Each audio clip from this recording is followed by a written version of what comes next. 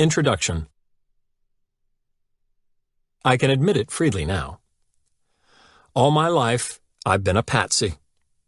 For as long as I can recall, I've been an easy mark for the pitches of peddlers, fundraisers, and operators of one sort or another.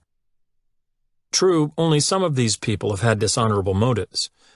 The others, representatives of certain charitable agencies, for instance, have had the best of intentions. No matter. With personally disquieting frequency, I have always found myself in possession of unwanted magazine subscriptions or tickets to the sanitation workers' ball. Probably this long-standing status as sucker accounts for my interest in the study of compliance. Just what are the factors that cause one person to say yes to another person?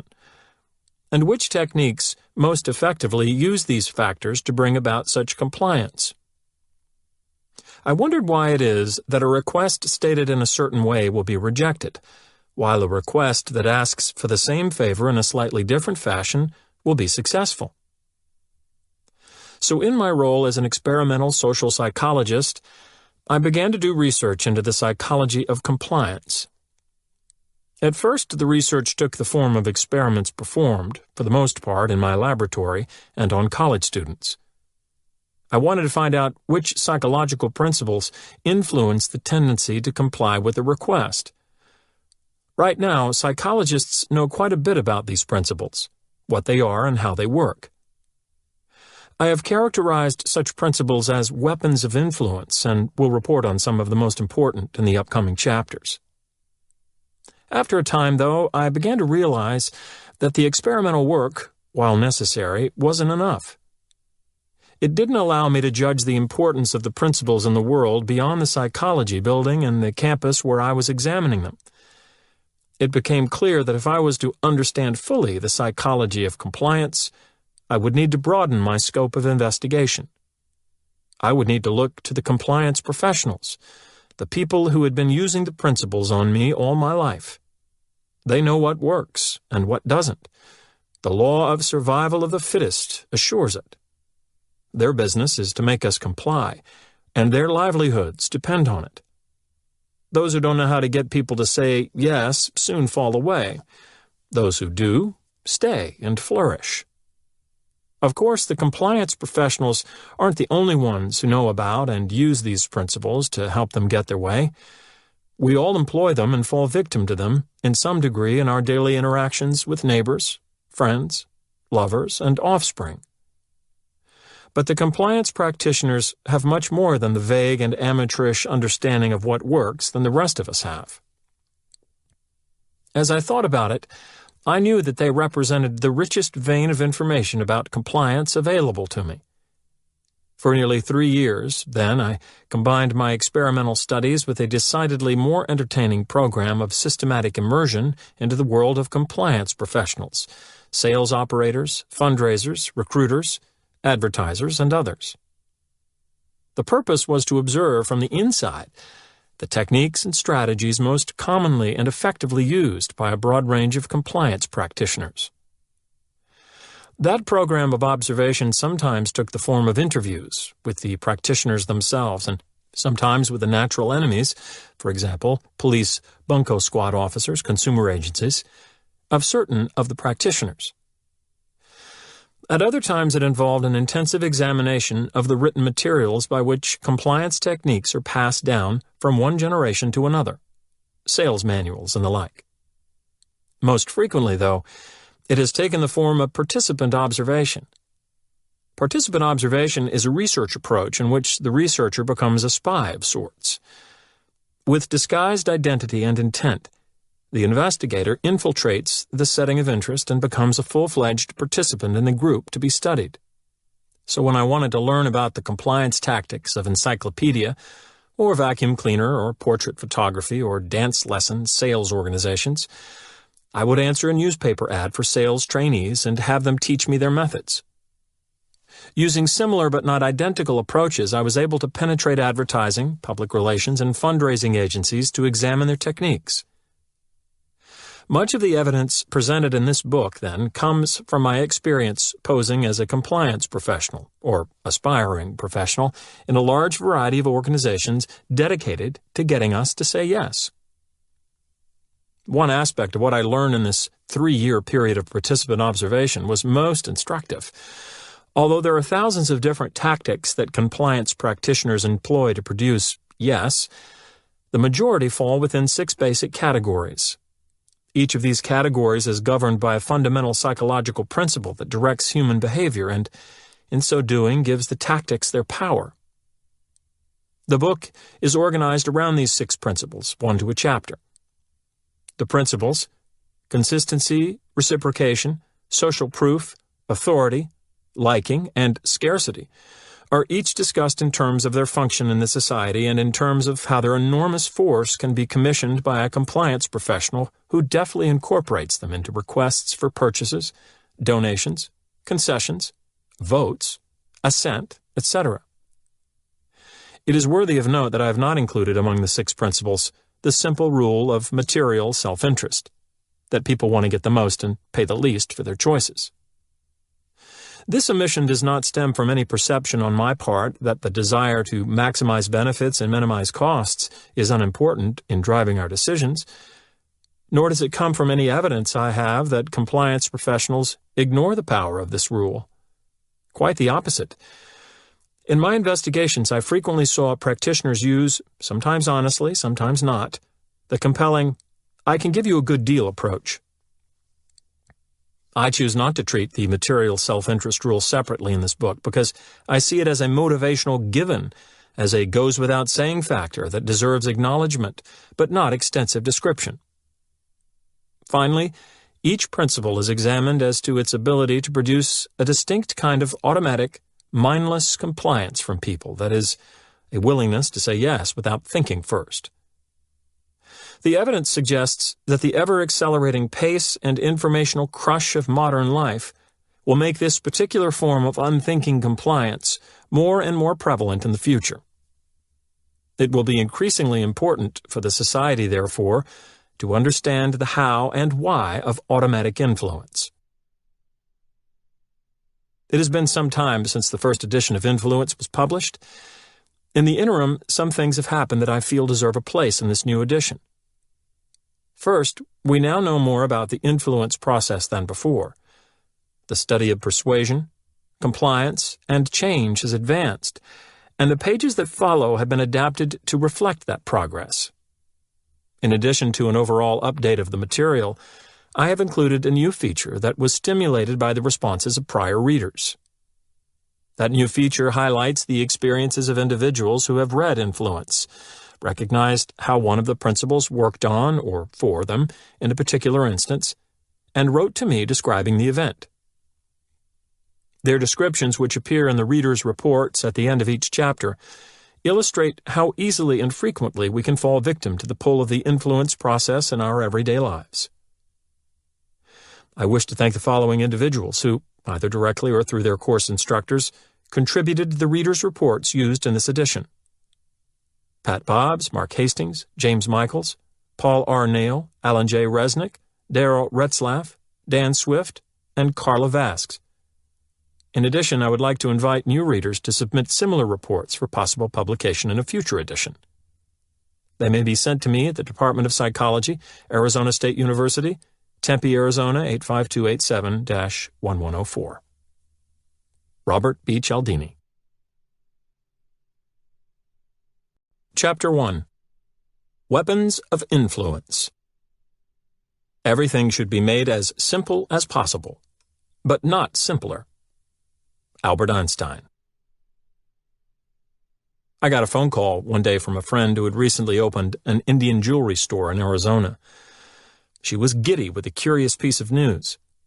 Something fascinating had just happened, and she thought that, as a psychologist, I might be able to explain it to her. The story involved a certain allotment of turquoise jewelry she had been having trouble selling. It was the peak of the tourist season. The store was unusually full of customers. The turquoise pieces were of good quality for the prices she was asking, yet they had not sold. My friend had attempted a couple of standard sales tricks to get them moving. She tried calling attention to them by shifting their location to a more central display area. No luck. She even told her sales staff to push the items hard. Again, without success. Finally, the night before leaving on an out-of-town buying trip, she scribbled an exasperated note to her head saleswoman. "Everything in this display case, price times 1/2. Hoping just to be rid of the offending pieces, even if at a loss. When she returned a few days later, she was not surprised to find that every article had been sold. She was shocked, though, to discover that because the employee had read the 1/2 in her scrawled message as a 2, the entire allotment had sold out at twice the original price. That's when she called me. I thought I knew what had happened, but told her that if I were to explain things properly, she would have to listen to a story of mine. Actually, it isn't my story. It's about mother turkeys, and it belongs to the relatively new science of ethology, the study of animals in their natural settings. Turkey mothers are good mothers, loving, watchful, and protective. They spend much of their time tending, warming, cleaning, and huddling the young beneath them. But there is something odd about their method. Virtually all of this mothering is triggered by one thing, the cheep-cheep sound of young turkey chicks. Other identifying features of the chicks, such as their smell, touch, or appearance, seem to play minor roles in the mothering process. If a chick makes the cheep-cheep noise, its mother will care for it. If not, the mother will ignore or sometimes kill it. The extreme reliance of maternal turkeys upon this one sound was dramatically illustrated by animal behaviorist M.W. Fox in his description of an experiment involving a mother turkey and a stuffed polecat. For a mother turkey, a polecat is a natural enemy whose approach is to be greeted with squawking, pecking, clawing rage. Indeed, the experimenters found that even a stuffed model of a polecat, when drawn by a string toward a mother turkey, received an immediate and furious attack. When, however, the same stuffed replica carried inside it a small recorder that played the cheep-cheep sound of baby turkeys, the mother not only accepted the oncoming polecat, but gathered it underneath her. When the machine was turned off, the polecat model again drew a vicious attack. How ridiculous a female turkey seems under these circumstances. She will embrace a natural enemy just because it goes cheep-cheep, and she will mistreat or murder one of her own chicks just because it does not. She looks like an automaton whose maternal instincts are under the automatic control of that single sound. The ethologists tell us that this sort of thing is far from unique to the turkey. They have begun to identify regular, blindly mechanical patterns of action in a wide variety of species. Called fixed action patterns, they can involve intricate sequences of behavior, such as entire courtship or mating rituals. A fundamental characteristic of these patterns is that the behaviors that compose them occur in virtually the same fashion and in the same order every time. It is almost as if the patterns were recorded on tapes within the animals. When the situation calls for courtship, the courtship tape gets played. When the situation calls for mothering, the maternal behavior tape gets played. Click, and the appropriate tape is activated. Whir, and out rolls the standard sequence of behaviors. The most interesting thing about all this is the way the tapes are activated. When a male animal acts to defend his territory, for instance, it is the intrusion of another male of the same species that cues the territorial defense tape of rigid vigilance, threat, and if need be, combat behaviors. But there is a quirk in the system. It is not the rival male as a whole that is the trigger. It is some specific feature of him, the trigger feature. Often the trigger feature will be just one tiny aspect of the totality that is the approaching intruder. Sometimes a shade of color is the trigger feature. The experiments of ethologists have shown, for instance, that a male robin, acting as if a rival robin had entered its territory, will vigorously attack nothing more than a clump of robin redbreast feathers placed there. At the same time, it will virtually ignore a perfect, stuffed replica of a male robin without redbreast feathers. Similar results have been found in another species of bird, the bluethroat, where it appears that the trigger for territorial defense is a specific shade of blue breast feathers. before we enjoy too smugly the ease with which lower animals can be tricked by trigger features into reacting in ways wholly inappropriate to the situation, we might realize two things. First, the automatic fixed action patterns of these animals work very well the great majority of the time. For example, because only healthy normal turkey chicks make the peculiar sound of baby turkeys, it makes sense for mother turkeys to respond maternally to that single cheep-cheep noise. By reacting to just that one stimulus, the average mother turkey will nearly always behave correctly. It takes a trickster like a scientist to make her tape-like response seem silly. The second important thing to understand is that we too have our pre-programmed tapes, and although they usually work to our advantage, the trigger features that activate them can be used to dupe us into playing them at the wrong times.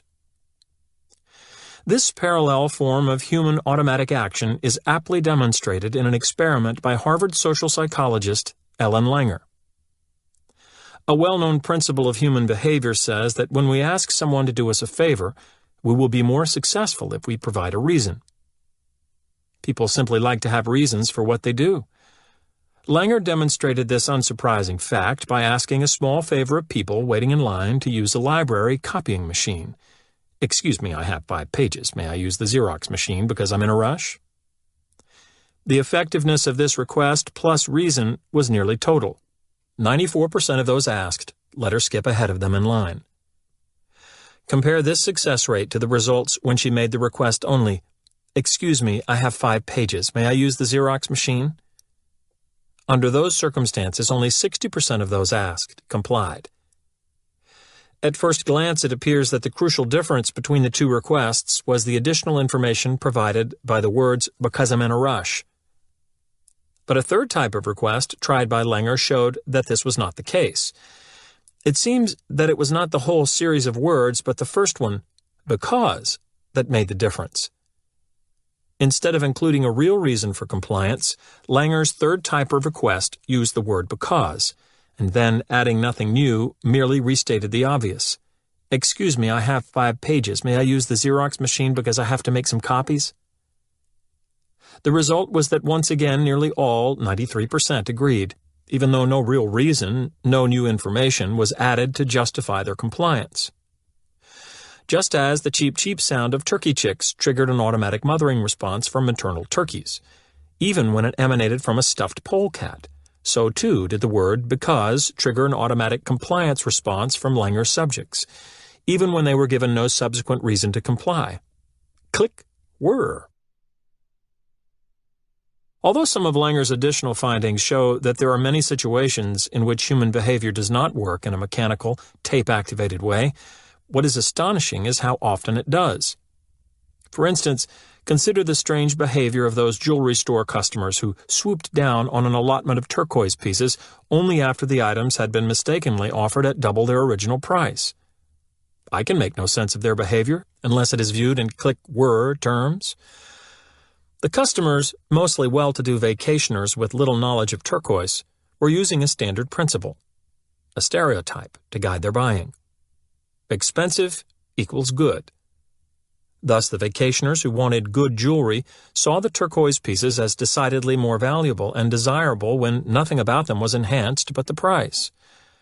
Price alone had become a trigger feature for quality, and a dramatic increase in price alone had led to a dramatic increase in sales among the quality-hungry buyers. Click-whir.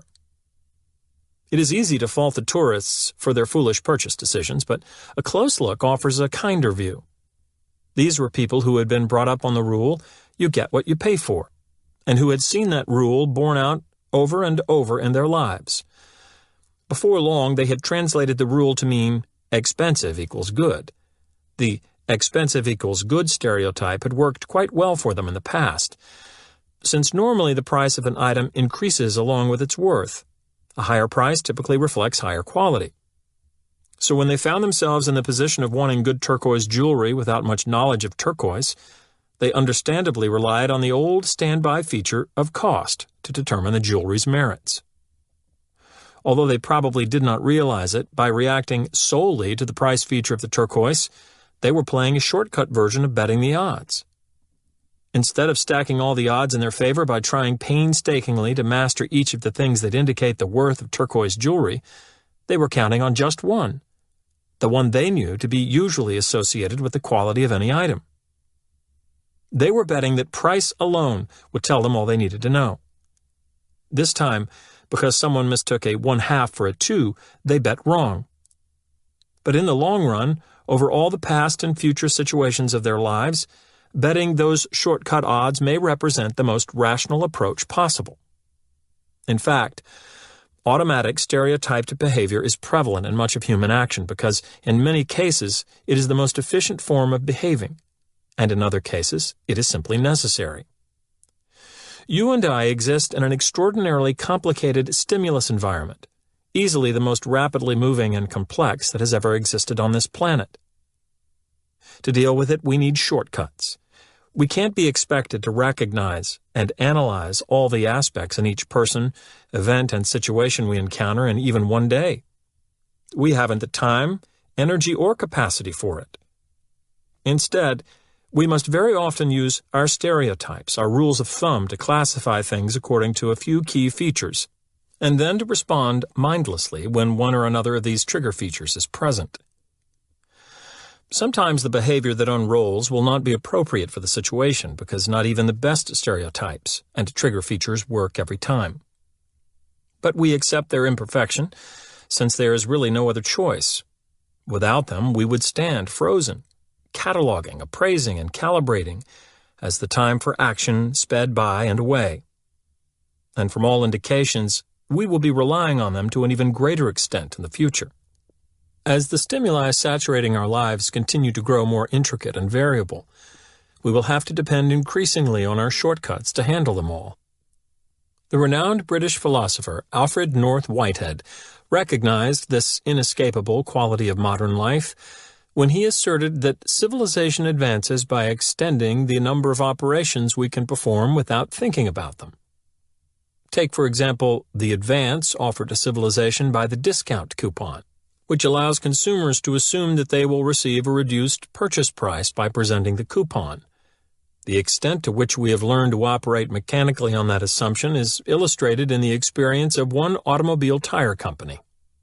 Mailed out coupons that, because of a printing error, offered no savings to recipients produced just as much customer response as did error-free coupons that offered substantial savings. The obvious but instructive point here is that we expect discount coupons to do double duty. Not only do we expect them to save us money, we also expect them to save us the time and mental energy required to think about how to do it. In today's world, we need the first advantage to handle pocketbook strain, but we need the second advantage to handle something potentially more important: brain strain. It is odd that despite their current widespread use and looming future importance, most of us know very little about our automatic behavior patterns. Perhaps that is so precisely because of the mechanistic, unthinking manner in which they occur. Whatever the reason, it is vital that we clearly recognize one of their properties. They make us terribly vulnerable to anyone who does know how they work.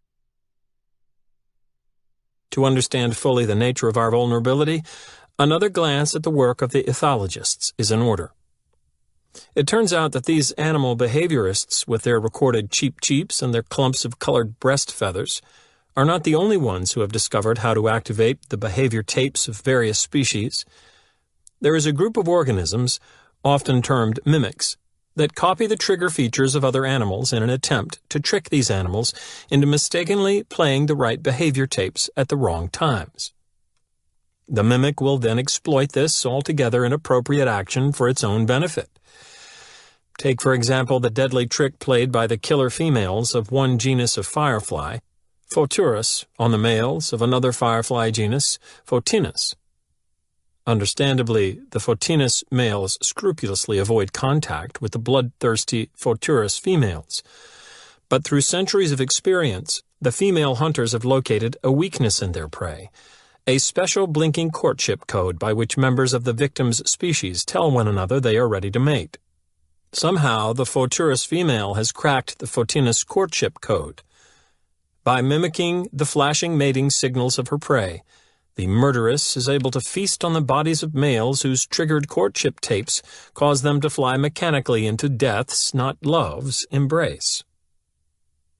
Insects seem to be the most severe exploiters of the automaticity of their prey. It is not uncommon to find their victims duped to death. But less uncompromising forms of exploitation occur as well. There is, for instance, a little fish, the saber-toothed blenny, that takes advantage of an unusual program of cooperation worked out by members of two other species of fish. The cooperating fish form a Mutt and Jeff team consisting of a large grouper fish on the one hand and a much smaller type of fish on the other. The smaller fish serves as a cleaner to the larger one, which allows the cleaner to approach it and even enter its mouth to pick off fungus and other parasites that have attached themselves to the big fish's teeth or gills. It is a beautiful arrangement. The big grouper gets cleaned of harmful pests and the cleaner fish gets an easy dinner. The larger fish normally devours any other small fish foolish enough to come close to it.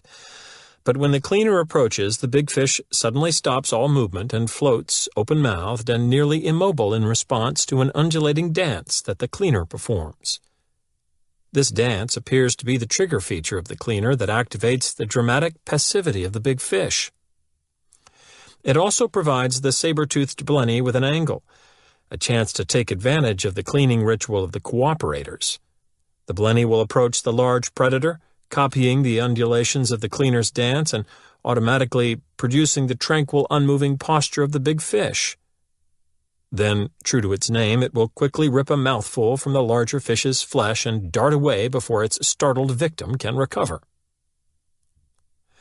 There is a strong but sad parallel in the human jungle. We too have exploiters who mimic trigger features for our own brand of automatic responding. Unlike the mostly instinctive response sequences of non-humans, our automatic tapes usually develop from psychological principles or stereotypes we have learned to accept. Although they vary in their force, some of these principles possess a tremendous ability to direct human action. We have been subjected to them from such an early point in our lives, and they have moved us about so pervasively since then that you and I rarely perceive their power. In the eyes of others, though, each such principle is a detectable and ready weapon, a weapon of automatic influence. There is a group of people who know very well where the weapons of automatic influence lie, and who employ them regularly and expertly to get what they want. They go from social encounter to social encounter requesting others to comply with their wishes. Their frequency of success is dazzling. The secret of their effectiveness lies in the way they structure their requests, the way they arm themselves with one or another of the weapons of influence that exist within the social environment. To do this may take no more than one correctly chosen word that engages a strong psychological principle and sets an automatic behavior tape rolling within us, and trust the human exploiters to learn quickly exactly how to profit from our tendency to respond mechanically according to these principles. Remember my friend, the jewelry store owner? Although she benefited by accident the first time, it did not take her long to begin exploiting the expensive equals good stereotype regularly and intentionally. Now, during the tourist season, she first tries to speed the sale of an item that has been difficult to move by increasing its price substantially. She claims that this is marvelously cost-effective. When it works on the unsuspecting vacationers, as it frequently does, it results in an enormous profit margin. And even when it is not initially successful, she can mark the article reduced from blank and sell it at its original price while still taking advantage of the expensive equals good reaction to the inflated figure. By no means is my friend original in this last use of the expensive equals good rule to snare those seeking a bargain. Culturist and author Leo Roston gives the example of the Drubeck brothers, Sid and Harry, who owned a men's tailor shop in Roston's neighborhood while he was growing up in the 1930s. Whenever the salesman, Sid, had a new customer trying on suits in front of the shop's three-sided mirror, he would admit to a hearing problem, and as they talked, he would repeatedly request that the man speak more loudly to him. Once the customer had found a suit he liked and had asked for the price, Sid would call to his brother, the head tailor at the back of the room, "Harry, how much for this suit?" Looking up from his work and greatly exaggerating the suit's true price, Harry would call back, "For that beautiful all-wool suit, $42. Pretending not to have heard and cupping his hand to his ear, Sid would ask again. Once more Harry would reply, $42. At this point, Sid would turn to the customer and report, "He says $22. Many a man would hurry to buy the suit and scramble out of the shop with his expensive equals good bargain before poor Sid discovered the mistake. There are several components shared by most of the weapons of automatic influence to be described in this audiobook. We have already discussed two of them, the nearly mechanical process by which the power within these weapons can be activated, and the consequent exploitability of this power by anyone who knows how to trigger them. A third component involves the way that the weapons of automatic influence lend their force to those who use them. It's not that the weapons, like a set of heavy clubs, provide a conspicuous arsenal to be used by one person to bludgeon another into submission. The process is much more sophisticated and subtle. With proper execution, the exploiters need hardly strain a muscle to get their way. All that is required is to trigger the great stores of influence that already exist in the situation and direct them toward the intended target. In this sense, the approach is not unlike that of the Japanese martial art form called jiu-jitsu. A woman employing jiu-jitsu would utilize her own strength only minimally against an opponent. Instead, she would exploit the power inherent in such naturally present principles as gravity, leverage, momentum, and inertia. If she knows how and where to engage the action of these principles, she can easily defeat a physically stronger rival. And so it is for the exploiters of the weapons of automatic influence that exist naturally around us. The exploiters can commission the power of these weapons for use against their targets while exerting little personal force. This last feature of the process allows the exploiters an enormous additional benefit, the ability to manipulate without the appearance of manipulation. Even the victims themselves tend to see their compliance as determined by the action of natural forces rather than by the designs of the person who profits from that compliance. An example is in order. There is a principle in human perception, the contrast principle, that affects the way we see the difference between two things that are presented one after another. Simply put, if the second item is fairly different from the first, we will tend to see it as more different than it actually is. So if we lift a light object first and then lift a heavy object, we will estimate the second object to be heavier than if we had lifted it without first trying the light one. The contrast principle is well established in the field of psychophysics and applies to all sorts of perceptions besides weight. If we are talking to a beautiful woman at a cocktail party and are then joined by an unattractive one, the second woman will strike us as less attractive than she actually is. In fact, studies done on the contrast principle at Arizona State and Montana State universities suggest that we may be less satisfied with the physical attractiveness of our own lovers because of the way the popular media bombard us with examples of unrealistically attractive models. In one study, college students rated a picture of an average-looking member of the opposite sex as less attractive, if they had first looked through the ads in some popular magazines. In another study, male college dormitory residents rated the photo of a potential blind date. Those who did so while watching an episode of the Charlie's Angels TV series viewed the blind date as a less attractive woman than those who rated her while watching a different show. Apparently, it was the uncommon beauty of the Angels' female stars that made the blind date seem less attractive. A nice demonstration of perceptual contrast is sometimes employed in psychophysics laboratories to introduce students to the principle firsthand. Each student takes a turn sitting in front of 3 pails of water, one cold, one at room temperature, and one hot. After placing one hand in the cold water and one in the hot water, the student is told to place both in the lukewarm water simultaneously. The look of amused bewilderment that immediately registers tells the story. Even though both hands are in the same bucket, the hand that has been in the cold water feels as if it is now in hot water, while the one that was in the hot water feels as if it is now in cold water. The point is that the same thing, in this instance room temperature water, can be made to seem very different depending on the nature of the event that precedes it. Be assured that the nice little weapon of influence provided by the contrast principle does not go unexploited. The great advantage of this principle is not only that it works, but also that it is virtually undetectable. Those who employ it can cash in on its influence without any appearance of having structured the situation in their favor. Retail clothiers are a good example. Suppose a man enters a fashionable men's store and says that he wants to buy a three-piece suit and a sweater. If you were the salesperson, which would you show him first to make him likely to spend the most money? Clothing stores instruct their sales personnel to sell the costly item first. Common sense might suggest the reverse. If a man had just spent a lot of money to purchase a suit, he may be reluctant to spend very much more on the purchase of a sweater. But the clothiers know better. They behave in accordance with what the contrast principle would suggest.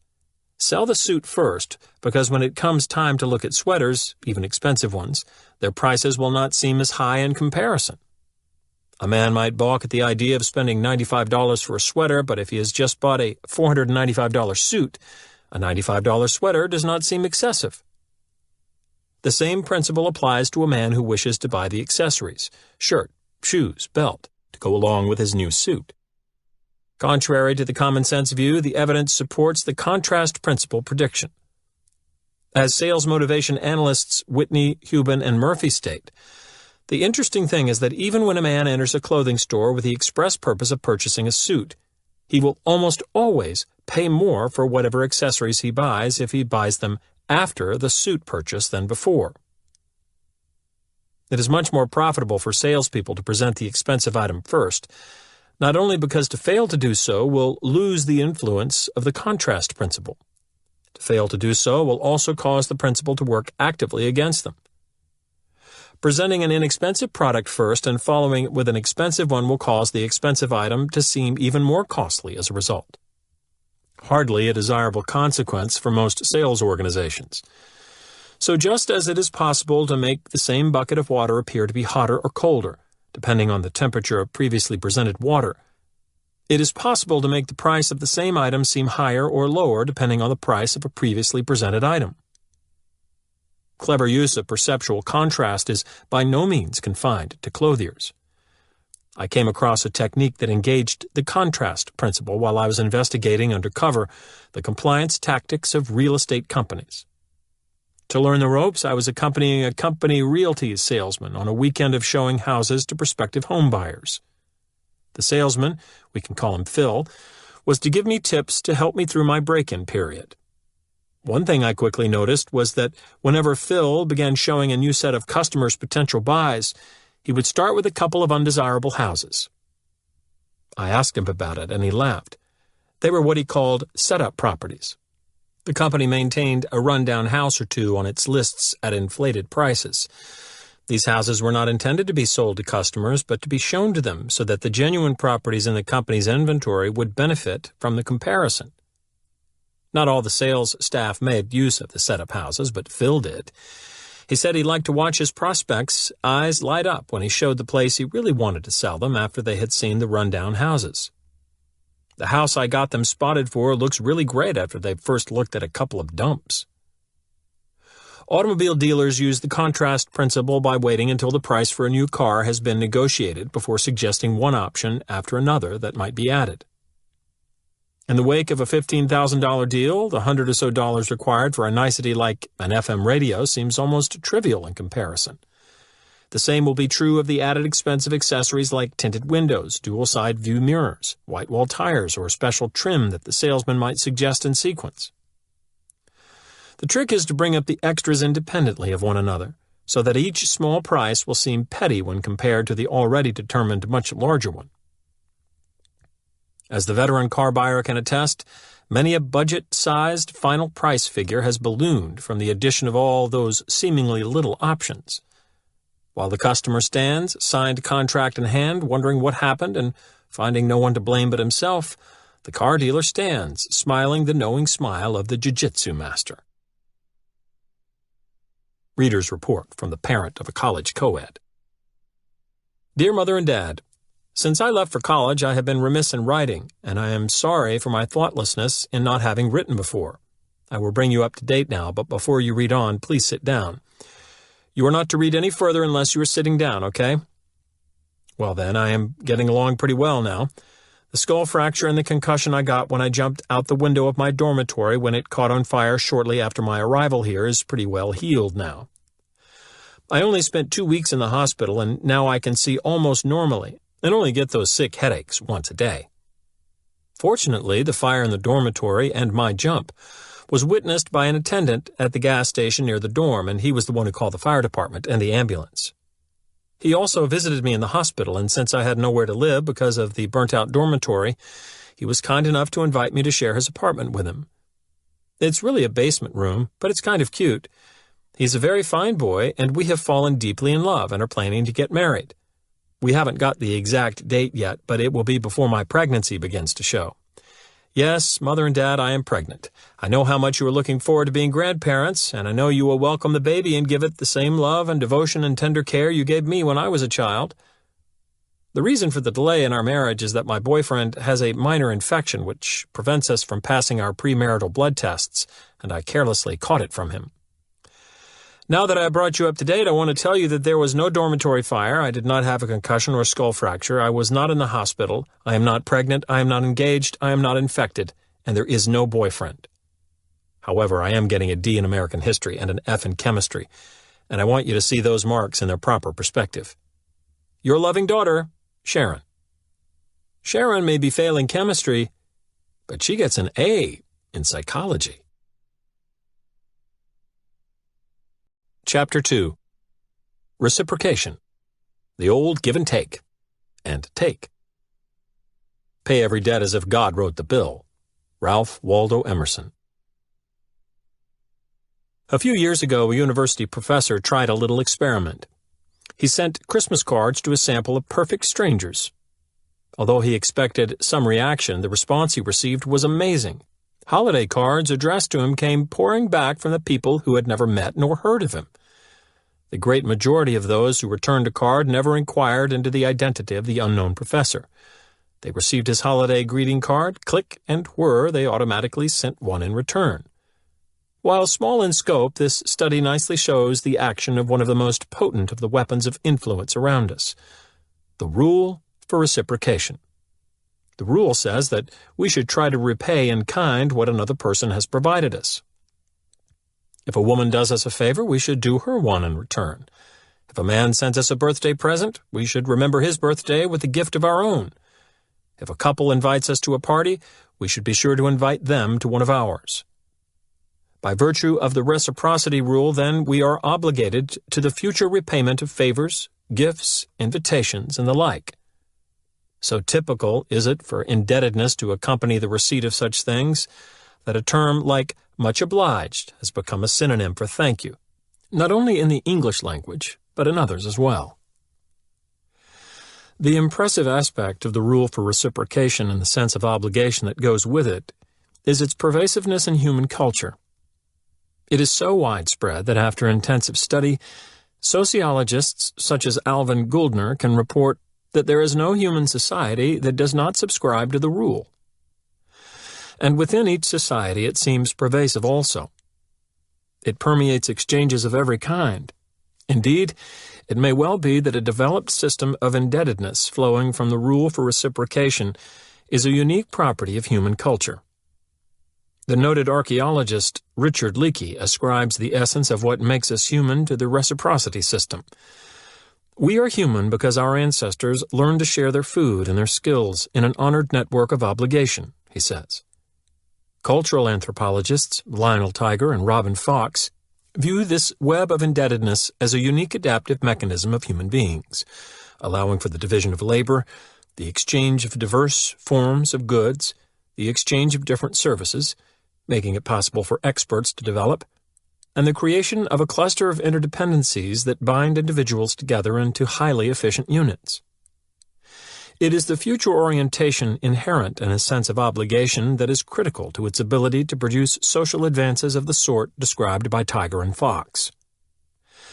A widely shared and strongly held feeling of future obligation made an enormous difference in human social evolution, because it meant that one person could give something, for example food, energy, care, to another with confidence that it was not being lost. For the first time in evolutionary history, one individual could give away any of a variety of resources without actually giving them away. The result was the lowering of the natural inhibitions against transactions that must be begun by one person's providing personal resources to another. Sophisticated and coordinated systems of aid, gift-giving, defense, and trade became possible, bringing immense benefit to the societies that possessed them. With such clearly adaptive consequences for the culture, it is not surprising that the rule for reciprocation is so deeply implanted in us by the process of socialization we all undergo. I know of no better illustration of how reciprocal obligations can reach long and powerfully into the future than the perplexing story of $5,000 of relief aid that was sent in 1985 between Mexico and the impoverished people of Ethiopia. In 1985, Ethiopia could justly lay claim to the greatest suffering and privation in the world. Its economy was in ruin. Its food supply had been ravaged by years of drought and internal war. Its inhabitants were dying by the thousands from disease and starvation. Under these circumstances, I would not have been surprised to learn of a $5,000 relief donation from Mexico to that wrenchingly needy country. I remember my chin hitting my chest, though, when a brief newspaper item I was reading insisted that the aid had gone in the opposite direction. Native officials of the Ethiopian Red Cross had decided to send the money to help the victims of that year's earthquakes in Mexico City. It is both a personal bane and a professional blessing that whenever I am confused by some aspect of human behavior, I feel driven to investigate further. In this instance, I was able to track down a fuller account of the story. Fortunately, a journalist who had been as bewildered as I was by the Ethiopians' action had asked for an explanation. The answer he received offers eloquent validation of the reciprocity rule. Despite the enormous needs prevailing in Ethiopia, the money was being sent because Mexico had sent aid to Ethiopia in 1935, when it was invaded by Italy. So informed, I remained awed, but I was no longer puzzled. The need to reciprocate had transcended great cultural differences, long distances, acute famine, and immediate self-interest. Quite simply, a half-century later, against all countervailing forces, obligation triumphed. Make no mistake, human societies derive a truly significant competitive advantage from the reciprocity rule, and consequently they make sure their members are trained to comply with and believe in it. Each of us has been taught to live up to the rule, and each of us knows about the social sanctions and derision applied to anyone who violates it.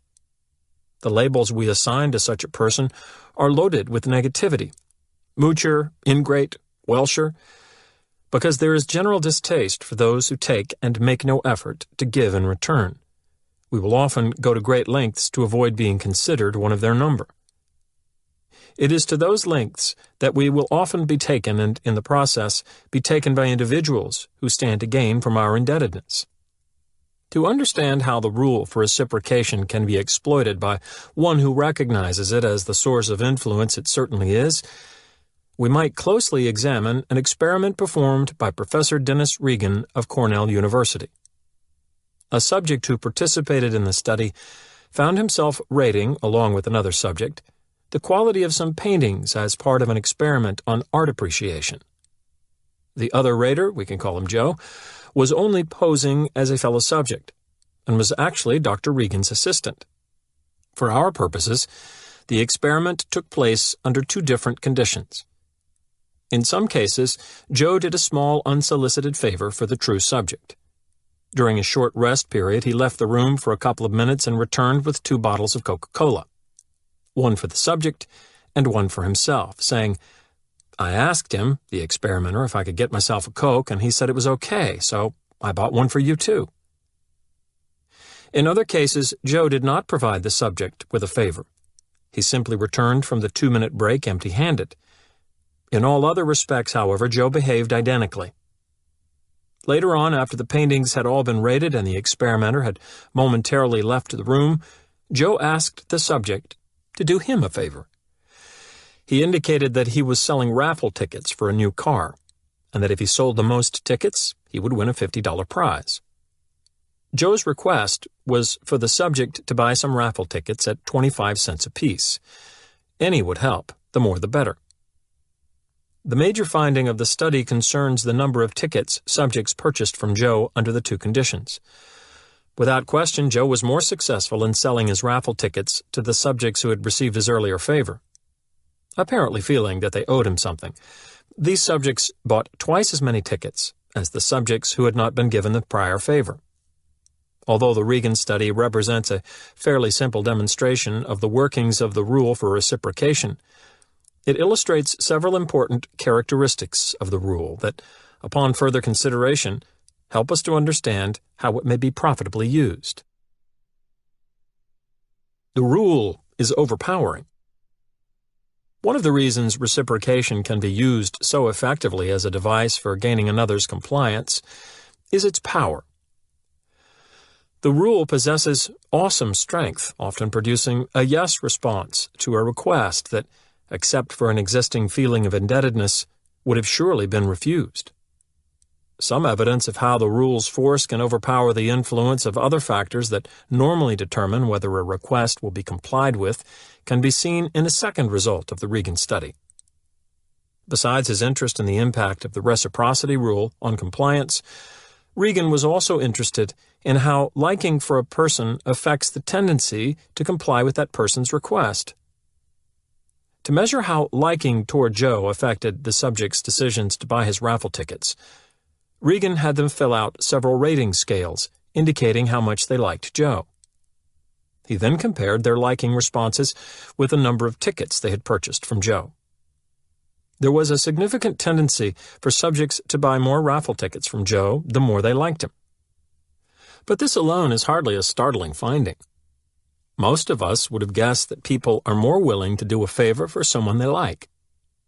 The interesting thing about the Regan experiment, however, is that the relationship between liking and compliance was completely wiped out in the condition under which subjects had been given a Coke by Joe.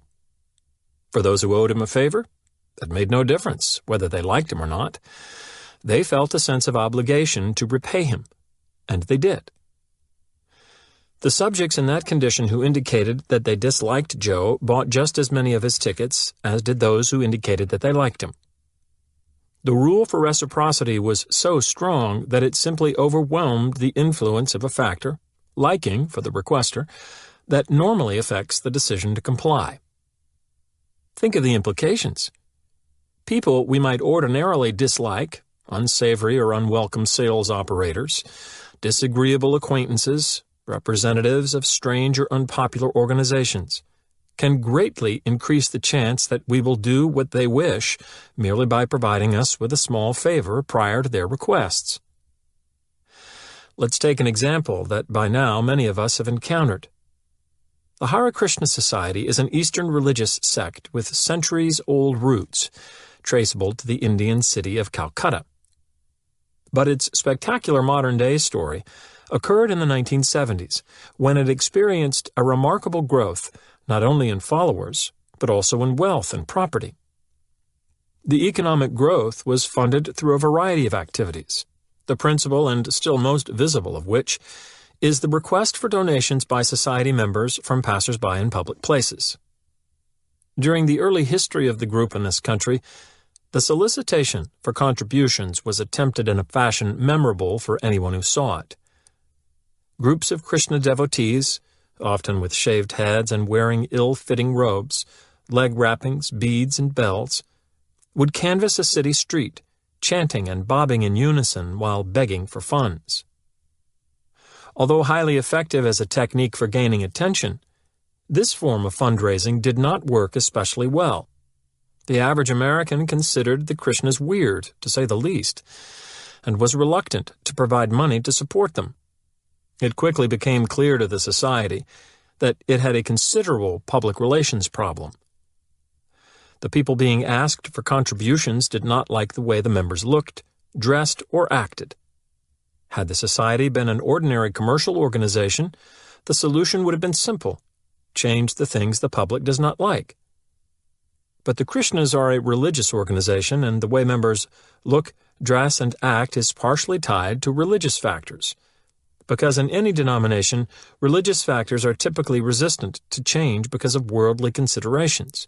The Krishna leadership was faced with a real dilemma. On the one hand were beliefs, modes of dress, and hairstyles that had religious significance. On the other hand, threatening the organization's financial welfare were the less than positive feelings of the American public toward these things. What's a sect to do? The Krishnas' resolution was brilliant. They switched to a fundraising tactic that made it unnecessary for target persons to have positive feelings toward the fundraisers.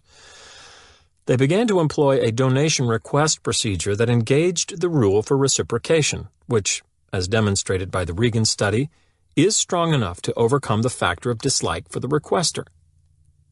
The new strategy still involves the solicitation of contributions in public places with much pedestrian traffic. Airports are a favorite. But now, before a donation is requested, the target person is given a gift, a book, usually the Bhagavad Gita, the Back to Godhead magazine of the society, or, in the most cost-effective version, a flower. The unsuspecting passerby who suddenly finds a flower pressed into his hands or pinned to his jacket is, under no circumstances, allowed to give it back, even if he asserts that he does not want it. "No, it is our gift to you," says the solicitor, refusing to accept it. Only after the Krishna member has thus brought the force of the reciprocation rule to bear on the situation is the target asked to provide a contribution to the society. This benefactor before beggar strategy has been wildly successful for the Hare Krishna Society, producing large-scale economic gains and funding the ownership of temples, businesses, houses, and property in 321 centers in the United States and overseas. As an aside, it is instructive that the reciprocation rule has begun to outlive its usefulness for the Krishnas, not because the rule itself is any less potent societally, but because we have found ways to prevent the Krishnas from using it on us. After once falling victim to their tactic, many travelers are now alert to the presence of robed Krishna Society solicitors in airports and train stations, adjusting their paths to avoid an encounter and preparing beforehand to ward off a solicitor's gift. Although the Society has tried to counter this increased vigilance by instructing members to be dressed and groomed in modern styles to avoid immediate recognition when soliciting, some actually carry flight bags or suitcases, even disguise has not worked especially well for the Krishnas. Too many individuals now know better than to accept unrequested offerings in public places like airports. Furthermore, airport administrators have initiated a number of procedures designed to forewarn us of the Krishna's true identity and intent. Thus, it is now common airport practice to restrict the Krishna's soliciting activity to certain areas of the airport, and to announce through signs and the public address system that the Krishnas are soliciting there. It is a testament to the societal value of reciprocation that we have chosen to fight the Krishnas mostly by seeking to avoid rather than to withstand the force of their gift-giving. The reciprocity rule that empowers their tactic is too strong and socially beneficial for us to want to violate it. Politics is another arena in which the power of the reciprocity rule shows itself. Reciprocation tactics appear at every level. At the top, elected officials engage in log rolling and the exchange of favors that makes politics the place of strange bedfellows indeed. The out-of-character vote of one of our elected representatives on a bill or measure can often be understood as a favor returned to the bill's sponsor. Political analysts were amazed at Lyndon Johnson's ability to get so many of his programs through Congress during his early administration. Even members of Congress who were thought to be strongly opposed to the proposals were voting for them. Close examination by political scientists has found the cause to be not so much Johnson's political savvy as the large score of favors he had been able to provide to other legislators during his many years of power in the House and Senate. As president, he was able to produce a truly remarkable amount of legislation in a short time by calling in those favors.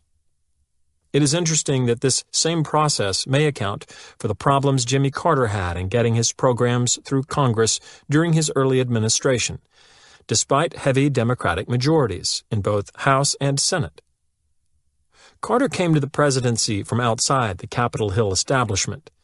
He campaigned on his outside Washington identity, saying that he was indebted to no one there.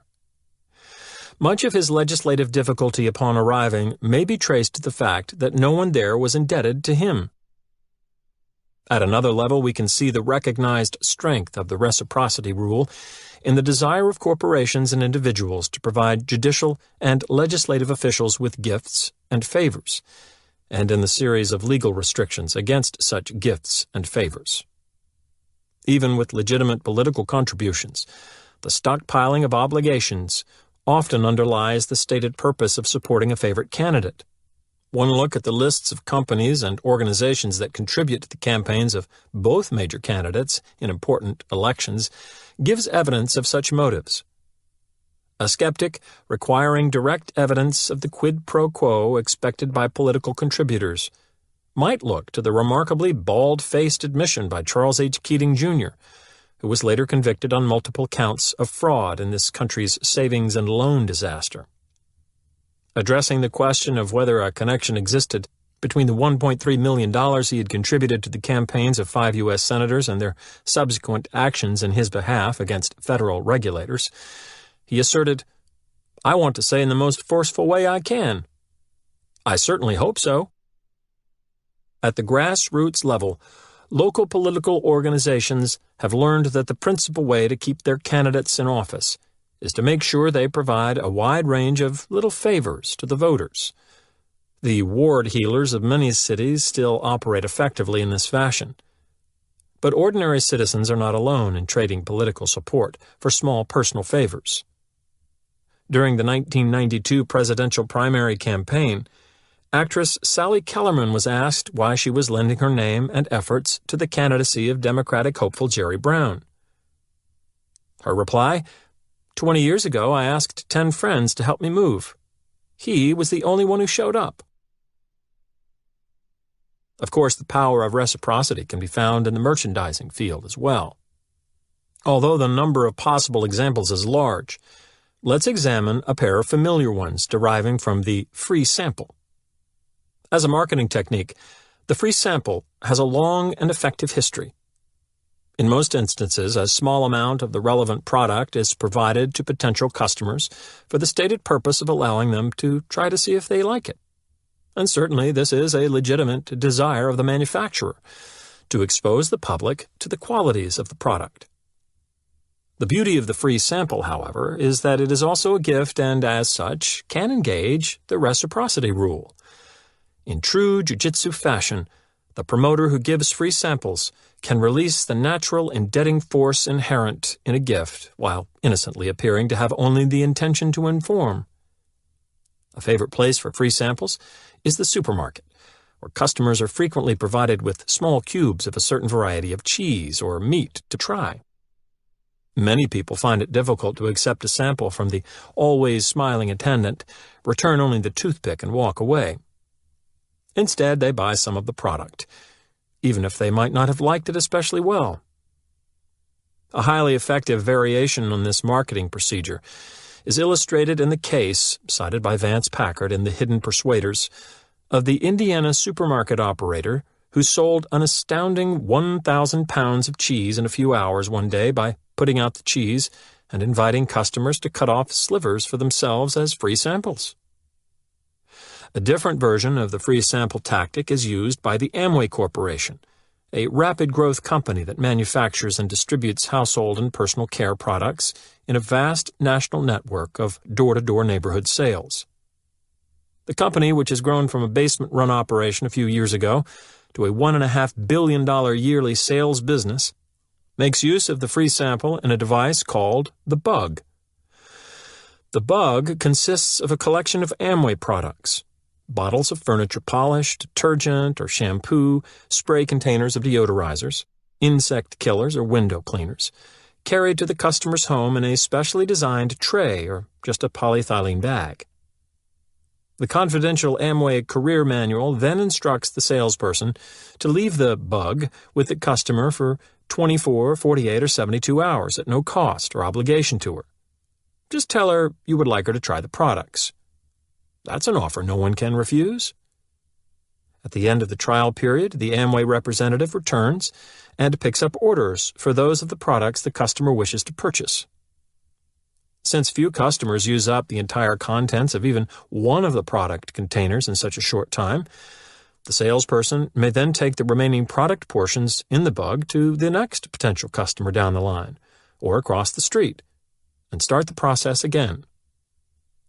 Many Amway representatives have several bugs circulating in their districts at one time. Of course, by now, you and I know that the customer who has accepted and used the bug products has been trapped into facing the influence of the reciprocity rule. Many such customers yield to a sense of obligation to order those of the salesperson's products that they have tried and thereby partially consumed. And of course, by now, the Amway Corporation knows that to be the case. Even in a company with as excellent a growth record as Amway, the bug device has created a big stir. Reports by state distributors to the parent company record a remarkable effect. Unbelievable! We've never seen such excitement. Product is moving at an unbelievable rate, and we've only just begun. Local distributors took the bugs, and we've had an unbelievable increase in sales from Illinois distributor. The most fantastic retail idea we've ever had. On the average, customers purchased about half the total amount of the bug when it is picked up. In one word, tremendous. We've never seen a response within our entire organization like this, from Massachusetts distributor. The Amway distributors appear to be bewildered, happily so, but nonetheless bewildered, by the startling power of the bug. Of course, by now, you and I should not be. The reciprocity rule governs many situations of a purely interpersonal nature where neither money nor commercial exchange is at issue. Perhaps my favorite illustration of the enormous force available from the reciprocation weapon of influence comes from such a situation. The European scientist Eibel Eibesfeld provides the account of a German soldier during World War I whose job was to capture enemy soldiers for interrogation. Because of the nature of the trench warfare at that time, it was extremely difficult for armies to cross the no-man's land between opposing front lines. But it was not so difficult for a single soldier to crawl across and slip into an enemy trench position. The armies of the Great War had experts who regularly did so to capture an enemy soldier, who would then be brought back for questioning. The German expert of our account had often successfully completed such missions in the past and was sent on another. Once again, he skillfully negotiated the area between fronts and surprised a lone enemy soldier in his trench. The unsuspecting soldier, who had been eating at the time, was easily disarmed. The frightened captive, with only a piece of bread in his hand, then performed what may have been the most important act of his life. He gave his enemy some of the bread. So affected was the German by this gift that he could not complete his mission. He turned from his benefactor and recrossed the no-man's land, empty-handed, to face the wrath of his superiors. An equally compelling point regarding the power of reciprocity comes from an account of a woman who saved her life not by giving a gift, as did the captured soldier, but by refusing a gift and the powerful obligations that went with it. The woman, Diane Louis, was an inhabitant of Jonestown, Guyana in November of 1978, when its leader, Jim Jones, called for the mass suicide of all residents, most of whom compliantly drank and died from a vat of poison-laced Kool-Aid. Diane Louis, however, rejected Jones' command and made her way out of Jonestown and into the jungle. She attributes her willingness to do so to her earlier refusal to accept special favors from him when she was in need. She turned down his offer of special food while she was ill because I knew once he gave me those privileges, he'd have me. I didn't want to owe him nothing. The rule enforces uninvited debts. Earlier, we suggested that the power of the reciprocity rule is such that by first doing us a favor, strange, disliked, or unwelcome others can enhance the chance that we will comply with one of their requests. However, there is another aspect of the rule besides its power that allows this phenomenon to occur. Another person can trigger a feeling of indebtedness by doing us an uninvited favor. Recall that the rule only states that we should provide to others the kind of actions they have provided us. It does not require us to have asked for what we have received in order to feel obligated to repay. For instance, the Disabled American Veterans Organization reports that its simple mail appeal for donations produces a response rate of about 18%. But when the mailing also includes an unsolicited gift, gummed individualized address labels, the success rate nearly doubles to 35%. This is not to say that we might not feel a stronger sense of obligation to return a favor we have requested, only that such a request is not necessary to produce our indebtedness. If we reflect for a moment about the social purpose of the reciprocity rule, we can see why this should be so. The rule was established to promote the development of reciprocal relationships between individuals so that one person could initiate such a relationship without the fear of loss. If the rule is to serve that purpose, then an uninvited first favor must have the ability to create an obligation. Recall also that reciprocal relationships confer an extraordinary advantage upon cultures that foster them, and that, consequently, there will be strong pressures to ensure that the rule does serve its purpose. Little wonder, then, that the influential French anthropologist Marcel Mauss, in describing the social pressures surrounding the gift-giving process in human culture, can state, "There is an obligation to give, an obligation to receive, and an obligation to repay." Although the obligation to repay constitutes the essence of the reciprocity rule, it is the obligation to receive that makes the rule so easy to exploit. The obligation to receive reduces our ability to choose whom we wish to be indebted to, and puts that power in the hands of others. Let's re-examine a pair of earlier examples to get a sense of how the process works. First, let's return to the Regan study, where we find that the favor causing subjects to double the number of raffle tickets purchased from Joe was not one they had requested. Joe had voluntarily left the room and returned with one Coke for himself and one for the subject. There was not a single subject who refused the Coke. It is easy to see why it would have been awkward to turn down Joe's favor. Joe had already spent his money. A soft drink was an appropriate favor in the situation, especially since Joe had one himself. It would have been considered impolite to reject Joe's thoughtful action. Nevertheless, receipt of that Coke produced an indebtedness that manifested itself clearly when Joe announced his desire to sell some raffle tickets. Notice the important asymmetry here. All the genuinely free choices were Joe's. He chose the form of the initial favor, and he chose the form of the return favor. Of course, one could say that the subject had the choice of saying no to both of Joe's offers. But those would have been tough choices. To have said no at either point would have required the subject to go against the natural cultural forces favoring reciprocation arrangements that Jiu-Jitsu Joe had aligned himself with. The extent to which even an unwanted favor, once received, can produce indebtedness is aptly illustrated in the soliciting technique of the Hare Krishna Society. During systematic observation of the airport soliciting strategy of the Krishnas, I have recorded a variety of responses from target persons. One of the most regular occurs as follows.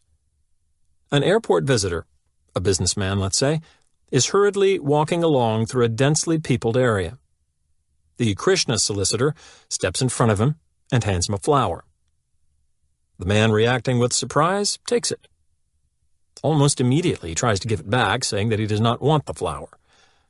The Krishna member responds that it is a gift from the Krishna Society and that it is the man's to keep. However, a donation to further the Society's good works would be appreciated. Again, the target protests. "I don't want this flower. Here, take it." And again, the solicitor refuses. "It's our gift to you, sir." There is visible conflict on the businessman's face. Should he keep the flower and walk away without giving anything in return? Or should he yield to the pressure of the deeply ingrained reciprocity rule and provide a contribution? By now, the conflict has spread from his face to his posture. He leans away from his benefactor, seemingly about to break free, only to be drawn back again by the pull of the rule. Once more his body tilts away, but it's no use. He cannot disengage. With a nod of resignation, he fishes in his pocket and comes up with $1 or two that is graciously accepted. Now he can walk away freely, and he does, gift in hand, until he encounters a waste container where he throws the flower. Purely by accident, I happen to witness a scene that demonstrates that the Krishnas know very well how frequently their gifts are unwanted by the people who receive them. While spending a day observing a soliciting Krishna group at Chicago's O'Hare International Airport a few years ago, I noticed that one of the group members would frequently leave the central area and return with more flowers to resupply her companions. As it happened, I had decided to take a break just as she was leaving on one of her supply missions.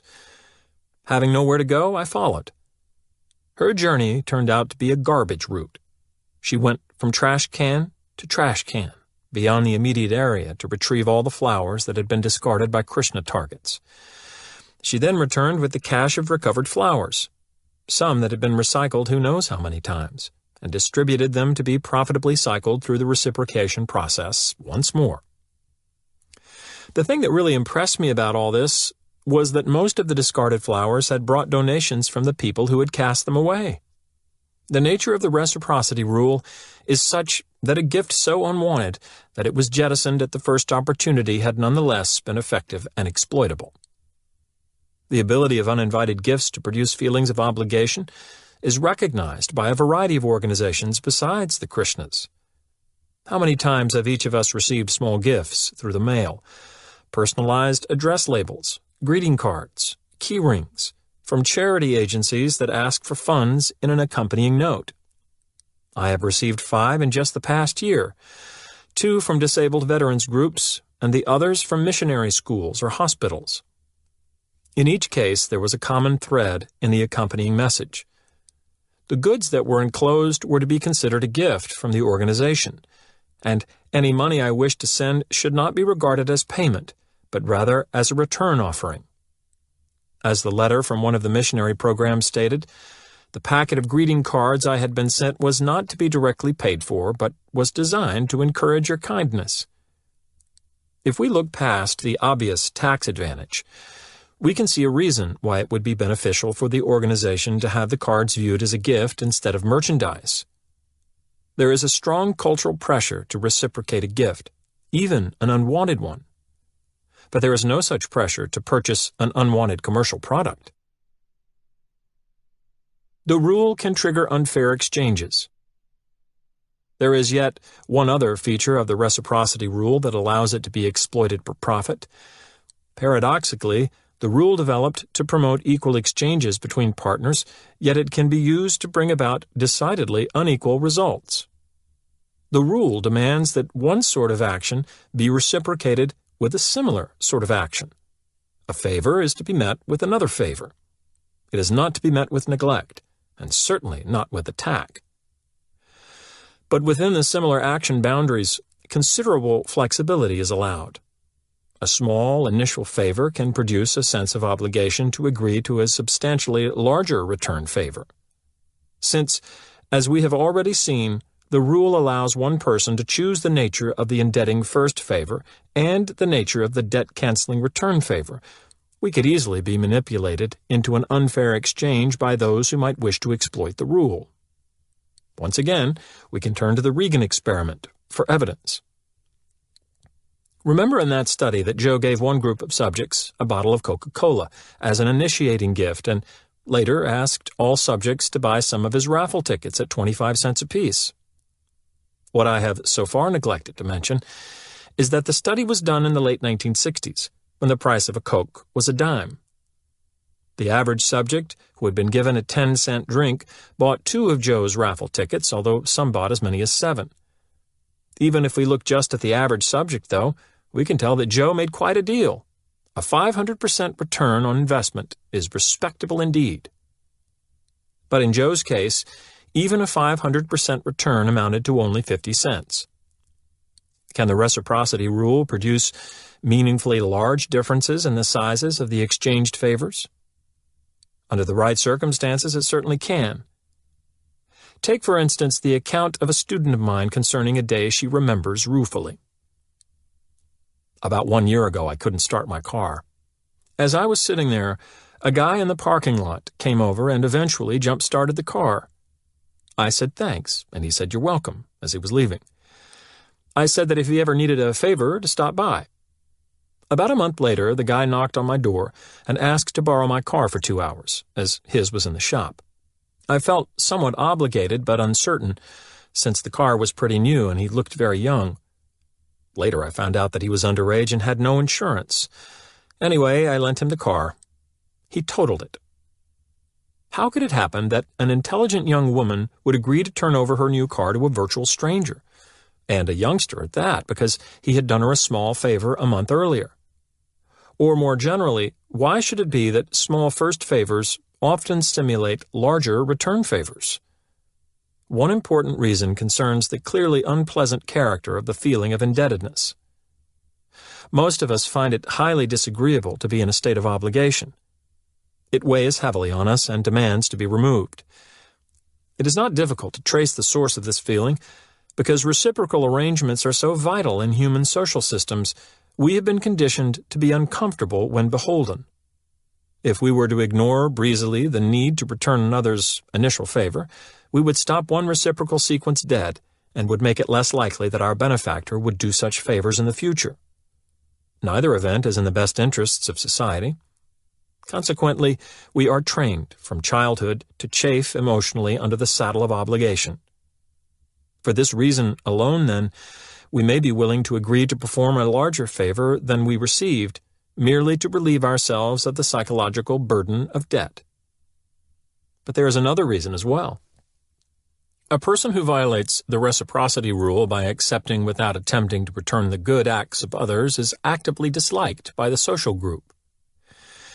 The exception, of course, is when the person is prevented from repayment by reasons of circumstance or ability.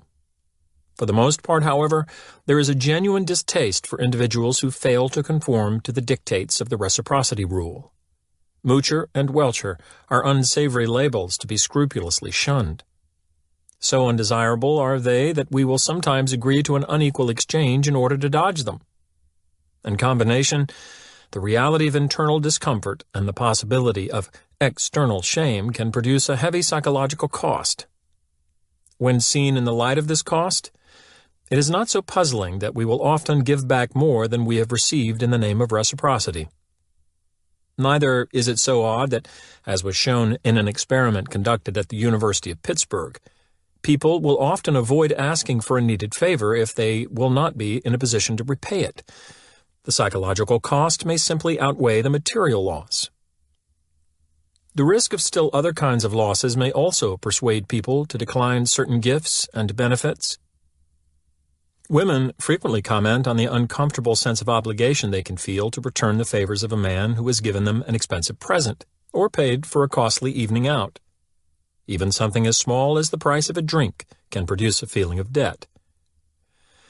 A student in one of my classes expressed it quite plainly in a paper she wrote. After learning the hard way, I no longer let a guy I meet in a club buy my drinks because I don't want either of us to feel that I am obligated sexually. Research suggests that there is a basis for her concern. If, instead of paying for them herself, a woman allows a man to buy her drinks, she is immediately judged, by both men and women, as more sexually available to him. Reciprocal concessions. There is a second way to employ the reciprocity rule to get someone to comply with a request. It is more subtle than the direct route of providing that person with a favor and then asking for one in return. Yet in some ways it is more devastatingly effective than the straightforward approach. A personal experience I had a few years ago gave me first-hand evidence of just how well this compliance technique works. I was walking down the street when I was approached by an 11 or 12-year-old boy. He introduced himself and said that he was selling tickets to the annual Boy Scout circus to be held on the upcoming Saturday night. He asked if I wished to buy any at $5 apiece. since one of the last places I wanted to spend Saturday evening was with the Boy Scouts, I declined. "Well," he said, "if you don't want to buy any tickets, how about buying some of our big chocolate bars? They're only $1 each." I bought a couple and, right away, realized that something noteworthy had happened. I knew that to be the case because A, I do not like chocolate bars, B, I do like dollars, C, I was standing there with 2 of his chocolate bars, and D, he was walking away with 2 of my dollars. To try to understand precisely what had happened, I went to my office and called a meeting of my research assistants. In discussing the situation, we began to see how the reciprocity rule was implicated in my compliance with the request to buy the candy bars. The general rule says that a person who acts in a certain way toward us is entitled to a similar return action. We have already seen that one consequence of the rule is an obligation to repay favors we have received. Another consequence of the rule, however, is an obligation to make a concession to someone who has made a concession to us. As my research group thought about it, we realized that was exactly the position the Boy Scout had put me in. His request that I purchase some $1 chocolate bars had been put in the form of a concession on his part. It was presented as a retreat from his request that I buy some $5 tickets. If I were to live up to the dictates of the reciprocation rule, there had to be a concession on my part. As we have seen, there was such a concession. I changed from non-compliant to compliant when he changed from a larger to a smaller request, even though I was not really interested in either of the things he offered. It was a classic example of how a weapon of automatic influence can infuse a compliance request with its power. I had been moved to buy something not because of any favorable feelings toward the item, but because the purchase request had been presented in a way that drew force from the reciprocity rule. It had not mattered that I do not like chocolate bars. The Boy Scout had made a concession to me. Click and whir, I responded with a concession of my own. Of course, the tendency to reciprocate a concession is not so strong that it will invariably work in all instances, on all people. None of the weapons of influence considered in this book is that strong. However, in my exchange with the Boy Scout, the tendency had been sufficiently potent to leave me in mystified possession of a pair of unwanted and overpriced candy bars. Why should I feel a strain to reciprocate a concession? The answer rests once again in the benefit of such a tendency to the society. It is in the interests of any human group to have its members working together toward the achievement of common goals. However, in many social interactions, the participants begin with requirements and demands that are unacceptable to one another. Thus, the society must arrange to have these initial incompatible desires set aside for the sake of socially beneficial cooperation. This is accomplished through procedures that promote compromise. Mutual concession is one important such procedure. The reciprocation rule brings about mutual concession in 2 ways. The first is obvious. It pressures the recipient of an already made concession to respond in kind. The second, while not so obvious, is pivotally important. Just as in the case of favors, gifts, or aid, the obligation to reciprocate a concession encourages the creation of socially desirable arrangements by ensuring that anyone seeking to start such an arrangement will not be exploited. After all, if there were no social obligation to reciprocate a concession, who would want to make the first sacrifice? To do so would be to risk giving up something and getting nothing back. However, with the rule in effect, we can feel safe making the first sacrifice to our partner, who is obligated to offer a return sacrifice. Because the rule for reciprocation governs the compromise process, it is possible to use an initial concession as part of a highly effective compliance technique. The technique is a simple one that we can call the rejection then retreat technique. Suppose you want me to agree to a certain request. One way to increase your chances would be first to make a larger request of me, one that I will most likely turn down. Then after I have refused, you would make the smaller request that you were really interested in all along. Provided that you have structured your requests skillfully, I should view your second request as a concession to me and should feel inclined to respond with a concession of my own, the only one I would have immediately open to me, compliance with your second request. Was that how the Boy Scout got me to buy his candy bars? Was his retreat from the $5 request to the $1 request an artificial one that was intentionally designed to sell candy bars? As one who has still refused to discard even his first Scout Merit badge, I genuinely hope not. But whether or not the large request, then smaller request sequence was planned, its effect was the same. It worked. And because it works, the rejection then retreat technique can and will be used purposely by certain people to get their way. First, let's examine how this tactic can be used as a reliable compliance device. Later, we will see how it is already being used. Finally, we can turn to a pair of little-known features of the technique that make it one of the most pervasively influential compliance tactics available. Remember that after my encounter with the Boy Scout, I called my research assistants together to try to understand what had happened to me, and, as it turned out, to eat the evidence. Actually, we did more than that. We designed an experiment to test the effectiveness of the procedure of moving to a desired request after a larger preliminary request had been refused. We had two primary purposes in conducting the experiment. First, we wanted to see whether this procedure worked on people besides myself. That is, it certainly seemed that the tactic had been effective when tried on me earlier in the day, but then I have a history of falling for compliance tricks of all sorts. So the question remained, does the rejection then retreat technique work on enough people to make it a useful procedure for gaining compliance? If so, it would definitely be something to be aware of in the future. Our second reason for doing this study was to determine how powerful a compliance device the technique was. Could it bring about compliance with a genuinely sizable request? In other words, did the smaller request to which the requester retreated have to be a small request? If our thinking about what caused the technique to be effective was correct, the second request did not actually have to be small. It only had to be smaller than the initial one. It was our suspicion that the critical thing about a requester's retreat from a larger to a smaller favor was its appearance as a concession. So, the second request could be an objectively large one, as long as it was smaller than the first request, and the technique would still work. After a bit of thought, we decided to try the technique on a request that we felt few people would agree to perform. Posing as representatives of the County Youth Counseling Program, we approached college students walking on campus and asked if they would be willing to chaperone a group of juvenile delinquents on a day trip to the zoo. The idea of being responsible for a group of juvenile delinquents of unspecified age for hours in a public place without pay was hardly an inviting one for these students. As we expected, the great majority, 83%, refused. Yet we obtained very different results from a similar sample of college students who were asked the very same question with one difference. Before we invited them to serve as unpaid chaperones on the zoo trip, we asked them for an even larger favor, to spend 2 hours per week as a counselor to a juvenile delinquent for a minimum of 2 years.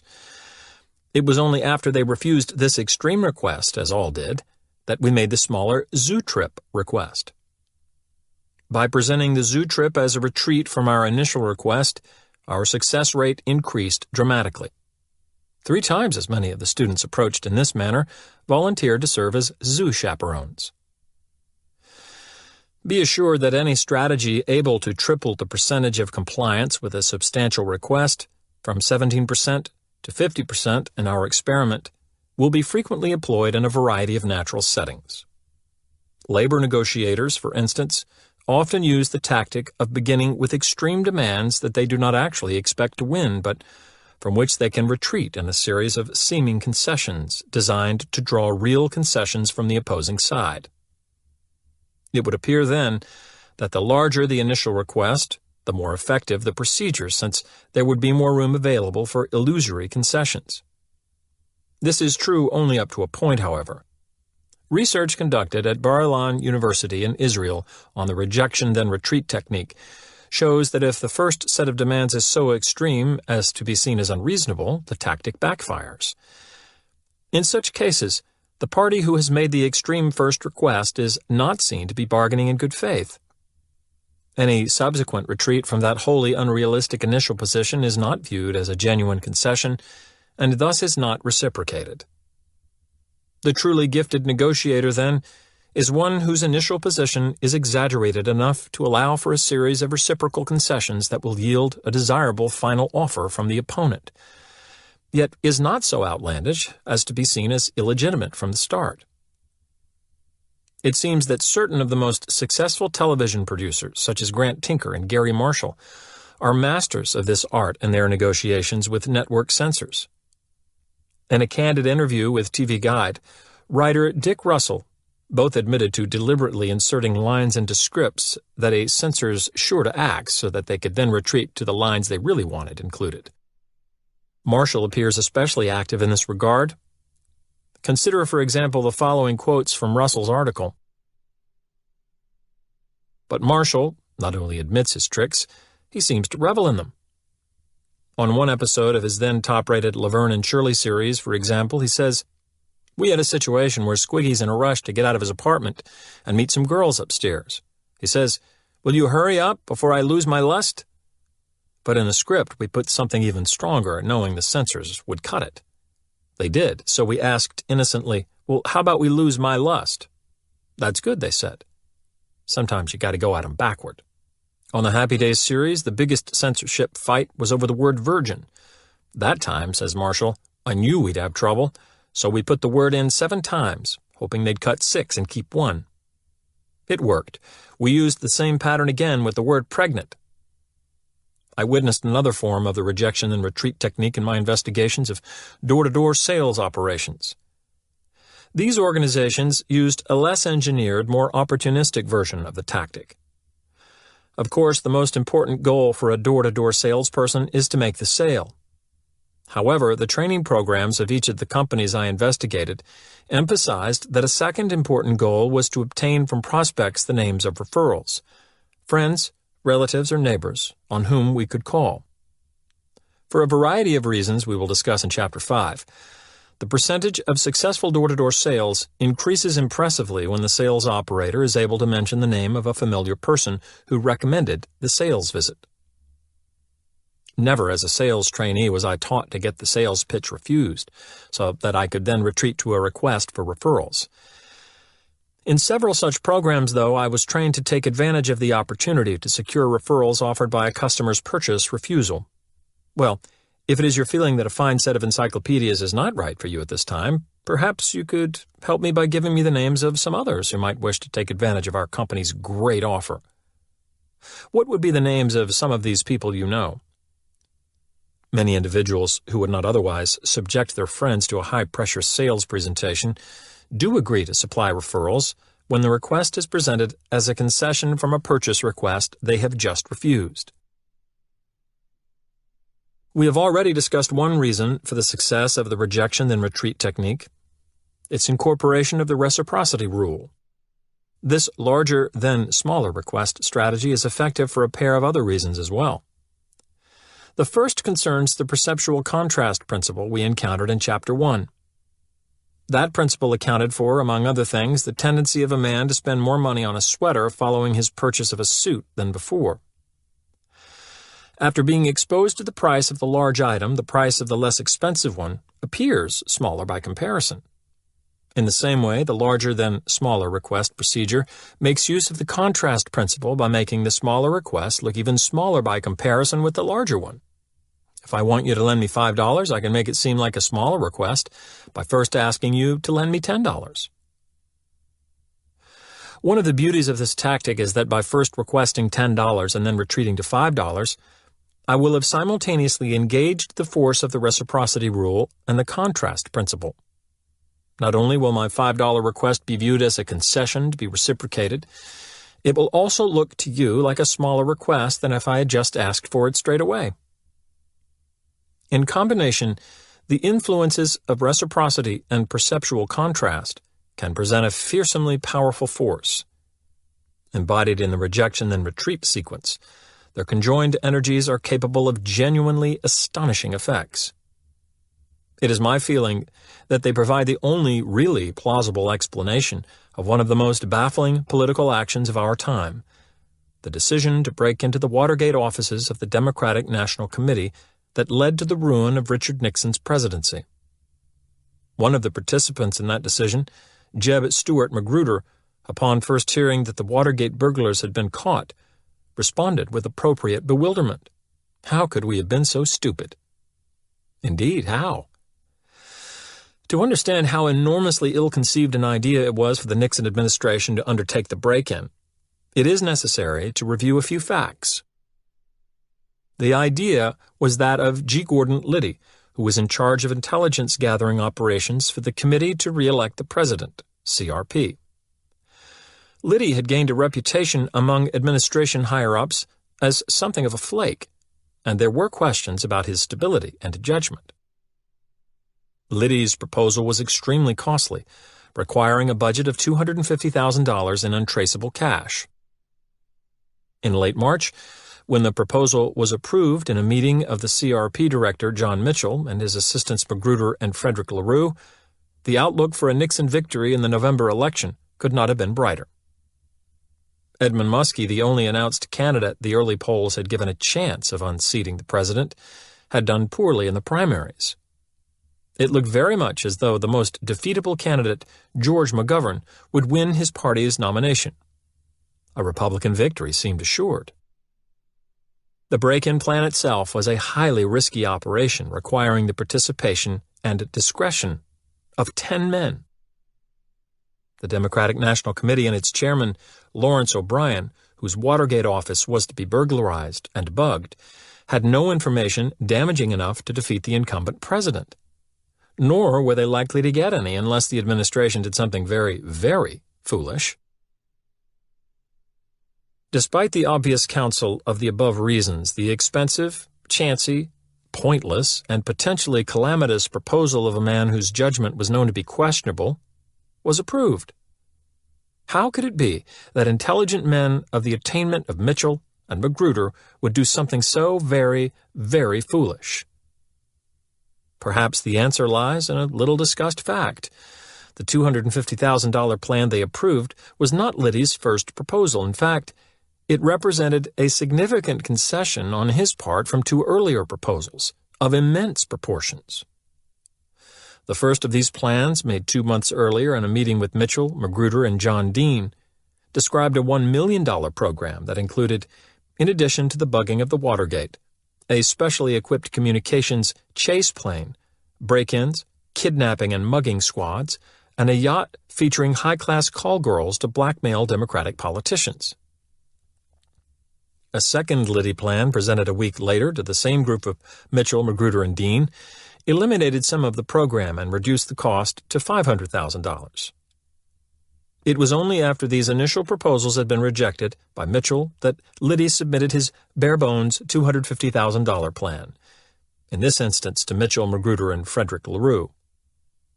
This time the plan, still stupid, but less so than the previous ones, was approved.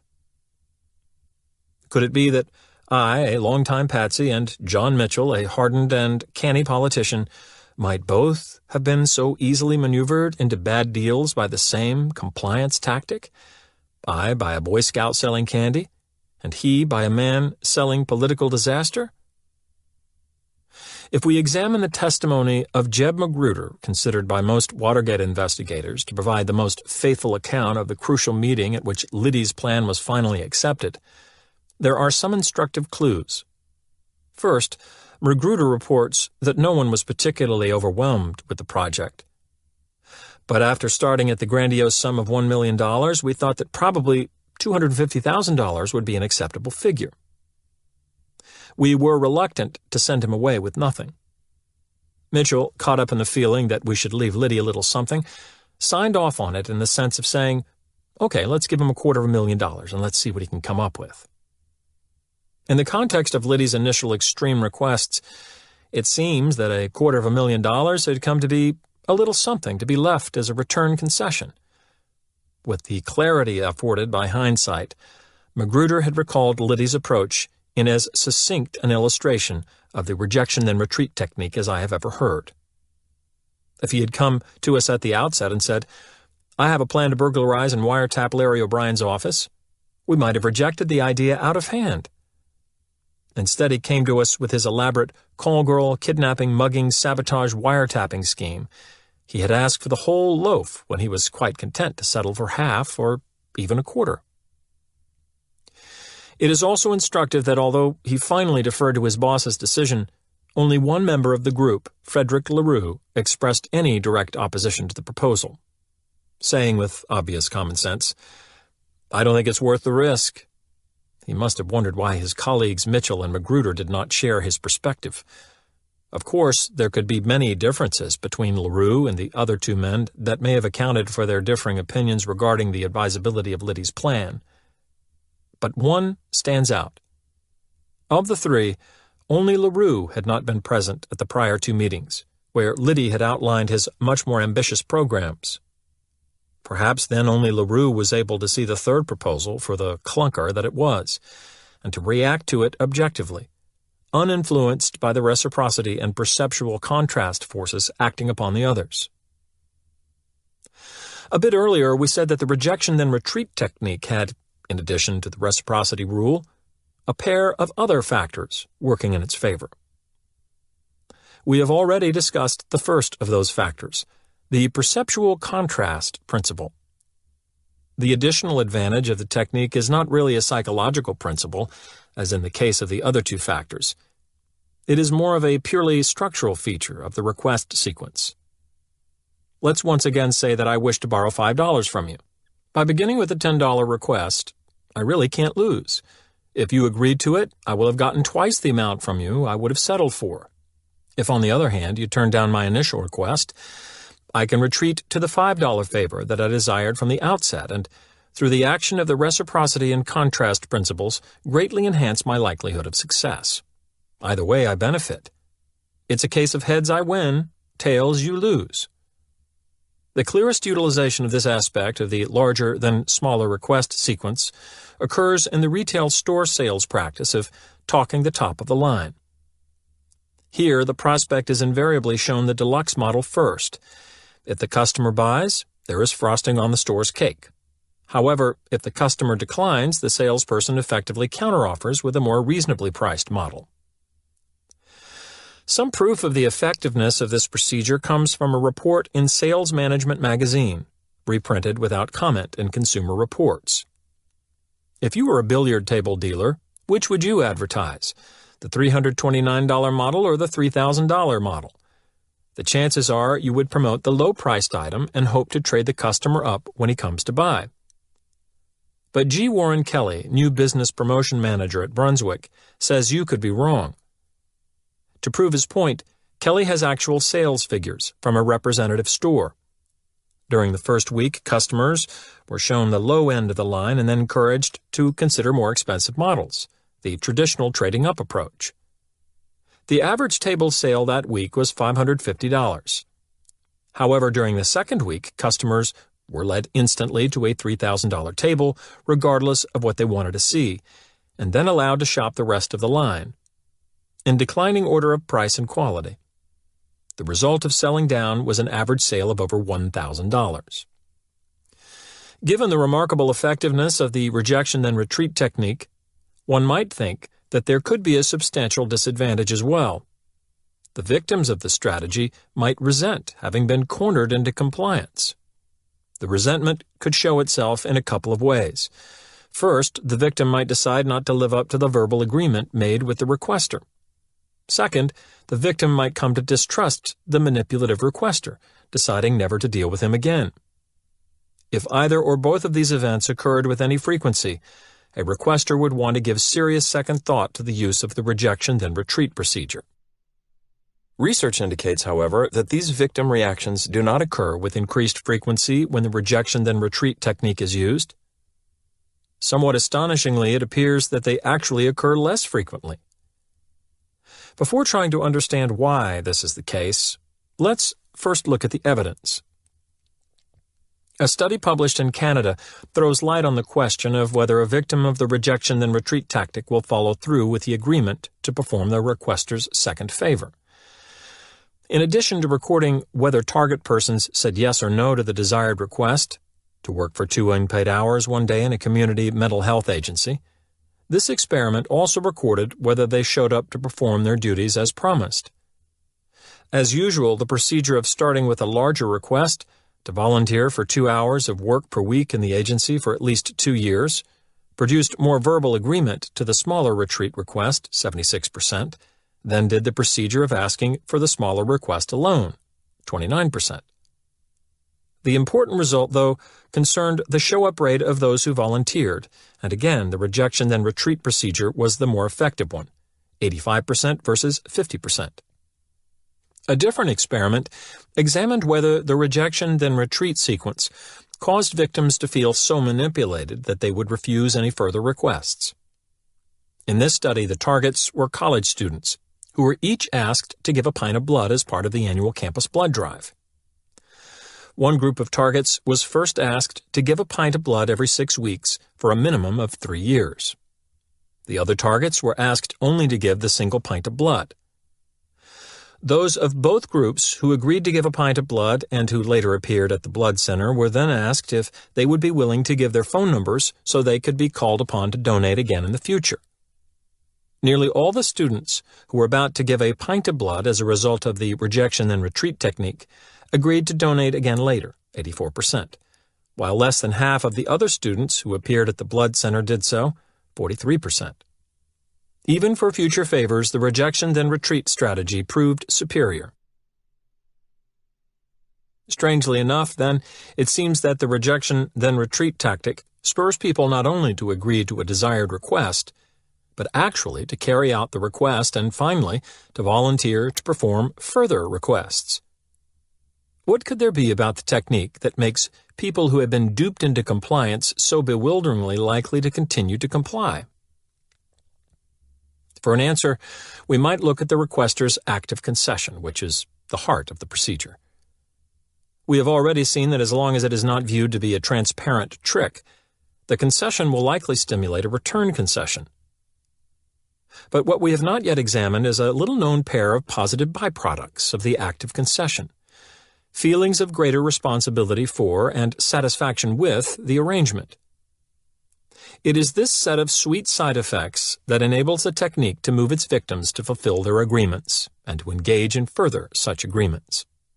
The desirable side effects of making a concession during an interaction with another person are nicely shown in studies of the way people bargain with each other. One experiment, conducted by social psychologists at UCLA, offers an especially apt demonstration.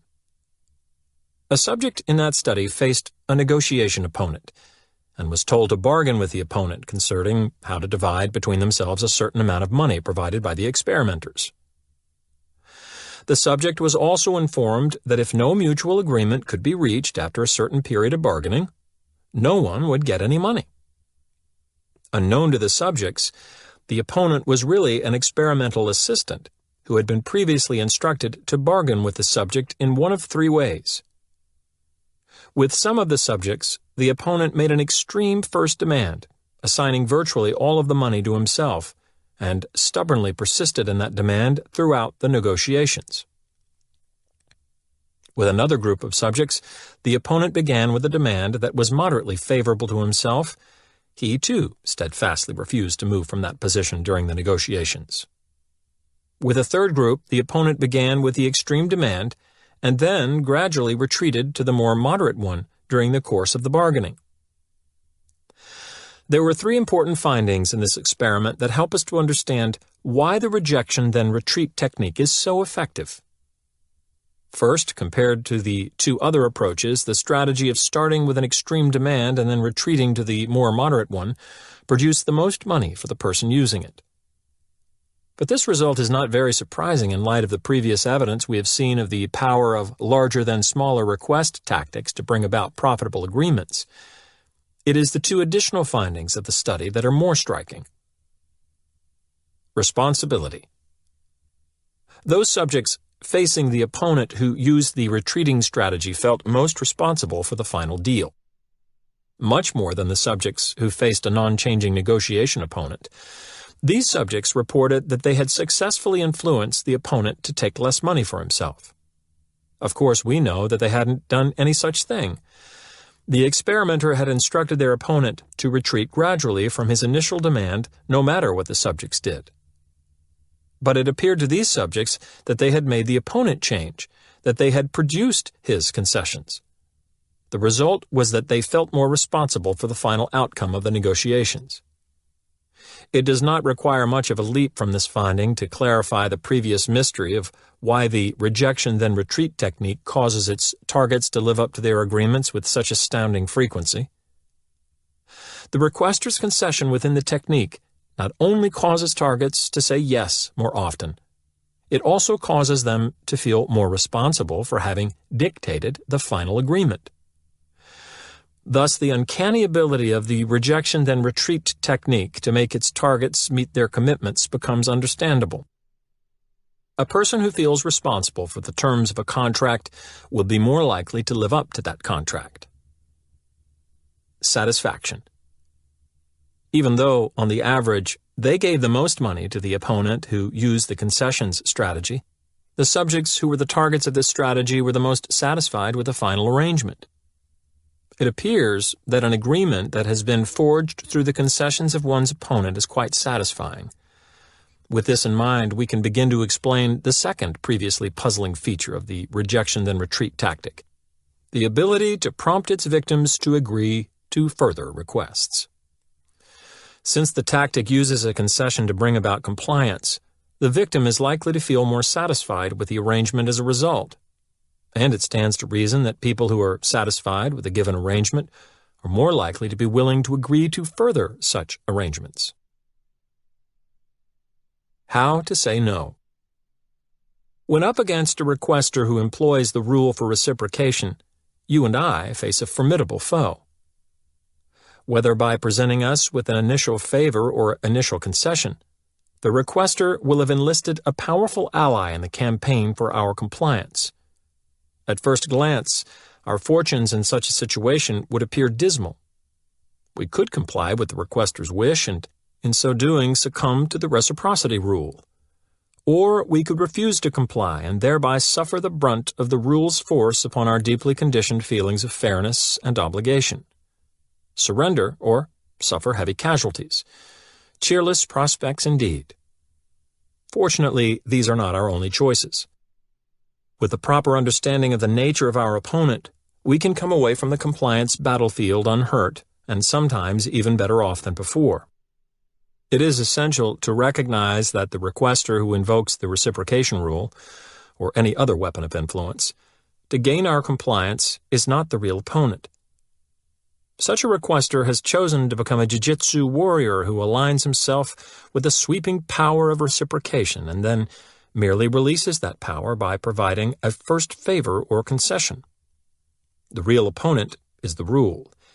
If we are not to be abused by it, we must take steps to diffuse its energy.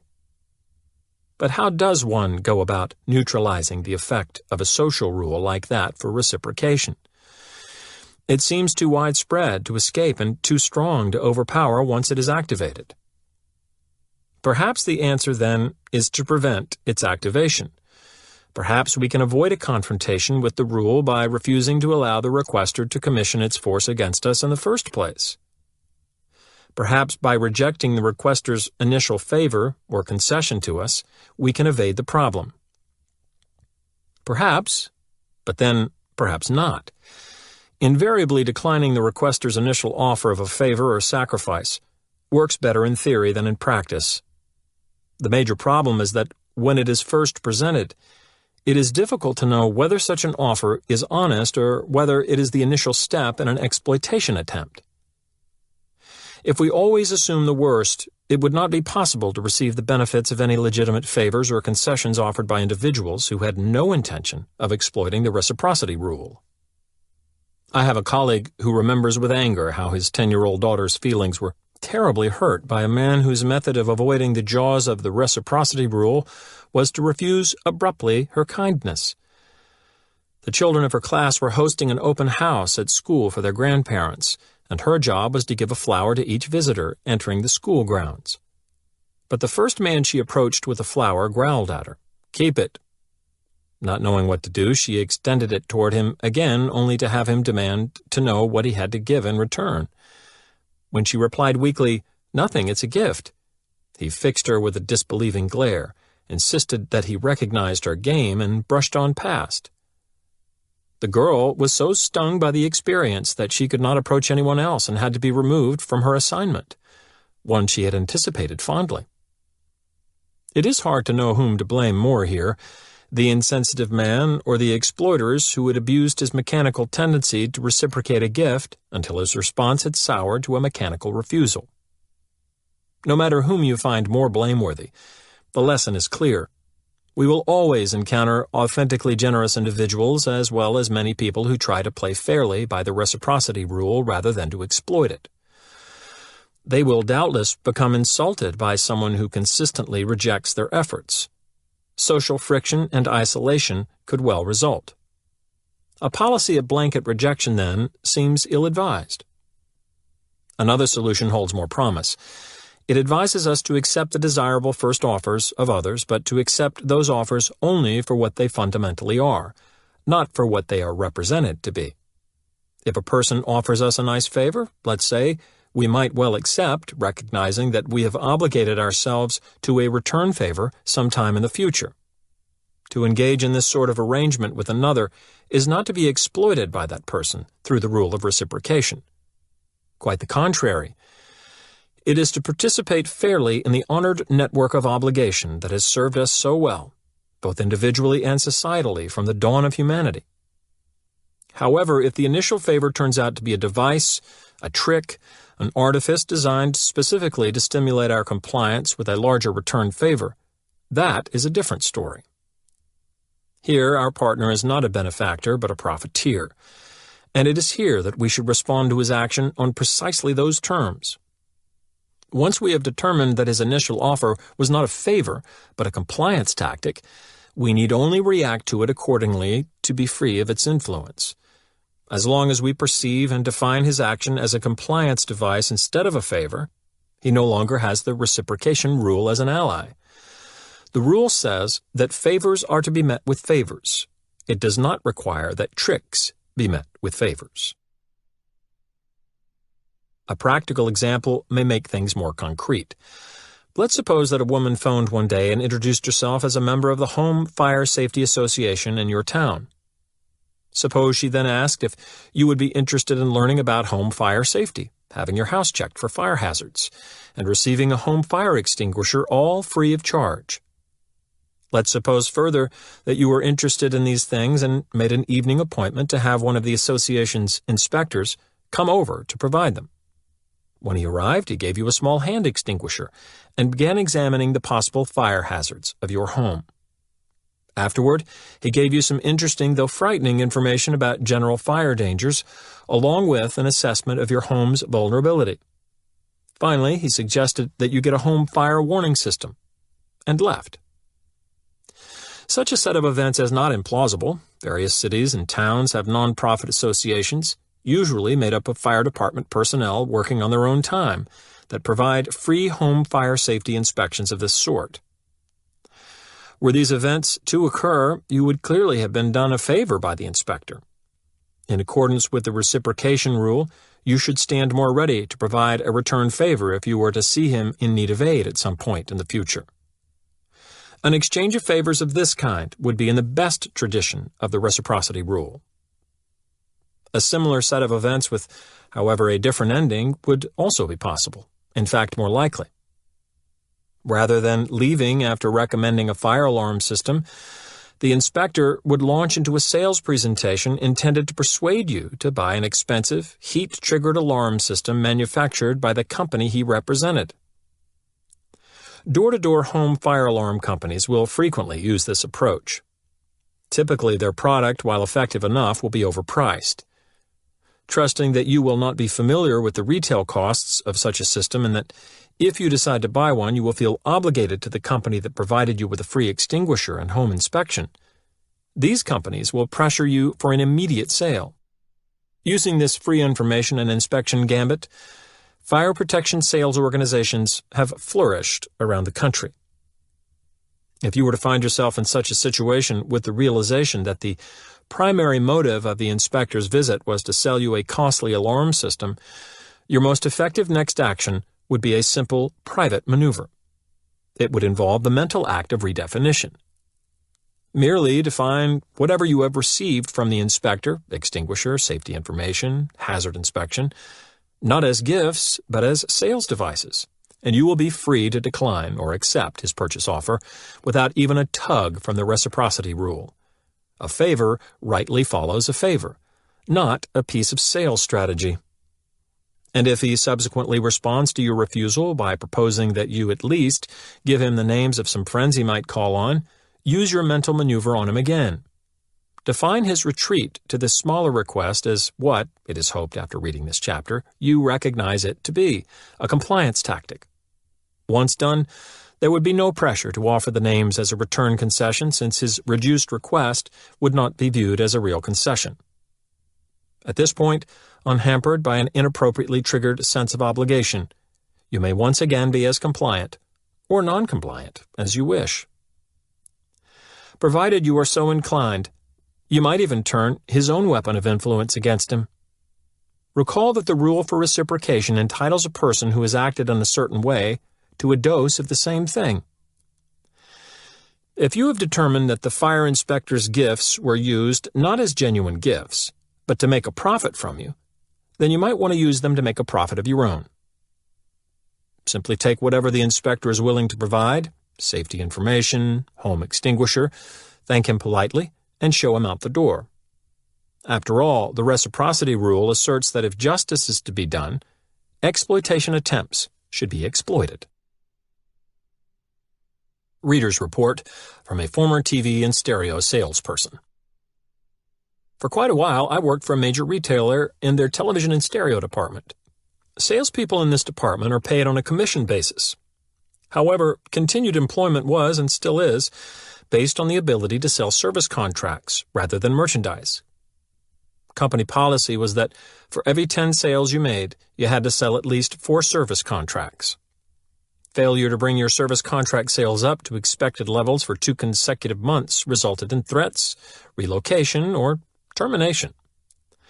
Once I recognized the importance of meeting my sales contract quota, I devised a plan that used the rejection then retreat technique, although I didn't know its name at the time. A customer had the opportunity to buy from 1 to 3 years' worth of service contract coverage at the time of the sale. Most of the sales staff attempted just to sell a single-year policy. That was my intention as well, since a 1-year contract counted just as much toward my quota as a 3-year contract did. Initially, however, when making my sales pitch, I would advocate the longest and most expensive plan, realizing that most people would not be willing to spend that much, about $140. But this gave me an excellent opportunity later, after being rejected in my sincere attempt to sell the 3-year plan, to retreat to the 1-year extension and its relatively small $34.95 price, which I was thrilled to get.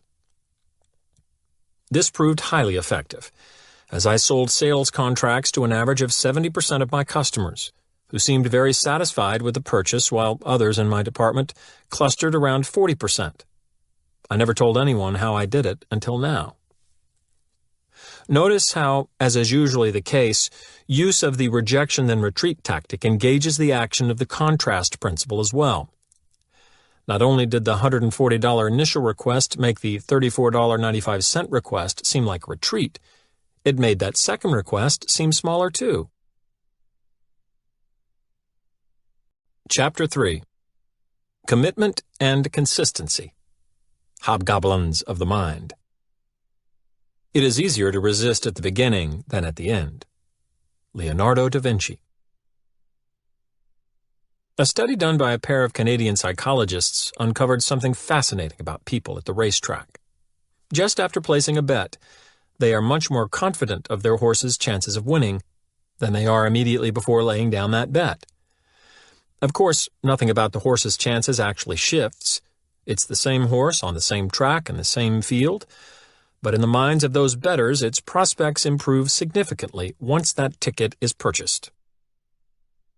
Although a bit puzzling at first glance, the reason for the dramatic change has to do with the common weapon of social influence. Like the other weapons of influence, this one lies deep within us, directing our actions with quiet power. It is quite simply our nearly obsessive desire to be and to appear consistent with what we have already done. Once we have made a choice or taken a stand, we will encounter personal and interpersonal pressures to behave consistently with that commitment. Those pressures will cause us to respond in ways that justify our earlier decision. Take the bettors in the racetrack experiment. 30 seconds before putting down their money, they had been tentative and uncertain. 30 seconds after the deed, they were significantly more optimistic and self-assured. The act of making a final decision, in this case of buying a ticket, had been the critical factor. Once a stand had been taken, the need for consistency pressured these people to bring what they felt and believed into line with what they had already done. They simply convinced themselves that they had made the right choice and, no doubt, felt better about it all. Before we see such self-delusion as unique to racetrack habitués, we should examine the story of my neighbor Sarah and her live-in boyfriend Tim. They met at a hospital where he worked as an X-ray technician and she as a nutritionist. They dated for a while, even after Tim lost his job, and eventually they moved in together. Things were never perfect for Sarah.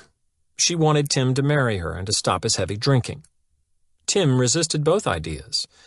After an especially difficult period of conflict, Sarah broke off the relationship and Tim moved out. At the same time, an old boyfriend of Sarah's returned to town after years away and called her. They started seeing each other socially and quickly became serious enough to plan a wedding. They had gone so far as to set a date and issue invitations when Tim called. He had repented and wanted to move back in. When Sarah told him her marriage plans, he begged her to change her mind. He wanted to be together with her as before, but Sarah refused, saying she didn't want to live like that again. Tim even offered to marry her, but she still said she preferred the other boyfriend.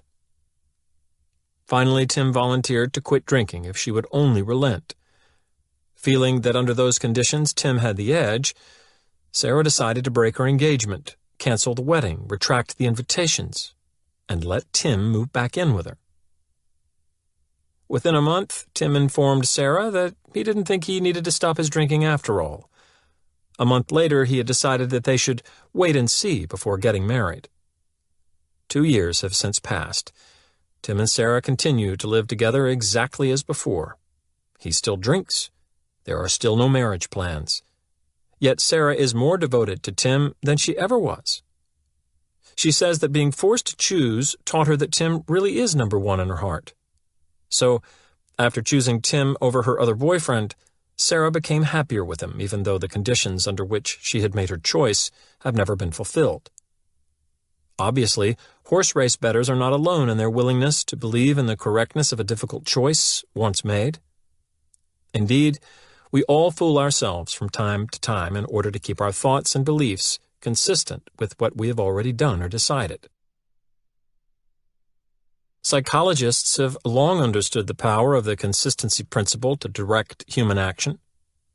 Prominent theorists such as Leon Festinger, Fritz Heider, and Theodore Newcomb have viewed the desire for consistency as a central motivator of our behavior. But is this tendency to be consistent really strong enough to compel us to do what we ordinarily would not want to do? There is no question about it. The drive to be and look consistent constitutes a highly potent weapon of social influence, often causing us to act in ways that are clearly contrary to our own best interests. Take as proof what happened when psychologist Thomas Moriarty staged thefts on a New York City beach to see if onlookers would risk personal harm to halt the crime. In the study, a research accomplice would put a beach blanket down 5 feet from the blanket of a randomly chosen individual, the experimental subject. After a couple of minutes on the blanket spent relaxing and listening to music from a portable radio, the accomplice would stand up and leave the blanket to stroll down the beach.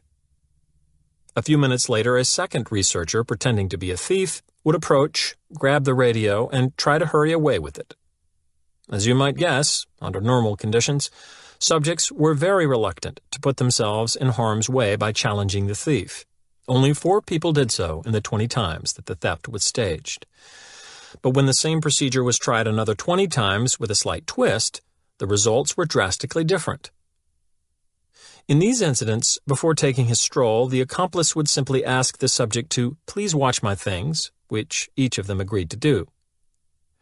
Now, propelled by the rule for consistency, 19 of the 20 subjects became virtual vigilantes, running after and stopping the thief, demanding an explanation, and often restraining the thief physically, or snatching the radio away. To understand why consistency is so powerful a motive, it is important to recognize that in most circumstances, consistency is valued and adaptive. Inconsistency is commonly thought to be an undesirable personality trait.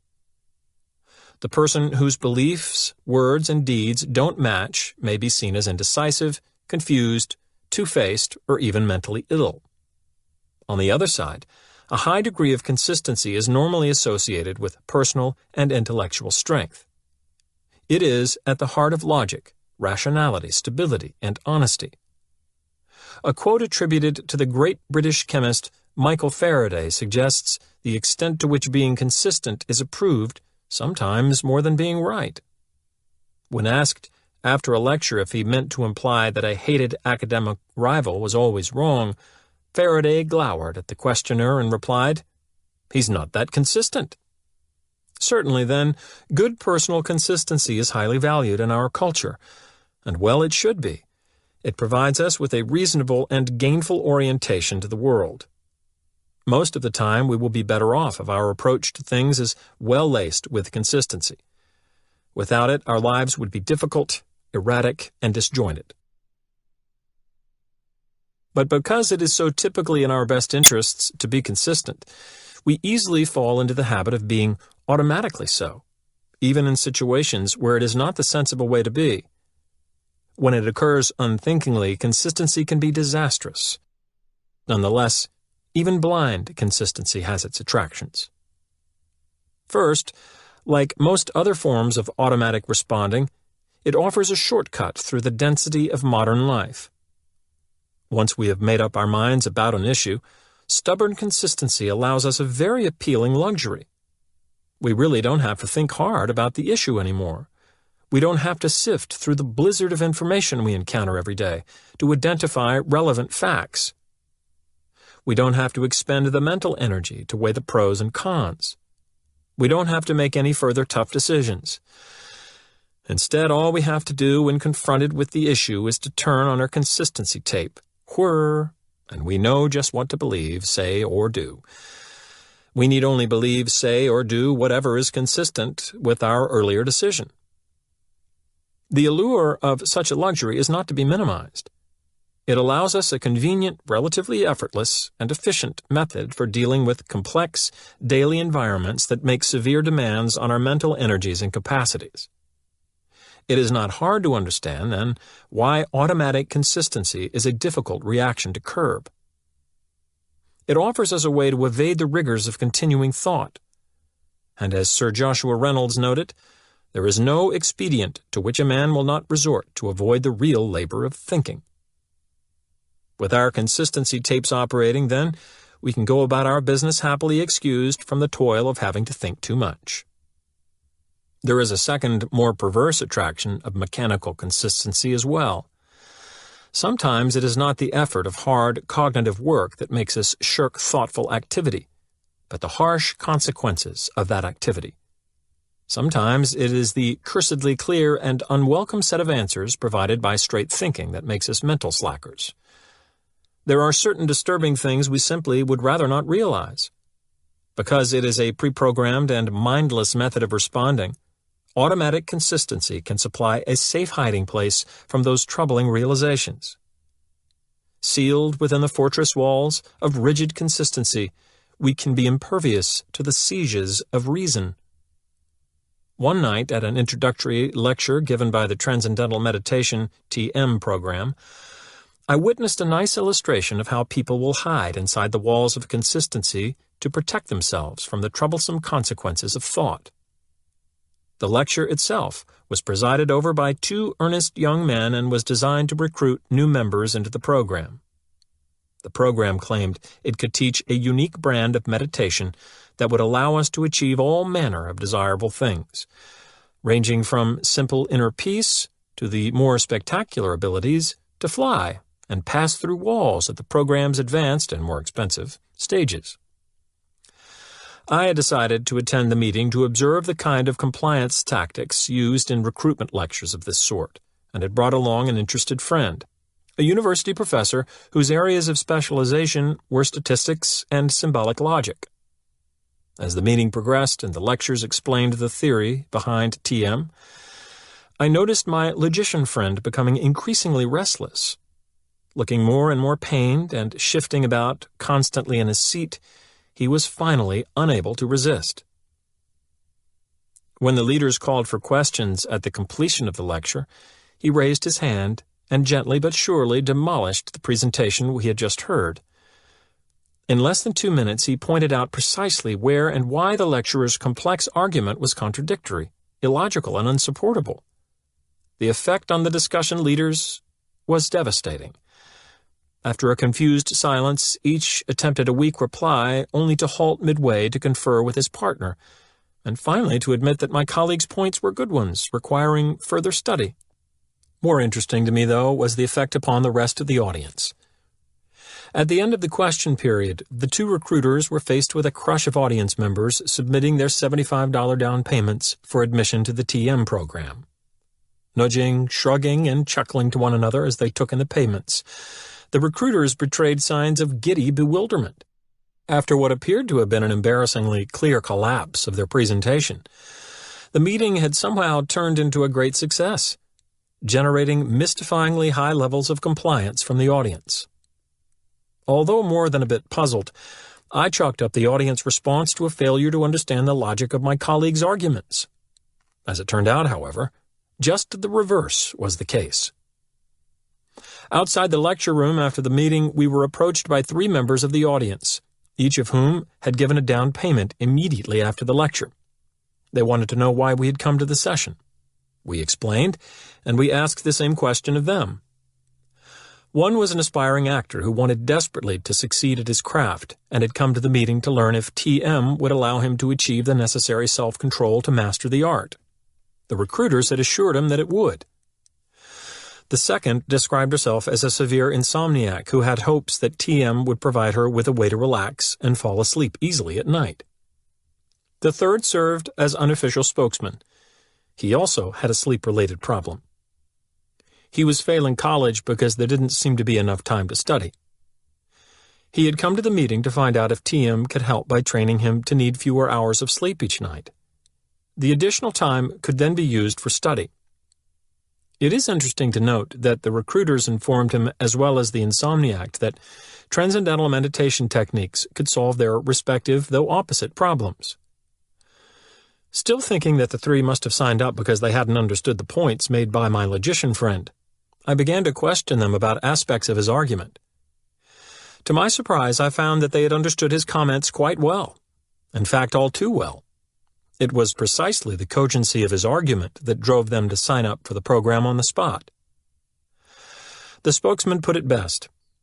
Well, I wasn't going to put down any money tonight because I'm really quite broke right now. I was going to wait until the next meeting.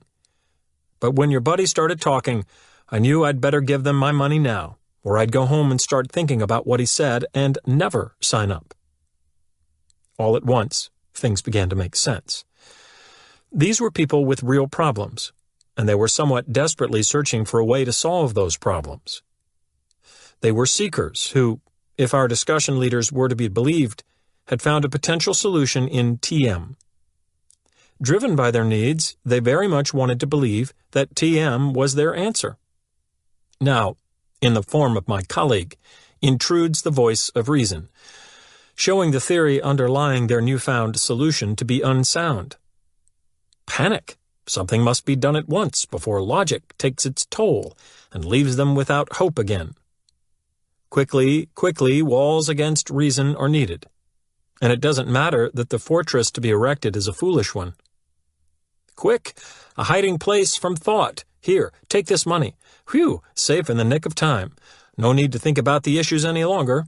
The decision has been made, and from now on, the consistency tape can be played whenever necessary. TM, certainly I think it will help me. Certainly I expect to continue. Certainly I believe in TM.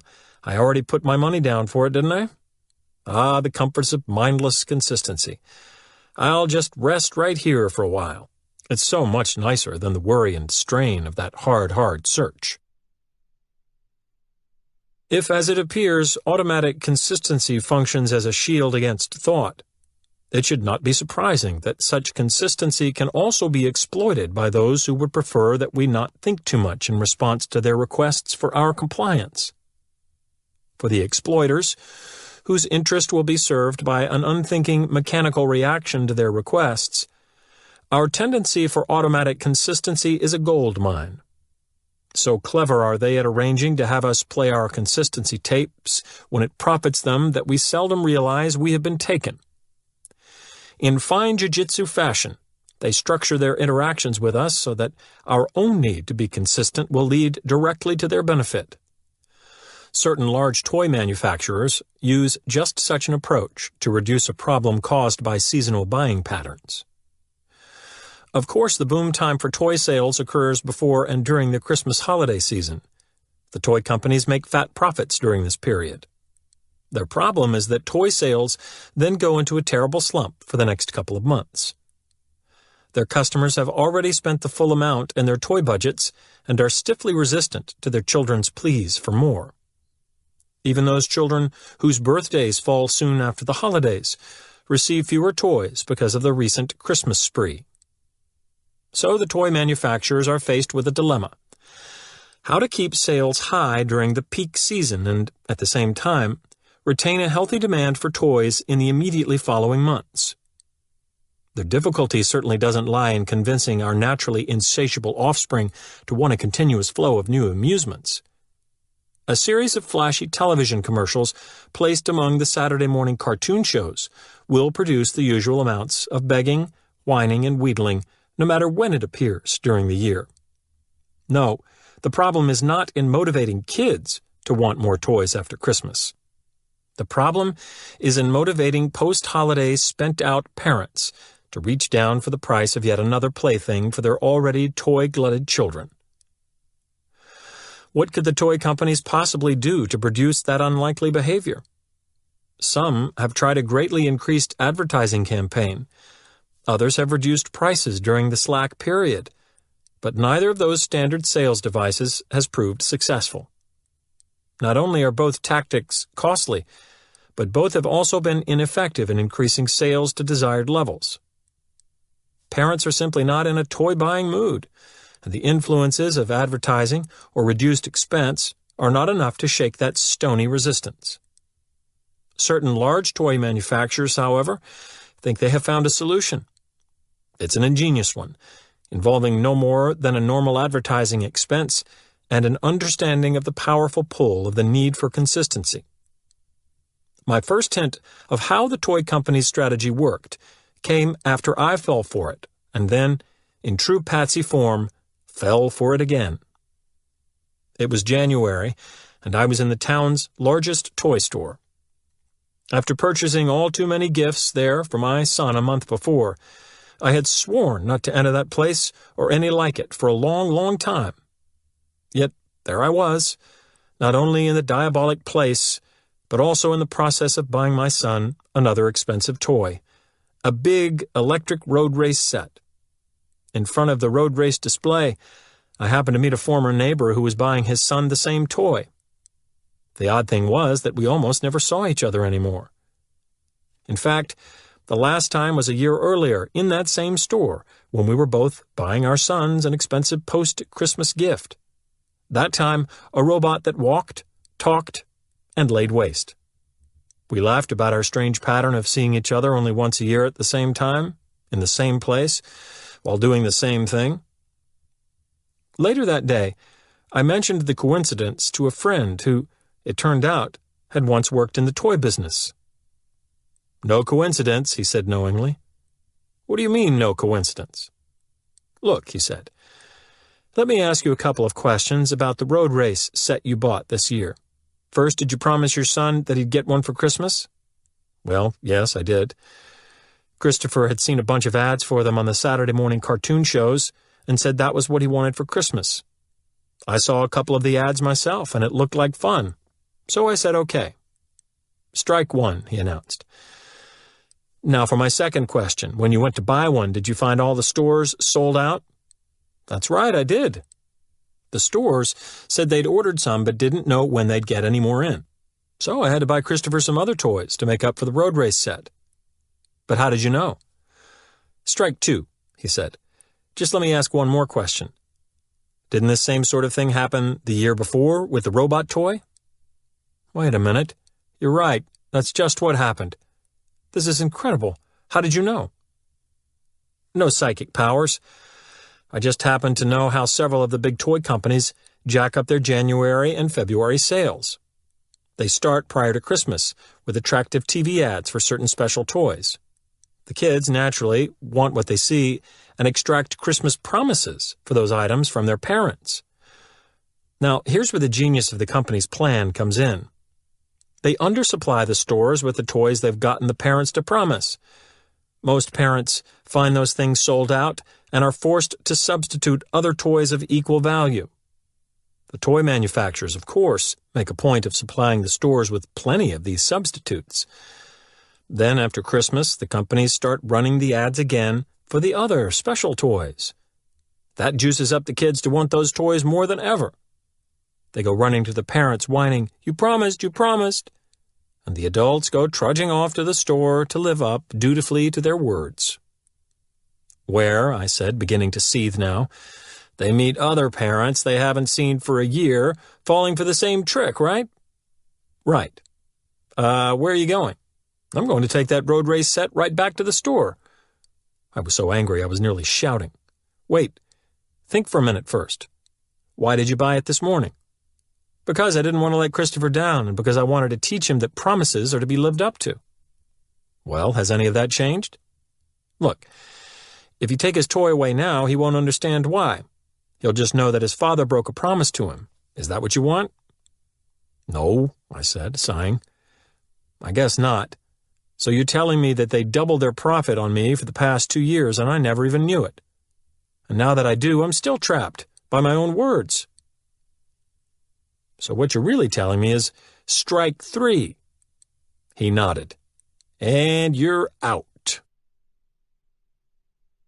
Commitment is the key.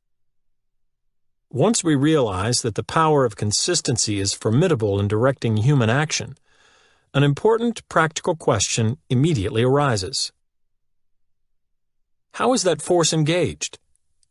What produces the click that activates the whir of the powerful consistency tape? Social psychologists think they know the answer. Commitment. If I can get you to make a commitment, that is, to take a stand, to go on record, I will have set the stage for your automatic and ill-considered consistency with that earlier commitment. Once a stand is taken, there is a natural tendency to behave in ways that are stubbornly consistent with the stand. As we've already seen, social psychologists are not the only ones who understand the connection between commitment and consistency. Commitment strategies are aimed at us by compliance professionals of nearly every sort. Each of the strategies is intended to get us to take some action or make some statement that will trap us into later compliance through consistency pressures. Procedures designed to create commitment take various forms. Some are fairly straightforward. Others are among the most subtle compliance tactics we will encounter. For instance, suppose you wanted to increase the number of people in your area who would agree to go door to door, collecting donations for your favorite charity. You would be wise to study the approach taken by social psychologist Stephen J. Sherman. He simply called a sample of Bloomington, Indiana residents as part of a survey he was taking and asked them to predict what they would say if asked to spend 3 hours collecting money for the American Cancer Society. Of course, not wanting to seem uncharitable to the survey taker or to themselves, many of these people said that they would volunteer. The consequence of this sly commitment procedure was a 700% increase in volunteers when, a few days later, a representative of the American Cancer Society did call and ask for neighborhood canvassers. Using the same strategy, but this time asking Columbus, Ohio residents to predict whether they would vote on Election Day, a team of researchers led by Anthony Greenwald were able to increase significantly the turnout in a U.S. presidential election among those called. Perhaps an even more crafty commitment technique has been developed recently by telephone solicitors for charity. Have you noticed that callers asking you to contribute to some cause or another these days seem to begin things by inquiring about your current health and well-being? "Hello, Mr. or Ms. Target Person," they say. "How are you feeling this evening?" or "How are you doing today?" The caller's intent with this sort of introduction is not merely to seem friendly and caring. It is to get you to respond, as you normally do to such polite superficial inquiries, with the polite superficial comment of your own, "Just fine," or "Real good," or "I'm doing great, thanks." Once you have publicly stated that all is well, it becomes much easier for the solicitor to corner you into aiding those for whom all is not well. I'm glad to hear that, because I'm calling to ask if you'd be willing to make a donation to help out the unfortunate victims of... The theory behind this tactic is that people who have just asserted that they are feeling fine, even as a routine part of a sociable exchange, will consequently find it awkward to appear stingy in the context of their own admittedly favored circumstances. If all this sounds a bit far-fetched, consider the findings of consumer researcher Daniel Howard, who put the theory to test. Dallas, Texas residents were called on the phone and asked if they would agree to allow a representative of the Hunger Relief Committee to come to their homes to sell them cookies, the proceeds from which would be used to supply meals for the needy. When tried alone, that request, labeled the standard solicitation approach, produced only 18% agreement. However, if the caller initially asked, "How are you feeling this evening?" and waited for a reply before proceeding to the standard approach, several noteworthy things happened. First, of the 120 individuals called, most, 108, gave the customary favorable reply, "Good, fine, real well," etc. Second, 32% of the people who got the "How are you feeling tonight?" question agreed to receive the cookie seller at their homes, nearly twice the success rate of the standard solicitation approach. Third, true to the consistency principle, almost everyone who agreed to such a visit did in fact make a cookie purchase when contacted at home, 89%. To make sure that this tactic doesn't generate its successes simply because a solicitor who uses it seems more concerned and courteous than one who doesn't use it, Howard conducted another study. This time, callers began either with the question, "How are you feeling this evening?" and waited for a response before proceeding, or with the statement, "I hope you're feeling well this evening," and then proceeded to the standard solicitation approach. Despite the fact that the caller started each type of interaction with a warm and friendly comment, the "How are you feeling?" technique was by far superior to its rival, 33% versus 15% compliance, because it alone drew an exploitable public commitment from its targets. Note that the commitment was able to get twice as much compliance from those targets, even though at the time it occurred, it must have seemed to them an altogether inconsequential reply to an altogether superficial question. Yet another fine example of social jiu-jitsu at work. The question of what makes a commitment effective has a number of answers.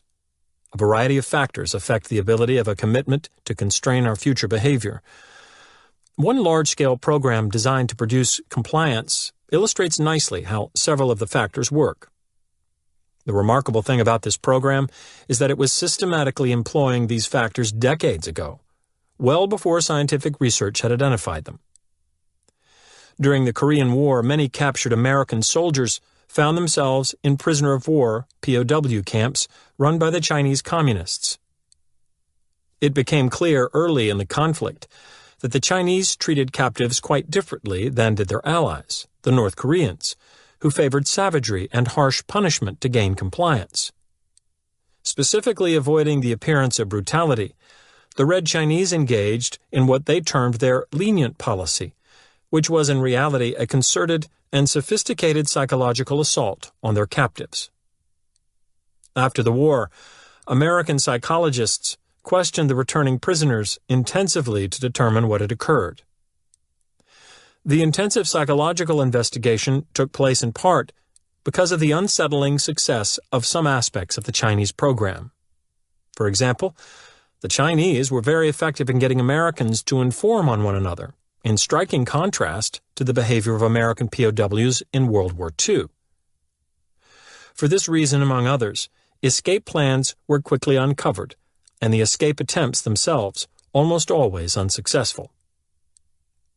When an escape did occur, wrote Dr. Edgar Schein, a principal American investigator of the Chinese indoctrination program in Korea, the Chinese usually recovered the man easily by offering a bag of rice to anyone turning him in.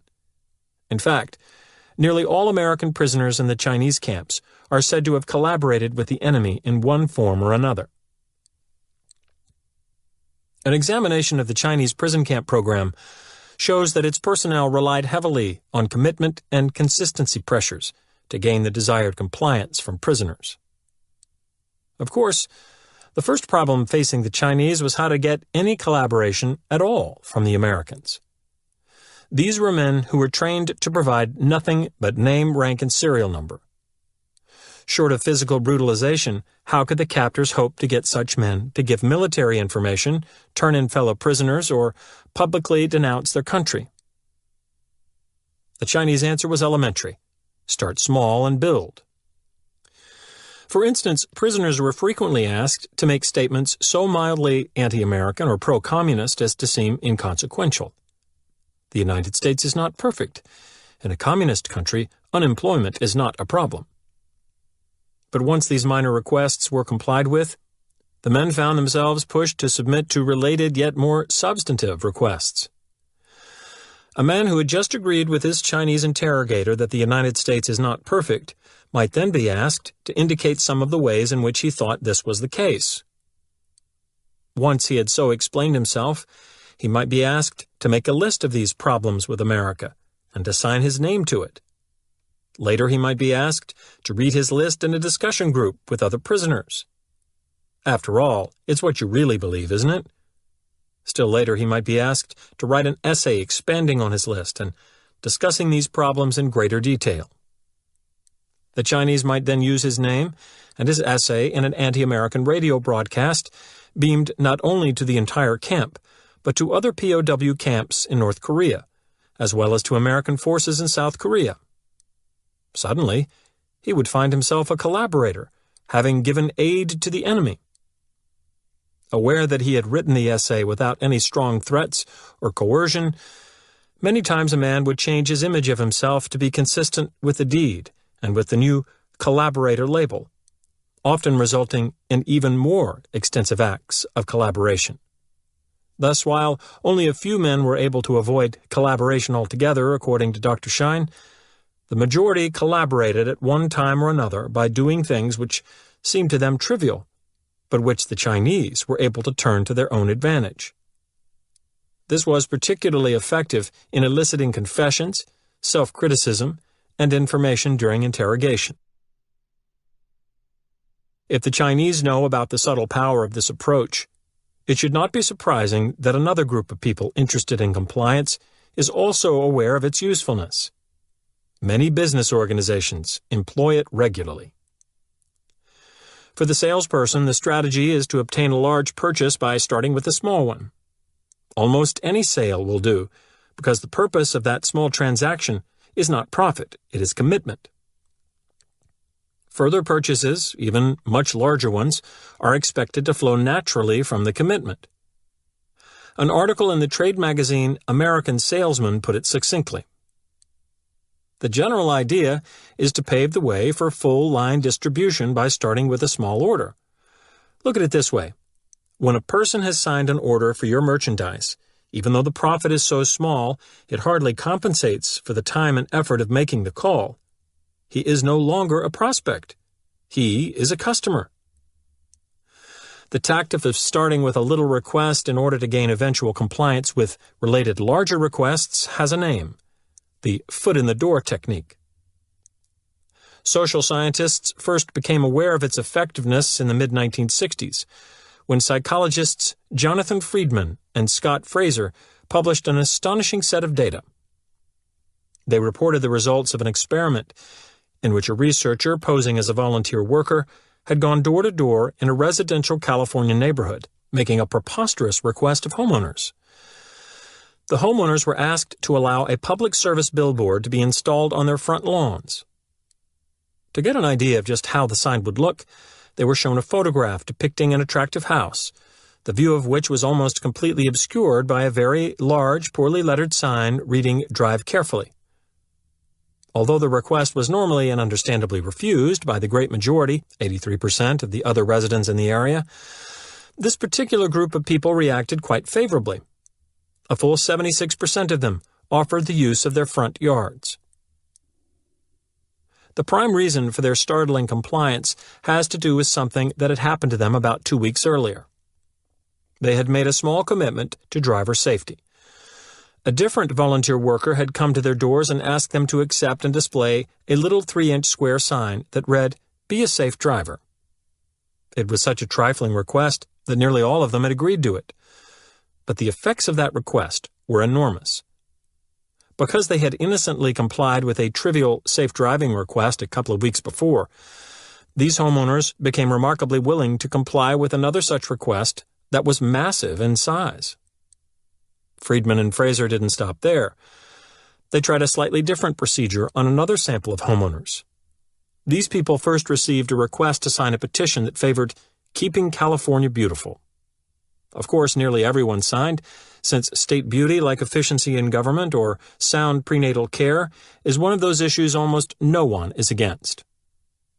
After waiting about 2 weeks, Friedman and Fraser sent a new volunteer worker to these same homes to ask the residents to allow the big "Drive carefully" sign to be erected on their lawns. In some ways, their response was the most astounding of any of the homeowners in the study.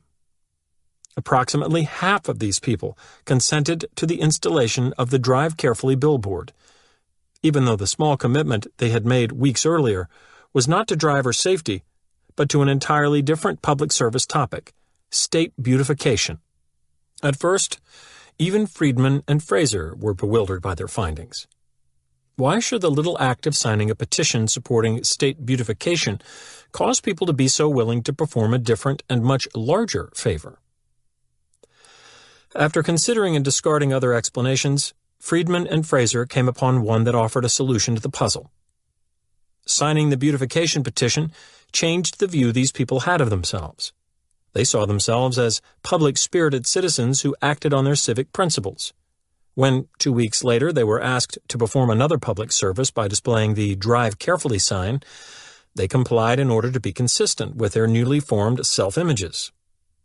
According to Friedman and Fraser, what may occur is a change in the person's feelings about getting involved or taking action. Once he has agreed to a request, his attitude may change. He may become, in his own eyes, the kind of person who does this sort of thing, who agrees to requests made by strangers, who takes action on things he believes in, who cooperates with good causes. What the Friedman and Fraser findings tell us, then, is to be very careful about agreeing to trivial requests. Such an agreement can not only increase our compliance with very similar, much larger requests, it can also make us more willing to perform a variety of larger favors that are only remotely connected to the little one we did earlier. It's this second, general kind of influence concealed within small commitments that scares me. It scares me enough that I am rarely willing to sign a petition anymore, even for a position I support. Such an action has the potential to influence not only my future behavior, but also my self-image in ways I may not want. And once a person's self-image is altered, all sorts of subtle advantages become available to someone who wants to exploit that new image. Who among Friedman and Fraser's homeowners would have thought that the volunteer worker who asked them to sign a state beautification petition was really interested in having them display a safe driving billboard 2 weeks later? And who among them could have suspected that their decision to display the billboard was largely due to the act of signing the petition? No one, I'd guess. If there were any regrets after the billboard went up, who could they conceivably hold responsible but themselves and their own damnably strong civic spirit? They probably never even considered the guy with the Keeping California Beautiful petition and all that knowledge of jiu-jitsu. Notice that all of the foot-in-the-door experts seem to be excited about the same thing. You can use small commitments to manipulate a person's self-image. You can use them to turn citizens into public servants, prospects into customers, prisoners into collaborators. And once you've got a man's self-image where you want it, he should comply naturally with a whole range of your requests that are consistent with this view of himself. Not all commitments affect self-image, however. There are certain conditions that should be present for a commitment to be effective in this way. To discover what they are, we can once again look to the American experience in the Chinese prison camps of Korea. It is important to understand that the major intent of the Chinese was not simply to extract information from their prisoners.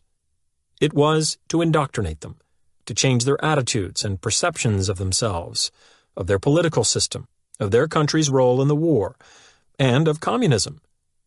And there is evidence that the program often worked alarmingly well.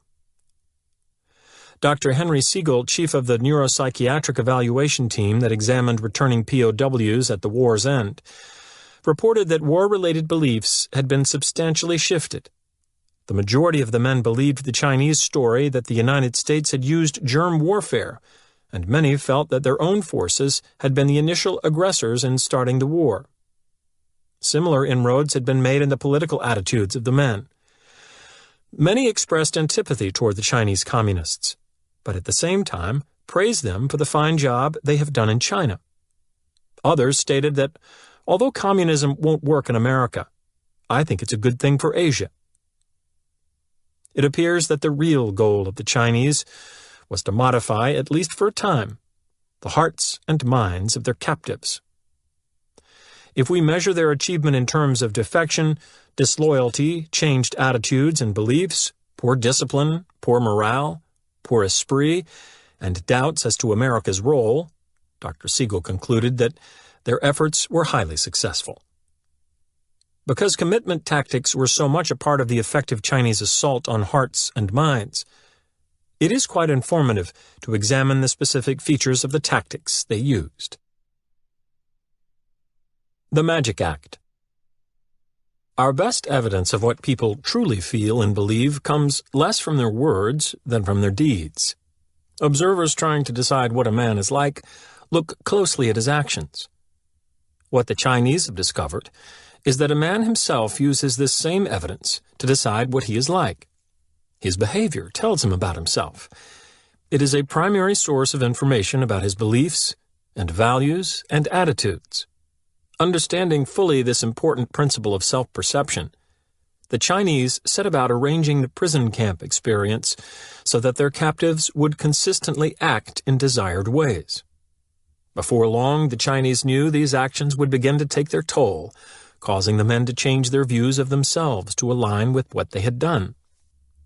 Writing was one sort of confirming action that the Chinese urged incessantly upon the men. It was never enough for the prisoners to listen quietly or even to agree verbally with the Chinese line. They were always pushed to write it down as well.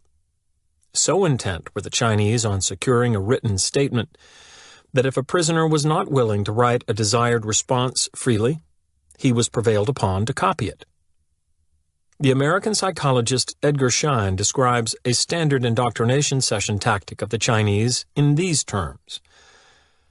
A further technique was to have the man write out the question and then the pro-communist answer. If he refused to write it voluntarily, he was asked to copy it from the notebooks, which must have seemed like a harmless enough concession. But oh, those harmless concessions! We've already seen how apparently trifling commitments can lead to extraordinary further behavior. And the Chinese knew that.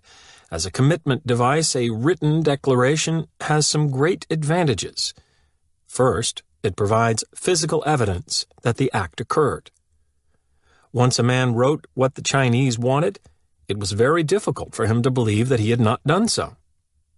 The opportunities to forget or to deny to himself what he had done were not available, as they are for purely verbal statements.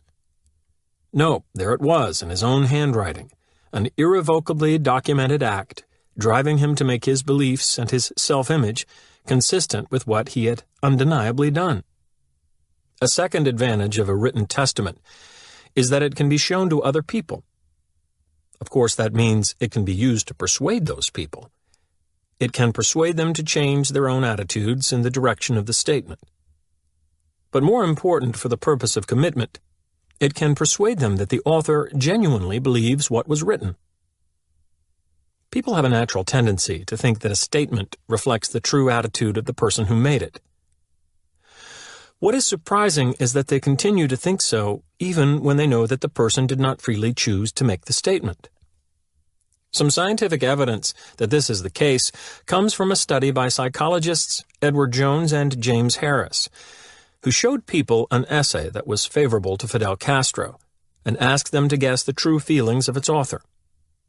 Jones and Harris told some of these people that the author had chosen to write a pro-Castro essay, and they told the other people that the author had been required to write in favor of Castro. The strange thing was that even those people who knew that the author had been assigned to do a pro-Castro essay guessed that he liked Castro. It seems that a statement of belief produces a click-whir response in those who view it. Unless there is strong evidence to the contrary, observers automatically assume that someone who makes such a statement means it. Think of the double-barreled effects on the self-image of a prisoner who wrote a pro-Chinese or anti-American statement. Not only was it a lasting personal reminder of his action, it was also likely to persuade those around him that the statement reflected his actual beliefs. And as we will see in Chapter 4, what those around us think is true of us is enormously important in determining what we ourselves think is true.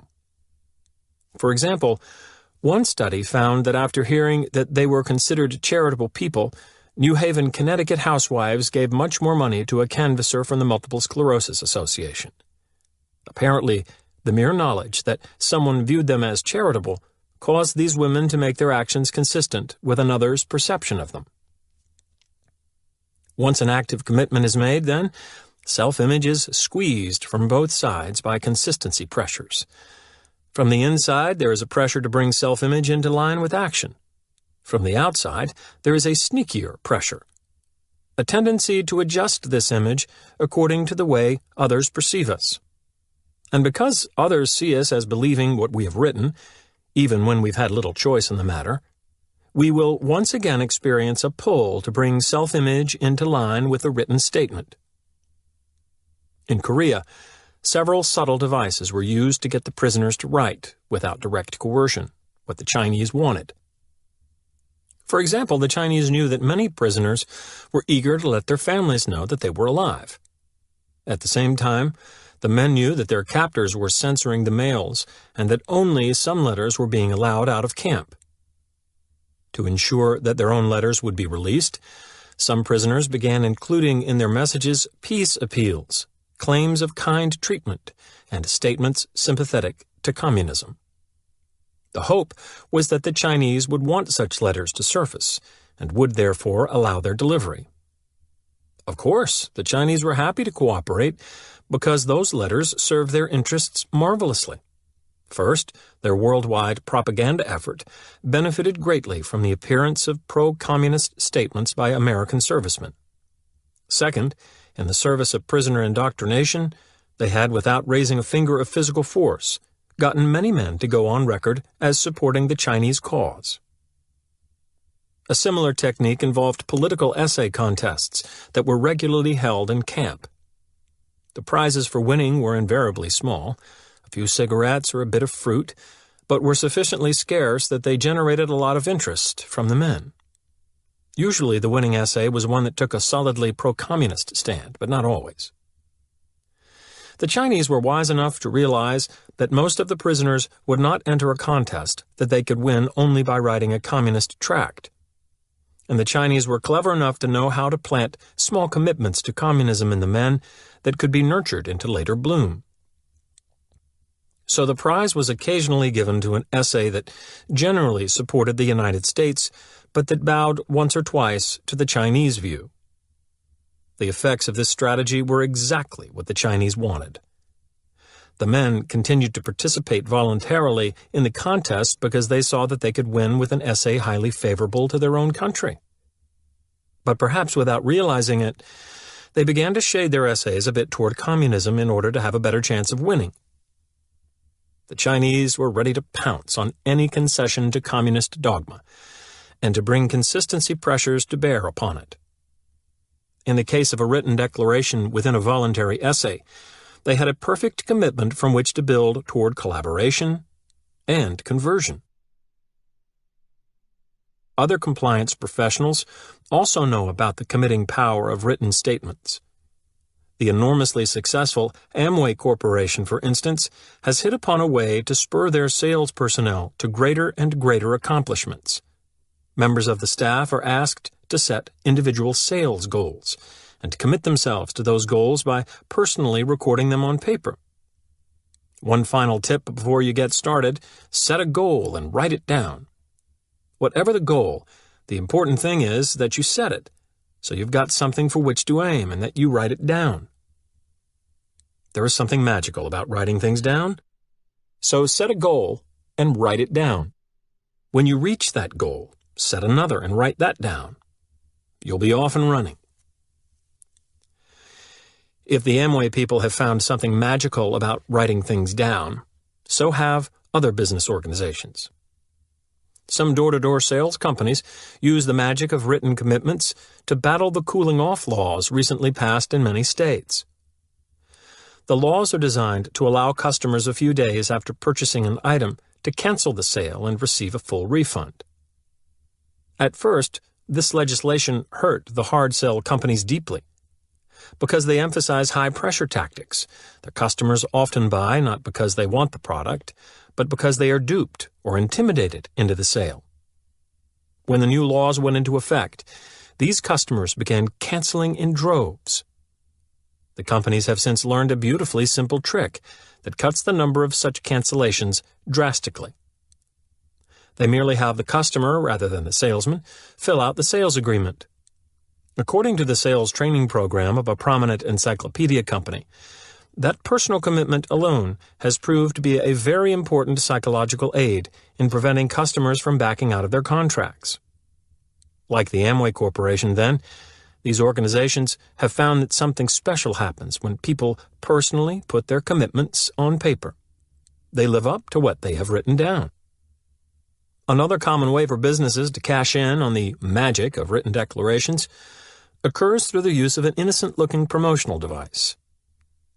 Before I began to study weapons of social influence, I used to wonder why big companies such as Procter & Gamble and General Foods are always running those 25, 50, or 100 words or less testimonial contests. They all seem to be alike. The contestant is to compose a short personal statement that begins with the words, "Why I like," and goes on to laud the features of whatever cake mix or floor wax happens to be at issue.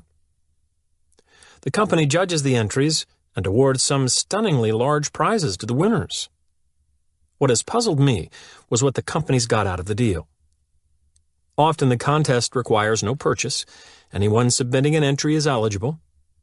Yet the companies appear to be strangely willing to incur the huge costs of contest after contest. I am no longer puzzled. The purpose behind the testimonial contests is the same as the purpose behind the political essay contests of the Chinese communists. In both instances, the aim is to get as many people as possible to go on record as liking the product.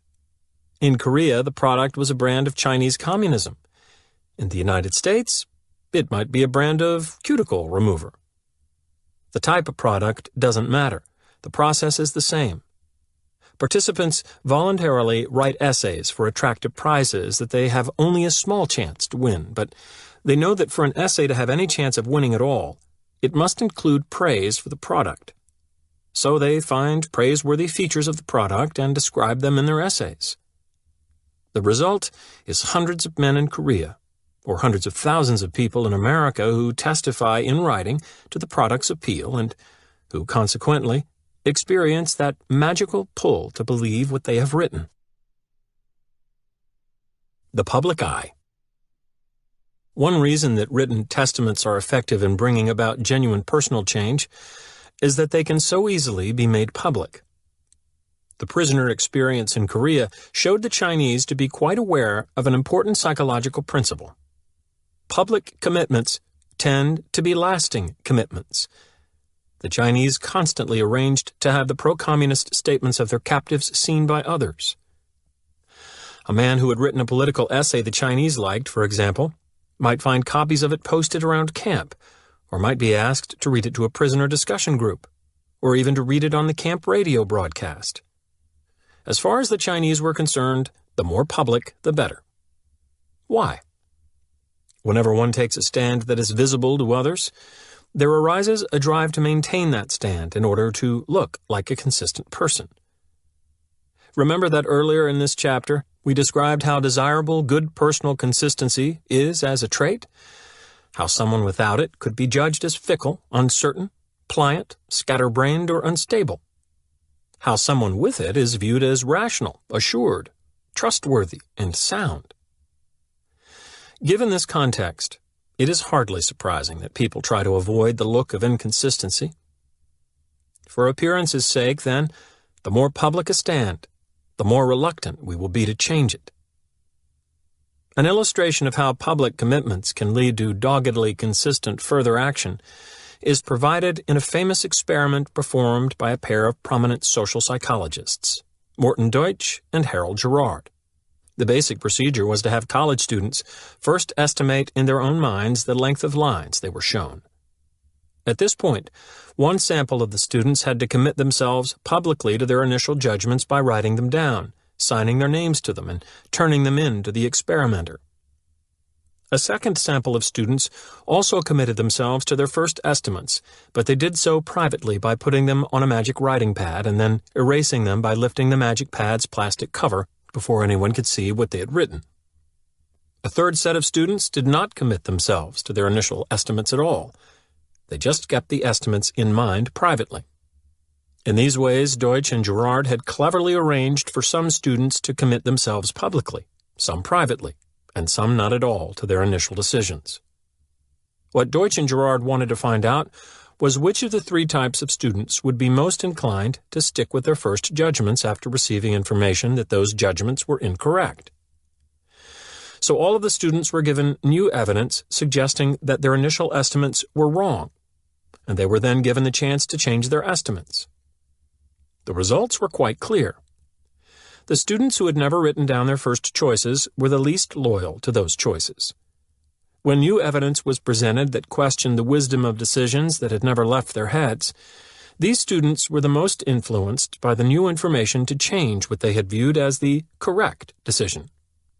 Compared to these uncommitted students, those who had merely written their decisions for a moment on a magic pad were significantly less willing to change their minds when given the chance.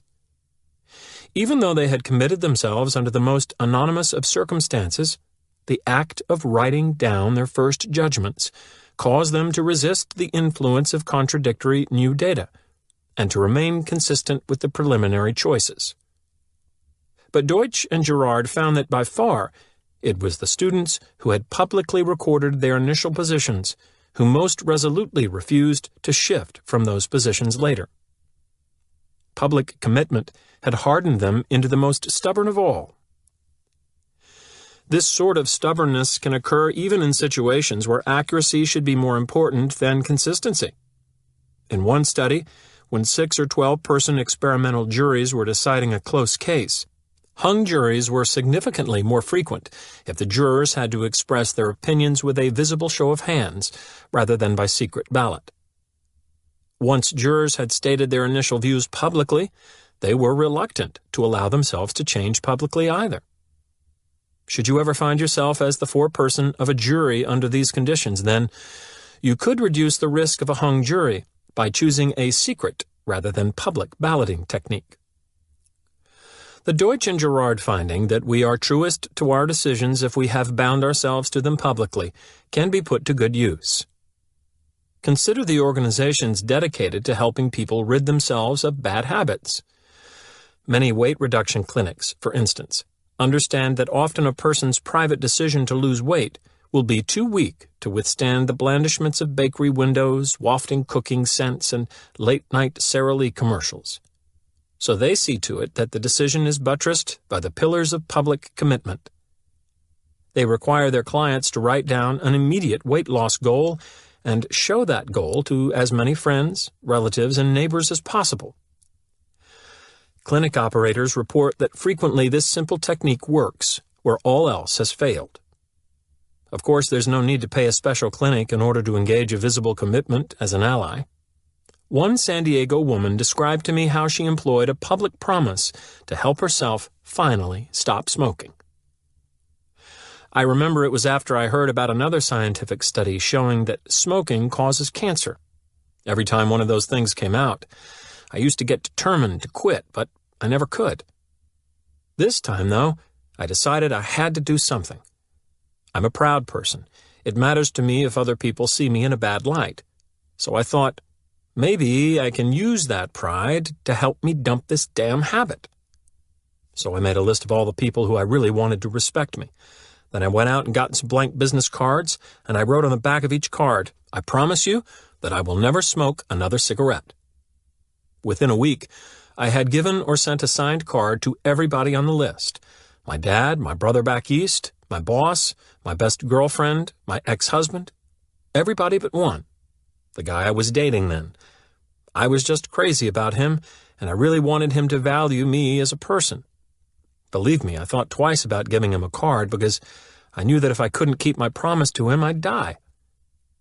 But one day at the office, he worked in the same building as I did, I just walked up to him, handed him the card, and walked away without saying anything. Quitting cold turkey was the hardest thing I've ever done. There must have been 1,000 times when I thought I had to have a smoke.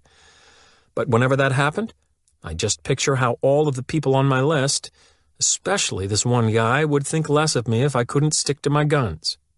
And that's all it took. I've never taken another puff. You know, the interesting thing is, the guy turned out to be a real schmuck. I can't figure out what I saw in him back then, but at the time, without knowing it, he helped me get through the toughest part of the toughest thing I've ever had to do. I don't even like him anymore. Still, I do feel grateful in a way because I think he saved my life. The effort extra.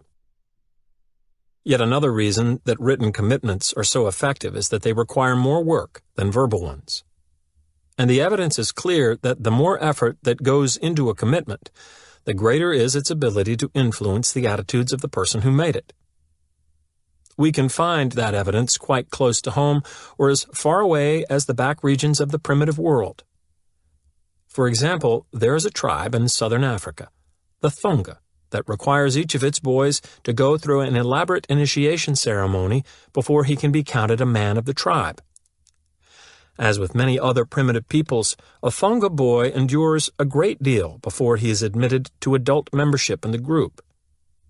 Anthropologists Whiting, Cluckcone, and Anthony have described this 3-month ordeal in brief but vivid terms.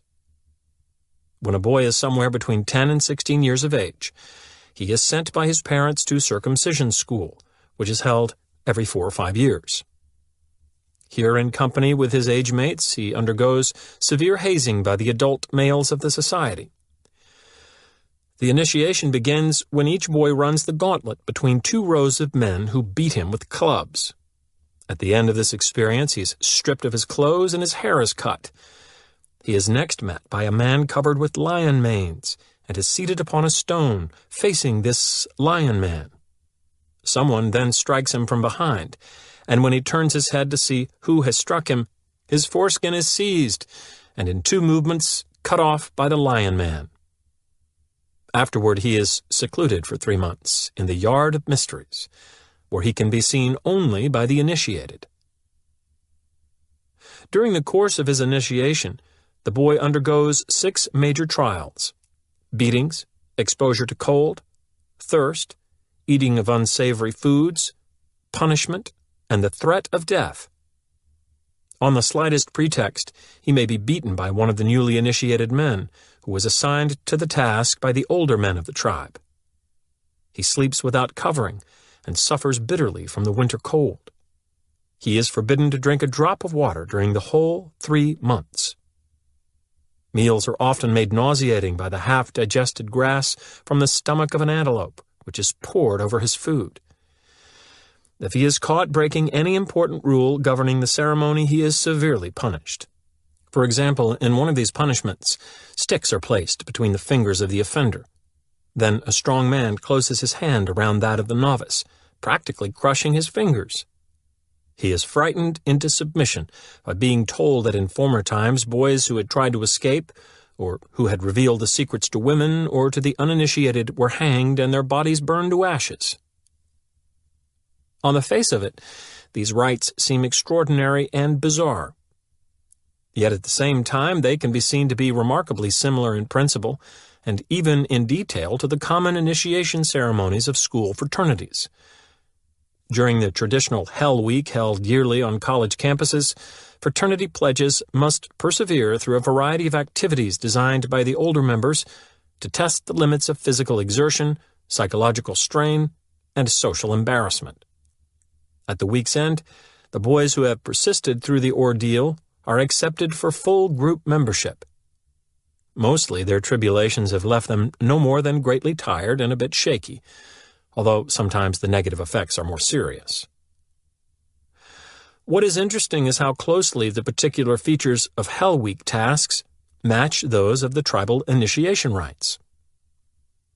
Recall that anthropologists identified 6 major trials to be endured by a Thonga initiate during his stay in the Yard of Mysteries.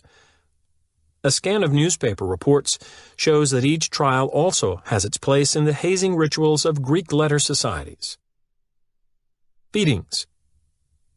14-year-old Michael Calligris spent 3 weeks in a Long Island hospital recovering from internal injuries suffered during a Hell Night initiation ceremony of his high school fraternity, Omega Gamma Delta.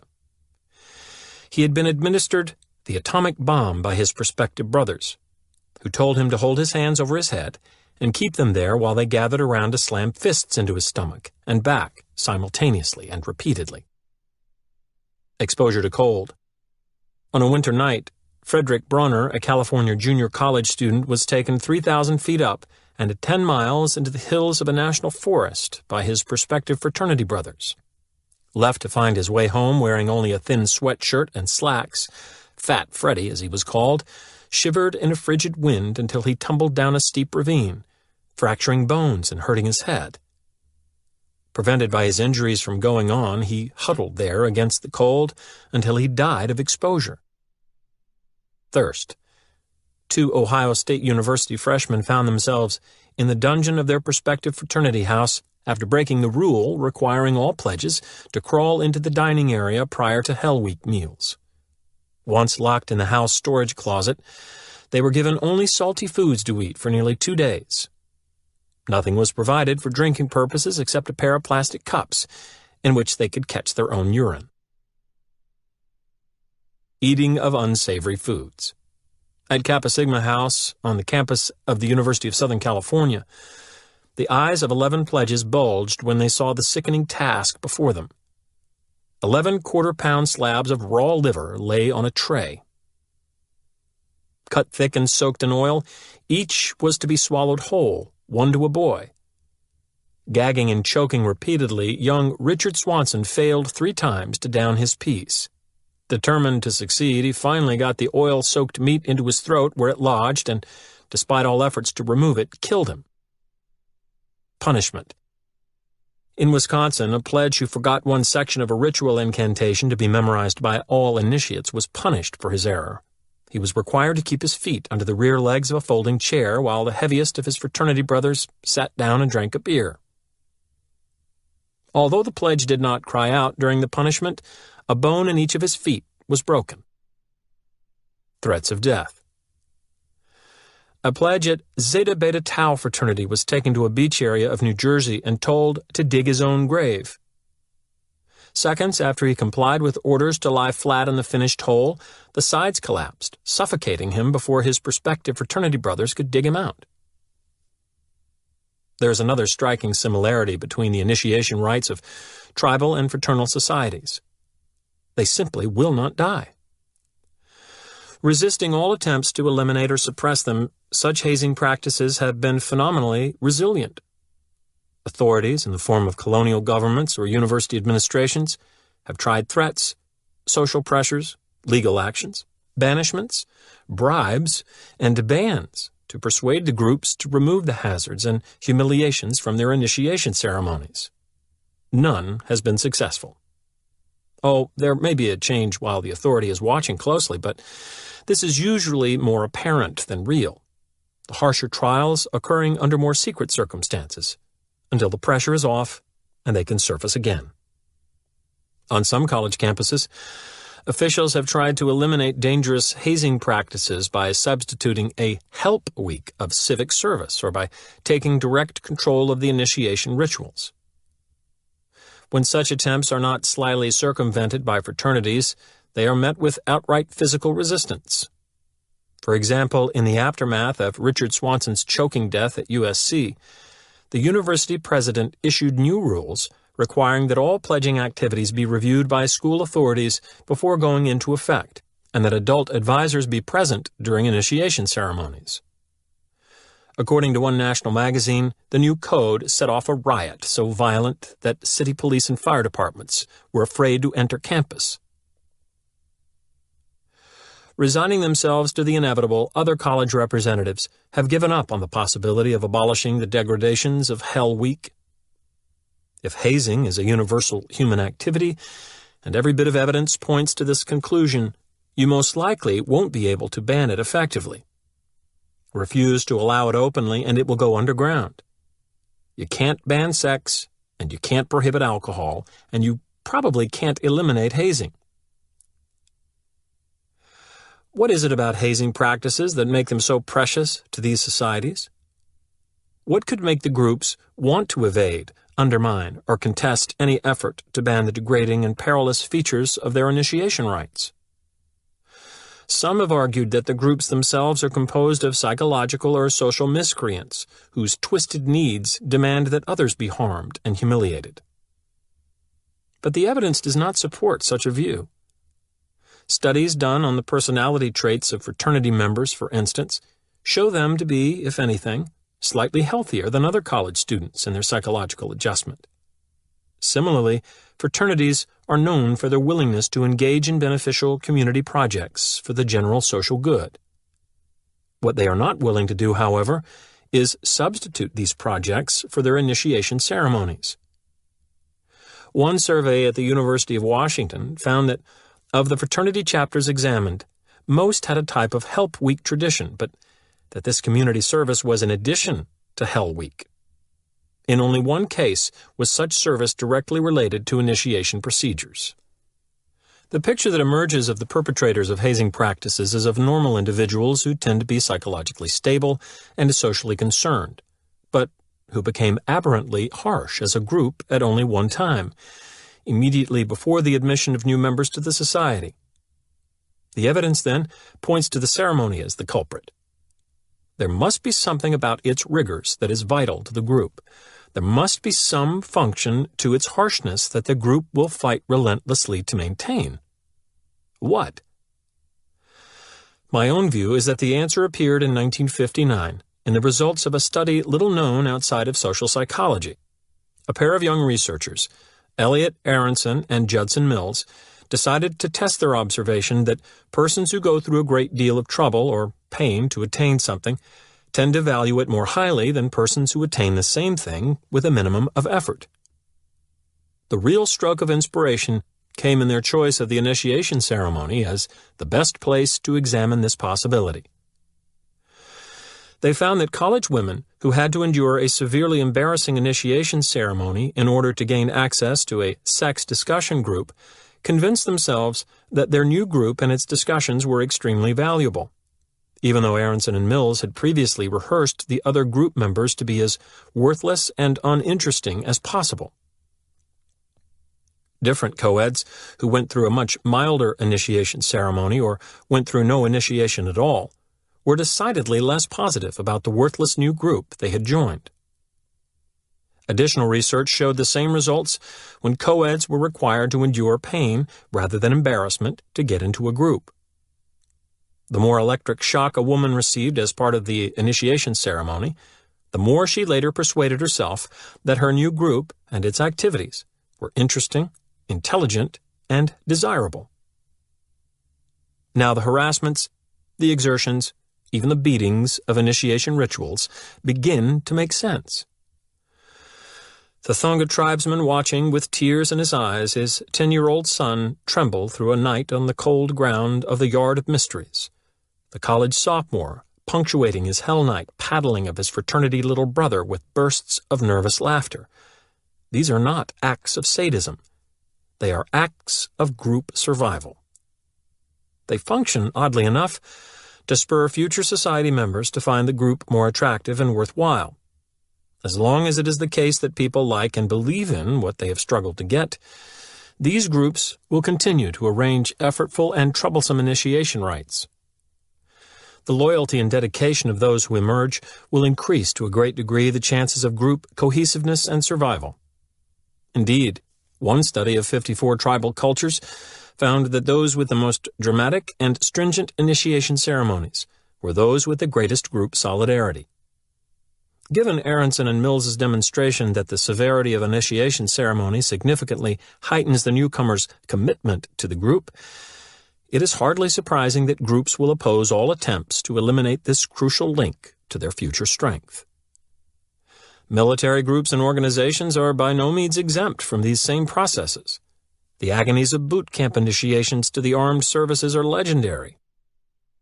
The novelist William Styron, a former Marine, catalogues his own experiences in language we could easily apply to the Thongas, or for that matter, to the Kappas or Betas or Alphas. The remorseless, close-order drill hour after hour in the burning sun, the mental and physical abuse, the humiliations, the frequent sadism at the hands of drill sergeants, all the claustrophobic and terrifying insults to the spirit which can make an outpost like Quantico or Paris Island one of the closest things in the free world to a concentration camp. But in his commentary, Styron does more than recount the misery of this training nightmare. He recognizes its intended outcome. There is no ex-Marine of my acquaintance, regardless of what direction he may have taken spiritually or politically after those callow gung-ho days, who does not view the training as a crucible out of which he emerged, in some way, more resilient, simply braver and better for the wear. But why should we believe William Styron, the writer, in such matters? After all, for professional storytellers, the line between truth and fiction is often blurred. Indeed, why should we believe him when he alleges that the infernal character of his military training was not only successful, it was specifically intended to create desired levels of pride and camaraderie among those who endured and survived it? At least one reason to accept his assessment comes from unfictionalized reality.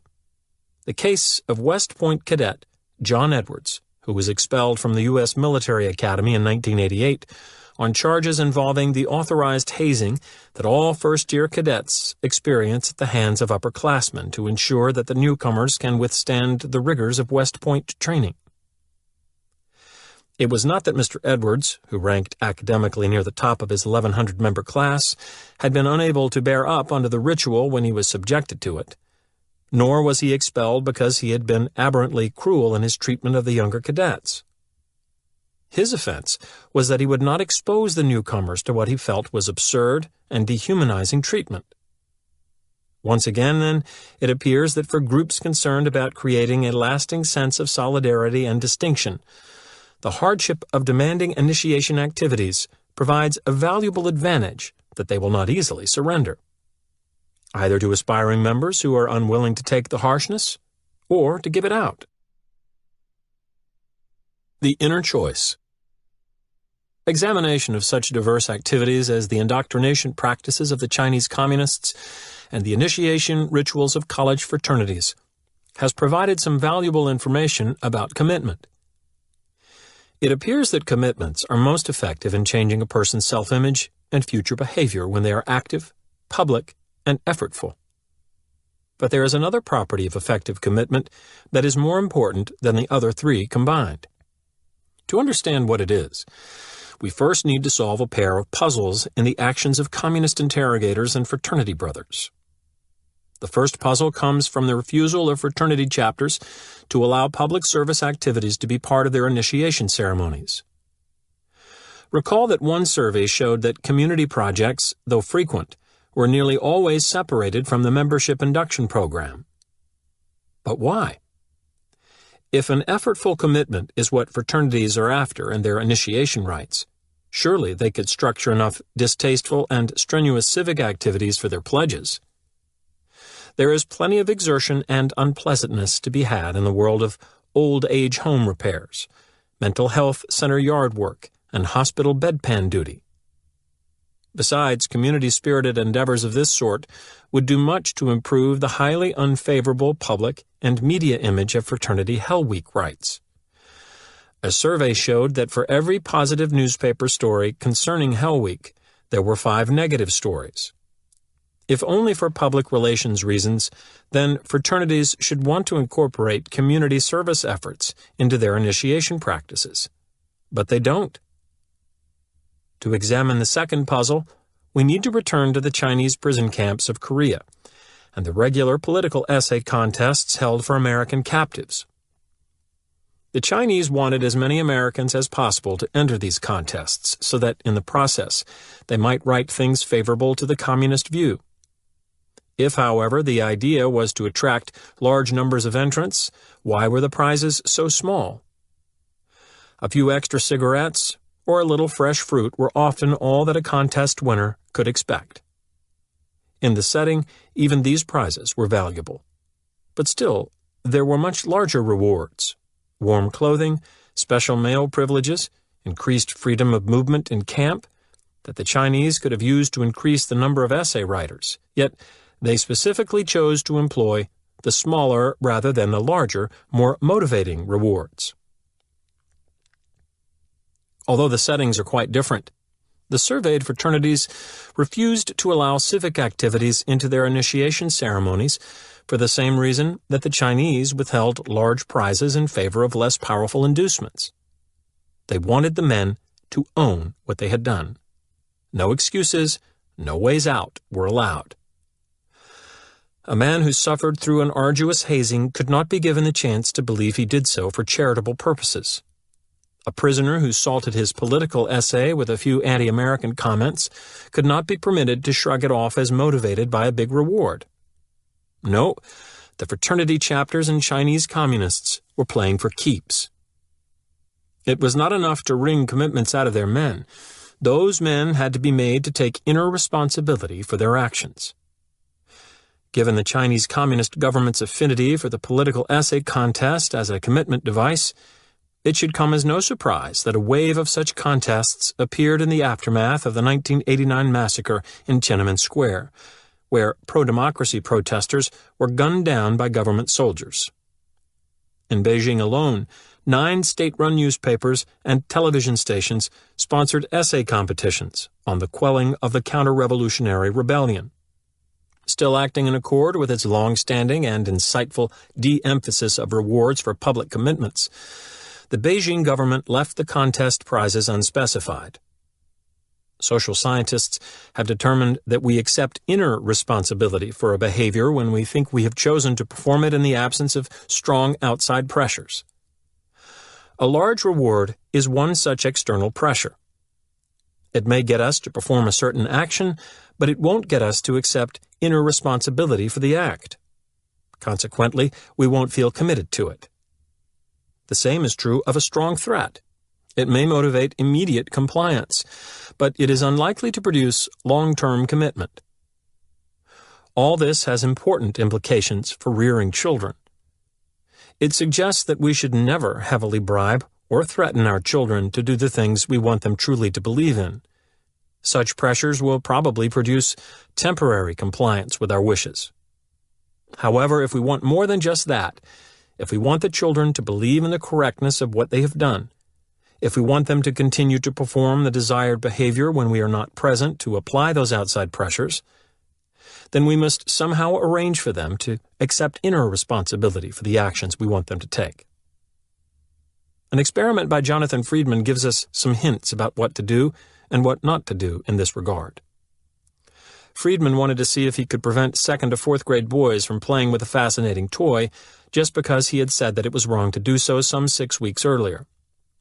Anyone familiar with 7 to 9-year-old boys must realize the enormity of the task. But Friedman had a plan. If he could first get the boys to convince themselves that it was wrong to play with the forbidden toy, perhaps that belief would keep them from playing with it thereafter. The difficult thing was making the boys believe that it was wrong to amuse themselves with the toy, an extremely expensive battery-controlled robot. Friedman knew it would be easy enough to have a boy obey temporarily. All he had to do was threaten the boy with severe consequences should he be caught playing with the toy. As long as he was nearby to deal out stiff punishment, Friedman figured that few boys would risk operating the robot. He was right. After showing a boy an array of 5 toys and warning him, "It is wrong to play with the robot. If you play with the robot, I'll be very angry and we'll have to do something about it," Friedman left the room for a few minutes. During that time, the boy was observed secretly through a one-way mirror. Friedman tried this threat procedure on 22 different boys, and 21 of them never touched the robot while he was gone. So a strong threat was successful while the boys thought they might get caught and punished. But Friedman had already guessed that. He was really interested in the effectiveness of the threat in guiding the boys' behavior later on, when he was no longer around. To find out what would happen then, he sent a young woman back to the boys' school about 6 weeks after he had been there. She took the boys out of the class one at a time to participate in an experiment. Without ever mentioning any connection with Friedman, she escorted each boy back to the room with the 5 toys and gave him a drawing test. While she was scoring the test, she told the boy that he was free to play with any toy in the room. Of course, almost all the boys played with the toy. The interesting result was that of the boys playing with the toy, 77% chose to play with the robot that had been forbidden to them earlier. Friedman's severe threat, which had been so successful 6 weeks before, was almost totally unsuccessful when he was no longer able to back it up with punishment. But Friedman wasn't finished yet. He changed his procedure slightly with a second sample of boys. These boys, too, were initially shown the array of 5 toys by Friedman and warned not to play with the robot while he was briefly out of the room, because it is wrong to play with the robot. But this time Friedman provided no strong threat to frighten a boy into obedience. He simply left the room and observed through the one-way mirror to see if his instruction against playing with the forbidden toy was enough. It was. Just as with the other sample, only one of the 22 boys touched the robot during the short time Friedman was gone. The real difference between the 2 samples of boys came 6 weeks later when they had a chance to play with the toys while Friedman was no longer around. An astonishing thing happened with the boys who had earlier been given no strong threat against playing with the robot. When given the freedom to play with any toy they wished, most avoided the robot, even though it was by far the most attractive of the 5 toys available. The others were a cheap plastic submarine, a child's baseball glove without a ball, an unloaded toy rifle, and a toy tractor. When these boys played with one of the 5 toys, only 33% chose the robot. Something dramatic had happened to both groups of boys. For the first group, it was the severe threat they heard from Friedman to back up his statement that playing with the robot was wrong. It had been quite effective at first when Friedman could catch them should they violate his rule. Later, though, when he was no longer present to observe the boys' behavior, his threat was impotent, and his rule was consequently ignored. It seems clear that the threat had not taught the boys that operating the robot was wrong, only that it was unwise to do so when the possibility of punishment existed. For the other boys, the dramatic event had come from the inside, not the outside. Friedman had instructed them, too, that playing with the robot was wrong, but he had added no threat of punishment should they disobey him. There were two important results. First, Friedman's instruction alone was enough to prevent the boys from operating the robot while he was briefly out of the room. Second, the boys took personal responsibility for their choice to stay away from the robot during that time. They decided that they hadn't played with it because they didn't want to. After all, there were no strong punishments associated with the toy to explain their behavior otherwise. Thus, weeks later, when Friedman was nowhere around, they still ignored the robot because they had been changed inside to believe that they did not want to play with it. Adults facing the child-rearing experience can take a cue from the Friedman study. Suppose a couple wants to impress upon their daughter that lying is wrong.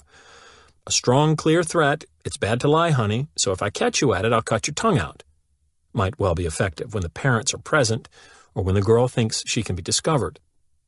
But it will not achieve the larger goal of convincing her that she does not want to lie because she thinks it's wrong. To do that, a much subtler approach is required. A reason must be given that is just strong enough to get her to be truthful most of the time, but is not so strong that she sees it as the obvious reason for her truthfulness. It's a tricky business because exactly what this barely sufficient reason will be changes from child to child. For one little girl, a simple appeal may be enough. "It's bad to lie, honey, so I hope you won't do it." For another child, it may be necessary to add a somewhat stronger reason. "Because if you do, I'll be disappointed in you." For a third child, a mild form of warning may be required as well, and I'll probably have to do something I don't want to do. Wise parents will know which kind of reason will work on their own children. The important thing is to use a reason that will initially produce the desired behavior and will, at the same time, allow a child to take personal responsibility for that behavior. Thus, the less detectable outside pressure such a reason contains, the better. Selecting just the right reason is not an easy task for parents, but the effort should pay off. It is likely to mean the difference between short-lived compliance and long-term commitment. For a pair of reasons we have already talked about, compliance professionals love commitments that produce inner change. First, that change is not just specific to the situation where it first occurred, it covers a whole range of related situations too. Second, the effects of the change are lasting. So once a man has been induced to take action that shifts his self-image to that of, let's say, a public-spirited citizen, he is likely to be public-spirited in a variety of other circumstances where his compliance may also be desired, and he is likely to continue his public-spirited behavior for as long as his new self-image holds. There is yet another attraction in commitments that lead to inner change. They grow their own legs. There is no need for the compliance professional to undertake a costly and continuing effort to reinforce the change. The pressure for consistency will take care of all that. After our friend comes to view himself as a public-spirited citizen, he will automatically begin to see things differently. He will convince himself that it is the correct way to be. He will begin to pay attention to facts he hadn't noticed before about the value of community service. He will make himself available to hear arguments he hadn't heard before favoring civic action, and he will find such arguments more persuasive than before. In general, because of the need to be consistent within his system of beliefs, he will assure himself that his choice to take public-spirited action was right. What is important about this process of generating additional reasons to justify the commitment is that the reasons are new. Thus, even if the original reason for the civic-minded behavior was taken away, these newly discovered reasons might be enough by themselves to support his perception that he had behaved correctly. The advantage to an unscrupulous compliance professional is tremendous. Because we build new struts to undergird choices we have committed ourselves to, an exploitative individual can offer us an inducement for making such a choice, and after the decision has been made, can remove that inducement, knowing that our decision will probably stand on its own newly created legs. New car dealers frequently try to benefit from this process through a trick they call throwing a low ball. I first encountered the tactic while posing as a sales trainee at a local Chevrolet dealership. After a week of basic instruction, I was allowed to watch the regular salesman perform. One practice that caught my attention right away was the lowball. For certain customers, a very good price is offered on a car, perhaps as much as $400 below competitors' prices. The good deal, however, is not genuine. The dealer never intends it to go through. Its only purpose is to cause a prospect to decide to buy one of the dealership's cars. Once the decision is made, a number of activities develop the customer's sense of personal commitment to the car. A raft of purchase forms are filled out, extensive financing terms are arranged. Sometimes the customer is encouraged to drive the car for a day before signing the contract, so you can get the feel of it and show it around in the neighborhood and at work. During this time, the dealer knows customers automatically develop a range of new reasons to support the choice they have now made. Then something happens. Occasionally, an error in the calculations is discovered. Maybe the salesman forgot to add in the cost of the air conditioner. And if the buyer still requires air conditioning, $400 must be added to the price. To keep from being suspected of gouging by the customer, some dealers let the bank handling the financing find the mistake. At other times, the deal is disallowed at the last moment when the salesman checks with his boss, who cancels it because we'd be losing money. For only another $400 the car can be had, which, in the context of a multi-thousand-dollar deal, doesn't seem too steep since, as the salesman emphasizes, the cost is equal to competitors, and this is the car you chose, right? Another even more insidious form of lowballing occurs when the salesman makes an inflated trade-in offer on the prospect's old car as part of the buy-trade package. The customer recognizes the offer as overly generous and jumps at the deal. Later, before the contract is signed, the used car manager says that the salesman's estimate was $400 too high and reduces the trade-in allowance to its actual Blue Book level. The customer, realizing that the reduced offer is the fair one, accepts it as appropriate and sometimes feels guilty about trying to take advantage of the salesman's high estimate. I once witnessed a woman provide an embarrassed apology to a salesman who had used the last version of lowballing on her. This while she was signing a new car contract, giving him a huge commission. He looked hurt, but managed a forgiving smile. No matter which variety of lowballing is used, the sequence is the same. An advantage is offered that induces a favorable purchase decision. Then, sometime after the decision has been made, but before the bargain is sealed, the original purchase advantage is deftly removed. It seems almost incredible that a customer would buy a car under these circumstances. Yet it works, not on everybody, of course, but it is effective enough to be a staple compliance procedure in many car showrooms. Automobile dealers have come to understand the ability of a personal commitment to build its own support system, a support system of new justifications for the commitment. Often these justifications provide so many strong legs for the decision to stand on that when the dealer pulls away only one leg, the original one, there is no collapse. The loss can be shrugged off by the customer who is consoled, even made happy by the array of other good reasons favoring the choice. It never occurs to the buyer that those additional reasons might never have existed had the choice not been made in the first place. The impressive thing about the lowball tactic is its ability to make a person feel pleased with a poor choice.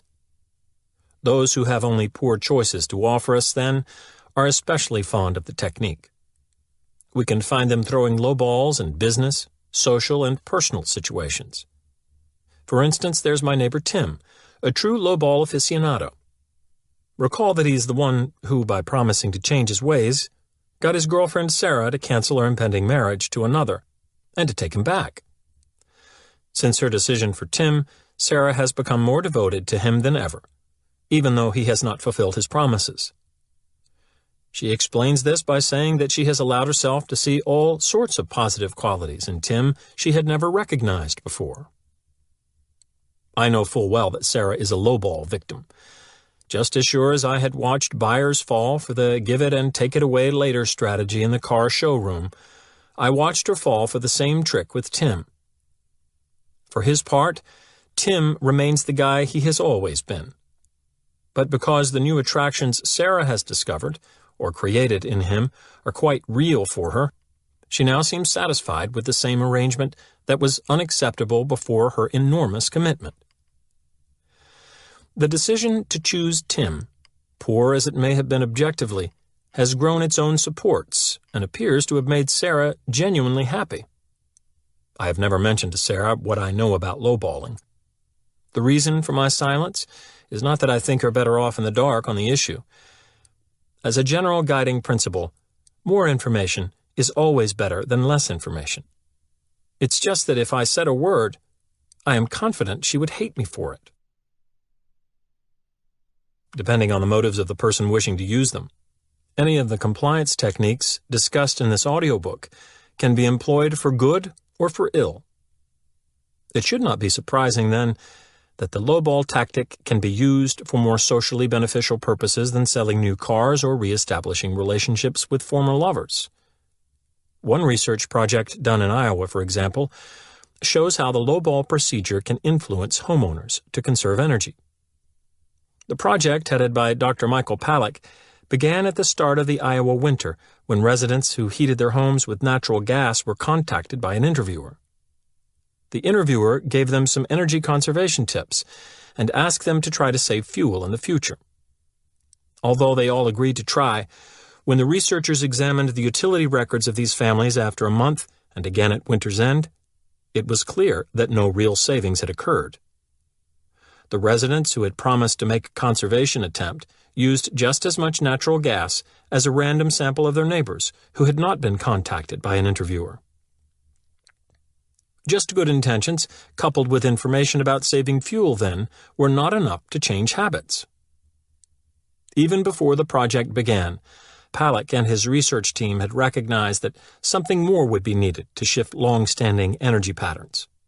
So they tried a slightly different procedure on a comparable sample of Iowa natural gas users. These people, too, were contacted by an interviewer, who provided energy-saving hints and asked them to conserve. But for these families, the interviewer offered something else. Those residents, agreeing to save energy, would have their names publicized in newspaper articles as public-spirited, fuel-conserving citizens. The effect was immediate. 1 month later, when the utility companies checked their meters, the homeowners in this sample had saved an average of 422 cubic feet of natural gas apiece. The chance to have their names in the paper had motivated these residents to substantial conservation efforts for a period of a month. Then the rug was pulled out. The researchers extracted the reason that had initially caused these people to save fuel. Each family that had been promised publicity received a letter saying it would not be possible to publicize their names after all. At the end of the winter, the research team examined the effect that letter had had on the natural gas usage of the families. Did they return to their old wasteful habits when the chance to be in the newspaper was removed? Hardly. For each of the remaining winter months, they actually conserved more fuel than they had during the time they thought they would be publicly celebrated for it.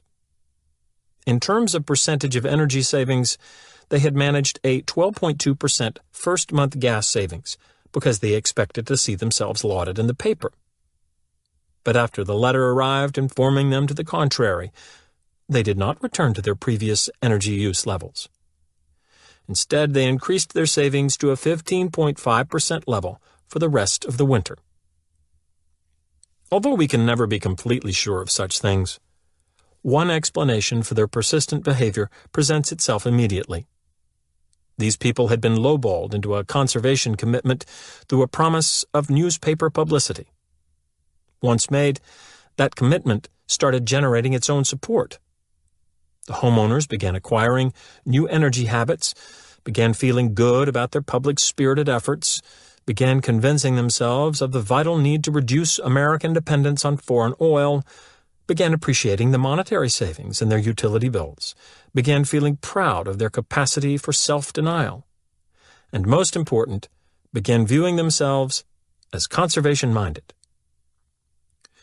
With all these new reasons present to justify the commitment to use less energy, it is no wonder that the commitment remained firm even after the original reason, newspaper publicity, had been kicked away.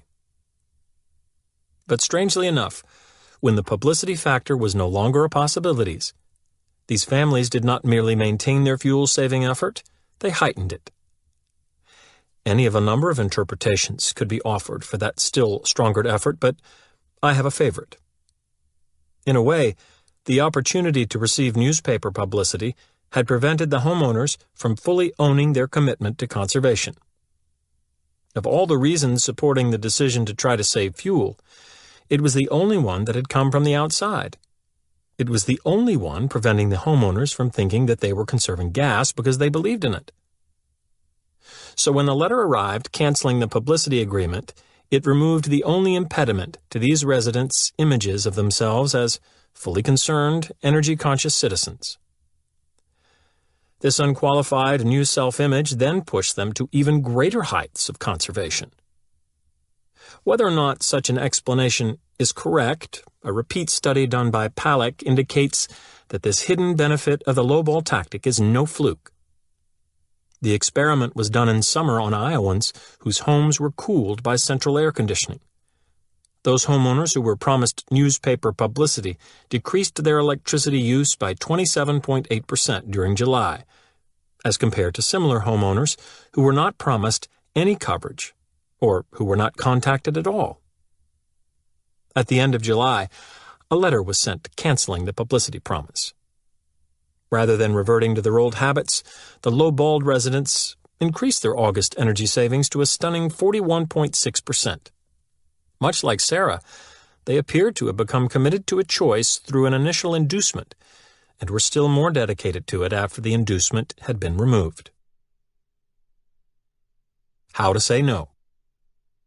Consistency is the hobgoblin of little minds. Or at least, so goes a frequently heard quotation attributed to Ralph Waldo Emerson. But what a very odd thing to say. Looking around, it is obvious that, quite contrary to what Emerson seems to have suggested, internal consistency is a hallmark of logic and intellectual strength, while its lack characterizes the intellectually scattered and limited among us. What, then, could a thinker of Emerson's caliber have meant when he assigned the trait of consistency to the small-minded? I was sufficiently intrigued to go back to the original source of his statement, the essay Self-Reliance, where it was clear that the problem lay not in Emerson but in the popular version of what he had said. Actually, he wrote, "A foolish consistency is the hobgoblin of little minds." For some obscure reason, a central distinction had been lost as the years eroded the accurate version of his statement to mean something entirely different and, upon close inspection, entirely silly. That distinction should not be lost on us, however, because it is vital to the only effective defense I know against the weapons of influence embodied in the combined principles of commitment and consistency. Although consistency is generally good, even vital, there is a foolish, rigid variety to be shunned. It is this tendency to be automatically and unthinkingly consistent that Emerson referred to. And it is this tendency that we must be wary of, for it lays us open to the maneuvers of those who want to exploit the mechanical commitment-consistency sequence for profit. But since automatic consistency is so useful in allowing us an economical and appropriate way of behaving most of the time, we can't decide merely to eliminate it from our lives altogether. The results would be disastrous. If, rather than whirring along in accordance with our prior decisions and deeds, we stopped to think through the merits of every new action before performing it, we would never have time to accomplish anything significant. We need even that dangerous, mechanical brand of consistency. The only way out of the dilemma is to know when such consistency is likely to lead to a poor choice. There are certain signals, two separate kinds of signals, in fact, to tip us off. We register each type in a different part of our bodies. The first sort of signal is easy to recognize. It occurs right in the pit of our stomachs, when we realize we are trapped into complying with a request we know we don't want to perform. It has happened to me 100 times. An especially memorable instance, though, took place on a summer evening well before I began to study compliance tactics. I answered my doorbell to find a stunning young woman dressed in shorts and a revealing halter top. I noticed nonetheless that she was carrying a clipboard and was asking me to participate in a survey. Wanting to make a favorable impression, I agreed, and, I do admit, stretched the truth in my interview answers so as to present myself in the most positive light. Our conversation went as follows. Stunning young woman. Hello, I'm doing a survey on the entertainment habits of city residents, and I wonder if you could answer a few questions for me. Cialdini. Do come in. Thank you, I'll just sit right here and begin. How many times per week would you say that you go out to dinner? Oh, probably 3, maybe 4 times a week. Whenever I can, really. I love fine restaurants. How nice. And do you usually order wine with your dinner? Only if it's imported. I see. What about movies? Do you go to the movies much? The cinema? I can't get enough of good films. I especially like the sophisticated kind with the words on the bottom of the screen. How about you? Do you like to see films? Yes, I do. But let's get back to the interview. Do you go to many concerts? Definitely. The symphonic stuff mostly, of course. But I do enjoy a quality pop group as well. Writing rapidly. Great. Just one more question. What about touring performances by theatrical or ballet companies? Do you see them when they're in town? Ah, the ballet. The movement, the grace, the form. I love it. Mark me down as loving the ballet. See it every chance I get. Fine. Just let me recheck my figures here for a moment, Mr. Cialdini. Actually, it's Dr. Cialdini, but that sounds so formal. Why don't you call me Bob? All right, Bob. From the information you've already given me, I'm pleased to say that you could save up to $1,200 a year by joining Club America. A small membership fee entitles you to discounts on most of the activities you've mentioned. Surely someone as socially vigorous as yourself would want to take advantage of the tremendous savings our company can offer on all the things you've already told me you do. Trapped like a rat. Well, I guess so. I remember quite well feeling my stomach tighten as I stammered my agreement. It was a clear call to my brain. Hey, you're being taken here. But I couldn't see a way out. I had been cornered by my own words. To decline her offer at that point would have meant facing a pair of distasteful alternatives. If I tried to back out by protesting that I was not actually the man about town I had claimed to be during the interview, I would come off a liar. But trying to refuse without that protest would make me come off a fool for not wanting to save $1,200. So I bought the entertainment package, even though I knew I had been set up so that the need to be consistent with what I had already said would snare me. No more, though. I listen to my stomach these days, and I have discovered a way to handle people who try to use the consistency principle on me. I just tell them exactly what they are doing. It works beautifully. Most of the time. They don't understand me. They just become sufficiently confused to want to leave me alone. I think they suspect lunacy in anyone who responds to their requests by explaining what Ralph Waldo Emerson meant and distinguishing between consistency and foolish consistency. Usually, they have already begun edging away by the time I have mentioned hobgoblins of the mind and are gone long before I have described the click-whir character of commitment and consistency. Occasionally, though, they realize that I am onto their game. I always know when that happens. It's as clear as the egg on their faces. They invariably become flustered, bumble through a hasty exit line, and go for the door. This tactic has become the perfect counterattack for me. Whenever my stomach tells me I would be a sucker to comply with a request merely because doing so would be consistent with some prior commitment I was tricked into, I relay that message to the requester. I don't deny the importance of consistency, I just point out the absurdity of foolish consistency. Whether in response the requester shrinks away guiltily or retreats in bewilderment, I am content. I have won. An exploiter has lost. I sometimes think about how it would be if that stunning young woman of years ago were to try to sell me an entertainment club membership now. I have it all worked out. The entire interaction would be the same except for the end. Stunning young woman. Surely someone as socially vigorous as yourself would want to take advantage of the tremendous savings our company can offer on all the things you've already told me you do. Cialdini, with great self-assurance. Quite wrong. You see, I recognize what has gone on here. I know that your story about doing a survey was just a pretext for getting people to tell you how often they go out, and that under those circumstances, there is a natural tendency to exaggerate. I also realize that your bosses selected you for this job because of your physical attractiveness and told you to wear clothes showing a lot of your resilient body tissue, because a pretty scantily clad woman is likely to get men to brag about what swingers they are in order to impress her.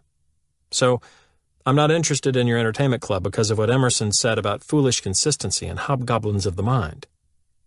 Staring blankly. Huh?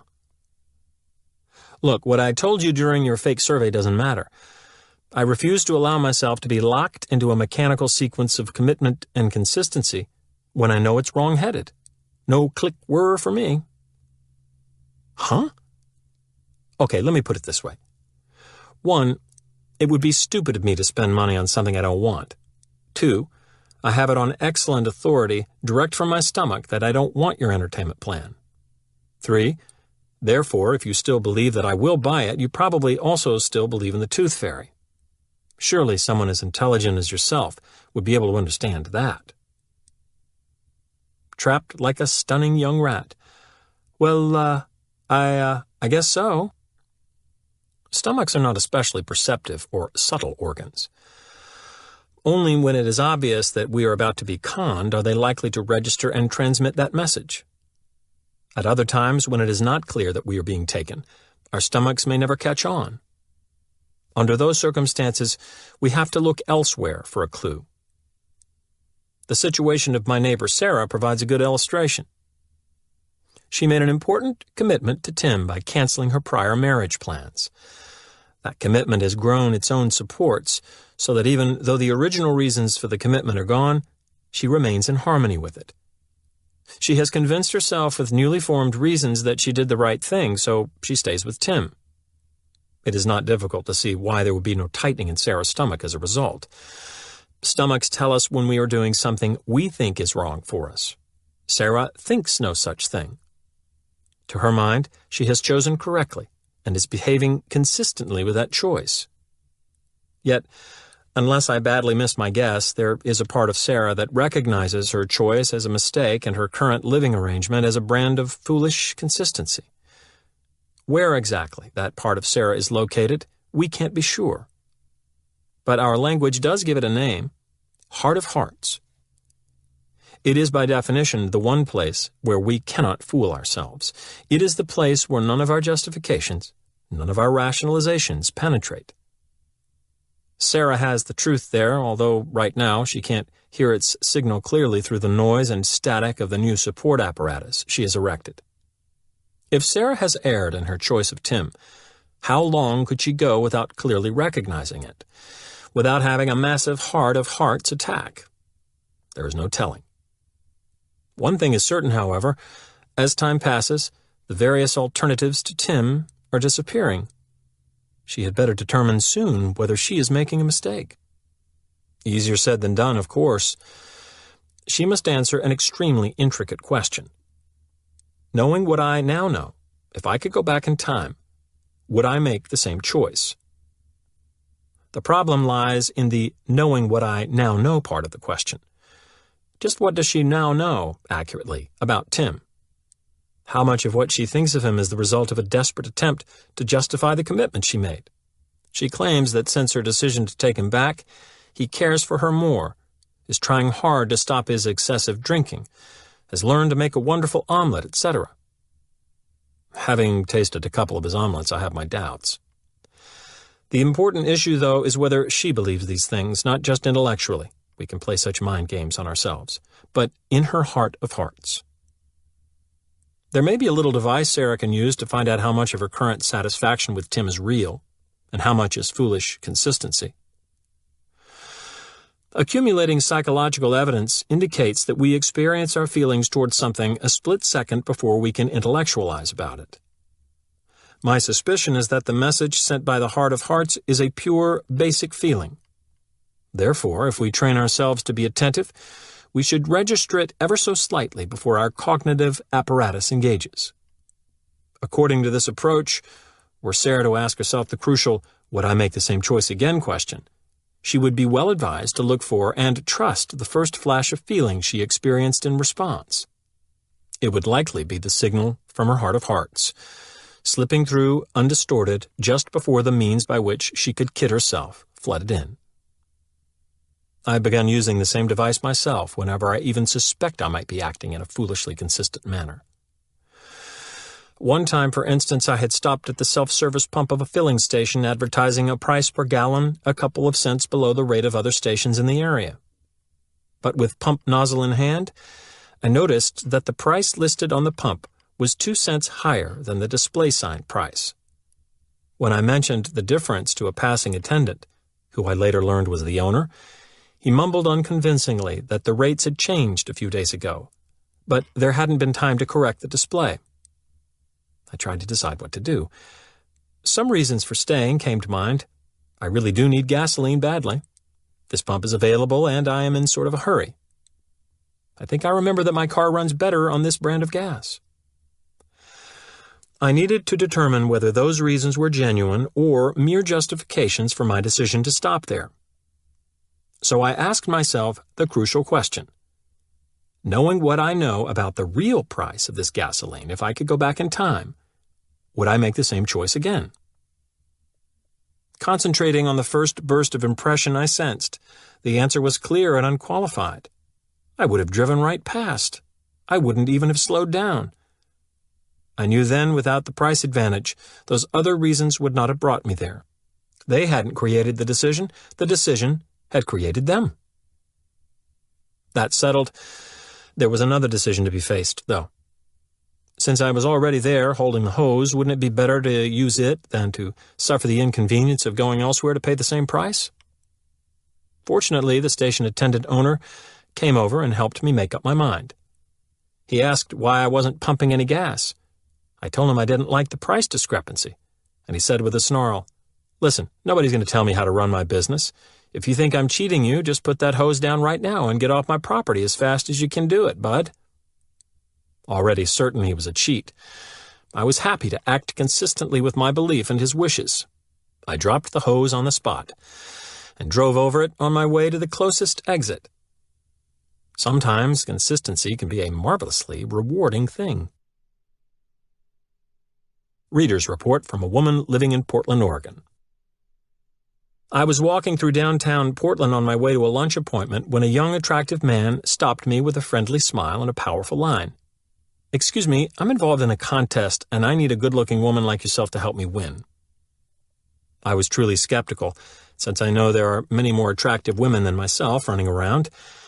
However, I was caught off guard and was curious to find out what he wanted. He explained that he would receive points for a contest by getting total strangers to give him a kiss. Now, I consider myself a fairly level-headed person who shouldn't have believed his line, but he was quite persistent. And since I was almost late for my lunch appointment, I thought, what the heck, I'll give the guy a kiss and get out of here. So I did something totally against my common sense and pecked this total stranger on the cheek in the middle of downtown Portland. I thought that would be the end of it, but I soon learned that it was just the beginning. Much to my distress, he followed the kiss with the line, "You are a great kisser, but the real contest I'm involved in is to sell magazine subscriptions. You must be an active person. Would any of these magazines interest you?" At this point, I should have slugged the guy and walked away, but somehow, because I had complied with his initial request, I felt a need to be consistent, and I complied with his second request. Yes, much to my own disbelief, I actually subscribed to Ski Magazine, which I occasionally enjoy reading but had no intention of subscribing to, gave him a $5 initial subscription fee, and left as quickly as possible, feeling quite frustrated with what I had just done and not understanding why I had done it. Although it still pains me to think about it, In reflecting on the incident after reading your book, I've now figured out what happened. The reason this tactic worked so effectively is because once small commitments have been made, in this case giving a kiss, people tend to add justifications to support the commitment and then are willing to commit themselves further. In this situation, I justified complying with the second request because it was consistent with my initial action. If I had only listened to my stomach signs, I could have saved myself a lot of humiliation. By extracting a kiss, the salesman exploited the consistency principle in two ways. First, by the time he asked for her aid in the magazine contest, his prospect had already gone on record with that kiss as agreeing to help him win a contest. Second, it seems only natural, i.e. congruent, that if a woman feels positively enough toward a man to kiss him, she should feel positively toward helping him out. Chapter 4. Social Proof. Truths are us. Where all think alike, no one thinks very much. Walter Lippmann. I don't know anyone who likes canned laughter. In fact, when I surveyed the people who came into my office one day, several students, 2 telephone repairmen, a number of university professors, and the janitor, the reaction was invariably critical. Television, with its incessant system of laugh tracks and technically augmented mirth, received the most heat. The people I questioned hated canned laughter. They called it stupid, phony, and obvious. Although my sample was small, I would bet that it closely reflects the negative feelings of most of the American public toward laugh tracks. Why, then, is canned laughter so popular with television executives? They have won their exalted positions and splendid salaries by knowing how to give the public what it wants. Yet they religiously employ the laugh tracks that their audiences find distasteful, and they do so over the objections of many of their most talented artists. It is not uncommon for acclaimed directors, writers, or actors to demand the elimination of canned responses from the television projects they undertake. These demands are only sometimes successful, and when they are, it is not without a battle. What could it be about canned laughter that is so attractive to television executives? Why would these shrewd and tested businessmen champion a practice that their potential watchers find disagreeable and their most creative talents find personally insulting? The answer is at once simple and intriguing. They know what the research says. Experiments have found that the use of canned merriment causes an audience to laugh longer and more often when humorous material is presented and to rate the material as funnier. In addition, some evidence indicates that canned laughter is most effective for poor jokes. In the light of these data, the actions of television executives make perfect sense. The introduction of laugh tracks into their comic programming will increase the humorous and appreciative responses of an audience, even, and especially, when the material is of poor quality. Is it any surprise, then, that television, glutted as it is with artless situation comedy attempts, should be saturated with canned laughter? Those executives know precisely what they are doing. But with the mystery of the widespread use of laugh tracks solved, we are left with a more perplexing question. Why does canned laughter work on us the way it does? It is no longer the television executives who appear peculiar. They are acting logically and in their own interests. Instead, it is the behavior of the audience, of you and me, that seems strange. Why should we laugh more at comedy material afloat in a sea of mechanically fabricated merriment? And why should we think that comic flotsam funnier? The executives aren't really fooling us. Anyone can recognize dubbed laughter. It is so blatant, so clearly counterfeit, that there could be no confusing it with the real thing. We know full well that the hilarity we hear is irrelevant to the humorous quality of the joke it follows, that it is created not spontaneously by a genuine audience, but artificially by a technician at a control board.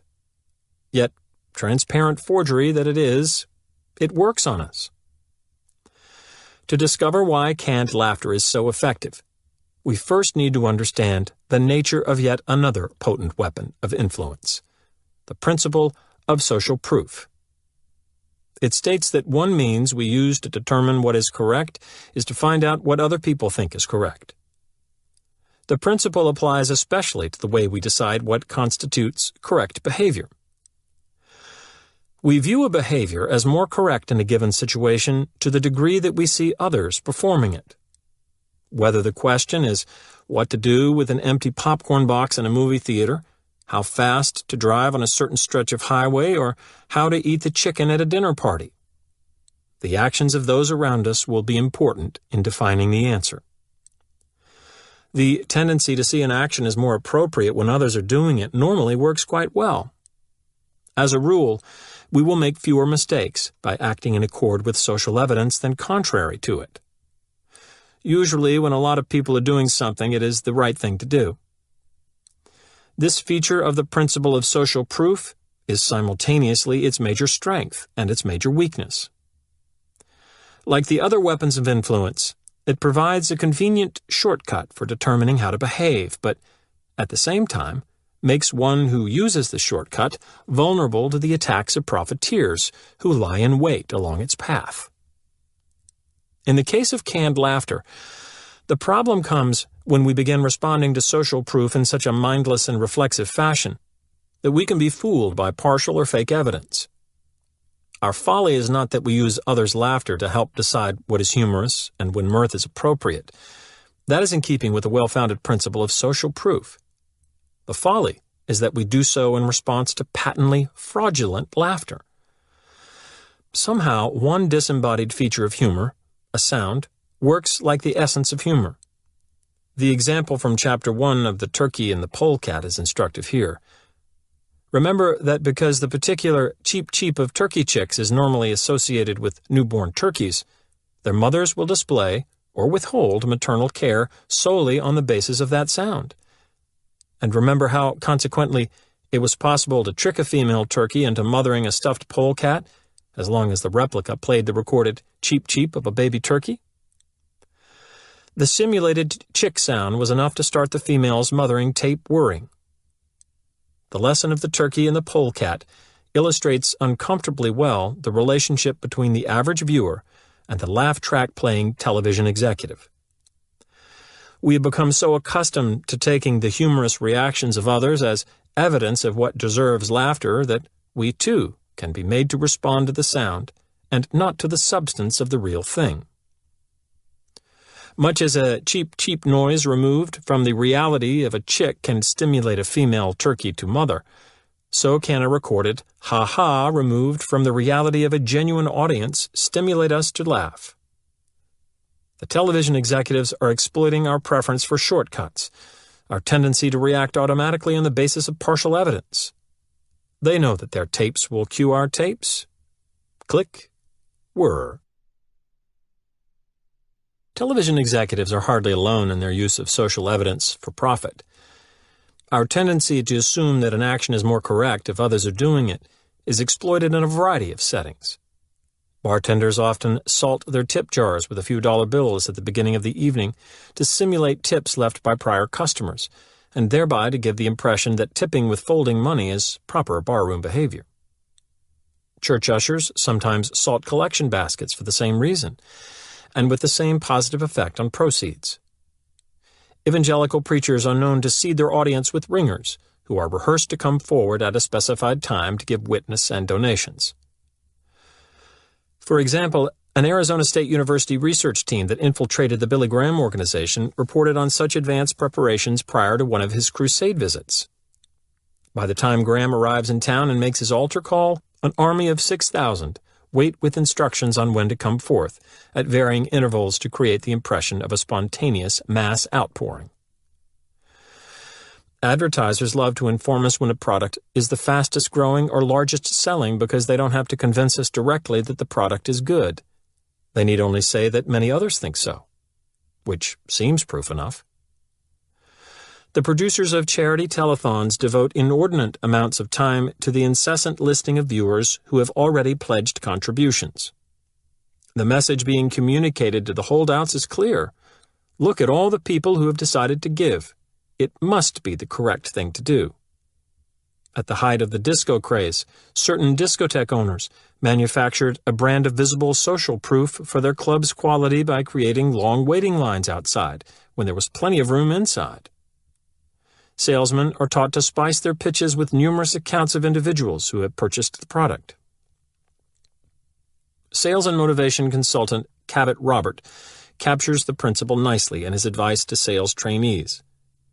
Since 95% of the people are imitators and only 5% initiators, people are persuaded more by the actions of others than by any proof we can offer. Researchers, too, have employed procedures based on the principle of social proof, sometimes with astounding results. One psychologist in particular, Albert Bandura, has led the way in developing such procedures for the elimination of undesirable behavior. Bandura and his colleagues have shown how people suffering from phobias can be rid of these extreme fears in an amazingly simple fashion. For instance, in an early study, nursery school-age children chosen because they were terrified of dogs merely watched a little boy playing happily with a dog for 20 minutes a day. This exhibition produced such marked changes in the reactions of the fearful children that after only 4 days, 67% of them were willing to climb into a playpen with a dog and remain confined there, petting and scratching it while everyone else left the room. Moreover, when the researchers tested the children's fear levels again 1 month later, they found that the improvement had not evaporated during that time. In fact, the children were more willing than ever to interact with dogs. An important practical discovery was made in a second study of children who were exceptionally afraid of dogs.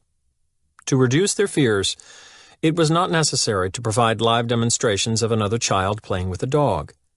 Film clips had the same effect, and the most effective type of clips were those depicting not one, but a variety of other children interacting with their dogs. Apparently, the principle of social proof works best when the proof is provided by the actions of a lot of other people. The powerful influence of filmed examples in changing the behavior of children can be used as therapy for various problems. Some striking evidence is available in the research of psychologist Robert O'Connor on socially withdrawn preschool children.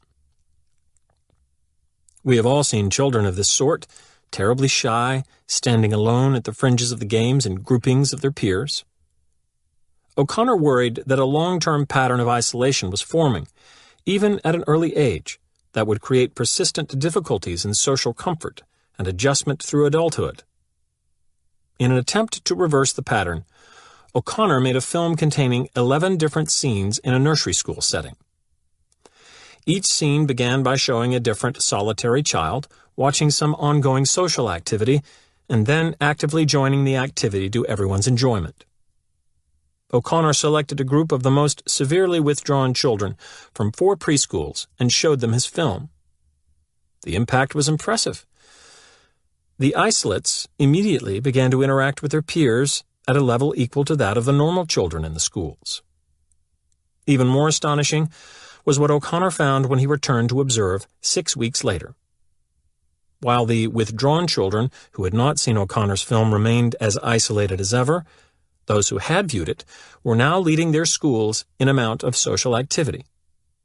It seems that this 23-minute movie, viewed just once, was enough to reverse a potential pattern of lifelong maladaptive behavior. Such is the potency of the principle of social proof. When it comes to illustrations of the strength of social proof, there is one that is far and away my favorite.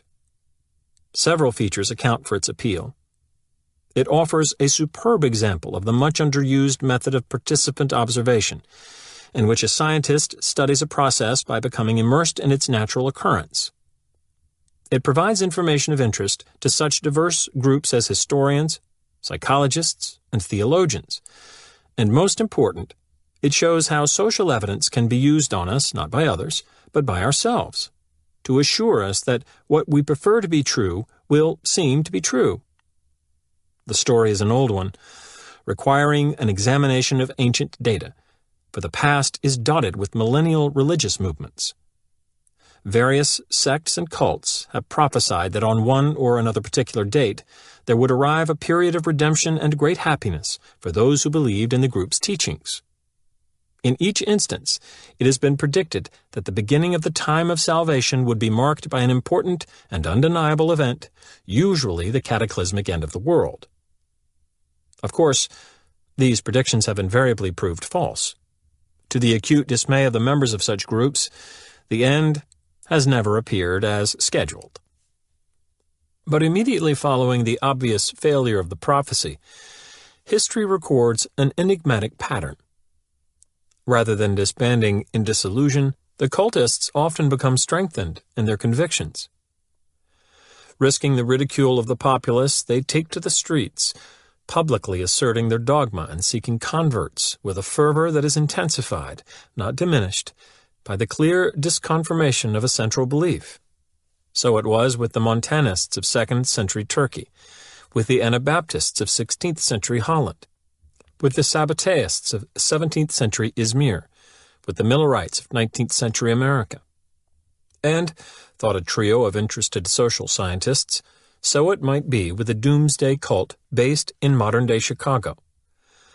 The scientists, Leon Festinger, Henry Riken, and Stanley Schachter, who were then colleagues at the University of Minnesota, heard about the Chicago group and felt it worthy of close study. Their decision to investigate by joining the group incognito as new believers, and by placing additional paid observers among its ranks, resulted in a remarkably rich first-hand account of the goings-on before and after the day of predicted catastrophe. The cult of believers was small, never numbering more than 30 members. Its leaders were a middle-aged man and woman, whom the researchers renamed, for purposes of publication, Dr. Thomas Armstrong and Mrs. Marion Keach. Dr. Armstrong, a physician on the staff of a college student health service, had a long-held interest in mysticism, the occult, and flying saucers.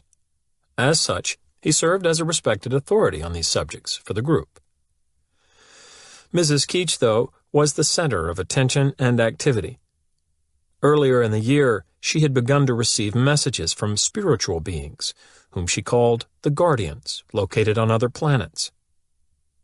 It was these messages flowing through Marion Keach's hand via the device of automatic writing that were to form the bulk of the cult's religious belief system. The teachings of the Guardians were loosely linked to traditional Christian thought. No wonder that one of the Guardians, Sananda, eventually revealed himself as the current embodiment of Jesus. The transmissions from the Guardians, always the subjects of much discussion and interpretation among the group, gained new significance when they began to foretell a great impending disaster, a flood that would begin in the Western Hemisphere and eventually engulf the world. Although the cultists were understandably alarmed at first, further messages assured them that they and all those who believed in the lessons sent through Mrs. Keach would survive. Before the calamity, spacemen were to arrive and carry off the believers in flying saucers to a place of safety, presumably on another planet. Very little detail was provided about the rescue except that the believers were to make themselves ready for pickup by rehearsing certain passwords to be exchanged. "I left my hat at home." "What is your question?" "I am my own porter." And by removing all metal from their clothes, because the wearing or carrying of metal made saucer travel extremely dangerous. As Festinger, Riken, and Schachter observed the preparations during the weeks prior to the flood date, they noted with special interest two significant aspects of the members' behavior. First, the level of commitment to the cult's belief system was very high. In anticipation of their departure from doomed Earth, irrevocable steps were taken by the group members. Most had incurred the opposition of family and friends to their beliefs, but had persisted nonetheless in their convictions, often when it meant losing the affections of these others. In fact, several of the members were threatened by neighbors or family with legal actions designed to have them declared insane. In Dr. Armstrong's case, a motion was filed by his sister to have his two younger children taken away. Many believers quit their jobs or neglected their studies to devote full time to the movement. Some even gave or threw away their personal belongings, expecting them shortly to be of no use. These were people whose certainty that they had the truth allowed them to withstand enormous social, economic, and legal pressures, and whose commitment to their dogma grew as each pressure was resisted. The second significant aspect of the believers' pre-flood actions was a curious form of inaction. For individuals so clearly convinced of the validity of their creed, they did surprisingly little to spread the word. Although they did initially make public the news of the coming disaster, there was no attempt to seek converts, to proselyte actively. They were willing to sound the alarm and to counsel those who voluntarily responded to it, but that was all. The group's distaste for recruitment efforts was evident in various ways, besides the lack of personal persuasion attempts. Secrecy was maintained in many matters. Extra copies of the lessons were burned. Passwords and secret signs were instituted. The contents of certain private tape recordings were not to be discussed with outsiders. So secret were the tapes that even longtime believers were prohibited from taking notes of them. Publicity was avoided. As the day of disaster approached, increasing numbers of newspaper, television, and radio reporters converged on the group's headquarters in the Keach House. For the most part, those people were turned away or ignored. The most frequent answer to their questions was no comment. Although discouraged for a time, the media representatives returned with a vengeance when Dr. Armstrong's religious activities caused him to be fired from his post on the college health service staff. One especially persistent newsman had to be threatened with a lawsuit. A similar siege was repelled on the eve of the flood when a swarm of reporters pushed and pestered the believers for information. Afterward, the researchers summarized the group's pre-flood stance on public exposure and recruitment in respectful tones. Exposed to a tremendous burst of publicity, they had made every attempt to dodge fame.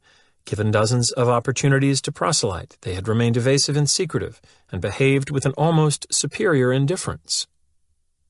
Eventually, when all the reporters and would-be converts had been cleared from the house, the believers began making their final preparations for the arrival of the spaceship scheduled for midnight that night. The scene, as viewed by Festinger, Rieken, and Schachter, must have seemed like absurdist theater. Otherwise ordinary people, housewives, college students, a high school boy, a publisher, an MD, a hardware store clerk and his mother, were participating earnestly in tragic comedy. They took direction from a pair of members who were periodically in touch with the Guardians. Marian Keach's written messages from Sananda were being supplemented that evening by the Bertha, a former beautician through whose tongue the Creator gave instruction. They rehearsed their lines diligently, calling out in chorus the responses to be made before entering the rescue saucer. "I am my own porter. I am my own pointer." They discussed seriously whether the message from a caller identifying himself as Captain Video, a TV space character of the time, was properly interpreted as a prank or a coded communication from their rescuers. And they performed in costume. In keeping with the admonition to carry nothing metallic aboard the saucer, the believers wore clothing that had been cut open to allow the metal pieces to be torn out. The metal eyelets in their shoes had been ripped away. The women were braless or wore brassieres whose metal stays had been removed. The men had yanked the zippers out of their pants, which were supported by lengths of rope in place of belts. The group's fanaticism concerning the removal of all metal was vividly experienced by one of the researchers, who remarked, 25 minutes before midnight, that he had forgotten to extract the zipper from his trousers. As the observers tell it, this knowledge produced a near-panic reaction. He was rushed into the bedroom, where Dr. Armstrong, his hands trembling and his eyes darting to the clock every few seconds, slashed out the zipper with a razor blade and wrenched its clasps free with wire cutters. The hurried operation finished, the researcher was returned to the living room, a slightly less metallic but, one supposes, much paler man. As the time appointed for their departure grew very close, the believers settled into a lull of soundless anticipation. With trained scientists on site, we are afforded a detailed account of the events that transpired during this momentous period in the life of the group. The last 10 minutes were tense ones for the group in the living room. They had nothing to do but sit and wait, their coats in their laps. In the tense silence, 2 clocks ticked loudly, one about 10 minutes faster than the other. When the faster of the two pointed to 12:05, one of the observers remarked aloud on the fact. A chorus of people replied that midnight had not yet come. Bob Eastman affirmed that the slower clock was correct. He had set it himself only that afternoon. It showed only 4 minutes before midnight. These 4 minutes passed in complete silence, except for a single utterance. When the slower clock on the mantel showed only 1 minute remaining before the guide to the saucer was due, Marian exclaimed in a strained, high-pitched voice, "And not a plan has gone astray." The clock chimed 12, each stroke painfully clear in the expectant hush. The believers sat motionless. One might have expected some visible reaction. Midnight had passed, and nothing had happened. The cataclysm itself was less than 7 hours away, but there was little to see in the reactions of the people in that room. There was no talking, no sound. People sat stock still, their faces seemingly frozen and expressionless. Mark Post was the only person who even moved. He lay down on the sofa and closed his eyes, but did not sleep. Later, when spoken to, he answered monosyllabically, but otherwise lay immobile. The others showed nothing on the surface, although it became clear later that they had been hit hard. Gradually, painfully, an atmosphere of despair and confusion settled over the group. They re-examined the prediction and the accompanying messages. Dr. Armstrong and Mrs. Keach reiterated their faith. The believers mulled over their predicament and discarded explanation after explanation as unsatisfactory. At one point, toward 4 a.m., Mrs. Keach broke down and cried bitterly.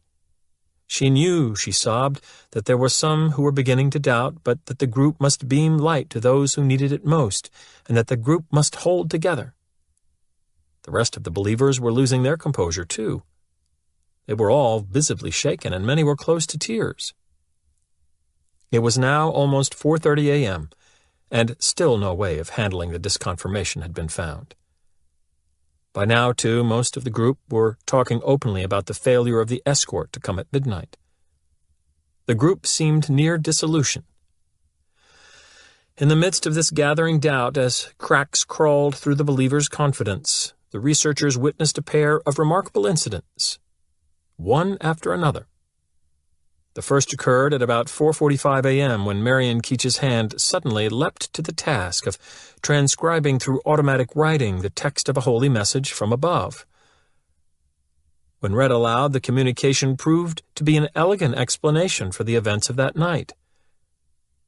The little group, sitting alone all night long, had spread so much light that God had saved the world from destruction. Although neat and efficient, this explanation was not wholly satisfying by itself. For example, after hearing it, one member simply rose, put on his hat and coat, and left. Something additional was needed to restore the believers to their previous levels of faith. It was at this point that the second notable incident occurred to meet that need. Once again, the words of those who were present offer a vivid description. The atmosphere in the group changed abruptly, and so did their behavior. Within minutes after she had read the message explaining the disconfirmation, Mrs. Keach received another message instructing her to publicize the explanation. She reached for the telephone and began dialing the number of a newspaper. While she was waiting to be connected, someone asked, "Marian, is this the first time you have called the newspaper yourself?" Her reply was immediate. "Oh yes, this is the first time I have ever called them. I have never had anything to tell them before, but now I feel it is urgent." The whole group could have echoed her feelings, for they all felt a sense of urgency. As soon as Marian had finished her call, the other members took turns, telephoning newspapers, wire services, radio stations, and national magazines to spread the explanation of the failure of the flood. In their desire to spread the word quickly and resoundingly, the believers now opened for public attention matters that had been thus far utterly secret. Where only hours earlier they had shunned newspaper reporters and felt that the attention they were getting in the press was painful, they now became avid seekers for publicity. Not only had the long-standing policies concerning secrecy and publicity done an about-face, so too had the group's attitude toward potential converts.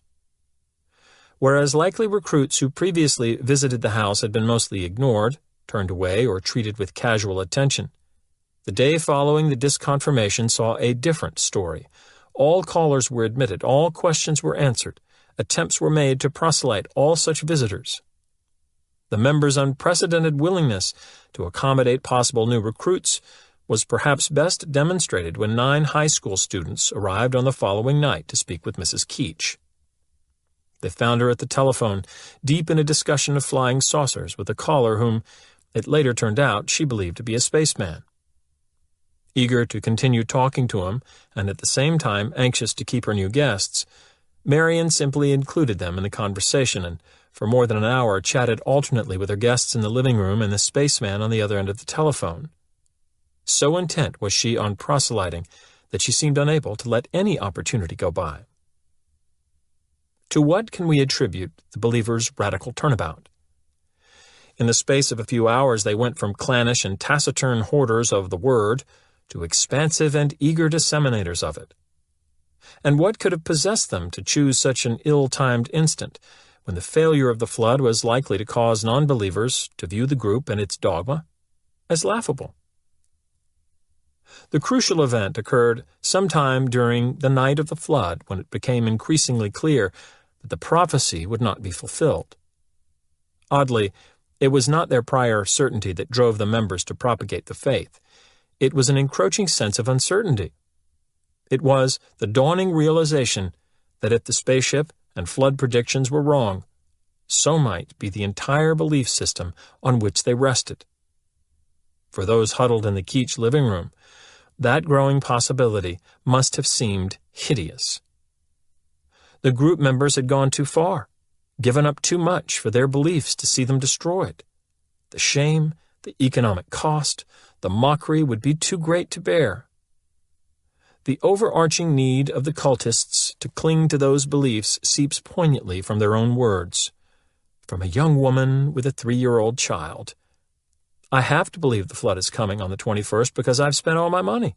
I quit my job. I quit computer school. I have to believe. And from Dr. Armstrong to one of the researchers 4 hours after the failure of the saucermen to arrive. I've had to go a long way.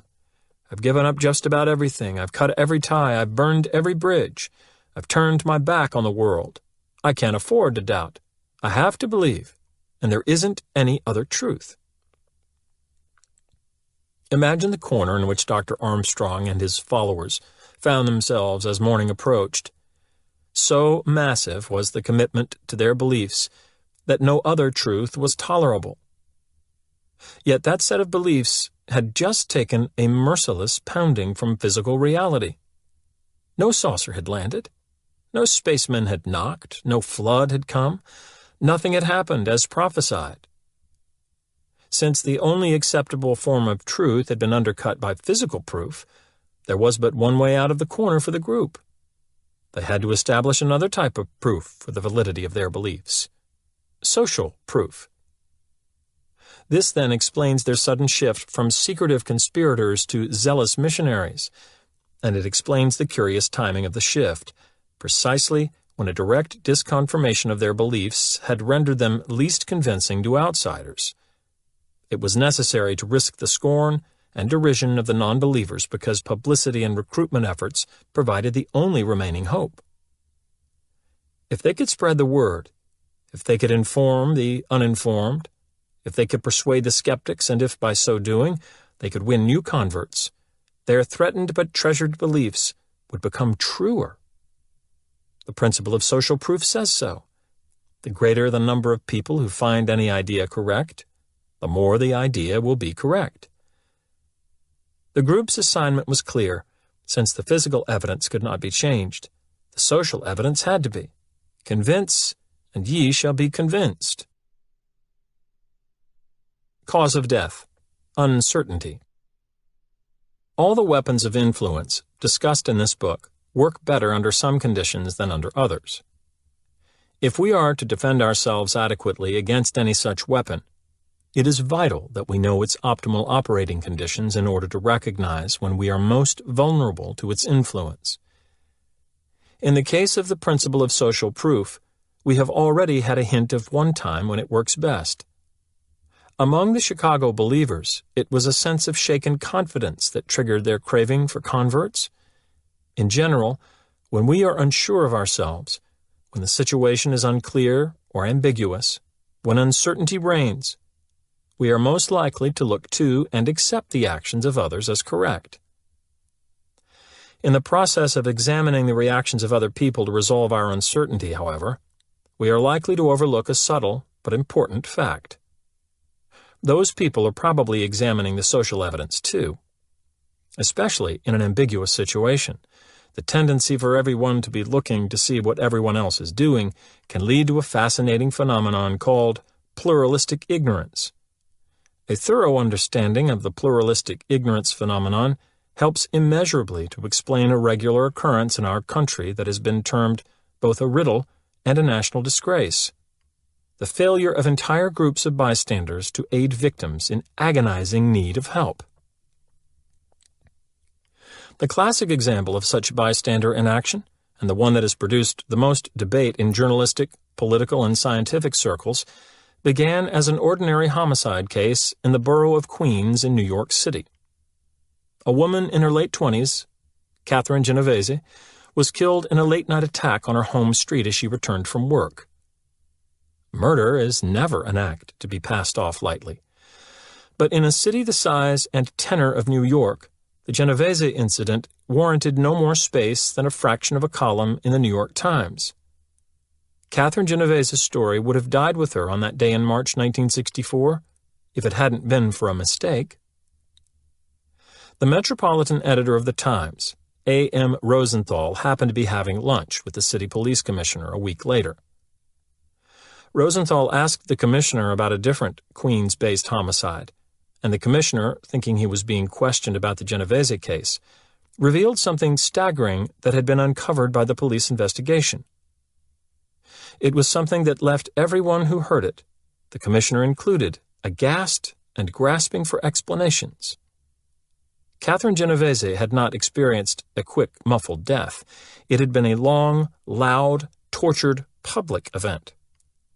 Her assailant had chased and attacked her in the street 3 times over a period of 35 minutes before his knife finally silenced her cries for help. Incredibly, 38 of her neighbors watched the events of her death unfold from the safety of their apartment windows, without so much as lifting a finger to call the police. Rosenthal, a former Pulitzer Prize-winning reporter, knew a story when he heard one. On the day of his lunch with the commissioner, he assigned a reporter to investigate the bystander angle of the Genovese incident. Within a week, the Times published a long page-one article that was to create a swirl of controversy and speculation. The first few paragraphs of that report provide the tone and focus of the burgeoning story. For more than half an hour, 38 respectable, law-abiding citizens in Queens watched a killer stalk and stab a woman in 3 separate attacks in Kew Gardens. Twice the sound of their voices and the sudden glow of their bedroom lights interrupted him and frightened him off. Each time he returned, sought her out, and stabbed her again. Not one person telephoned the police during the assault. One witness called after the woman was dead. That was 2 weeks ago today, but Assistant Chief Inspector Frederick M. Lewson, in charge of the borough's detectives and a veteran of 25 years of homicide investigations, is still shocked. He can give a matter-of-fact recitation of many murders, but the Kew Gardens slaying baffles him, not because it is a murder, but because good people failed to call the police. As with Assistant Chief Inspector Lewson, shock and bafflement were the standard reactions of almost everyone who learned the story's details. The shock struck first, leaving the police, the news people, and the reading public stunned. The bafflement followed quickly. How could 38 good people fail to act under those circumstances? No one could understand it. Even the murder witnesses themselves were bewildered. "I don't know," they answered one after another. "I just don't know." A few offered weak reasons for their inaction. For example, 2 or 3 people explained that they were afraid or did not want to get involved. But these reasons do not stand up to close scrutiny. A simple, anonymous call to the police could have saved Catherine Genovese without threatening the witnesses' future safety or free time. No, it wasn't the observer's fear or reluctance to complicate their lives that explained their lack of action. Something else was going on there that even they could not fathom. Confusion, though, does not make for good news copy. So the press, as well as the other media, several papers, TV stations, and magazines were pursuing follow-up stories by now, emphasized the only explanation available at the time. The witnesses, no different from the rest of us, hadn't cared enough to get involved. We were becoming a nation of selfish, insensitive people. The rigors of modern life, especially city life, were hardening us. We were becoming the cold society, unfeeling and indifferent to the plight of our fellow citizens. In support of this interpretation, news stories began appearing regularly in which various kinds of public apathy were detailed. The Times actually appears to have developed an apathy beat for a period following the Genovese revelations. Also supporting such an interpretation were the remarks of a range of armchair social commentators who, as a breed, seem never to admit to bafflement when speaking to the press. They too saw the Genovese case as having large-scale social significance. All used the word apathy, which, it is interesting to note, had been in the headline of the Times front-page story, although they accounted for the apathy differently. One attributed it to the effects of TV violence, another to repressed aggressiveness, but most implicated the depersonalization of urban life, with its megalopolitan societies and its alienation of the individual from the group. Even Rosenthal, the newsman who first broke the story and who ultimately made it the subject of a book, subscribed to the city-caused apathy theory. Nobody can say why the 38 did not lift the phone while Miss Genovese was being attacked, since they cannot say themselves. It can be assumed, however, that their apathy was indeed one of the big city variety. It is almost a matter of psychological survival, if one is surrounded and pressed by millions of people to prevent them from constantly impinging on you, and the only way to do this is to ignore them as often as possible. Indifference to one's neighbor and his troubles is a conditioned reflex in life in New York, as it is in other big cities. As the Genovese story grew, aside from Rosenthal's book, it became the focus of numerous newspaper and magazine pieces, several television news documentaries, and an off-Broadway play. It attracted the professional attention of a pair of New York-based psychology professors, Bibb Latané and John Darley. They examined the reports of the Genovese incident and, on the basis of their knowledge of social psychology, hit on what had seemed the most unlikely explanation of all. It was that 38 witnesses were present. Previous accounts of the story had invariably emphasized that no action was taken, even though 38 individuals had looked on. Latané and Darley suggested that no one had helped precisely because there were so many observers. The psychologists speculated that, for at least 2 reasons, a bystander to an emergency would be unlikely to help when there were a number of other bystanders present. The first reason is fairly straightforward. With several potential helpers around, the personal responsibility of each individual is reduced. Perhaps someone else will give or call for aid. Perhaps someone else already has. So with everyone thinking that someone else will help or has called, no one does. The second reason is the more psychologically intriguing one. It is founded on the principle of social proof and involves the pluralistic ignorance effect. Very often, an emergency is not obviously an emergency. Is the man lying in the alley a heart attack victim or a drunk sleeping one off? Are the sharp sounds from the street gunshots or truck backfires? Is the commotion next door an assault requiring the police or an especially loud marital spat where intervention would be inappropriate and unwelcome? What is going on? In times of such uncertainty, the natural tendency is to look around at the actions of others for clues. We can learn from the way the other witnesses are reacting whether the event is or is not an emergency. What is easy to forget, though, is that everybody else observing the event is likely to be looking for social evidence too. And because we all prefer to appear poised and unflustered among others, we are likely to search for that evidence placidly with brief, camouflaged glances at those around us. Therefore, everyone is likely to see everyone else looking unruffled and failing to act. As a result, and by the principles of social proof, the event will be roundly interpreted as a non-emergency. This, according to Latane and Darley, is the state of pluralistic ignorance, in which each person decides that since nobody is concerned, nothing is wrong. Meanwhile, the danger may be mounting to the point where a single individual, uninfluenced by the seeming calm of others, would react. The fascinating upshot of Latane and Darley's reasoning is that for the emergency victim, the idea of safety in numbers may often be completely wrong. It might be that someone in need of emergency aid would have a better chance of survival if a single bystander rather than a crowd was present.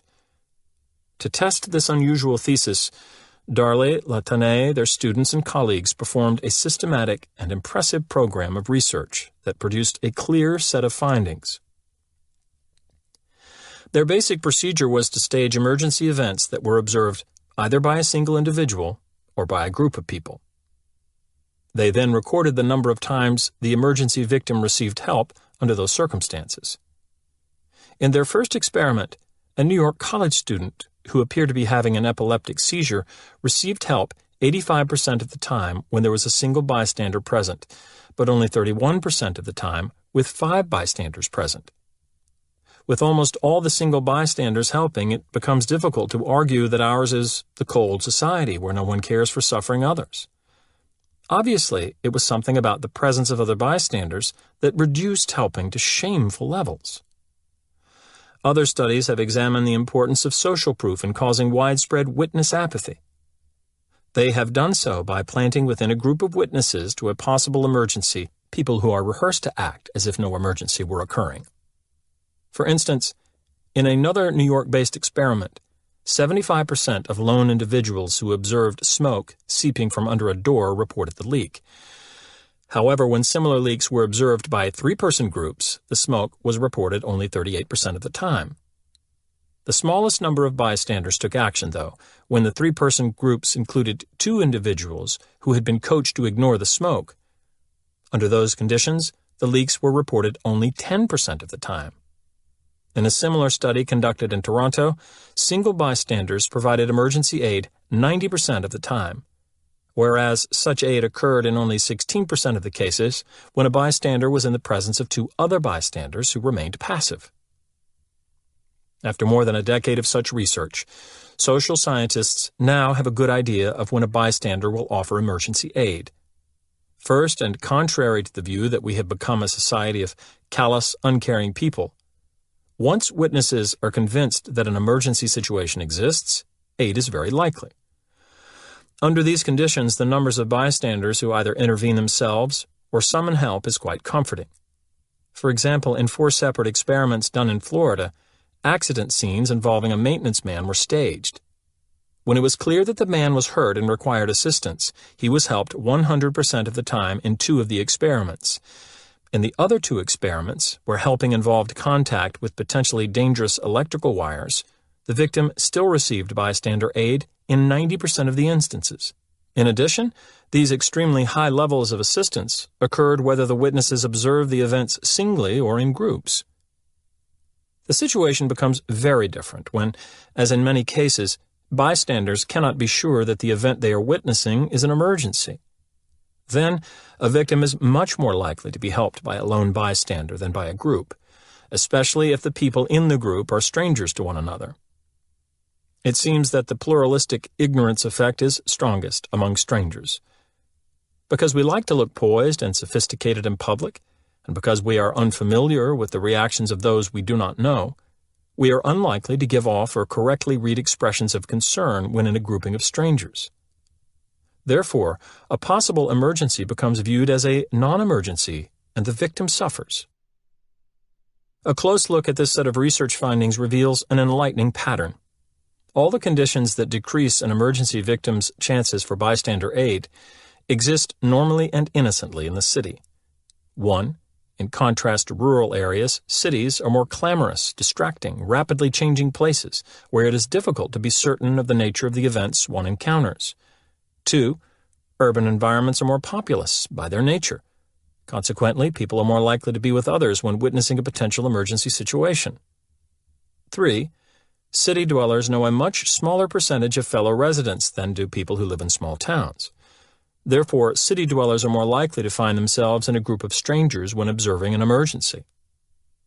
These 3 natural characteristics of urban environments, their confusion, their populousness, and their low levels of acquaintanceship, fit in very well with the factors shown by research to decrease bystander aid. Without ever having to resort to such sinister concepts as urban depersonalization and megalopolitan alienation, then we can explain why so many instances of bystander inaction occurs in our cities. De-victimizing yourself. But explaining the dangers of modern urban life in less ominous terms does not dispel them.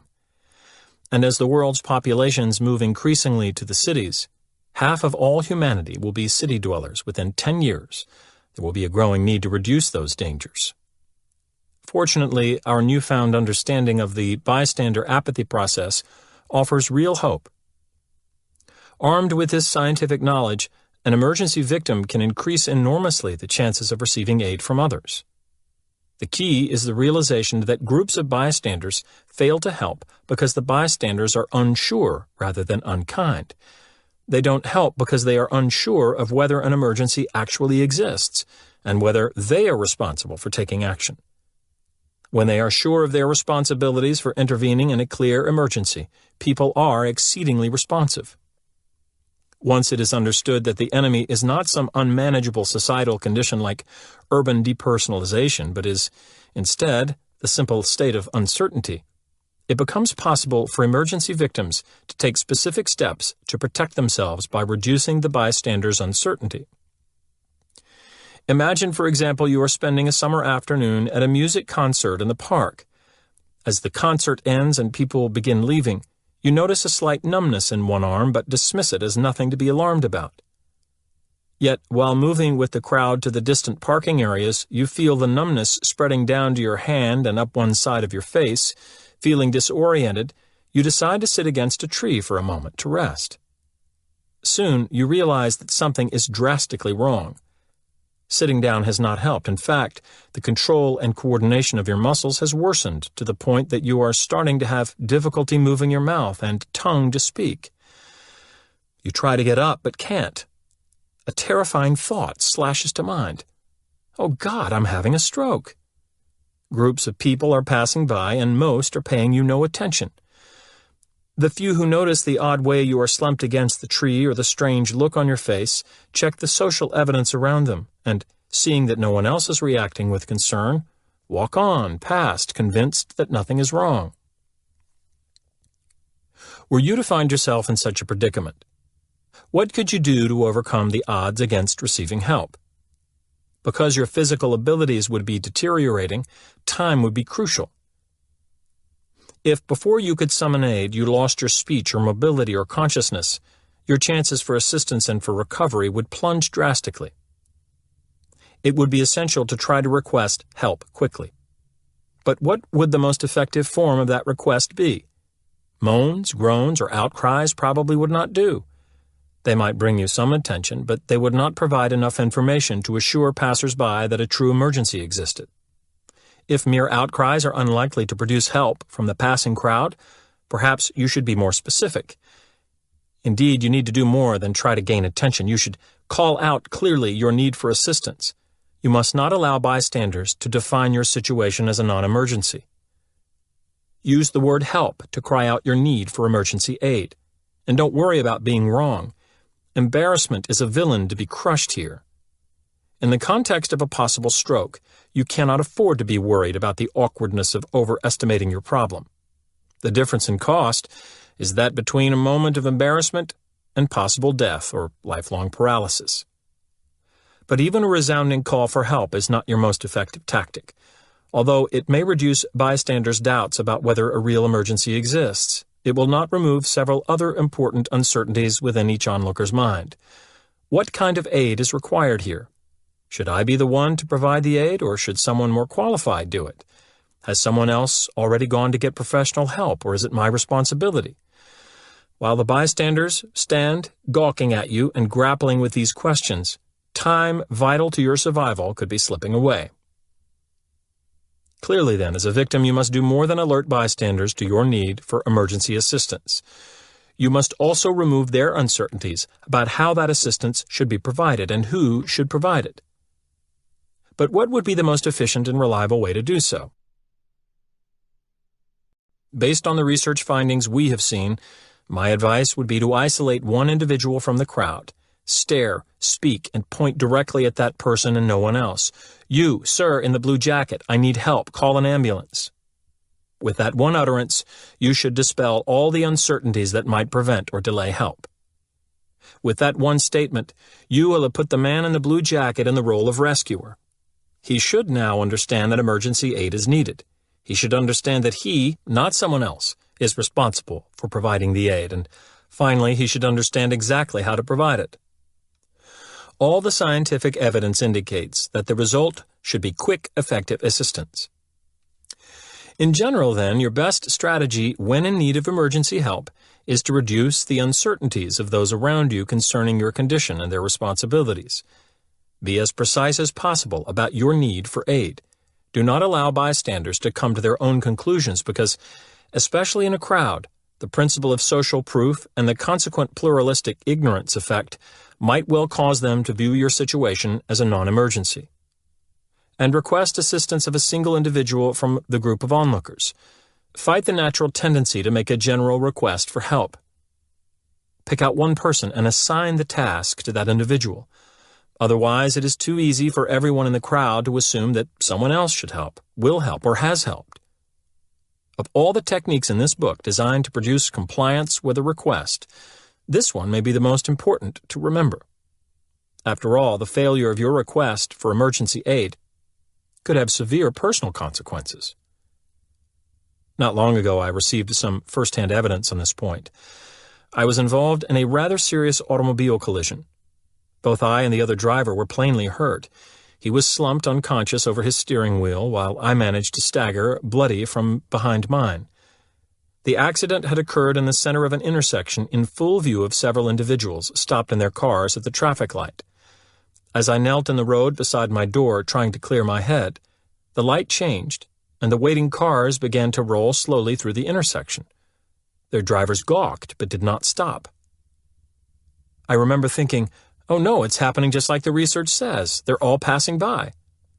I consider it fortunate that, as a social psychologist, I knew enough about the bystander studies to have that particular thought. By thinking of my predicament in terms of the research findings, I knew exactly what to do. Pulling myself up so I could be seen clearly, I pointed at the driver of one car, "Call the police," to a second and a third driver pointing directly each time, "Pull over, we need help." The responses of these people were instantaneous. They summoned a police car and ambulance immediately. They used their handkerchiefs to blot the blood from my face. They put a jacket under my head. They volunteered to serve as witnesses to the accident. One even offered to ride with me to the hospital. Not only was this help rapid and solicitous, it was infectious. After drivers entering the intersection from the other direction saw cars stopping for me, they stopped and began tending to the other victim. The principle of social proof was working for us now. The trick had been to get the ball rolling in the direction of aid. Once that was accomplished, I was able to relax and let the bystanders' genuine concern and social proof's natural momentum do the rest. Monkey me, monkey do. A bit earlier we stated that the principle of social proof, like all other weapons of influence, works better under some conditions than under others. We have already explored one of those conditions, uncertainty. Without question, when people are uncertain, they are more likely to use others' actions to decide how they themselves should act. But in addition, there is another important working condition: similarity. The principle of social proof operates most powerfully when we are observing the behavior of people just like us. It is the conduct of such people that gives us the greatest insight into what constitutes correct behavior for ourselves. Therefore, we are more inclined to follow the lead of a similar individual than a dissimilar one. That is why I believe we are seeing an increasing number of average person on the street testimonials on TV these days. Advertisers now know that one successful way to sell a product to ordinary viewers, who compose the largest potential market, is to demonstrate that other ordinary people like and use it. So whether the product is a brand of soft drink or pain reliever or a laundry detergent, we hear volleys of praise from John or Mary Everyperson. More compelling evidence for the importance of similarity in determining whether we will imitate another's behavior comes from scientific research. An especially apt illustration can be found in a study done several years ago by Columbia University psychologists. The researchers placed wallets on the ground in various locations around Midtown Manhattan to observe what would happen when they were found. The wallets all contained $2 in cash, a $26.30 check, and various information providing the name and address of the wallet's owner. In addition to this material, the wallet also contained a letter that made it evident that the wallet had been lost not once, but twice. The letter was written to the wallet's owner from a man who had found it earlier and whose intention was to return it. The finder indicated in his letter that he was happy to help and that the chance to be of service in this way had made him feel good. It was evident to anyone who found one of these wallets that this well-intentioned individual had then lost the wallet himself on the way to the mailbox. The wallet was wrapped in an envelope addressed to the owner. The researchers wanted to know how many people finding such a wallet would follow the lead of the first finder and mail it, intact, to the original owner. Before they dropped the wallets, however, the researchers varied one feature of the letter it contained. Some of the letters were written in standard English by what seemed to be an average American, while the other letters were written in broken English by the first finder, who identified himself as a recently arrived foreigner. In other words, the person who had initially found the wallet and had tried to return it was depicted by the letter as being either similar or dissimilar to most Americans. The interesting question was whether the Manhattanites who found the wallet and letter would be more influenced to mail the wallet if the first man who had tried to do so was similar to them. The answer was plain. Only 33% of the wallets were returned when the first finder was seen as dissimilar, but fully 70% were returned when he was thought to be a similar other. These results suggest an important qualification of the principle of social proof. We will use the actions of others to decide on proper behavior for ourselves, especially when we view those others as similar to ourselves. This tendency applies not only to adults but to children as well. Health researchers have found, for example, that a school-based anti-smoking program had lasting effects only when it used same-age peer leaders as teachers. Another study found that children who saw a film depicting a child's positive visit to the dentist lowered their own dental anxieties principally when they were the same age as the child in the film. I wish I had known about this second study when, a few years before it was published, I was trying to reduce a different kind of anxiety in my son, Chris. I live in Arizona, where backyard swimming pools abound. One regrettable consequence is that every year several young children drown after falling into an unattended pool. I was determined, therefore, to teach Chris how to swim at an early age. The problem was not that he was afraid of the water. He loved it. But he would not get into the pool without wearing his inflatable plastic inner tube, no matter how I tried to coax, talk, or shame him out of it. After getting nowhere for 2 months, I hired some help, a graduate student of mine, a big, strapping former lifeguard who had once worked as a swimming instructor. He failed as totally as I had. He couldn't persuade Chris to attempt even a stroke outside of his plastic ring. Around this time, Chris was attending a day camp that provided a number of activities to its members, including use of a large pool, which he scrupulously avoided. One day, shortly after the graduate student fiasco, I went to get Chris from camp a bit early and, with mouth agape, watched him run down the diving board and jump into the middle of the deepest part of the pool. Panicking, I began pulling off my shoes to jump in to his rescue when I saw him bob to the surface and paddle safely to the side of the pool, where I dashed, shoes in hand, to meet him. "Chris, you can swim," I said excitedly. "You can swim." "Yes," he responded casually. "I learned how today." "This is terrific. This is just terrific," I burbled, gesturing expansively to convey my enthusiasm. "But how come you didn't need your plastic ring today?" Looking somewhat embarrassed because his father seemed to be raving while inexplicably soaking his socks in a small puddle and waving his shoes around, Chris explained. "Well, I'm 3 years old, and Tommy is 3 years old, and Tommy can swim without a ring, so that means I can too." I could have kicked myself. Of course, it would be to little Tommy, not to a 6'2" graduate student, that Chris would look for the most relevant information about what he could or should do. Had I been more thoughtful about solving Chris's swimming problem, I could have employed Tommy's good example earlier and perhaps have saved myself a couple of frustrating months. I could have simply noted at the day camp that Tommy was a swimmer and then arranged with his parents for the boys to spend a weekend afternoon swimming in our pool. My guess is that Chris's plastic ring would have been abandoned by the end of the day. Any factor that can spur 70% of New Yorkers to return a wallet, or can reduce the likelihood that kids will take up smoking or will fear a dentist visit, must be considered impressive. Yet research findings of this sort offer just a hint of the immense impact that the conduct of similar others has on human behavior. Other, more powerful examples exist. To my mind, the most telling illustration of this impact starts with a seemingly nonsensical statistic.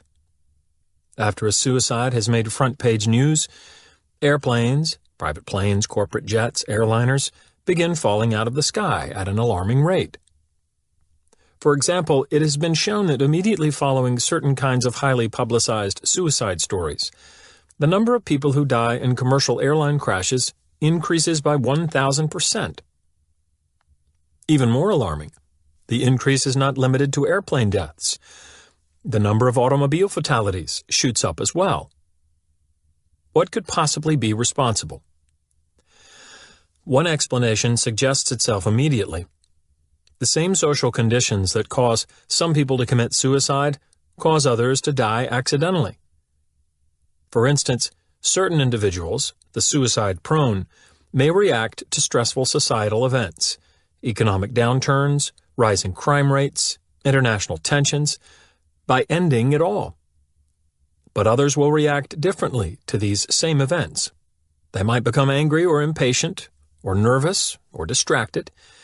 To the degree that such people operate or service the cars and planes of our society, the vehicles will be less safe, and consequently, we will see a sharp increase in the number of automobile and air fatalities. According to this social conditions interpretation, then, some of the same societal factors that cause intentional deaths also cause accidental ones, and that is why we find so strong a connection between suicide stories and fatal crashes. But another fascinating statistic indicates that this is not the correct explanation. Fatal crashes increase dramatically only in those regions where the suicide has been highly publicized. Other places, existing under similar social conditions, whose newspapers have not publicized the story, have shown no comparable jump in such fatalities. Furthermore, within those areas where newspaper space has been allotted, the wider the publicity given the suicide, the greater has been the rise in subsequent crashes. Thus, it is not some set of common societal events that stimulates suicides on the one hand and fatal accidents on the other. Instead, it is the publicized suicide story itself that produces the car and plane wrecks. To explain the strong association between suicide story publicity and subsequent crashes, a bereavement account has been suggested.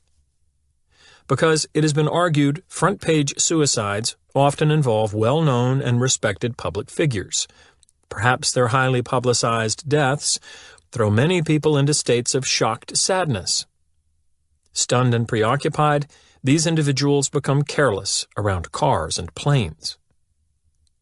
The consequence is the sharp increase in deadly accidents involving such vehicles that we see after front-page suicide stories.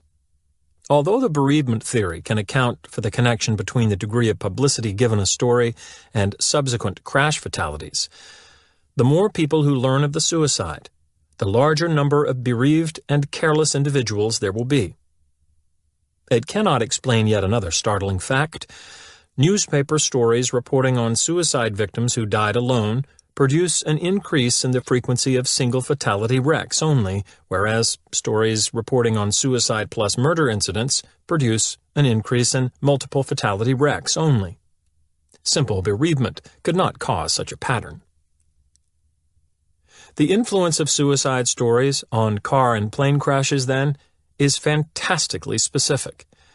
Stories of pure suicides, in which only one person dies, generate wrecks in which only one person dies. Stories of suicide-murder combinations, in which there are multiple deaths, generate wrecks in which there are multiple deaths.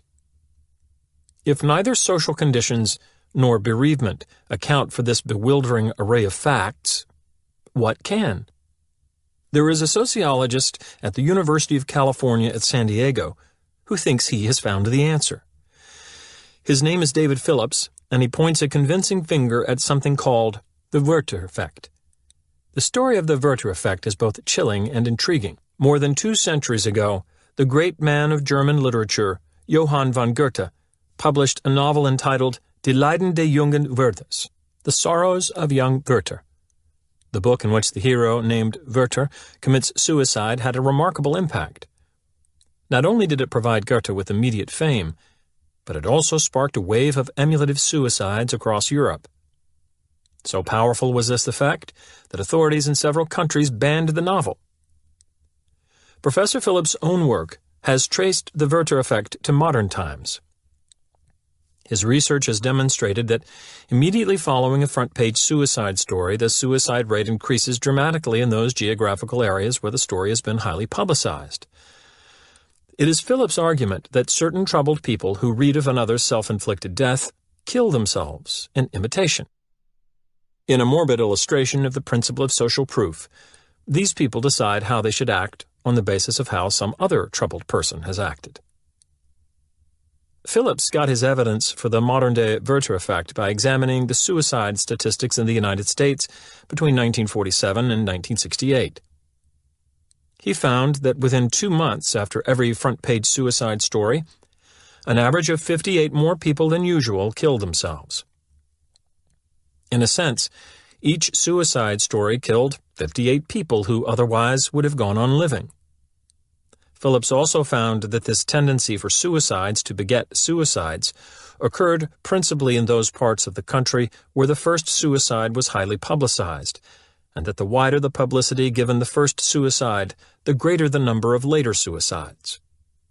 If the facts surrounding the Werther effect seem to you suspiciously like those surrounding the influence of suicide stories on air and traffic fatalities, the similarities have not been lost on Professor Phillips either. In fact, he contends that all the excess deaths following a front-page suicide incident can be explained as the same thing: copycat suicides. Upon learning of another suicide, an uncomfortably large number of people decide that suicide is an appropriate action for themselves as well. Some of these individuals then proceed to commit the act in a straightforward, no-bones-about-it fashion, causing the suicide rate to jump. Others, however, are less direct. For any of several reasons, to protect their reputations, to spare their families the shame and hurt, to allow their dependents to collect on insurance policies, they do not want to appear to have killed themselves. They would rather seem to have died accidentally. So, purposefully but furtively, they cause the wreck of a car or a plane they are operating or are simply riding in. This could be accomplished in a variety of all too familiar-sounding ways. A commercial airline pilot could dip the nose of the aircraft at a crucial point of takeoff, or could inexplicably land on an already occupied runway against instructions from the control tower. The driver of a car could suddenly swerve into a tree or into oncoming traffic. A passenger in an automobile or corporate jet could incapacitate the operator, causing a deadly crash. The pilot of a private plane could, despite all radio warnings, plow into another aircraft. Thus, the alarming climb in crash fatalities we find following front-page suicides is, according to Dr. Phillips, most likely due to the Werther effect secretly applied. I consider this insight brilliant. First, it explains all the data beautifully. If these wrecks really are hidden instances of imitative suicide, it makes sense that we should see an increase in the wrecks after suicide stories appear, and it makes sense that the greatest rise in wrecks should occur after the suicide stories that have been most widely publicized and have consequently reached the most people. And it makes sense that the number of crashes should jump appreciably only in those geographical areas where the suicide stories were publicized. And it even makes sense that single-victim suicides should lead only to single-victim crashes, whereas multiple-victim suicide incidents should lead only to multiple-victim crashes. Imitation is the key. But there is a second valuable feature of Phillips' insight. Not only does it allow us to explain the existing facts, it also allows us to predict new facts that had never been uncovered before. For example, if the abnormally frequent crashes following publicized suicides are genuinely due to imitative rather than accidental actions, they should be more deadly as a result. That is, people trying to kill themselves will likely arrange, with a foot on the accelerator instead of the brake, with the nose of the plane down instead of up, for the impact to be as lethal as possible. The consequence should be quick and sure death. When Phillips examined the records to check on this prediction, he found that the average number of people killed in a fatal crash of a commercial airliner is more than 3 times greater if the crash happened 1 week after a front-page suicide story than if it happened 1 week before. A similar phenomenon can be found in traffic statistics, where there is evidence for the deadly efficiency of post-suicide story auto crashes. Victims of fatal car wrecks that follow front-page suicide stories die 4 times more quickly than normal. Programs was followed by an average increase of 35 suicides over what would have been expected in the next week. What's more, televised movies and public service programs on the topic, even those designed to reduce the problem, create an immediate cluster of self-inflicted deaths, with impressionable, imitation-prone teenagers being the most frequent victims. Still another fascinating prediction flows from Phillips' idea. If the increase in wrecks following suicide stories truly represents a set of copycat deaths, then the imitators should be most likely to copy the suicides of people who are similar to them. The principle of social proof states that we use information about how others have behaved to help us determine proper conduct for ourselves. But as the dropped wallet experiment showed, we are most influenced in this fashion by the actions of others like us. Therefore, Phillips reasoned, if the principle of social proof is behind the phenomenon, there should be some clear similarity between the victim of the highly publicized suicide and those who cause subsequent wrecks. Realizing that the clearest test of this possibility would come from the records of automobile crashes involving a single car and a lone driver, Phillips compared the age of the suicide story victim with the ages of the lone drivers killed in single car crashes immediately after the story appeared in print. Once again, the predictions were strikingly accurate. When the newspaper detailed the suicide of a young person, it was young drivers who then piled their cars into trees, poles, and embankments with fatal results. But when the news story concerned an older person's suicide, older drivers died in such crashes. I advise, then, to take special care in our travels at these times. This last statistic is the crusher for me. I am left wholly convinced and simultaneously wholly amazed by it. Evidently, the principle of social proof is so wide-ranging and powerful that its domain extends to the fundamental decision for life or death. Professor Phillips' findings have persuaded me of a distressing tendency for suicide publicity to motivate certain people who are similar to the victim to kill themselves, because they now find the idea of suicide more legitimate. Truly frightening are the data indicating that many innocent people die in the bargain. A glance at the graphs documenting the undeniable increase in traffic and air fatalities following publicized suicides, especially those involving murder, is enough to cause concern for one's own safety. I have been sufficiently affected by these statistics to begin to take note of front-page suicide stories and to change my behavior in the period after their appearance. I try to be especially cautious behind the wheel of my car. I am reluctant to take extended trips requiring a lot of air travel. If I must fly during such a period, I purchase substantially more flight insurance than I normally would. Dr. Phillips has done us a service by demonstrating that the odds for survival when we traveled change measurably for a time following the publication of certain kinds of front-page suicide stories. It would seem only prudent to play those odds. As if the frightening features of Phillips' suicide data weren't enough, his subsequent research brings more cause for alarm. Homicides in this country have a stimulated copycat character after highly publicized acts of violence. Heavyweight champion prize fights that receive coverage on network evening news appear to produce measurable increases in the U.S. homicide rate. This analysis of heavyweight championship fights between 1973 and 1978 is perhaps most compelling in its demonstration of the remarkably specific nature of the imitative aggression that is generated. When such a match was lost by a black fighter, the homicide rate during the following 10 days rose significantly for young black male victims, but not young white males. On the other hand, when a white fighter lost a match, it was young white men, but not young black men who were killed more frequently in the next 10 days. When these results are combined with the parallel findings in Phillips' suicide data, it is clear that widely publicized aggression has the nasty tendency to spread to similar victims, no matter whether the aggression is inflicted on the self or on another. Work like Dr. Phillips's helps us appreciate the awesome influence of the behavior of similar others. Once the enormity of that force is recognized, it becomes possible to understand perhaps the most spectacular act of compliance of our time, the mass suicide at Jonestown, Guyana. Certain crucial features of that event deserve review. The People's Temple was a cult-like organization that began in San Francisco and drew its recruits from the poor of that city. In 1977, the Reverend Jim Jones, who was the group's undisputed political, social, and spiritual leader, moved the bulk of the membership with him to a jungle settlement in Guyana, South America.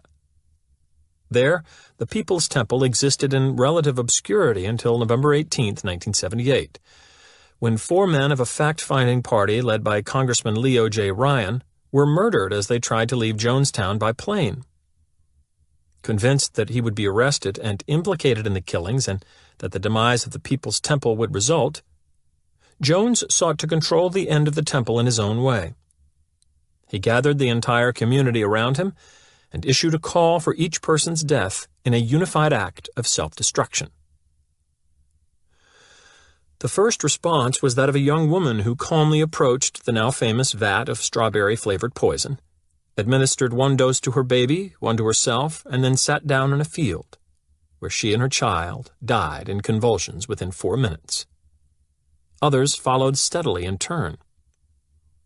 Although a handful of Jonestowners escaped rather than comply, and a few others are reported to have resisted, the survivors claim that the great majority of the 910 people who died did so in an orderly, willful fashion.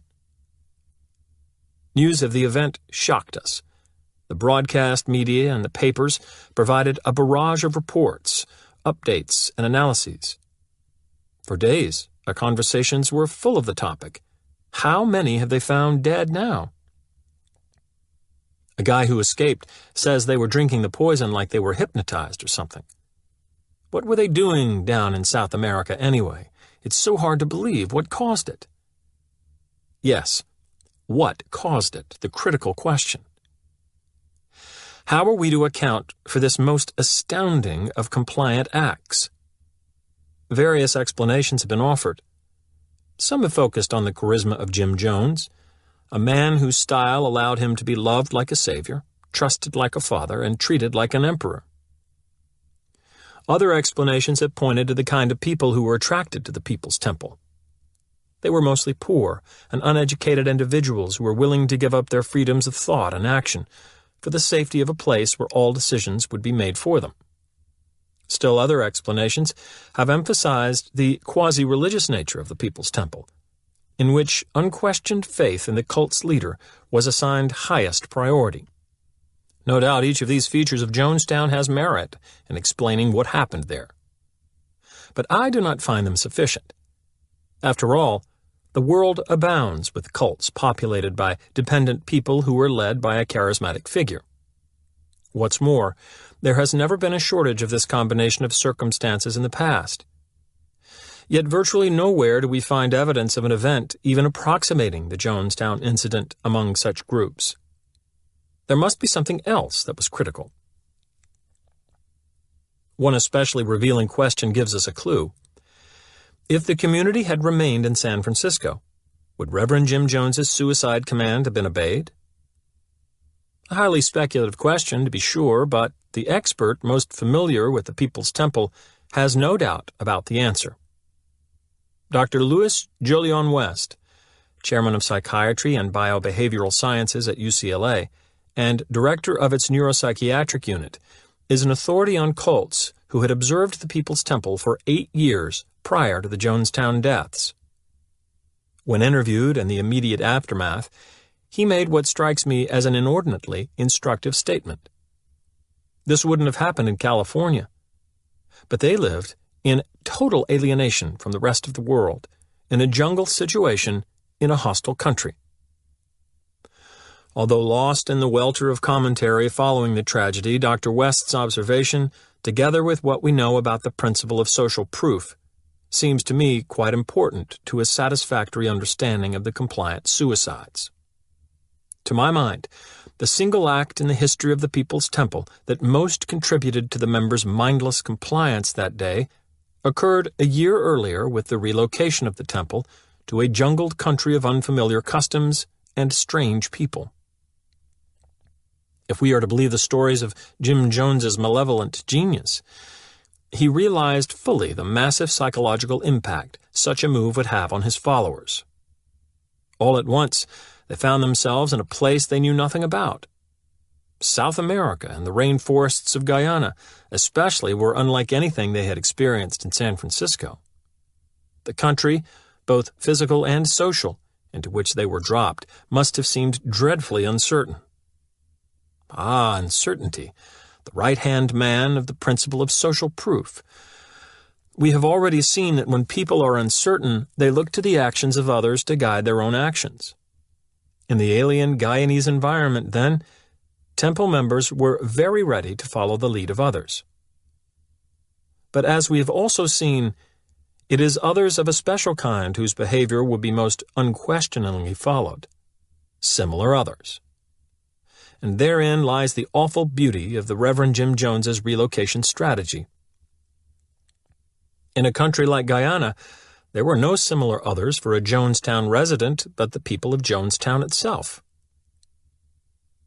What was right for a member of the community was determined to a disproportionate degree by what other community members, influenced heavily by Jones, did and believed.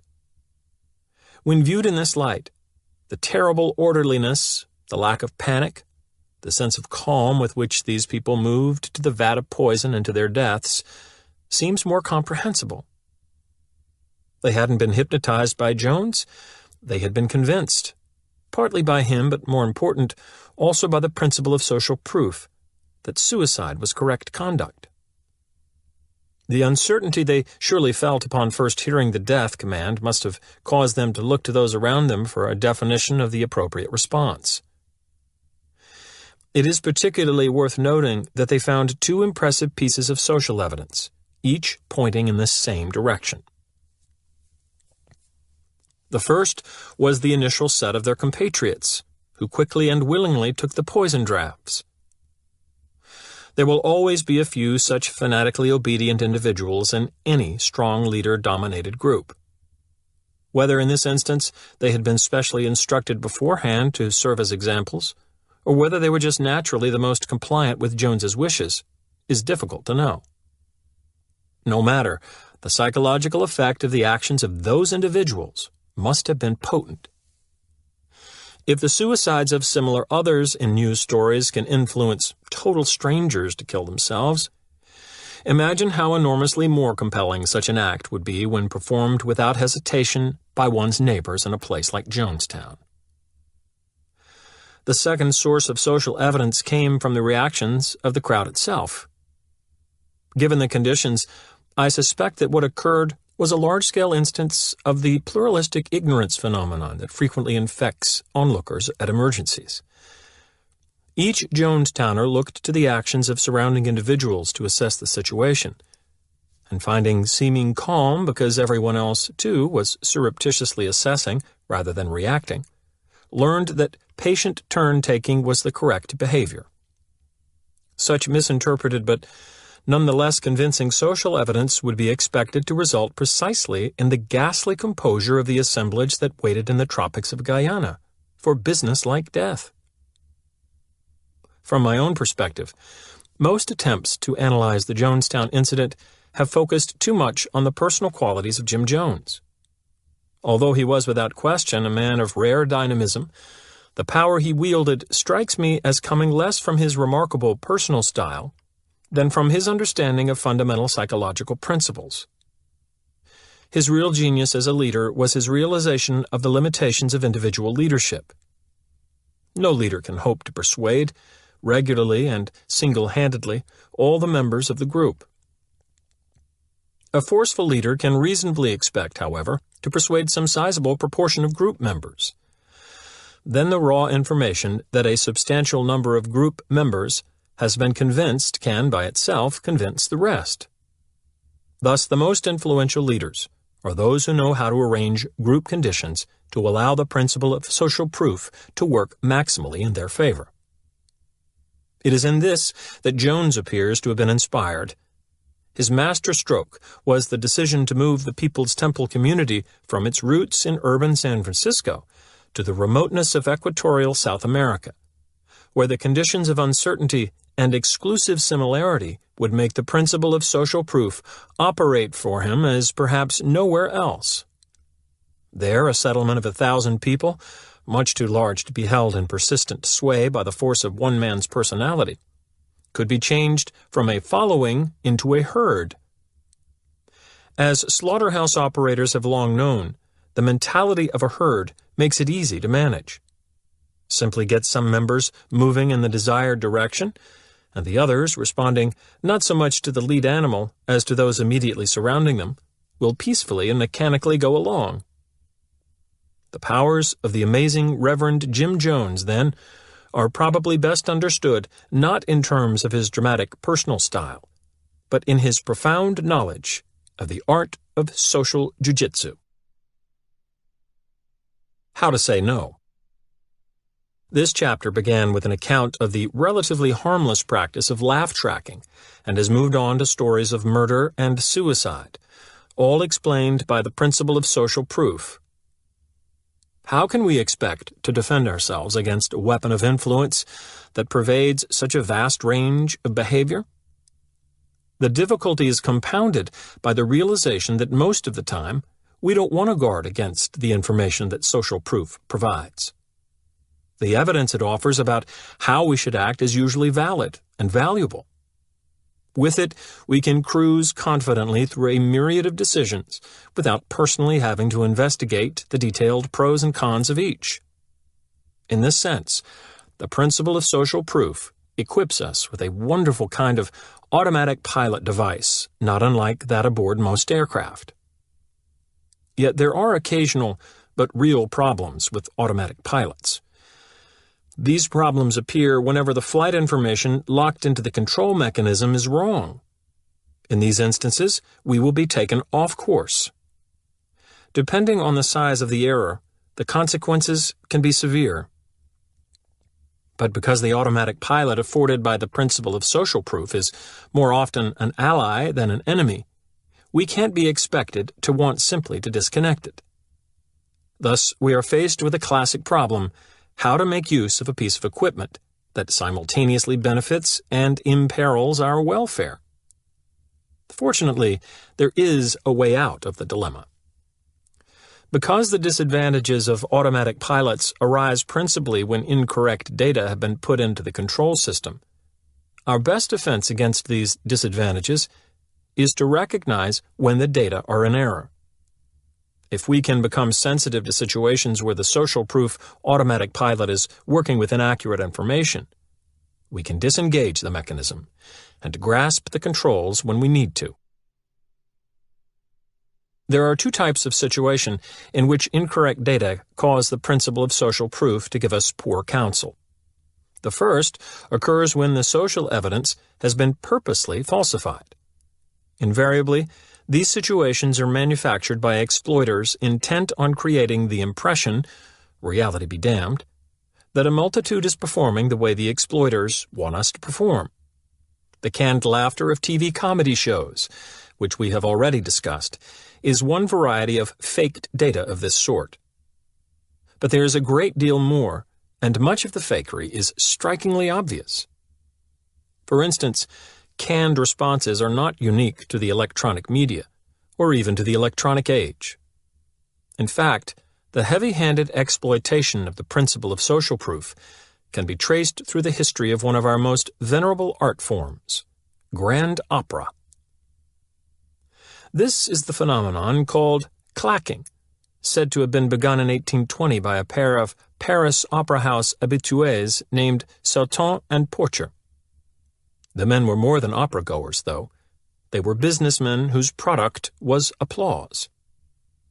Organizing under the title L'Assurance des Succès Dramatiques, they leased themselves and their employees to singers and opera managers who wished to be assured of an appreciative audience response.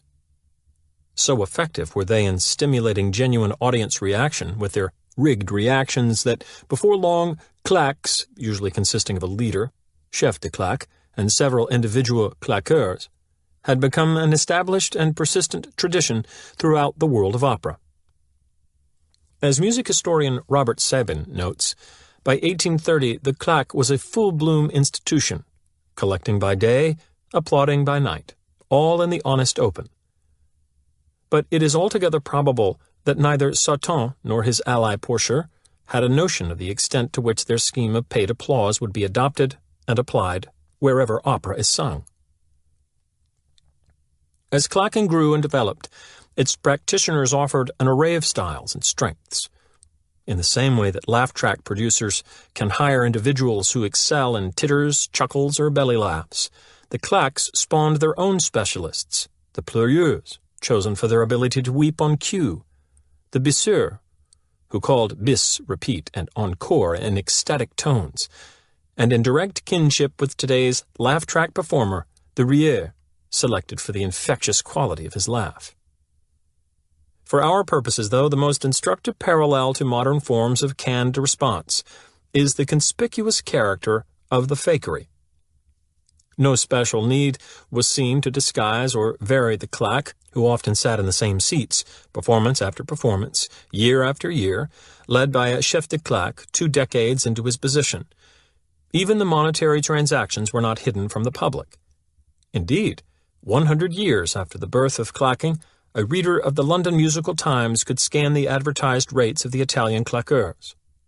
Whether in the world of Rigoletto or Gilligan's Island, then, audiences have been successfully manipulated by those who use social evidence, even when that evidence has been openly falsified.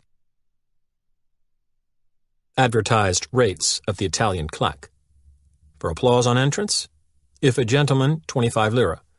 For applause on entrance, if a lady, 15 lire. Ordinary applause during performance, each 10 lire. Insistent applause during performance, each 15 lire. Still more insistent applause, 17 lire. For interruptions with bene or bravo, 5 lire. For a bis at any cost, 50 lire. Wild enthusiasm, a special sum to be arranged. From ordinary applause to wild enthusiasm, claqueurs offered their services in an audaciously public fashion. In this case, in a newspaper read by many of the audience members they fully expected to influence. Claqueur. What Sauton and Porcher realized about the mechanical way that we abide by the principle of social proof is understood as well by a variety of today's exploiters. They see no need to hide the manufactured nature of the social evidence they provide. Witness the amateurish quality of the average TV laugh track. They seem almost smug in the recognition of our predicament. Either we must allow them to fool us, or we must abandon the precious automatic pilots that make us so vulnerable to their tricks. But in their certainty that they have us trapped, such exploiters have made a crucial mistake. The laxity with which they construct phony social evidence gives us a way to fight back. Because automatic pilots can be engaged and disengaged at will, we can cruise along trusting in the course steered by the principle of social proof until we recognize that a piece of inaccurate data is being used. Then we can take the controls, make the necessary correction for the misinformation, and reset the automatic pilot. The transparency of the rigged social proof we get these days provides us with exactly the cue we need for knowing when to perform this simple maneuver. With no more cost than a bit of vigilance for plainly counterfeit social evidence, then, we can protect ourselves nicely. Let's take an example.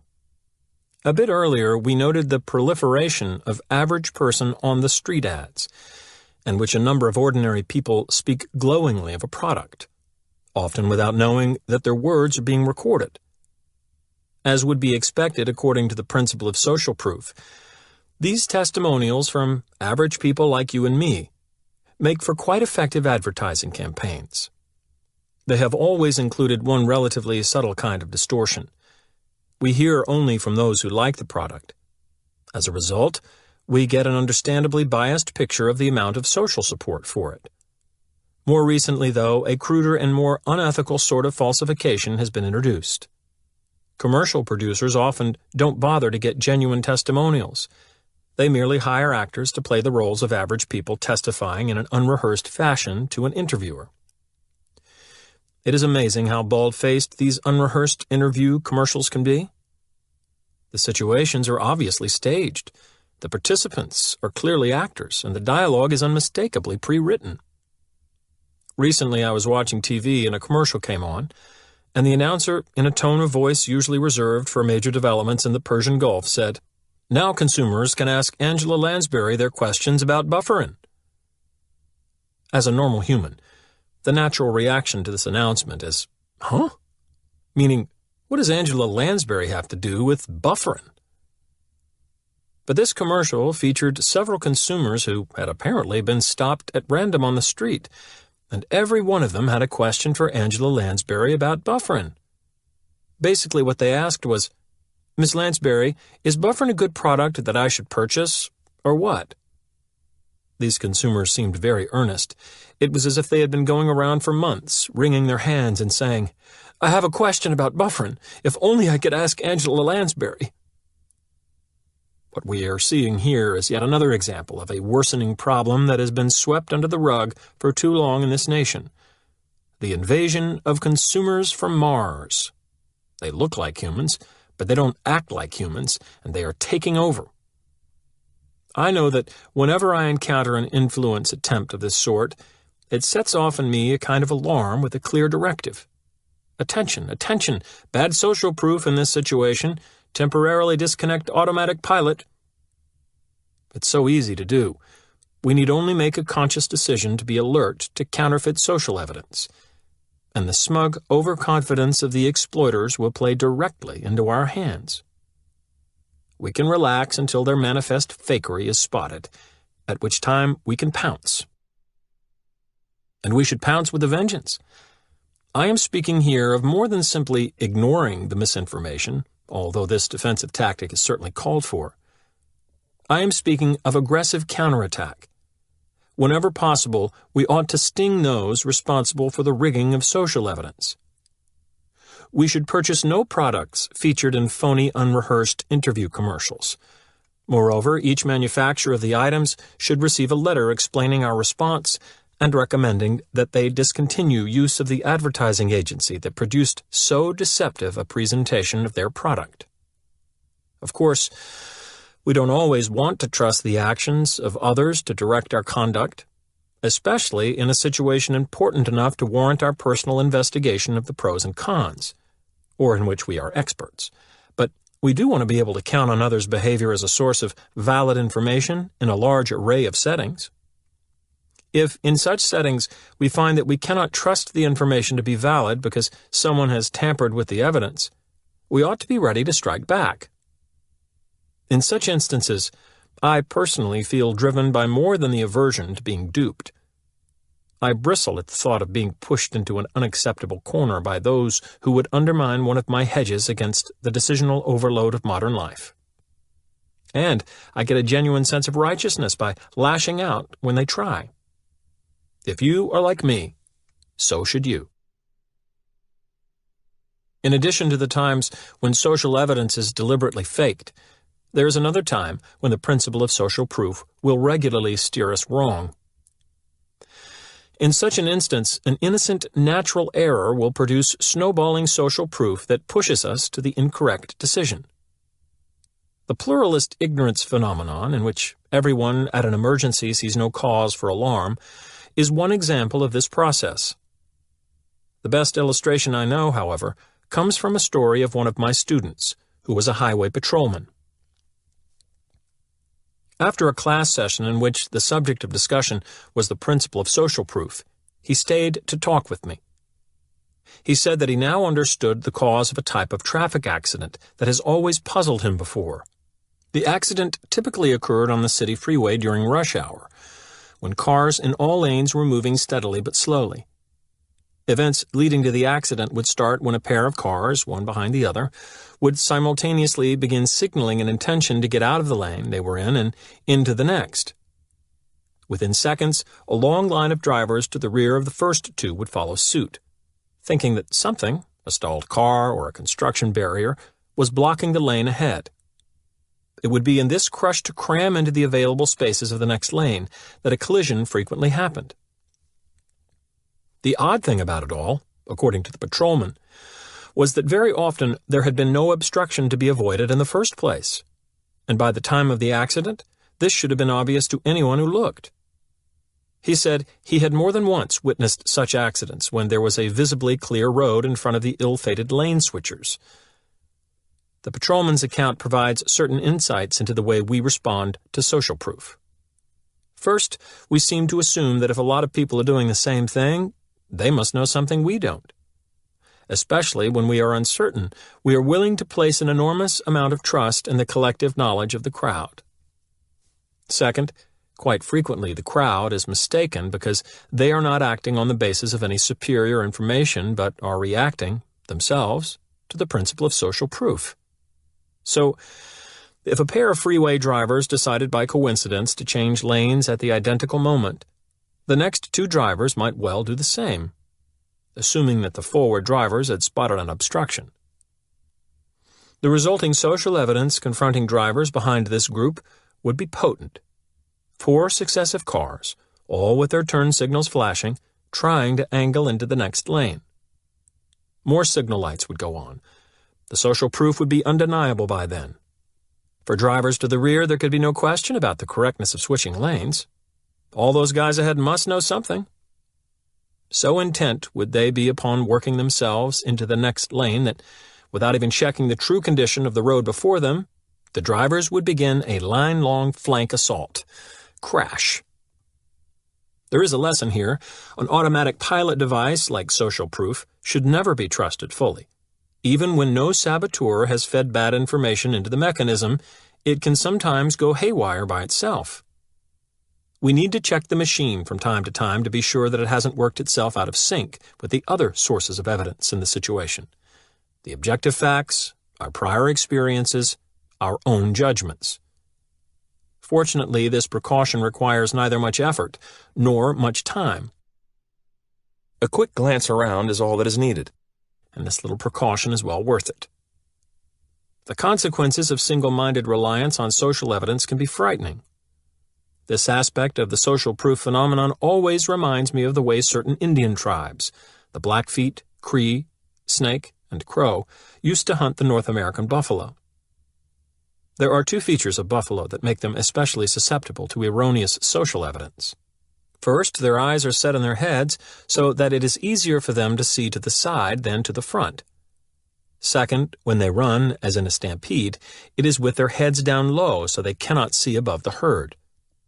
As a result, the Indians realized it was possible to kill tremendous numbers of buffalo by starting a herd running toward a cliff. The animals, responding to the thundering social proof around them and never looking up to see what lay ahead, did the rest. One astonished observer to such a hunt described the deadly outcome of the buffalo's obsessive trust in collective knowledge. In this way, it was possible to decoy a herd toward a precipice and cause it to plunge over en masse, the leaders being thrust over by their followers, and all the rest following of their own free will. Certainly, a flyer whose plane is locked onto automatic pilot would be wise to glance occasionally at the instrument panel and out the window. In the same way, we need to look up and around periodically whenever we are locked onto the evidence of the crowd. Without this simple safeguard against misguided social proof, our prospects might well run parallel to those of the freeway lane switchers and the North American buffalo. Crash. Reader's report from a former racetrack employee. I became aware of one method of faking social evidence to one's advantage while working at a racetrack. In order to lower the odds and make more money, some bettors are able to sway the public to bet on bad horses. Odds at a racetrack are based on where the money is being bet. The more money on a horse, the lower, better the odds. Many people who play the horses have surprisingly little knowledge of racing or betting strategy. Thus, especially when they don't know much about the horses in a particular race, a lot of times they'll simply bet the favorite. Because tote boards are displayed with up-to-the-minute odds, the public can always tell who the current favorite is. The system that a high roller can use to alter the odds is actually quite simple. The guy has in mind a horse he feels has a good chance of winning.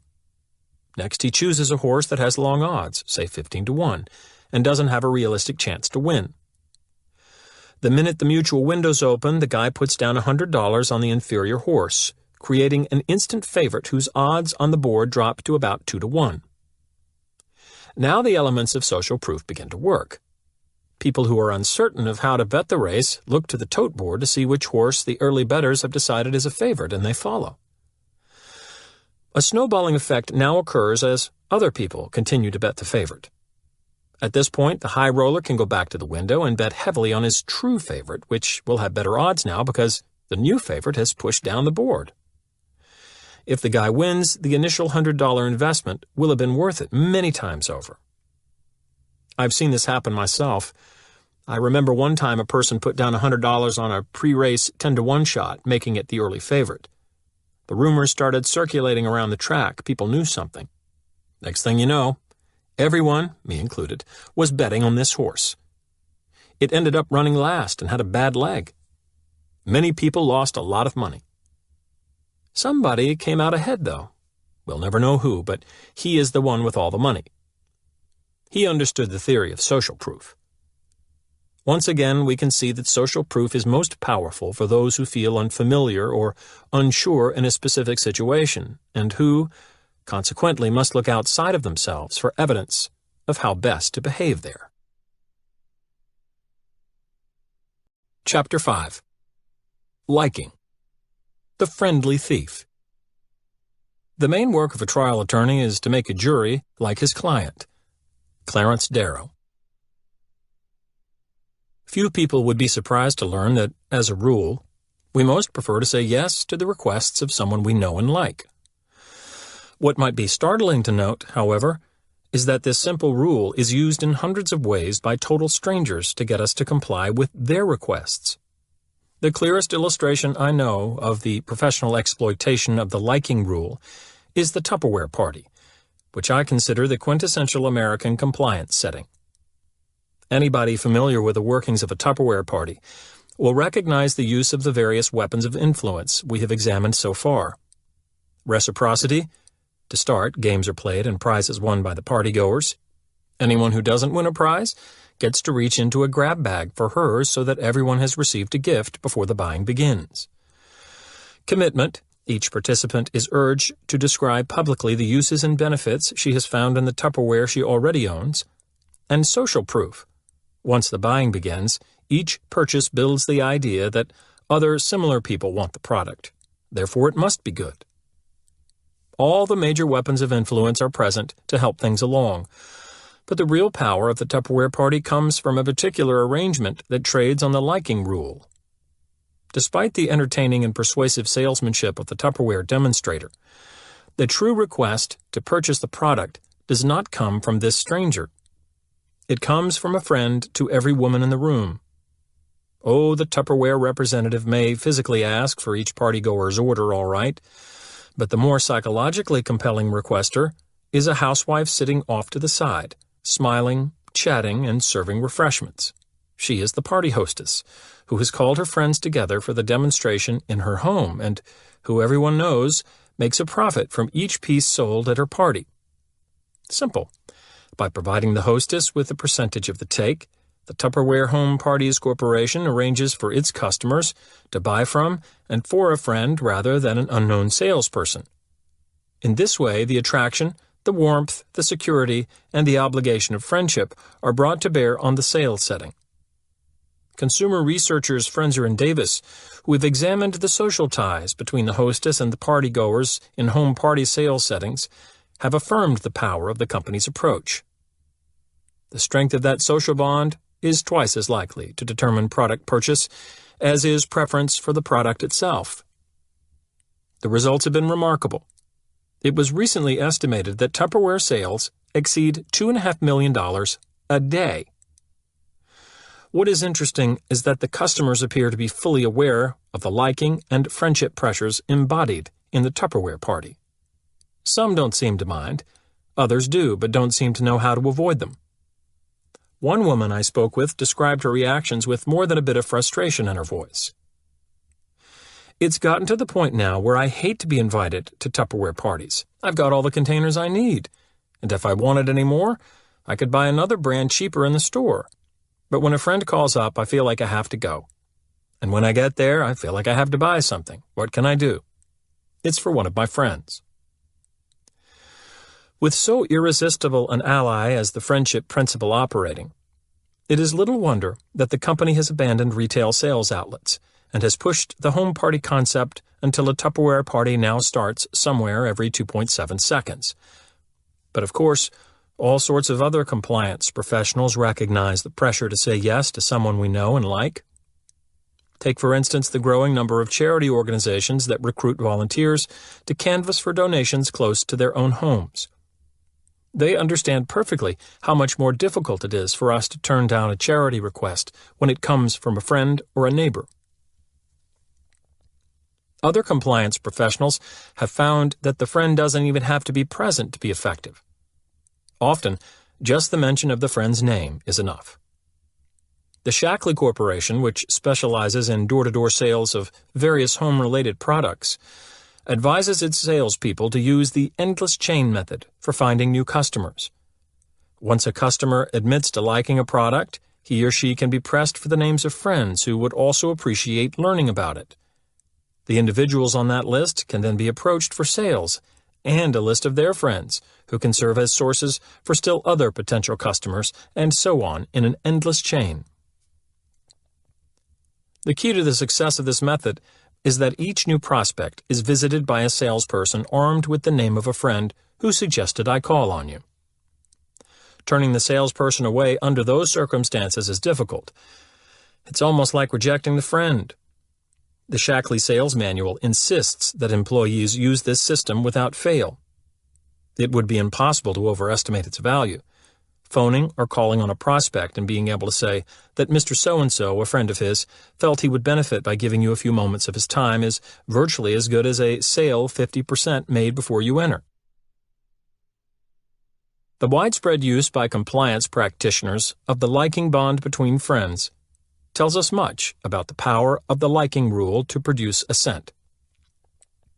In fact, we find that such professionals seek to benefit from the rule even when already formed friendships are not present for them to employ.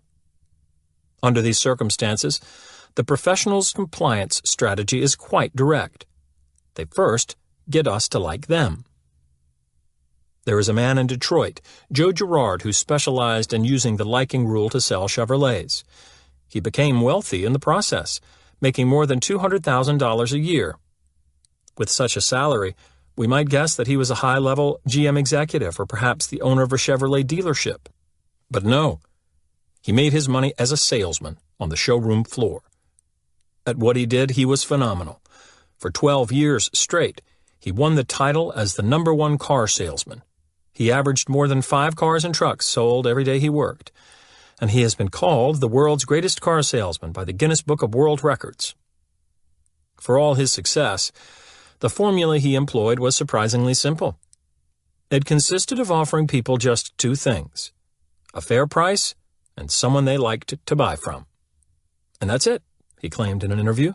Finding the salesman they like, plus the price, put them both together, and you get a deal. Fine. The Joe Girard formula tells us how vital the liking rule is to his business, but it doesn't tell us nearly enough. For one thing, it doesn't tell us why customers liked him more than some other salesperson who offered a fair price. There is a crucial and fascinating general question that Joe's formula leaves unanswered. What are the factors that cause one person to like another person? If we knew that answer, we would be a long way toward understanding how people such as Joe can so successfully arrange to have us like them, and conversely, how we might successfully arrange to have others like us. Fortunately, social scientists have been asking the question for decades. Their accumulated evidence has allowed them to identify a number of factors that reliably cause liking. And as we will see, each is cleverly used by compliance professionals to urge us along the road to yes. Physical attractiveness. Although it is generally acknowledged that good-looking people have an advantage in social interaction, recent findings indicate that we may have sorely underestimated the size and reach of that advantage. There seems to be a click-whir response to attractive people. Like all click-whir reactions, it happens automatically without forethought. The response itself falls into a category that social scientists call halo effects. A halo effect occurs when one positive characteristic of a person dominates the way that person is viewed by others. And the evidence is now clear that physical attractiveness is often such a characteristic. Research has shown that we automatically assign to good-looking individuals such favorable traits as talent, kindness, honesty, and intelligence. Furthermore, we make these judgments without being aware that physical attractiveness plays a role in the process.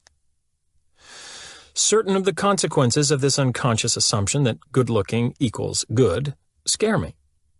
For example, a study of the Canadian federal elections found that attractive candidates received more than 2.5 times as many votes as unattractive candidates. Despite such evidence of favoritism toward handsome politicians, follow-up research demonstrated that voters do not realize their bias. In fact, 73% of Canadian voters surveyed denied in the strongest possible terms that their votes had been influenced by physical appearance. Only 14% even allowed for the possibility of such influence. A similar effect has been found in hiring situations. In one study, good grooming of applicants in a simulated employment interview accounted for more favorable hiring decisions than did job qualifications. This, even though the interviewers claimed that appearance played a small role in their choices. Equally unsettling research indicates that our judicial process is similarly susceptible to the influences of body dimensions and bone structure. Good-looking people are likely to receive highly favorable treatment in the legal system. For example, in a Pennsylvania study, researchers rated the physical attractiveness of 74 separate male defendants at the start of their criminal trials. When much later the researchers checked court records for the results of these cases, they found that the handsome men had received significantly lighter sentences. In fact, the attractive defendants were twice as likely to avoid jail as the unattractive ones. In another study, this one on the damages awarded in a staged negligence trial, a defendant who was better looking than his victim was assessed an average amount of $5,623. But when the victim was the more attractive of the two, the average compensation was $10,051. What's more, both male and female jurors exhibited the attractiveness-based favoritism. Other experiments have demonstrated that attractive people are more likely to obtain help when in need and are more persuasive in changing the opinions of an audience. Here, too, both sexes respond in the same way. In the helping study, for instance, the better-looking men and women received aid more often, even from members of their own sex. A major exception to this rule might be expected to occur, of course, if the attractive person is viewed as a direct competitor, especially a romantic rival. Short of this qualification, though, it is apparent that good-looking people enjoy an enormous social advantage in our culture. They are better liked, more persuasive, more frequently helped, and seen as possessing better personality traits and intellectual capacities. And it appears that the social benefits of good looks begin to accumulate quite early. Research on elementary school children shows that adults view aggressive acts as less naughty when performed by an attractive child, and that teachers presume good-looking children to be more intelligent than their less attractive classmates. It is hardly any wonder, then, that the halo of physical attractiveness is regularly exploited by compliance professionals. Because we like attractive people, and because we tend to comply with those we like, it makes sense that sales training programs include grooming hints, that fashionable clothiers select their floor staffs from among the good-looking candidates, and that con men are handsome, and con women pretty. Similarity. But what if physical appearance is not much at issue? After all, most people possess average looks. Are there other factors that can be used to produce liking? As both researchers and compliance professionals know, there are several, and one of the most influential is similarity. We like people who are similar to us. This fact seems to hold true whether the similarity is in the area of opinions, personality traits, background, or lifestyle. Consequently, those who wish to be liked in order to increase our compliance can accomplish that purpose by appearing similar to us in any of a wide variety of ways. Dress is a good example. Several studies have demonstrated that we are more likely to help those who dress like us. In one study done in the early 1970s, when young people tended to dress either in hippie or straight fashion, experimenters donned hippie or straight attire and asked college students on campus for a dime to make a phone call. When the experimenter was dressed in the same way as the student, the request was granted in more than 2/3 of the instances. But when the student and requester were dissimilarly dressed, the dime was provided less than half the time. Another experiment shows how automatic our positive response to similar others can be. Marchers in an anti-war demonstration were found to be not only more likely to sign the petition of a similarly dressed requester, but also to do so without bothering to read it first. Click, whir. Another way requesters can manipulate similarity to increase liking and compliance is to claim that they have backgrounds and interests similar to ours. Car salesmen, for example, are trained to look for evidence of such things while examining the customer's trade-in. If there is camping gear in the trunk, the salesman might mention later on how he loves to get away from the city whenever he can. If there are golf balls in the back seat, he might remark that he hopes the rain will hold off until he can play the 18 holes he has scheduled for later in the day. If he notices that the car was purchased out of state, he might ask where the customer is from and report with surprise that he or his wife was born there too. As trivial as these similarities may seem, they appear to work. One researcher who examined the sales records of insurance companies found that customers were more likely to buy insurance when the salesperson was like them in such areas as age, religion, politics, and cigarette smoking habits. because even small similarities can be effective in producing a positive response to another, and because a veneer of similarity can be so easily manufactured. I would advise special caution in the presence of requesters who claim to be just like you. Indeed, it would be wise these days to be careful around salespeople who just seem to be just like you.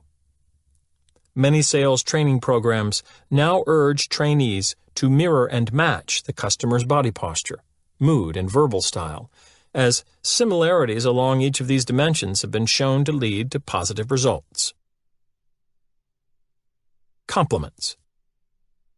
Actor McLean Stevenson once described how his wife tricked him into marriage. She said she liked me. Although designed for a laugh, the remark is as much instructive as humorous. The information that someone fancies us can be a bewitchingly effective device for producing return liking and willing compliance. So, often in terms of flattery or simple claims of affinity, we hear positive estimation from people who want something from us. Remember Joe Girard, the world's greatest car salesman, who says the secret of his success was getting customers to like him? He did something that, on the face of it, seems foolish and costly. Each month, he sent every one of his more than 13,000 former customers a holiday greeting card containing a personal message. The holiday greeting changed from month to month, Happy New Year or Happy Thanksgiving, etc., but the message printed on the face of the card never varied. It read, "I like you." As Joe explained it, there's nothing else on the card, nothing but my name. I'm just telling them that I like them. I like you. It came in the mail every year, 12 times a year, like clockwork. I like you on a printed card that went off to 13,000 other people, too. Could a statement of liking so impersonal, so obviously designed to sell cars, really work? Joe Girard thinks so. And a man as successful as he was at what he did deserves our attention. Joe understands an important fact about human nature. We are phenomenal suckers for flattery. Although there are limits to our gullibility, especially when we can be sure that the flatterer is trying to manipulate us, we tend, as a rule, to believe praise and to like those who provide it, oftentimes when it is clearly false. An experiment done on men in North Carolina shows how helpless we can be in the face of praise. The men in the study received comments about themselves from another person who needed a favor from them. Some of the men got only positive comments, some got only negative comments, and some got a mixture of good and bad. There were 3 interesting findings. First, the evaluator who provided only praise was liked best by the men. Second, this was the case even though the men fully realized that the flatterer stood to gain from their liking him. Finally, unlike the other types of comments, pure praise did not have to be accurate to work. Positive comments produced just as much liking for the flatterer when they were untrue as when they were true.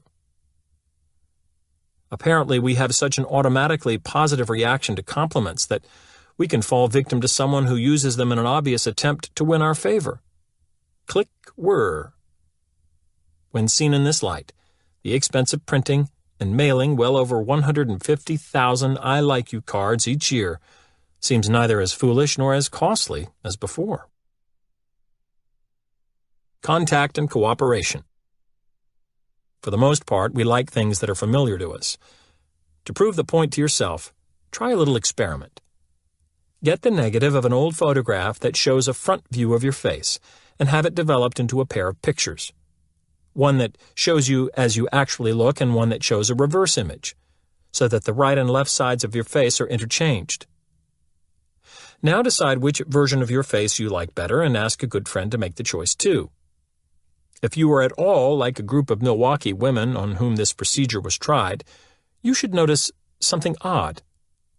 Your friend will prefer the true you, but you will prefer the reverse image. Why? Because you both will be responding favorably to the more familiar face. Your friend, the one the world sees, and you to the transposed one you find in the mirror every day. Because of its effect on liking, familiarity plays a role in decisions about all sorts of things, including the politicians we elect. It appears that in an election booth, voters often choose a candidate merely because the name seems familiar.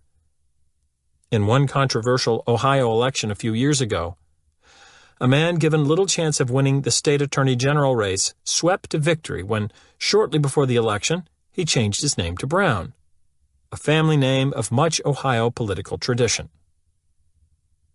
How could such a thing happen? The answer lies partially in the unconscious way that familiarity affects liking. Often we don't realize that our attitude towards something has been influenced by the number of times we have been exposed to it in the past. For example, in one experiment, the faces of several individuals were flashed on a screen so quickly that later on, the subjects who were exposed to the faces in this manner couldn't recall having seen any of them before. Yet, the more frequently a person's face was flashed on the screen, the more these subjects came to like that person when they met in a subsequent interaction. And because greater liking leads to greater social influence, these subjects were also more persuaded by the opinion statements of the individuals whose faces had appeared on the screen most frequently. On the basis of evidence that we are more favorable toward the things we have had contact with, some people have recommended a contact approach to improving race relations. They argue that simply by providing individuals of different ethnic background with more exposure to one another as equals, those individuals will naturally come to like each other better. However, when scientists have examined school integration, the area offering the single best test of the contact approach, they have discovered quite the opposite pattern. School desegregation is more likely to increase prejudice between blacks and whites than to decrease it. Let's stay with the issue of school desegregation for a while. However well-intentioned the proponents of interracial harmony through simple contact, their approach is unlikely to bear fruit because the argument on which it is based is terribly misinformed. First of all, the school setting is no melting pot where children interact as readily with members of other ethnic groups as they do with their own. Years after formal school integration, there is little social integration. The students clot together ethnically, separating themselves for the most part from other groups. Second, even if there were much more inter-ethnic interaction, research shows that becoming familiar with something through repeated contact doesn't necessarily cause greater liking. In fact, continued exposure to a person or object under unpleasant conditions, such as frustration, conflict, or competition, leads to less liking. And the typical American classroom fosters precisely these unpleasant conditions. Consider the illuminating report of a psychologist, Elliot Aronson, called in to consult with school authorities on problems in the Austin, Texas schools. His description of how he found education proceeding in the standard classroom could apply to nearly any public school in the United States. In general, here is how it works. The teacher stands in front of the class and asks a question. 6 to 10 children strain in their seats and wave their hands in the teacher's face, eager to be called on and show how smart they are. Several others sit quietly with eyes averted, trying to become invisible. When the teacher calls on one child, you see looks of disappointment and dismay on the faces of the eager students, who missed a chance to get the teacher's approval. And you will see relief on the faces of the others who didn't know the answer. This game is fiercely competitive, and the stakes are high, because the kids are competing for the love and approval of one of the 2 or 3 most important people in their world. Further, this teaching process guarantees that the children will not learn to like and understand each other. Conjure up your own experience. If you knew the right answer and the teacher called on someone else, you probably hoped that he or she would make a mistake so that you would have a chance to display your knowledge. If you were called on and failed, or if you didn't even raise your hand to compete, you probably envied and resented your classmates who knew the answer. Children who fail in this system become jealous and resentful of the successes, putting them down as teachers' pets or even resorting to violence against them in the schoolyard. The successful students, for their part, often hold the unsuccessful children in contempt, calling them dumb or stupid. This competitive process does not encourage anyone to look benevolently and happily upon his fellow students. Should we wonder, then, why raw school desegregation, whether by enforced busing, district rezoning, or school closures, so frequently produces increased rather than decreased prejudice? When our own children find their pleasant social and friendship contacts within their own ethnic boundaries and get repeated exposure to other groups only in the competitive cauldron of the classroom, we might expect as much. Are there available solutions to this problem? One possibility might be to end our attempts at school integration, but that hardly seems workable. Even were we to ignore the inevitable legal and constitutional challenges and the disruptive societal wrangle such a retreat would provoke, there are solid reasons for pursuing classroom integration. For instance, although white students' achievement levels remain steady, it is 10 times more likely that the academic performance of minority students will significantly increase rather than significantly decline after desegregation. We must be cautious in our approach to school desegregation, not to throw out the baby because it is sitting in some dirty bathwater. The idea, of course, is to jettison just the water, leaving the baby shining from the bath. Right now, though, our baby is soaking in the Schmutzwasser of increased racial hostility. Fortunately, real hope for draining away that hostility is emerging from the research of education specialists into the concept of cooperative learning. Because much of the heightened prejudice from classroom desegregation seems to stem from increased exposure to outside group members as rivals, these educators have experimented with forms of learning in which cooperation rather than competition with classmates is central. Off to camp. To understand the logic of the cooperative approach, it helps to re-examine the fascinating 3-decades-old research program of Turkish-born social scientist Muzafer Sherif.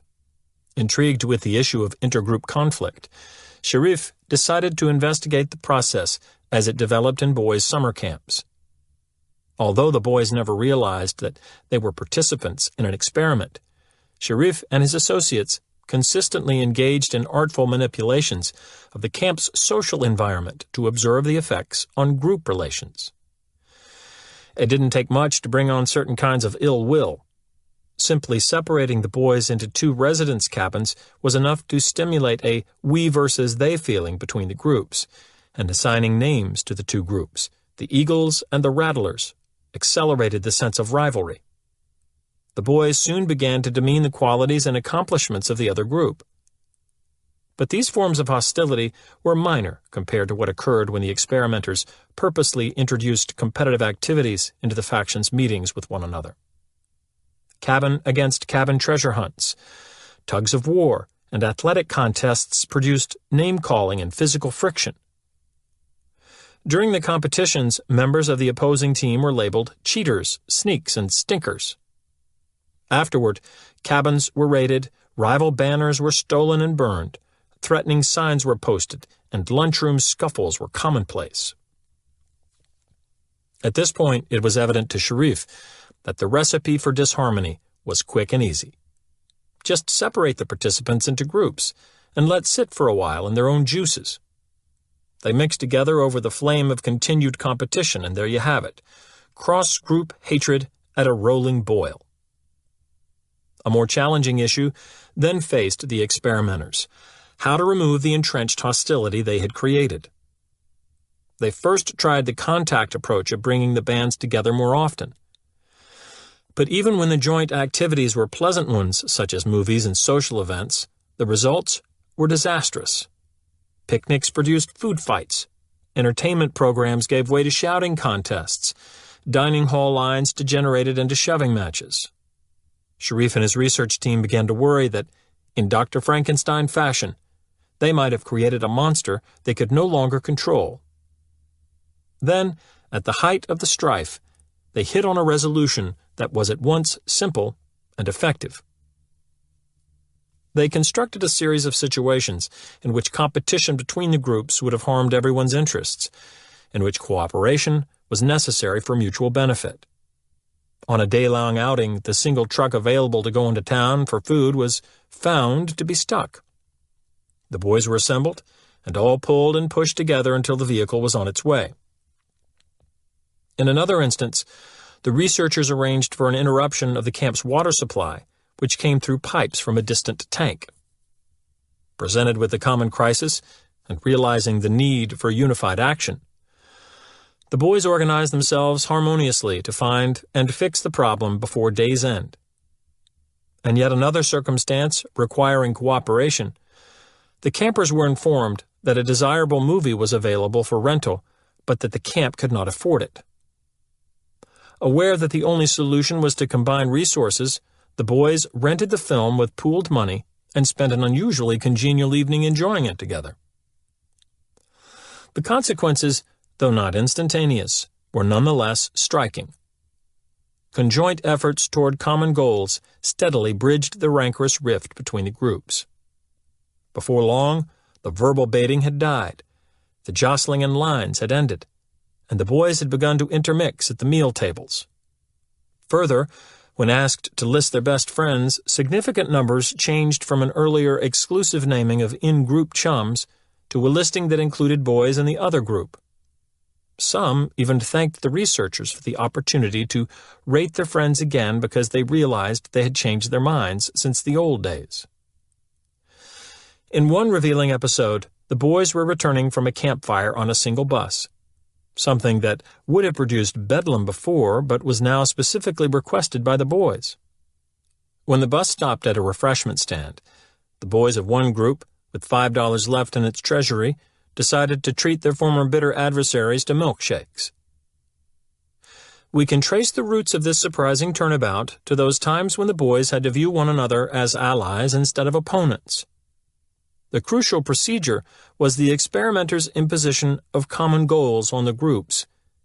It was the cooperation required to achieve these goals that finally allowed the rival group members to experience one another as reasonable fellows, valued helpers and friends. And when success resulted from the mutual efforts, it became especially difficult to maintain feelings of hostility toward those who had been teammates in the triumph. Back to school. In the welter of racial tensions that followed school desegregation, certain educational psychologists began to see the relevance to the classroom in Sharif's findings. If only the learning experience there could be modified to include at least occasional inter-ethnic cooperation toward mutual successes, perhaps cross-group friendships would have a place to grow. Although similar projects have been underway in various states, an especially interesting approach in this direction, termed the Jigsaw Classroom, was developed by Elliot Aronson and his colleagues in Texas and California. The essence of the jigsaw route to learning is to require that students work together to master the material scheduled for an upcoming examination. This is accomplished by forming students into cooperating teams and giving each student only one part of the information, one piece of the puzzle necessary to pass the test. Under this system, the students must take turns teaching and helping one another. Everyone needs everyone else to do well. Like Sharif's campers working on tasks that could be successfully accomplished only conjointly, the students became allies rather than enemies. When tried in recently desegregated classrooms, the jigsaw approach has generated impressive results. Studies have shown that compared to other classrooms in the same school using the traditional competitive method, jigsaw learning stimulated significantly more friendship and less prejudice between ethnic groups. Besides this vital reduction in hostility, there were other advantages. Self-esteem, liking for school, and test scores improved for minority students. And the white students benefited too. Their self-esteem and liking for school went up, and their test performance was at least as high as that of whites in the traditional classes. Gains such as these cry out for more detailed explanation. What exactly goes on in the jigsaw classroom to account for effects we had long ago lost hope of attaining in the public schools? A case study provided by Aronson helps us to understand better. It relates the experience of Carlos, a young Mexican-American boy, who found himself in a jigsaw group for the first time. Carlos's job was to learn and then convey to his team information on the middle years of Joseph Pulitzer. A test on the famous newspaperman's life would soon face each group member. Aronson tells what happened. Carlos was not very articulate in English, his second language, and because he was often ridiculed when he had spoken up in the past, he had learned over the years to keep quiet in class. We might even say that Carlos and the teacher had entered into a conspiracy of silence. He would become anonymous, buried in the bustle of classroom activity, and not be embarrassed by having to stumble over answers. She, in turn, would not call on him. Her decision probably came from the purest of motives. She didn't want to humiliate him or watch the other kids make fun of him. But by ignoring Carlos, the teacher had, in effect, written him off.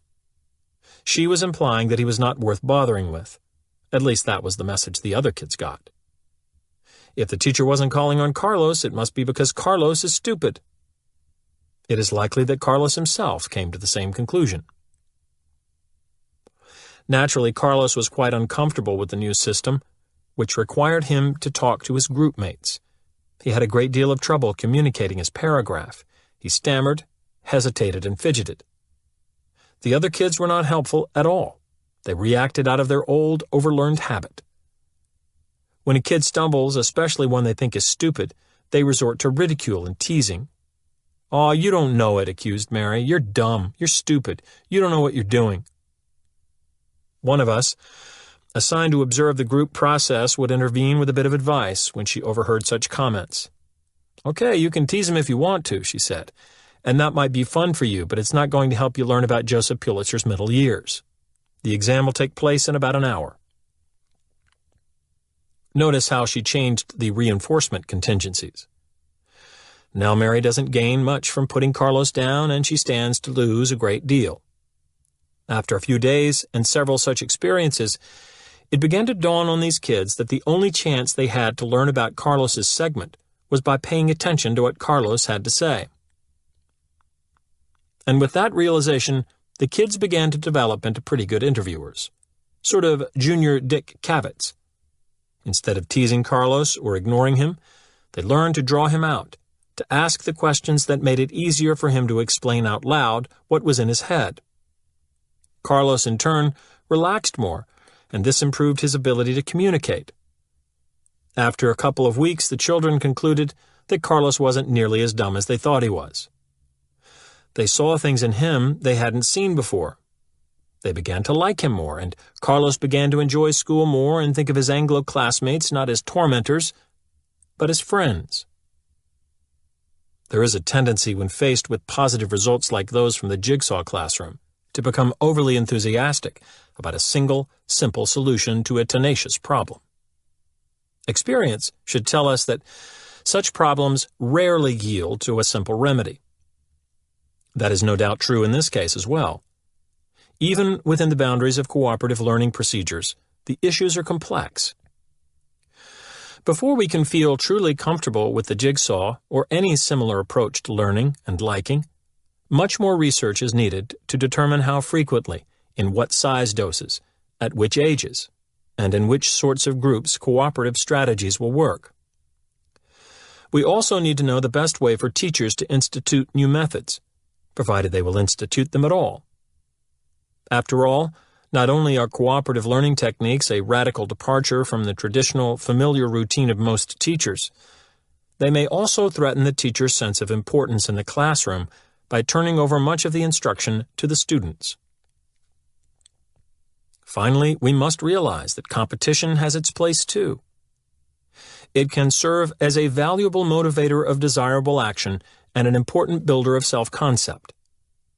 The task then is not to eliminate academic competition, but to break its monopoly in the classroom by introducing regular cooperative successes that include members of all ethnic groups. Despite these qualifications, I cannot help but be encouraged by the evidence to date. When I talk to my students or even my neighbors and friends about the prospects for cooperative learning approaches, I can feel optimism rise in me. The public schools have for so long been the source of discouraging news, sinking test scores, teacher burnout, increasing crime, and, of course, racial conflict. Now there is at least one crack in the gloom, and I find myself genuinely excited about it. What's the point of this digression into the effects of school desegregation on race relations? The point is to make 2 points. First, although the familiarity produced by contact usually leads to greater liking, the opposite occurs if the contact carries distasteful experiences with it. Therefore, when children of different racial groups are thrown into the incessant, harsh competition of the standard American classroom, we ought to see, and we do see, the worsening of hostilities. Second, the evidence that team-oriented learning is an antidote to this disorder may tell us about the heavy impact of cooperation on the liking process. But before we assume that cooperation is a powerful cause of liking, we should first pass it through what, to my mind, is the acid test. Do compliance practitioners systematically use cooperation to get us to like them so we will say yes to their requests? Do they point it out when it exists naturally in a situation? Do they try to amplify it when it exists only weakly? And most instructive of all, do they manufacture it when it is absent? As it turns out, cooperation passes the test with colors flying. Compliance professionals are forever attempting to establish that we and they are working for the same goals, that we must pull together for mutual benefit, that they are in essence our teammates. A host of examples is possible. Most are familiar, like the new car salesman who takes our side and does battle with his boss to secure us a good deal. But one rather spectacular illustration occurs in a setting few of us would recognize firsthand because the professionals are police interrogators whose job is to induce suspects to confess to crime.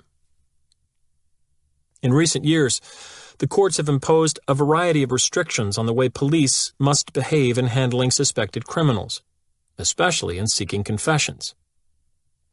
Many procedures that in the past led to admissions of guilt can no longer be employed for fear that they will result in a judge's dismissal of the case. As yet, however, the courts have found nothing illegal in the use by the police of subtle psychology. For this reason, criminal interrogations have taken increasingly to the use of such ploys as the one they call good cop, bad cop. Good cop, bad cop works as follows. A young robbery suspect, let's say, who has been advised of his rights and is maintaining his innocence, is brought to a room to be questioned by a pair of officers. One of the officers, either because the part suits him or because it is merely his turn, plays the role of bad cop. Before the suspect even sits down, bad cop curses the son of a bitch for the robbery. For the rest of the session, his words come only with snarls and growls. He kicks the prisoner's chair to emphasize his points. When he looks at the man, he seems to see a mound of garbage. If the suspect challenges bad cop's accusations or just refuses to answer them, bad cop becomes livid. His rage soars. He swears he will do everything possible to assure a maximum sentence. He says he has friends in the district attorney's office who will hear from him of the suspect's non-cooperative attitude and who will prosecute the case hard. At the outset of bad cop's performance, his partner, good cop, sits in the background. Then, slowly, he starts to chip in. First, he speaks only to bad cop, trying to temper the burgeoning anger. "Calm down, Frank, calm down." But bad cop shouts back, "Don't tell me to calm down when he's lying right to my face. I hate these lying bastards." A bit later, good cop actually says something in the suspect's behalf. "Take it easy, Frank, he's only a kid." Not much in the way of support, but compared to the rantings of bad cop, the words fall like music on the prisoner's ears. Still, bad cop is unconvinced. "Kid, he's no kid, he's a punk. That's what he is, a punk. And I'll tell you something else, he's over 18. And that's all I need to get his ass sent so far behind bars they'll need a flashlight to find him." Now good cop begins to speak directly to the young man, calling him by his first name and pointing out any positive details of the case. "I'll tell you, Kenny, you're lucky that nobody was hurt and you weren't armed. When you come up for sentencing, that'll look good." If the suspect persists in claiming innocence, bad cop launches into another tirade of curses and threats. But this time, good cop stops him. "Okay, Frank," handing bad cop some money. "I think we could all use some coffee. How about getting us 3 cups? When bad cop is gone, it's time for good cop's big scene. "Look, man, I don't know why, but my partner doesn't like you, and he's going to try to get you. And he's going to be able to do it because we've got enough evidence right now. And he's right about the DA's office going hard on guys who don't cooperate. You're looking at 5 years, man, 5 years. Now, I don't want to see that happen to you, so if you admit you robbed that place right now before he gets back, I'll take charge of your case and put in a good word for you to the DA. If we work together on this, we can cut that 5 years down to 2, maybe 1. Do us both a favor, Kenny. Just tell me how you did it, and then let's start working on getting you through this." A full confession frequently follows. Good cop, bad cop works as well as it does for several reasons. The fear of long incarceration is quickly instilled by bad cop's threats. The perceptual contrast principle ensures that, compared to the raving, venomous bad cop, the interrogator playing good cop will seem like an especially reasonable and kind man. And because good cop has intervened repeatedly on the suspect's behalf, has even spent his own money for a cup of coffee, the reciprocity rule pressures for a return favor. The big reason that the technique is effective, though, is that it gives the suspect the idea that there is someone on his side, someone with his welfare in mind, someone working together with him, for him. In most situations, such a person would be viewed very favorably, but in the deep trouble our robbery suspect finds himself, that person takes on the character of a savior. And from savior, it is but a short step to trusted father confessor. Conditioning and association. "Why do they blame me, Doc?" It was the shaky telephone voice of a local TV weatherman. He had been given my number when he called the psychology department at my university to find someone who could answer his question. A question that had always puzzled him but had recently begun to bother and depress him. I mean, it's crazy, isn't it? Everybody knows that I just report the weather, that I don't order it, right? So how come I get so much flack when the weather's bad? During the floods last year, I got hate mail. One guy threatened to shoot me if it didn't stop raining. Christ, I'm still looking over my shoulder from that one. And the people I work with at the station do it too, sometimes right on the air. They'll zing me about a heat wave or something. They have to know that I'm not responsible, but that doesn't seem to stop them. Can you help me understand this, Doc? It's really getting me down. We made an appointment to talk in my office, where I tried to explain that he was the victim of an age-old click-whirr response that people have to things they perceive as merely connected to one another. Instances of this response abound in modern life. But I felt that the example most likely to help the distressed weatherman would require a bit of ancient history. I asked him to consider the precarious fate of the imperial messengers of old Persia.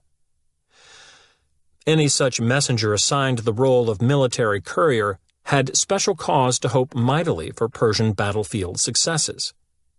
With news of victory in his pouch, he would be treated as a hero upon his arrival at the palace. The food, drink, and women of his choice were provided gladly and sumptuously.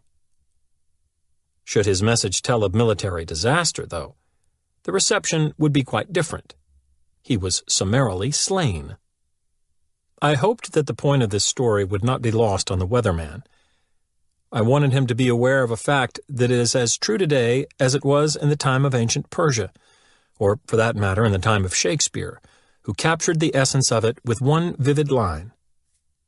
The nature of bad news, he said, infects the teller. There is a natural human tendency to dislike a person who brings us unpleasant information, even when that person did not cause the bad news. The simple association with it is enough to stimulate our dislike. But there was something else I hoped the weatherman would get from the historical examples. Not only was he joined in his predicament by centuries of other tellers, but also compared to some, such as the Persian messengers, he was very well off. At the end of our session, he said something to convince me that he appreciated this point quite clearly. "Doc," he said on his way out, "I feel a lot better about my job now. I mean, I'm in Phoenix where the sun shines 300 days a year, right? Thank God I don't do the weather in Buffalo." The weatherman's parting comment reveals that he understood more than I had told him about the principle that was influencing his viewers' liking for him. Being connected with bad weather does have a negative effect. But on the other side of the coin, being connected with sunshine should do wonders for his popularity. And he was right. The principle of association is a general one, governing both negative and positive connections. An innocent association with either bad things or good things will influence how people feel about us. Weathermen Pay Price for Nature's Curveballs by David L. Langford, Associated Press. Television weather forecasters make a good living talking about the weather, but when Mother Nature throws a curveball, they duck for cover. Conversations with several veteran prognosticators across the country this week turned up stories of them being whacked by old ladies with umbrellas, accosted by drunks in bars, pelted with snowballs and galoshes, threatened with death, and accused of trying to play God. I had one guy call and tell me that if it snowed over Christmas, I wouldn't live to see New Year's, said Bob Gregory, who has been the forecaster at WTHR-TV in Indianapolis for 9 years. Most of the forecasters claimed they are accurate 80% to 90% of the time on one-day forecasts, but longer-range predictions get tricky. And most conceded they are simply reporting information supplied by computers and anonymous meteorologists from the National Weather Service, or a private agency. But it's the face on the television screen that people go after. Tom Bonner, 35, who has been with KARK-TV in Little Rock, Arkansas for 11 years, remembers the time a burly farmer from Lone Oak, with too much to drink, walked up to him in a bar, poked a finger in his chest, and said, "You're the one that sent that tornado and tore my house up. I'm going to take your head off." Bonner said he looked for the bouncer, couldn't spot him, and replied, "That's right about the tornado, and I'll tell you something else. I'll send another one if you don't back off." Several years ago, when a major flood left water 10 feet deep in San Diego's Mission Valley, Mike Ambrose of KGTV recalls that a woman walked up to his car, whacked the windshield with an umbrella, and said, "This rain is your fault." Chuck Whitaker of WSBT-TV in South Bend, Indiana, says, "One little old lady called the police department and wanted the weatherman arrested for bringing all the snow." A woman, upset that it had rained for her daughter's wedding, called Tom Jawls of WKBW-TV in Buffalo, New York, to give him a piece of her mind. "She held me responsible and said if she ever met me, she would probably hit me," he said. Sonny Elliott of WJBK-TV, a forecaster in the Detroit area for 30 years, recalls predicting 2 to 4 inches of snow in the city several years ago, and more than 8 came down. To retaliate, his colleagues at the station set up a contraption that rained about 200 galoshes on him while he was giving the forecast the next day. "I've still got the lumps to prove it," he says. Our instruction in how the negative association works seems to have been primarily undertaken by the mothers of our society. Remember how they were always warning us against playing with the bad kids down the street? Remember how they said it didn't matter if we did nothing bad ourselves because, in the eyes of the neighborhood, we would be known by the company we kept. Our mothers were teaching us about guilt by association. They were giving us a lesson in the negative side of the principle of association, and they were right. People do assume that we have the same personality traits as our friends. As for the positive associations, it is the compliance professionals who teach the lesson. They are incessantly trying to connect themselves, or their products, with the things we like. Did you ever wonder what all those good-looking models are doing standing around in the automobile ads? What the advertiser hopes they are doing is lending their positive traits, beauty and desirability, to the cars. The advertiser is betting that we will respond to the product in the same ways we respond to the attractive models merely associated with it. And they are right. In one study, men who saw a new car ad that included a seductive young woman model rated the car as faster, more appealing, more expensive-looking, and better designed than did men who viewed the same ad without the model. Yet when asked later, the men refused to believe that the presence of the young woman had influenced their judgments. Because the association principle works so well, and so unconsciously, manufacturers regularly rush to connect their products with the current cultural rage. During the days of the first American moonshot, everything from breakfast drink to deodorant was sold with allusions to the U.S. space program. In Olympiad years, we are told precisely which is the official hairspray and facial tissue of our Olympic teams. During the 1970s, when the magic cultural concept appeared to be naturalness, the natural bandwagon was crowded to capacity. Sometimes the connections to naturalness didn't even make sense. Change your hair color naturally, urged one popular TV commercial.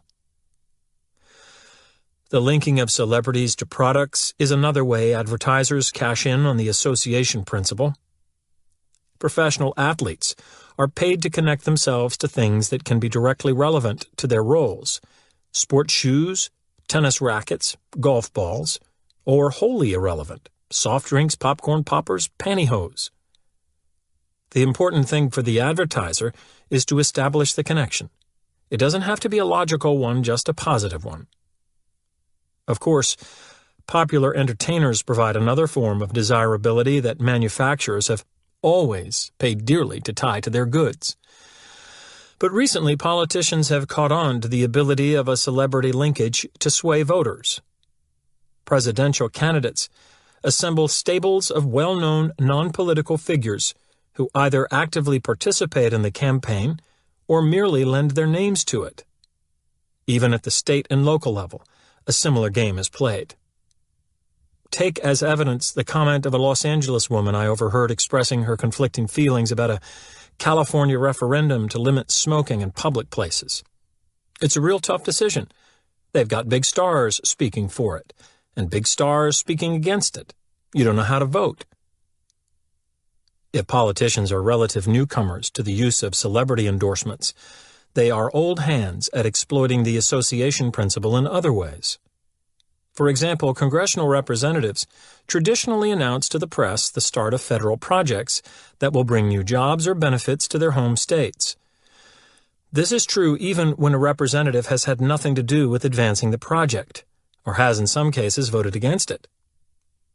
While politicians have long strained to associate themselves with the values of motherhood, country, and apple pie, it may be in the last of these connections, to food, that they have been most clever.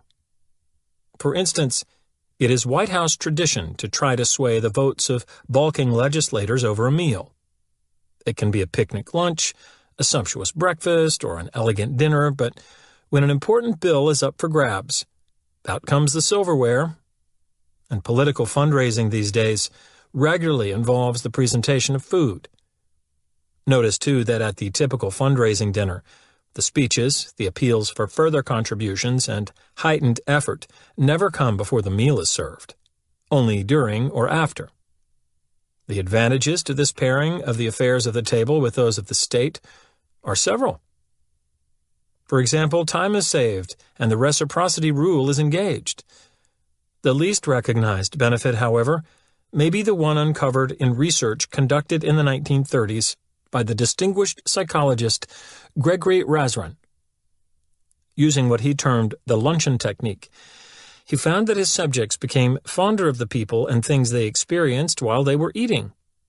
In the example most relevant for our purposes, Razran's subjects were presented with some political statements they had rated once before. At the end of the experiment, after all the political statements had been presented, Razran found that only certain of them had gained in approval, those that had been shown while food was being eaten. And these changes in liking seemed to have occurred unconsciously, since the subjects could not remember which of the statements they had seen during the food service. How did Razran come up with the luncheon technique? What made him think it would work? the answer may lie in the dual scholarly roles he played during his career.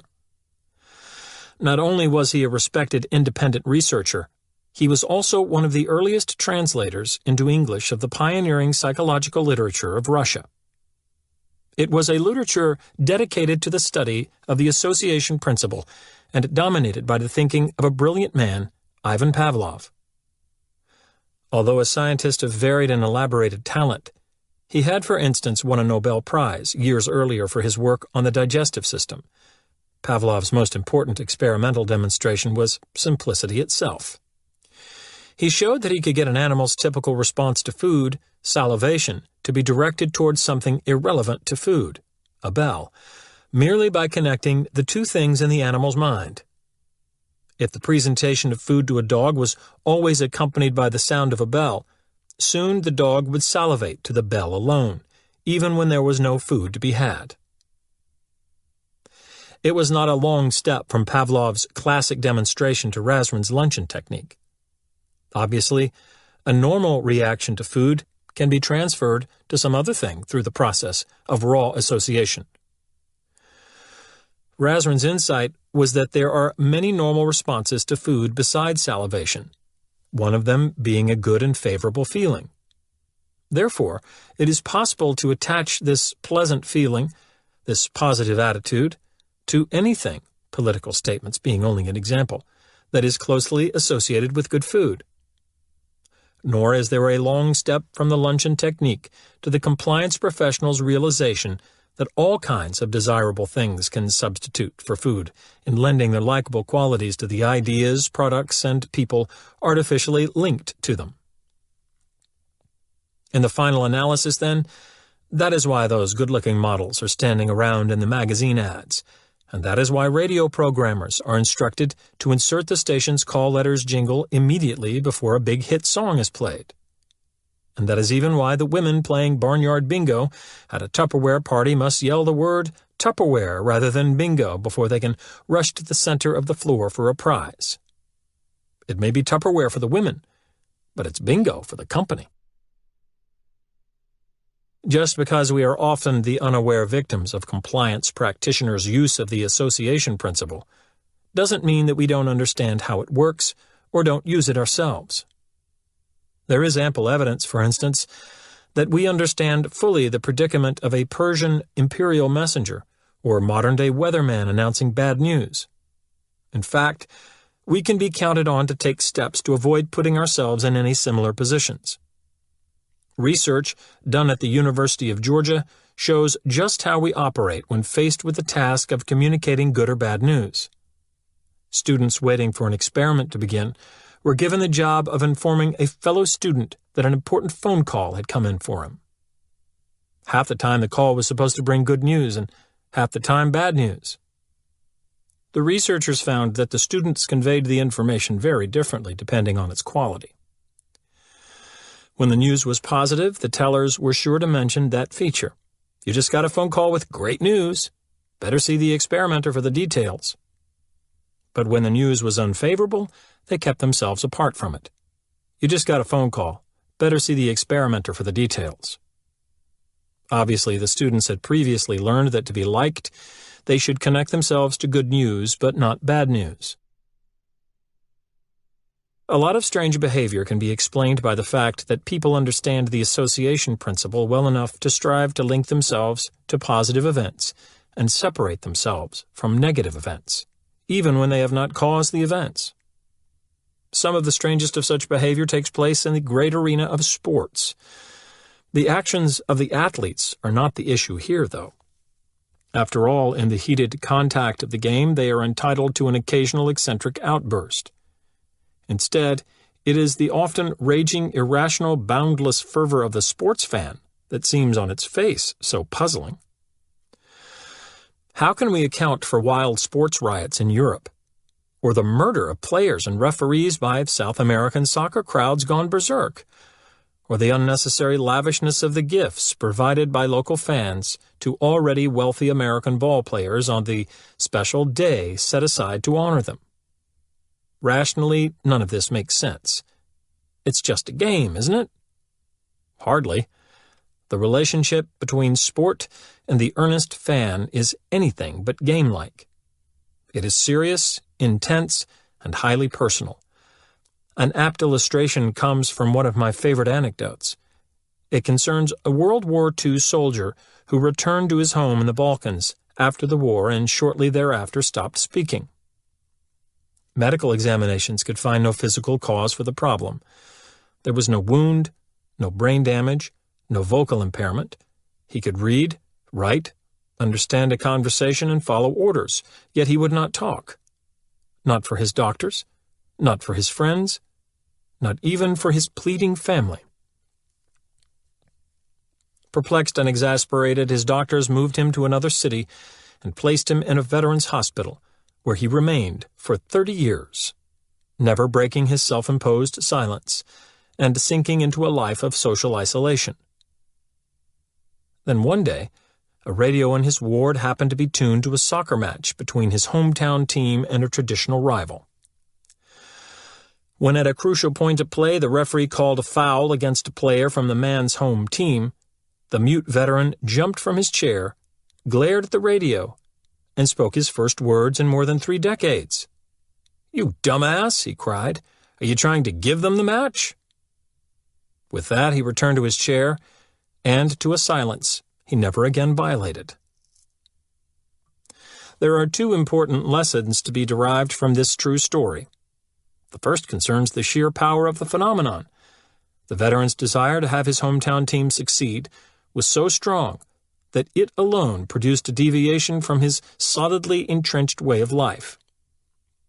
Similar effects of sports events on the long-standing habits of fans are far from unique to the back wards of veterans' hospitals. During the 1980 Winter Olympics, after the U.S. hockey team had upset the vastly favored Soviet team, the teetotaling father of the American goaltender, Jim Craig, was offered a flask. "I've never had a drink in my life," he reported later, "but someone behind me handed me cognac. I drank it. Yes, I did." Nor was such unusual behavior unique to parents of the players. Fans outside the hockey arena were described in news accounts as delirious. They hugged, sang, and turned somersaults in the snow. Even those fans not present at Lake Placid exulted in the victory and displayed their pride with bizarre behavior. In Raleigh, North Carolina, a swim meet had to be halted when, after the hockey score was announced, the competitors and audience alike chanted "USA, USA" until they were hoarse. In Cambridge, Massachusetts, a quiet supermarket erupted at the news into a riot of flying toilet tissue and paper towel streamers. The customers were joined in their spree and soon led by the market employees and manager. Without question, the force is deep and sweeping. But if we return to the account of the silent veteran, we can see that something else is revealed about the nature of the union of sports and sports fan, something crucial to its basic character. It is a personal thing. Whatever fragment of an identity that ravaged mute man still possessed was engaged by soccer play. No matter how weakened his ego may have become after 30 years of wordless stagnation in a hospital ward, it was involved in the outcome of the match. Why? Because he personally would be diminished by a hometown defeat. How? Through the principle of association. The mere connection of birthplace hooked him, wrapped him, tied him to the approaching triumph or failure. As distinguished author Isaac Asimov put it in describing our reactions to the contests we view, all things being equal, you root for your own sex, your own culture, your own locality. And what you want to prove is that you are better than the other person. Whomever you root for represents you, and when he wins, you win. When viewed in this light, the passion of the sports fan begins to make sense.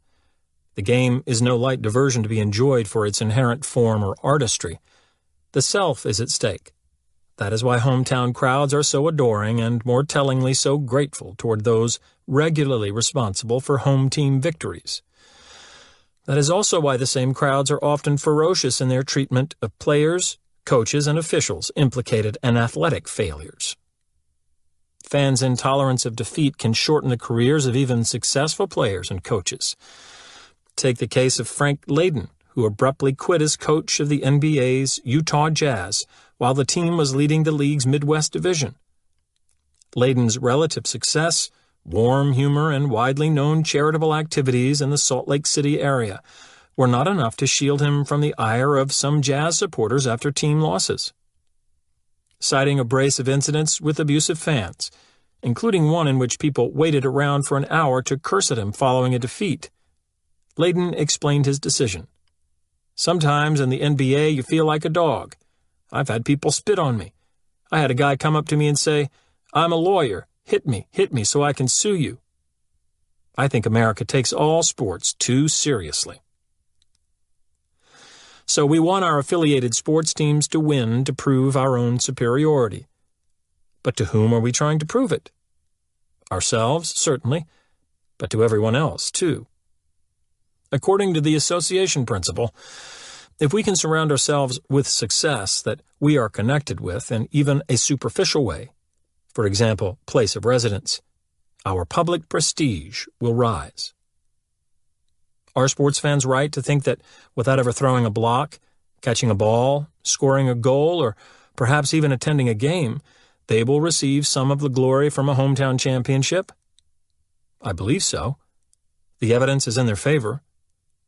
Recall that Persia's messengers did not have to cause the news. My weatherman did not have to cause the weather. And Pavlov's bell did not have to cause the food for powerful effects to occur. The association was enough. It is for this reason that, were the University of Southern California to win the Rose Bowl, we could expect people with a Southern Cal connection to try to increase the visibility of that connection in any of a variety of ways. In one experiment showing how wearing apparel can serve to proclaim such an association, researchers counted the number of school sweatshirts worn on Monday mornings by students on the campuses of 7 prominent football universities: Arizona State, Louisiana State, Notre Dame, Michigan, Ohio State, Pittsburgh, and Southern California. The results showed that many more home school shirts were worn if the football team had won its game on the prior Saturday. What's more, the larger the margin of victory, the more such shirts appeared. It wasn't a close, hard-fought game that caused the students to dress themselves, literally, in success. Instead, it was a clear, crushing conquest, smacking of indisputable superiority. This tendency to try to bask in reflected glory by publicly trumpeting our connections to successful others has its mirror image in our attempt to avoid being darkened by the shadow of others' defeat. In an amazing display during the luckless 1980 season ticket-holding fans of the New Orleans Saints football team began to appear at the stadium wearing paper bags to conceal their faces. As their team suffered loss after loss, more and more fans donned the bags until TV cameras were regularly able to record the extraordinary image of gathered masses of people shrouded in brown paper, with nothing to identify them but the tips of their noses. I find it instructive that during a late-season contest, when it was clear that the Saints were at last going to win one, the fans discarded their bags and went public once more. All this tells me that we purposefully manipulate the visibility of our connections with winners and losers in order to make ourselves look good to anyone who could view these connections. By showcasing the positive associations and burying the negative ones, we are trying to get observers to think more highly of us and to like us more. There are many ways we go about this, but one of the simplest and most pervasive is in the pronouns we use. Have you noticed, for example, how often after a home team victory, fans crowd under the range of a TV camera, thrust their index fingers high, and shout, "We're number one, we're number one." Note that the call is not, "They're number one," or even, "Our team is number one." The pronoun is we, designed to imply the closest possible identity with the team. Note also that nothing similar occurs in the case of failure. No television viewer will ever hear the chant, "We're in last place! We're in last place!" Home team defeats are the times for distancing oneself. Here, we is not nearly as preferred as the insulating pronoun they. To prove the point, I once did a small experiment in which students at Arizona State University were phoned and asked to describe the outcome of a football game their school team had played a few weeks earlier. Some of the students were asked the outcome of a certain game their team had lost. The other students were asked the outcome of a different game, one their team had won. My fellow researcher, Avril Thorne, and I simply listened to what was said and recorded the percentage of students who used the word "we" in their descriptions.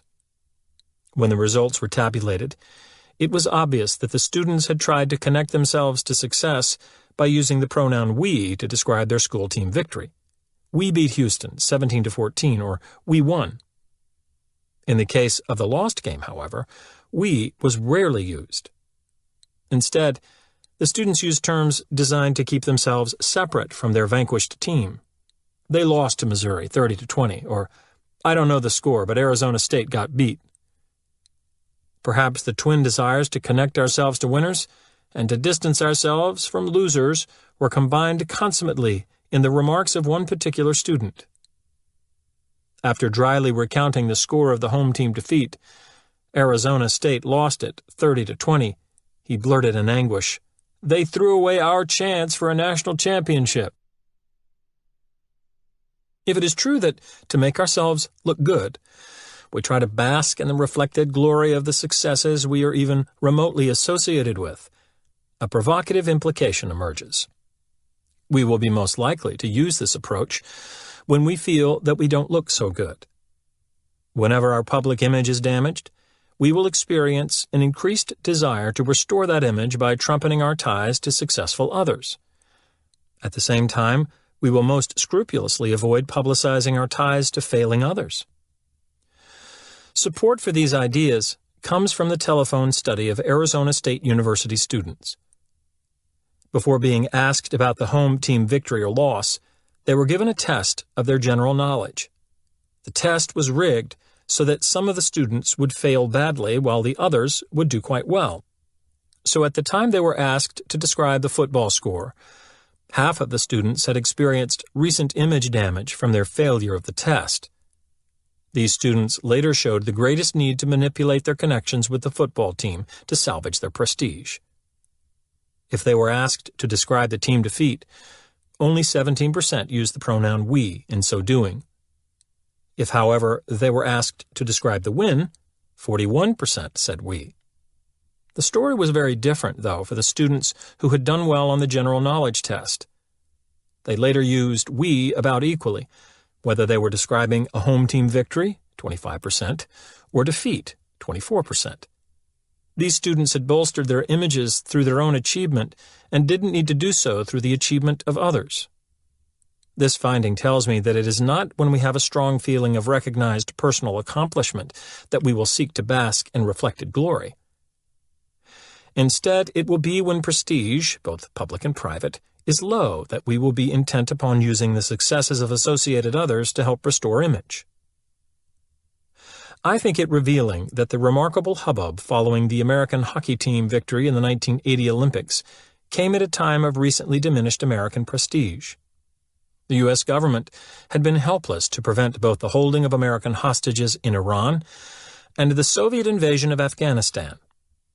It was a time when, as a citizenry, we needed the triumph of that hockey team, and we needed to display or even manufacture our connections to it. We should not be surprised to learn, for instance, that outside the hockey arena, in the aftermath of the win over the Soviet team, scalpers were getting $100 a pair for ticket stubs. Although the desire to bask in reflected glory exists to a degree in all of us, there seems to be something special about people who would wait in the snow to spend $50 apiece for the shreds of tickets to a game they had not attended, presumably to prove to friends back home that they had been present at the big victory. Just what kind of people are they? Unless I miss my guess, they are not merely great sports aficionados, they are individuals with a hidden personality flaw, a poor self-concept. Deep inside is a sense of low personal worth that directs them to seek prestige not from the generation or promotion of their own attainments, but from the generation or promotion of their associations with others of attainment. There are several varieties of this species that bloom throughout our culture. The persistent name-dropper is a classic example. So too is the rock music groupie, who trades sexual favors for the right to tell girlfriends that she was with a famous musician for a time. No matter which form it takes, the behavior of such individuals shares a similar theme. The rather tragic view of accomplishment as deriving from outside the self.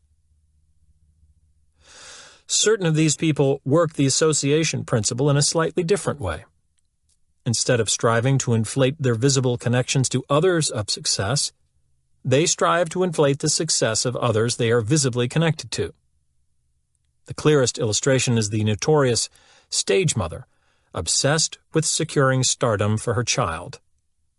Of course, women are not alone in this regard. In 1991, a Davenport, Iowa obstetrician cut off service to the wives of 3 school officials, reportedly because his son had not been given enough playing time in school basketball games. One of the wives was 8 months pregnant at the time.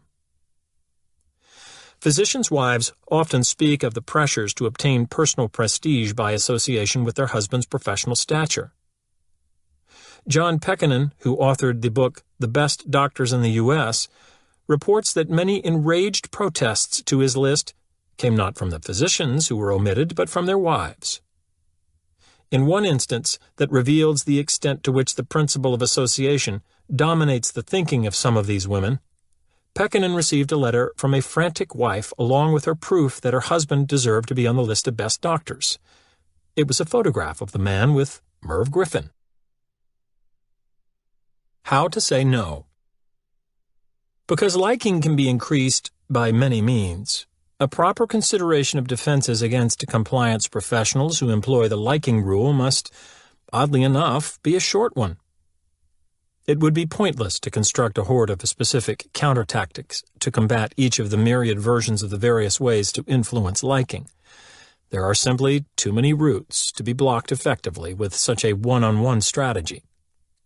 Besides, several of the factors leading to liking, physical attractiveness, familiarity, association, have been shown to work unconsciously to produce their effects on us, making it unlikely that we could muster a timely protection against them. Instead, we need to consider a general approach, one that can be applied to any of the liking-related factors to neutralize their unwelcome influence on our compliance decisions. The secret to such an approach may lie in its timing. Rather than trying to recognize and prevent the action of liking factors before they have a chance to work on us, we might be well advised to let them work. Our vigilance should be directed not toward the things that may produce undue liking for a compliance practitioner, but toward the fact that undue liking has been produced. The time to react protectively is when we feel ourselves liking the practitioner more than we should under the circumstances. By concentrating our attention on the effect rather than the causes, we can avoid the laborious, nearly impossible task of trying to detect and deflect the many psychological influences on liking. Instead, we have to be sensitive to only one thing related to liking in our contacts with compliance practitioners: the feeling that we have come to like the practitioner more quickly or more deeply than we would have expected. Once we notice this feeling, we will have been tipped off that there is probably some tactic being used, and we can start taking the necessary countermeasures. Note that the strategy I am suggesting borrows much from the jiu-jitsu style favored by the compliance professionals themselves. We don't attempt to restrain the influence of the factors that cause liking. Quite the contrary. We allow these factors to exert their force, and then we use that force in our campaign against them. The stronger the force, the more conspicuous it becomes, and consequently the more subject to our alerted defenses. Suppose, for example, we find ourselves bargaining on the price of a new car with Dylan Dan, a candidate for Joe Girard's vacated Greatest Car Salesman title. After talking a while and negotiating a bit, Dan wants to close the deal. He wants us to decide to buy the car. Before any such decision is made, it would be important to ask ourselves a crucial question. In the 25 minutes I've known this guy, Have I come to like him more than I would have expected? If the answer is yes, we might want to reflect upon whether Dan behaved during those few minutes in ways that we know affect liking. We might recall that he had fed us, coffee and donuts, before launching into his pitch, that he had complimented us on our choice of options and color combinations, that he had made us laugh, that he had cooperated with us against the sales manager to get us a better deal. Although such a review of events might be informative, it is not a necessary step in protecting ourselves from the liking rule. Once we discover that we have come to like Dan more than we would have expected to, we don't have to know why. The simple recognition of unwarranted liking should be enough to get us to react against it. One possible reaction would be to reverse the process and actively dislike Dan. But that might be unfair to him and contrary to our own interests. After all, some individuals are naturally likable, and Dan might just be one of them. It wouldn't be right to turn automatically against those compliance professionals who happen to be most likable. Besides, for our own sakes, we wouldn't want to shut ourselves off from business interactions with such nice people, especially when they may be offering us the best available deal. I would recommend a different reaction. If our answer to the crucial question is, yes, under the circumstances, I like this guy peculiarly well, this should be the signal that the time has come for a quick countermaneuver. Mentally separate Dan from that Chevy or Toyota he's trying to sell. It is vital to remember at this point that, should we decide for Dan's car, we will be driving it, not him, off the dealership lot. It is irrelevant to a wise automobile purchase that we find Dan likable because he is good-looking, claims an interest in our favorite hobby, is funny, or has relatives back where we grew up. Our proper response, then, is a conscious effort to concentrate exclusively on the merits of the deal and car Dan has for us. Of course, in making a compliance decision, it is always a good idea to keep separate our feelings about the requester and the request. But once immersed in even a brief personal and sociable contact with a requester, that distinction is easy to forget.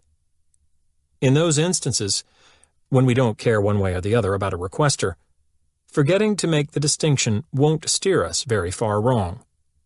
The big mistakes are likely to come when we are fond of the person making a request.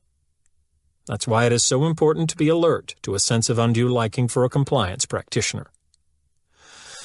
The recognition of that feeling can serve as our reminder to separate the dealer from the merits of the deal and to make our decision based on considerations related only to the latter.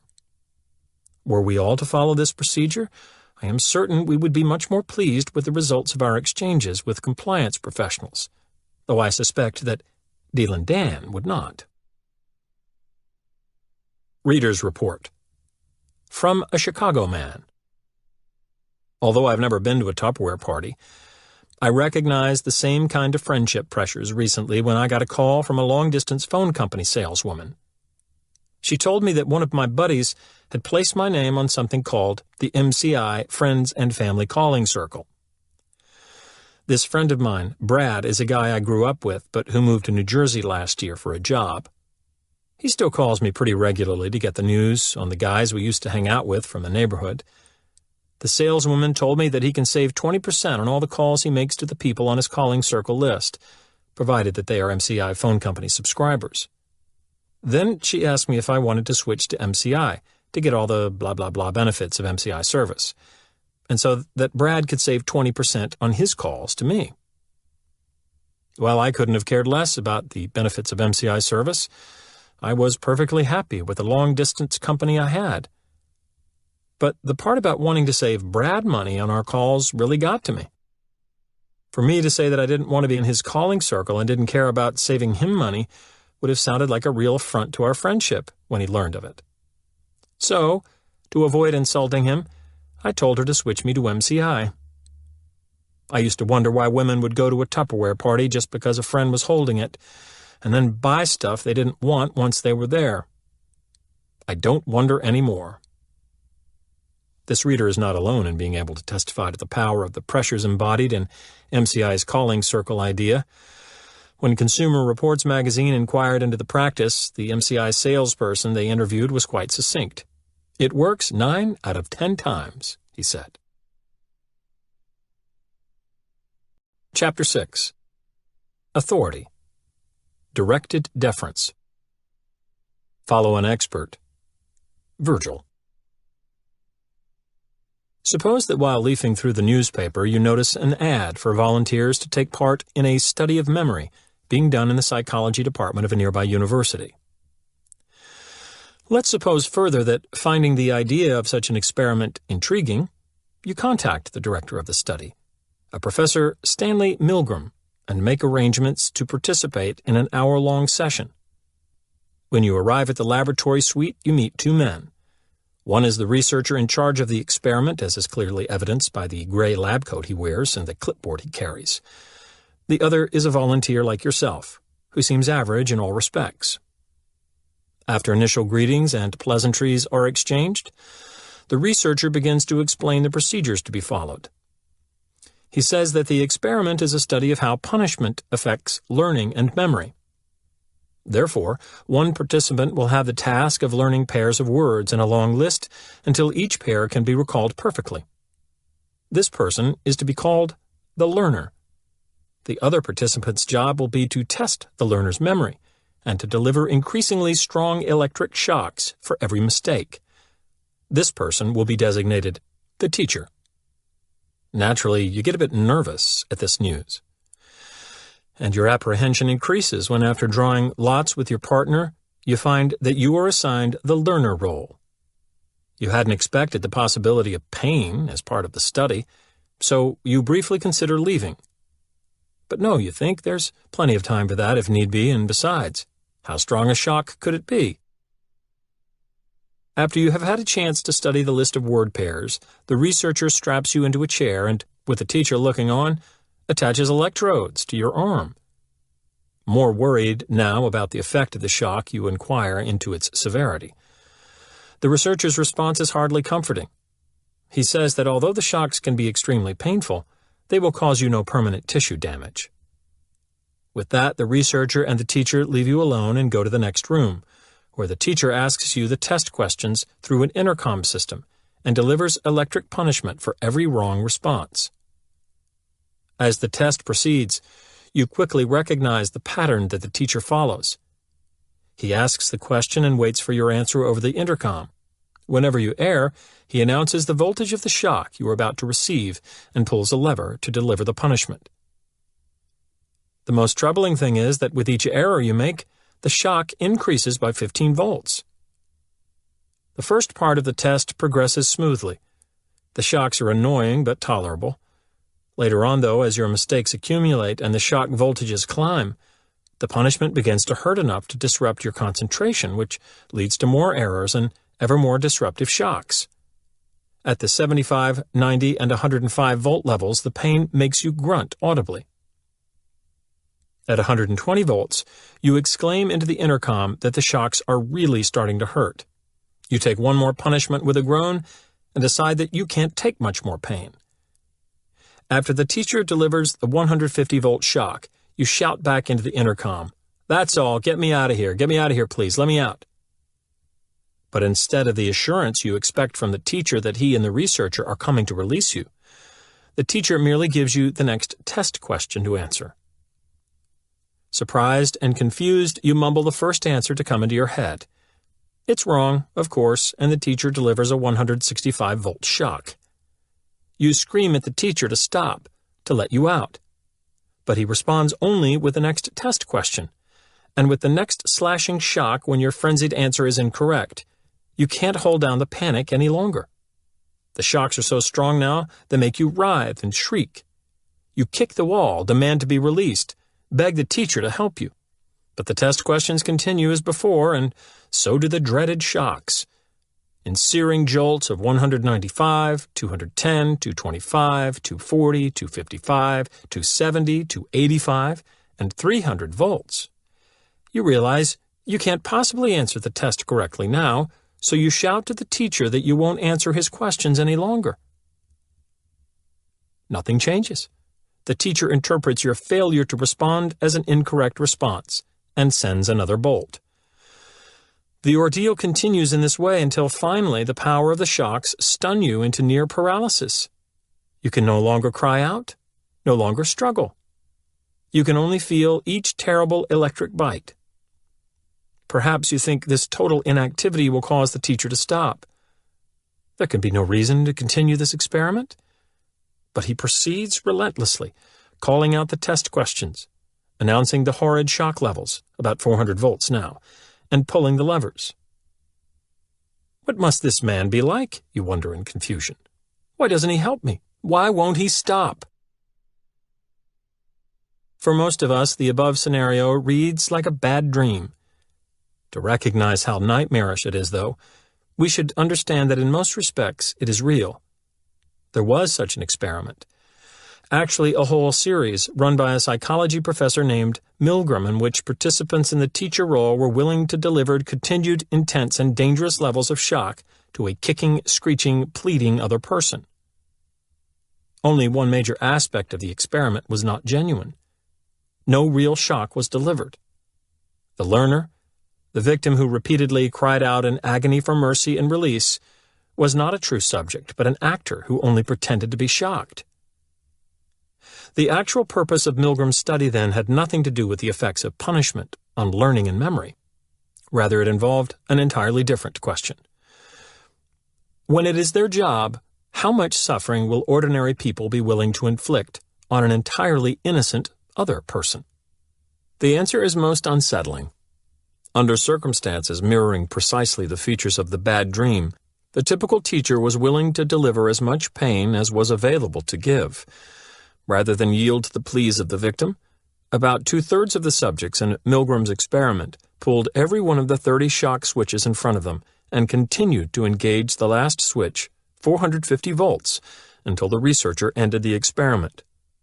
More alarming still, not one of the 40 subjects in this study quit his job as teacher when the victim first began to demand his release, nor later when he began to beg for it, nor even later when his reaction to each shock had become, in Milgram's words, definitely an agonized scream. Not until the 300-volt shock had been sent and the victim had shouted in desperation that he would no longer provide answers to the memory test did anyone stop, and even then it was a distinct minority who did. These results surprised everyone associated with the project, Milgram included. In fact, before the study began, he asked groups of colleagues, graduate students and psychology majors at Yale University, where the experiment was performed, to read a copy of the experimental procedures and estimate how many subjects would go all the way to the last 450-volt shock. Invariably, the answers fell to the 1 to 2% range. A separate group of 39 psychiatrists predicted that only about 1 person in 1,000 would be willing to continue to the end. No one, then, was prepared for the behavior patterns that the experiment actually produced. How can we explain those alarming patterns? Perhaps, as some have argued, it has to do with the fact that the subjects were all males who are known as a group for their aggressive tendencies, or that the subjects didn't recognize the potential harm that such high shock voltages could cause, or that the subjects were a freakish collection of moral cretins who enjoyed the chance to inflict misery. But there is good evidence against each of these possibilities. First, the subject's sex was shown by a later experiment to be irrelevant to their willingness to give all the shocks to the victim. Female teachers were just as likely to do so as the males in Milgram's initial study. The explanation that subjects weren't aware of the potential physical danger to the victim was also examined in a subsequent experiment and found to be wanting. In that version, when the victim was instructed to announce that he had a heart condition and to declare that his heart was being affected by the shock, "That's all, get me out of here, I told you I had heart trouble. My heart's starting to bother me, I refuse to go on, let me out." The results were the same as before. 65% of the subjects carried out their duties faithfully through the maximum shock.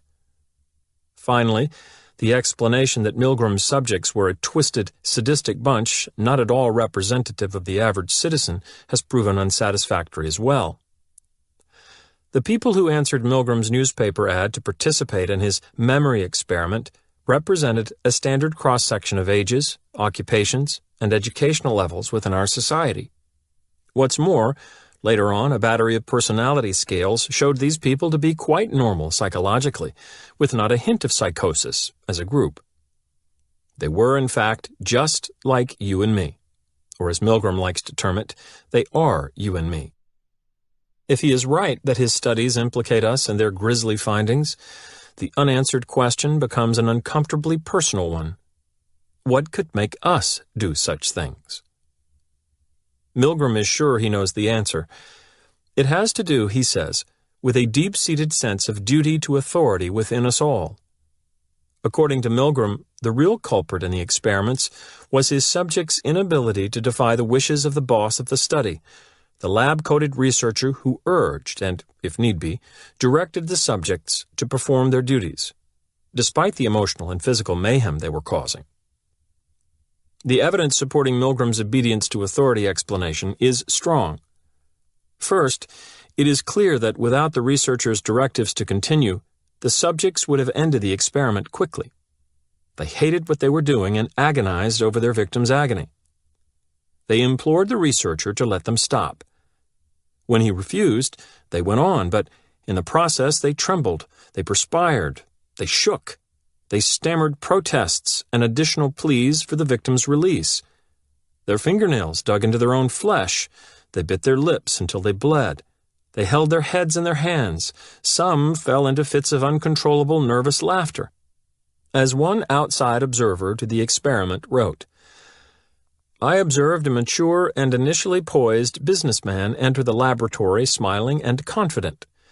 Within 20 minutes, he was reduced to a twitching, stuttering wreck who was rapidly approaching a point of nervous collapse. He constantly pulled on his earlobe and twisted his hands. At one point, he pushed his fist into his forehead and muttered, 'Oh God, let's stop it.' And yet he continued to respond to every word of the experimenter and obeyed to the end." In addition to these observations, Milgram has provided even more convincing evidence for the obedience to authority interpretation of his subjects' behavior.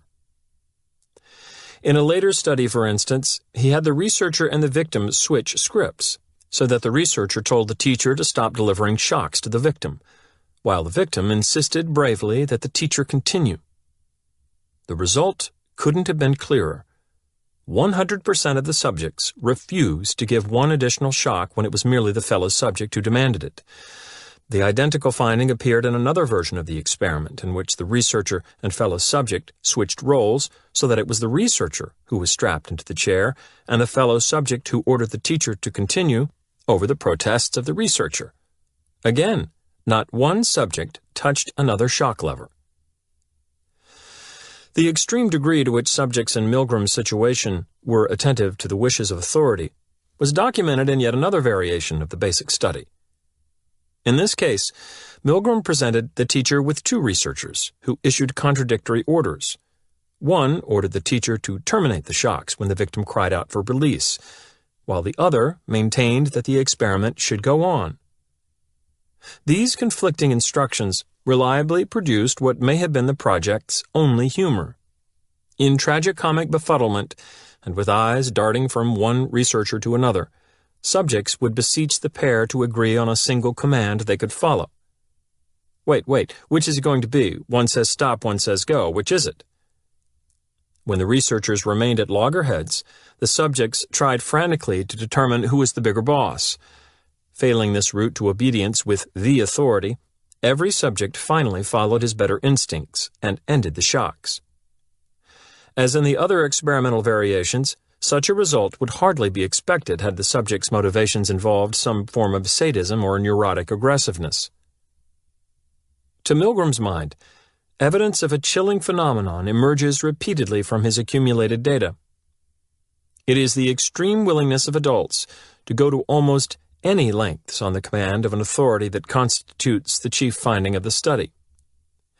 There are sobering implications of this finding for those concerned about the ability of another form of authority, government, to extract frightening levels of obedience from ordinary citizens.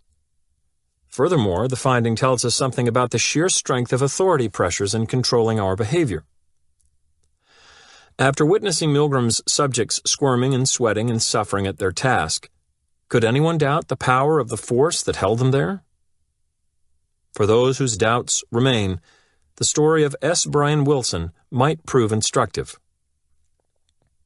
On September 1, 1987, to protest U.S. shipments of military equipment to Nicaragua, Mr. Wilson and two other men stretched their bodies across the railroad tracks leading out of the Concord, California Naval Weapons Station. The protesters were confident that their act would halt the scheduled train's progress that day, as they had notified Navy and railroad officials of their intent 3 days before. But the civilian crew, which had been given orders not to stop, never even slowed the train, despite being able to see the protesters 600 feet ahead. Although two of the men managed to scramble out of harm's way, Mr. Wilson was not quick enough to avoid being struck and having both legs severed below the knee. Because Navy medical corpsmen at the scene refused to treat him or allow him to be taken to the hospital in their ambulance, onlookers, including Mr. Wilson's wife and son, were left to try to staunch the flow of blood for 45 minutes until a private ambulance arrived. Amazingly, Mr. Wilson, who served 4 years in Vietnam, does not blame either the crewman or the corpsman for his misfortune. He points his finger instead at a system that constrained their actions through the pressure to obey. They were just doing what I did in Nam. They were following orders that are part of an insane policy. They're the fall guys. Although the crew members shared Mr. Wilson's assessment of them as victims, they did not share his magnanimity. In what is perhaps the most remarkable aspect of the incident, the train crew filed suit against him, requesting punitive damages for the humiliation, mental anguish, and physical stress they suffered because he hadn't allowed them to carry out their orders without cutting off his legs. Whenever we are faced with so potent a motivator of human action, it is natural to expect that good reasons exist for the motivation. In the case of obedience to authority, even a brief consideration of human social organization offers justification aplenty. A multi-layered and widely accepted system of authority confers an immense advantage upon a society. It allows the development of sophisticated structures for resource production, trade, defense, expansion, and social control that would otherwise be impossible. The other alternative, anarchy, is a state that is hardly known for its beneficial effects on cultural groups, and one that the social philosopher Thomas Hobbes assures us would render life solitary, poor, nasty, brutish, and short. Consequently, we are trained from birth that obedience to proper authority is right and disobedience is wrong. The essential message fills the parental lessons, the schoolhouse rhymes, stories, and songs of our childhood, and is carried forward in the legal, military, and political systems we encounter as adults. Notions of submission and loyalty to legitimate rule are accorded much value in each. Religious instruction contributes as well. The very first book of the Bible, for example, describes how failure to obey the ultimate authority produced the loss of paradise for Adam, Eve, and the rest of the human race. Should that particular metaphor prove too subtle, just a bit further into the Old Testament we can read, in what might be the closest biblical representation of the Milgram experiment, the respectful account of Abraham's willingness to plunge a dagger through the heart of his young son, because God, without any explanation, ordered it. We learn in this story that the correctness of an action was not adjudged by such considerations as apparent senselessness, harmfulness, injustice, or usual moral standards, but by the mere command of a higher authority. Abraham's tormented ordeal was a test of obedience, and he, like Milgram's subjects who perhaps had learned an early lesson from him, passed. Stories like those of Abraham and Milgram's subjects can tell us much about the power of and value for obedience in our culture. In another sense, however, they may be misleading as to the way obedience typically occurs. We rarely agonize to such a degree over the pros and cons of authority's demands. In fact, our obedience frequently takes place in a click-whir fashion with little or no conscious deliberation. Information from a recognized authority can provide us a valuable shortcut for deciding how to act in a situation. After all, as Milgram himself suggests, conforming to the dictates of authority figures has always had genuine practical advantages for us. Early on, these people, for example, parents, teachers, knew more than we did, and we found that taking their advice proved beneficial, partly because of their greater wisdom and partly because they controlled our rewards and punishments. As adults, the same benefits persist for the same reasons, though the authority figures now appear as employers, judges, and government leaders. Because their positions speak of superior access to information and power, it makes great sense to comply with the wishes of properly constituted authorities. It makes so much sense, in fact, that we often do so when it makes no sense at all. This paradox is, of course, the same one that attends all major weapons of influence. In this instance, once we realize that obedience to authority is mostly rewarding, it is easy to allow ourselves the convenience of automatic obedience. The simultaneous blessing and bane of such blind obedience is its mechanical character. We don't have to think, therefore we don't. Although such mindless obedience leads us to appropriate action in the great majority of cases, there will be conspicuous exceptions, because we are reacting rather than thinking. Let's take an example from one facet of our lives where authority pressures are visible and strong. Medicine. Health is enormously important to us. Thus, physicians who possess large amounts of knowledge and influence in this vital area hold the position of respected authorities. In addition, the medical establishment has a clearly terraced power and prestige structure. The various kinds of health workers well understand the level of their jobs in this structure, and they well understand, too, that the MD sits at the top. No one may overrule the doctor's judgment in a case, except perhaps another doctor of higher rank. As a consequence, a long-established tradition of automatic obedience to a doctor's orders has developed among healthcare staffs. The worrisome possibility arises, then, that when a physician makes a clear error, no one lower in the hierarchy will think to question it, precisely because once a legitimate authority has given an order, subordinates stop thinking in the situation and start reacting. Mix this kind of click-whir response into a complex hospital environment, and mistakes are certain. Indeed, a study done in the early 1980s by the U.S. Healthcare Financing Administration showed that for patient medication alone, the average hospital had a 12% daily error rate. A decade later, things had not improved.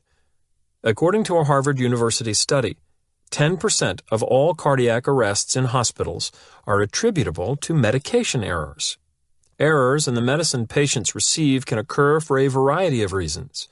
However, a book entitled Medication Errors, Causes and Prevention by two Temple University pharmacology professors, Michael Cohen and Neil Davis, attributes much of the problem to the mindless deference given the boss of the patient's case, the attending physician. According to Professor Cohen, in case after case, patients, nurses, pharmacists, and other physicians do not question the prescription. Take, for example, the strange case of the rectal earache, reported by Cohen and Davis. A physician ordered eardrops to be administered to the right ear of a patient suffering pain and infection there. But instead of writing out completely the location right ear on the prescription, the doctor abbreviated it so the instructions read, "Place in our ear." Upon receiving the prescription, the duty nurse promptly put the required number of eardrops into the patient's anus. Obviously, rectal treatment of an earache made no sense. Yet, neither the patient nor the nurse questioned it. The important lesson of this story is that in many situations where a legitimate authority has spoken, what would otherwise make sense is irrelevant. In these instances, we don't consider the situation as a whole, but attend and respond to only one aspect of it. Wherever our behaviors are governed in such an unthinking manner, we can be confident that there will be compliance professionals trying to take advantage. We can stay within the field of medicine and see that advertisers have frequently harnessed the respect accorded to doctors in our culture by hiring actors to play the roles of doctors speaking on behalf of the product. My favorite example is a TV commercial featuring actor Robert Young counseling people against the dangers of caffeine and recommending caffeine-free Sanka brand coffee. The commercial was highly successful, selling so much coffee that it was played for years in several versions. But why should this commercial prove so effective? Why on earth would we take Robert Young's word for the health consequences of decaffeinated coffee? Because, as the advertising agency that hired him knew perfectly well, he is associated in the minds of the American public with Marcus Welby, M.D., the role he played in an earlier long-running television series. Objectively, it doesn't make sense to be swayed by the comments of a man we know to be just an actor who used to play a doctor. But as a practical matter, that man moved the Sanka. Connotation, not content. From the first time I saw it, the most intriguing feature for me in the Robert Young Sanka commercial was its ability to use the influence of the authority principle without ever providing a real authority. The appearance of authority was enough.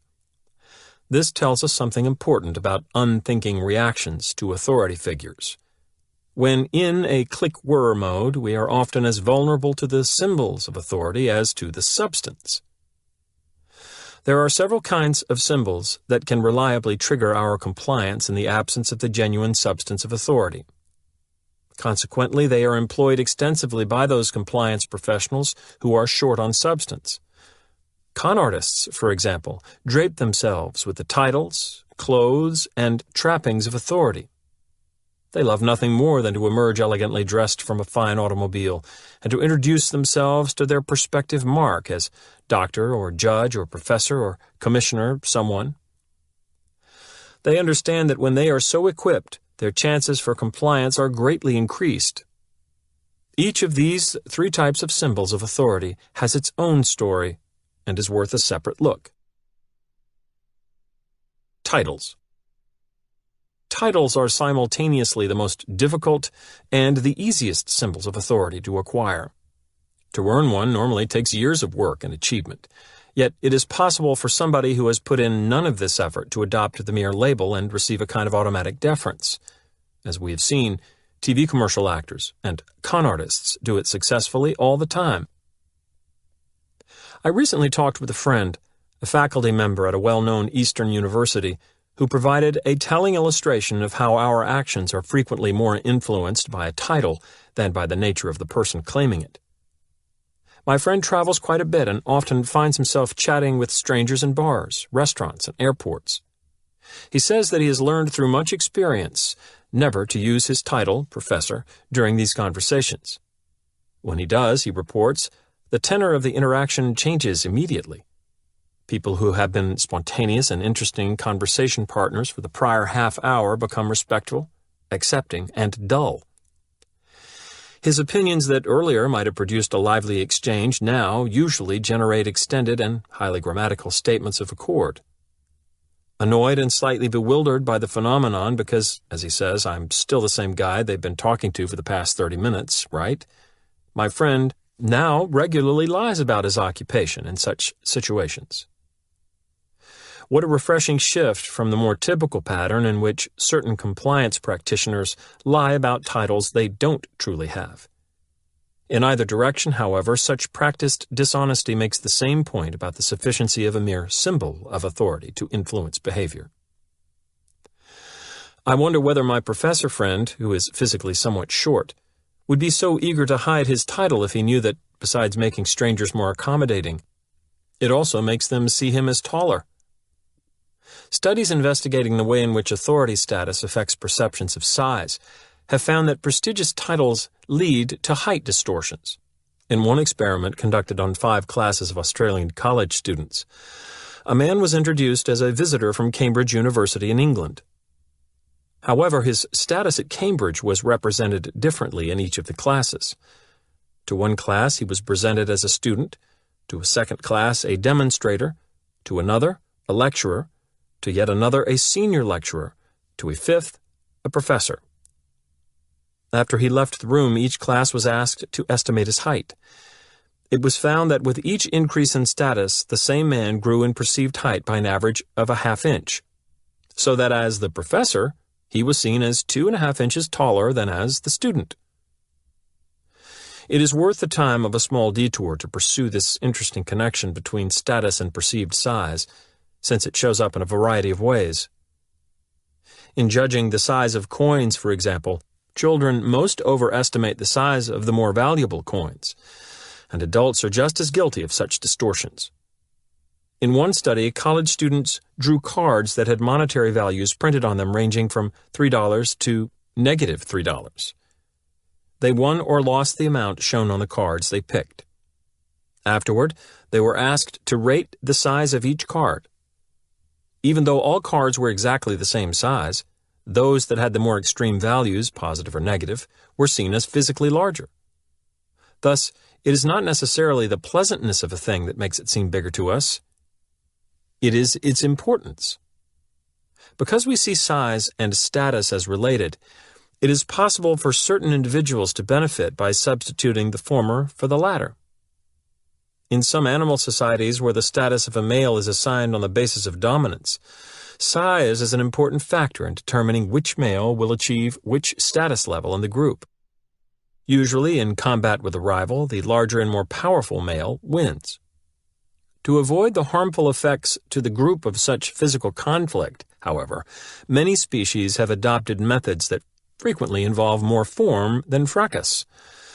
The two males confront each other with showy aggression displays that invariably include size-enhancing tricks. Various mammals arch their backs and bristle their coats. Fish extend their fins and puff themselves up with water. Birds unfurl and flutter their wings. Very often, this exhibition alone is enough to send one of the histrionic warriors into retreat, leaving the contested status position to his seemingly larger and stronger rival. Fur, fins, and feathers. Isn't it interesting how these most delicate of parts can be exploited to give the impression of substance and weight? There are two lessons for us here. One is specific to the association between size and status. The connection of those two things can be profitably employed by individuals who are able to fake the first to gain the appearance of the second. This is precisely why con men, even those of average or slightly above average height, commonly wear lifts in their shoes. The other lesson is more general. The outward signs of power and authority frequently may be counterfeited with the flimsiest of materials. Let's return to the realm of titles for an example that involves what, in several ways, is the scariest experiment I know. A group of researchers composed of doctors and nurses with connections to 3 Midwestern hospitals became increasingly concerned with the extent of mechanical obedience to doctors' orders on the part of nurses. It seemed to the researchers that even highly trained and skilled nurses were not using that training or skill sufficiently to check on a doctor's judgment. Instead, when confronted with a physician's directives, they would simply defer. Earlier, we saw how this process accounted for the case of the rectally administered eardrops. But the Midwestern researchers took things several steps further. First, they wanted to find out whether such cases were isolated incidents or representative of a widespread phenomenon. Second, they wanted to examine the problem in the context of a serious treatment error, the gross overprescription of an unauthorized drug to a hospital patient. Finally, they wanted to see what would happen if they physically removed the authority figure from the situation and substituted an unfamiliar voice on the phone, offering only the frailest evidence of authority, the claimed title doctor. To 22 separate nurses stationed on various surgical, medical, pediatric, and psychiatric wards, one of the researchers made an identical phone call in which he identified himself as a hospital physician and directed the answering nurse to give 20 milligrams of a drug, estrogen, to a specific ward patient. There were 4 excellent reasons for a nurse's caution in response to this order. 1, the prescription was transmitted by phone in direct violation of hospital policy. 2, the medication itself was unauthorized. Estrogen had not been cleared for use nor placed on the ward stock list. 3, the prescribed dosage was obviously and dangerously excessive. The medication containers clearly stated that the maximum daily dose was only 10 milligrams, half of what had been ordered. 4, the directive was given by a man the nurse had never met, seen, or even talked with before on the phone. Yet in 95% of the instances, The nurses went straight away to the ward medicine cabinet, where they secured the ordered dosage of estrogen and started for the patient's room to administer it. It was at this point that they were stopped by a secret observer who revealed the nature of the experiment. The results are frightening indeed. That 95% of regular staff nurses complied unhesitatingly with a patently improper instruction of this sort must give us all great reason for concern as potential hospital patients. Given the recent U.S. Healthcare Financing Administration estimate of a 12% daily medication error rate in American hospitals, stays of longer than a week make it likely that we will be recipients of such an error. What the Midwestern study shows is that the mistakes are hardly limited to trivial slips in the administration of harmless eardrops or the like, but extend to grave and dangerous blunders. In interpreting their unsettling findings, the researchers came to an instructive conclusion. In a real-life situation corresponding to the experimental one, there would, in theory, be two professional intelligences, the doctors and the nurses, working to ensure that a given procedure be undertaken in a manner beneficial to the patient, or, at the very least, not detrimental to him. The experiment strongly suggests, however, that one of these intelligences is, for all practical purposes, non-functioning. It seems that in the face of a physician's directives, the nurses unhooked their professional intelligences and moved to a click-whir form of responding. None of their considerable medical training or knowledge was engaged in a decision of what to do. Instead, because obedience to legitimate authority had always been the most preferred and efficient action in their work setting, they had become willing to err on the side of automatic obedience. It is all the more instructive that they had traveled so far in this direction that their error had come not in response to genuine authority, but to its most easily falsified symbol, a bare title. Close. A second kind of authority symbol that can trigger our mechanical compliance is clothing. Though more tangible than a title, the cloak of authority is every bit as fakeable. Police bunco files bulge with records of con artists whose artistry includes the quick change.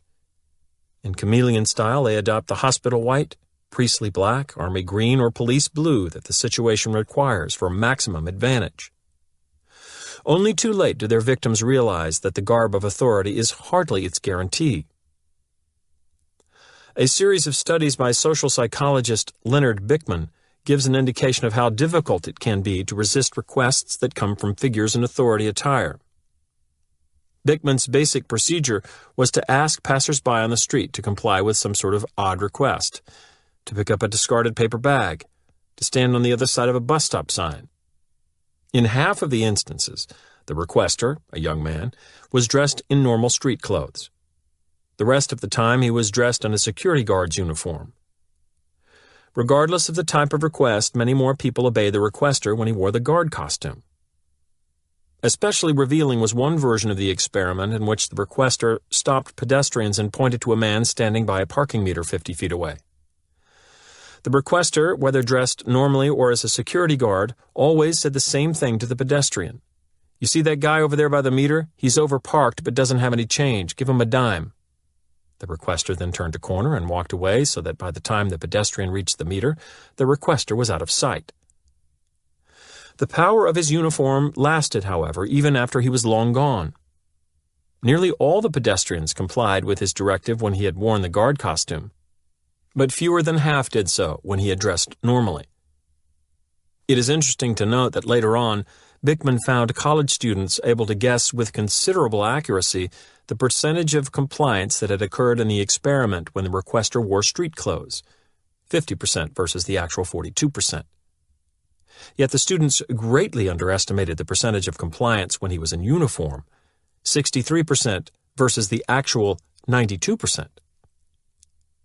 Less blatant in its connotation than a uniform, but nonetheless effective, is another kind of attire that has traditionally bespoken authority status in our culture, the well-tailored business suit. It, too, can evoke a telling form of deference from total strangers. Research conducted in Texas, for instance, arranged for a 31-year-old man to violate the law by crossing the street against the traffic light on a variety of occasions. In half of the cases, he was dressed in a freshly pressed business suit and tie. On the other occasions, he wore a work shirt and trousers. The researcher watched from a distance and counted the number of pedestrians waiting at the corner who followed the man across the street. Like the children of Hamelin who crowded after the Pied Piper, 3.5 times as many people swept into traffic behind the suited jaywalker. In this case, though, the magic came not from his pipe, but his pinstripes. It is noteworthy that the two types of authority apparel shown by the above research to be influential, the guard uniform and business suit, are combined deftly by confidence men in a fraud called the bank examiner scheme. The target of the swindle can be anyone, but elderly persons living alone are preferred. The con begins when a man dressed in a properly conservative three-piece business suit appears at the door of a likely victim. Everything about his clothing sends a message of propriety and respectability. The white shirt is starched. The wingtip shoes glow deeply. His suit is not trendy but classic. The lapels are 3 inches wide, no more, no less. The cloth is heavy and substantial, even in July. The tones are muted, business blue, business gray, business black. He explains to his intended victim, perhaps a widow he secretly followed home from the bank a day or two earlier, that he is a professional bank examiner who, in the course of auditing the books of her bank, has found some seeming irregularities. He thinks he has spotted the culprit, a bank officer who is regularly doctoring reports of transactions in certain accounts. He says that the widow's account may be one of these, but he can't be sure until he has hard evidence.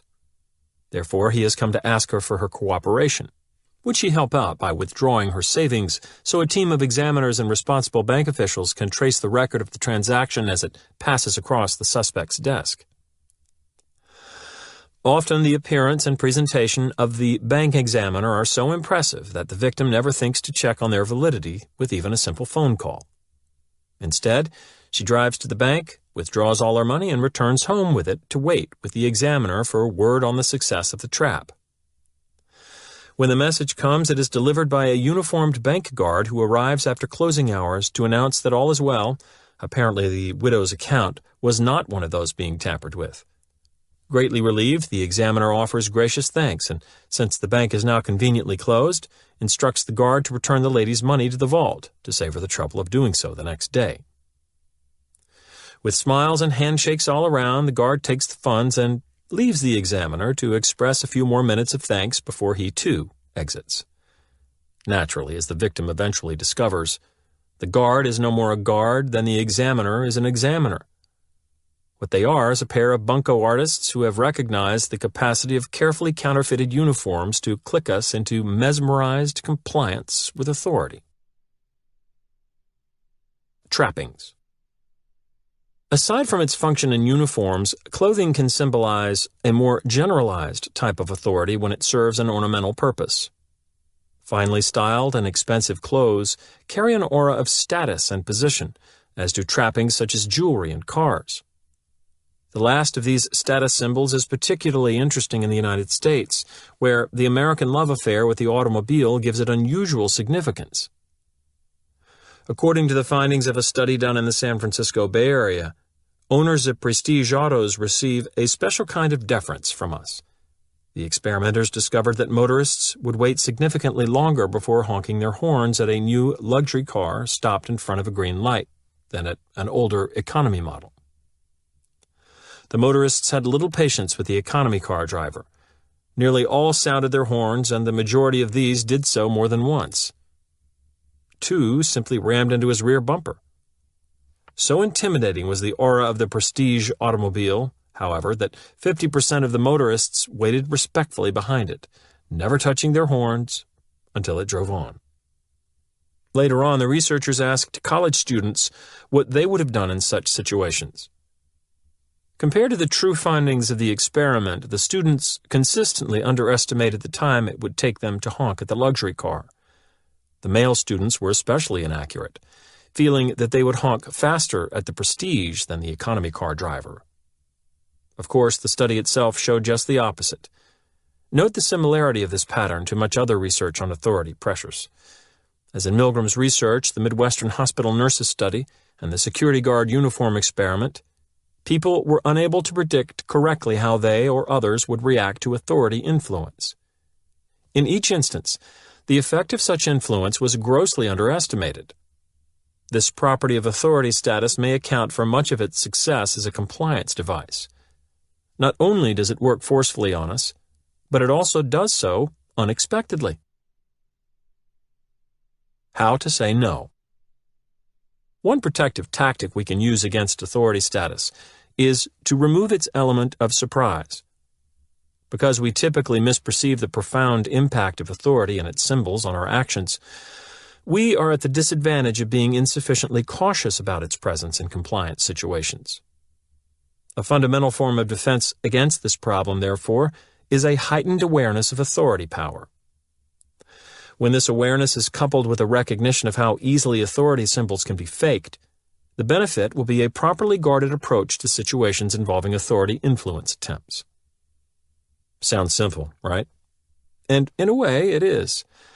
A better understanding of the workings of authority influence should help us resist it. Yet there is a perverse complication, the familiar one inherent in all weapons of influence. We shouldn't want to resist altogether or even most of the time. Generally, authority figures know what they are talking about. Physicians, judges, corporate executives, legislative leaders, and the like have typically gained their positions because of superior knowledge and judgment. Thus, as a rule, their directives offer excellent counsel. The trick is to be able to recognize without much strain or vigilance when authority promptings are best followed and when they should be resisted. Posing two questions to ourselves can help enormously to accomplish this trick. The first is to ask when we are confronted with what appears to be an authority figure's influence attempt, is this authority truly an expert? The question is helpful because it focuses our attention on a pair of crucial pieces of information, the authority's credentials and the relevance of those credentials to the topic at hand. By orienting in this simple way toward the evidence for authority status, we can avoid the major pitfalls of automatic deference. An illustration or two is in order. Let's examine the highly successful Robert Young Sanka coffee commercial in this light. If, rather than responding to his Marcus Welby MD association, people had focused on Mr. Young's actual status as an authority, I am confident that the commercial would not have had so long and productive a run. Obviously, Robert Young does not possess a physician's training or knowledge. We all know that. What he does possess, however, is a physician's title, MD. Now, clearly, it is an empty title, connected to him in our minds through the device of play acting. We all know that, too.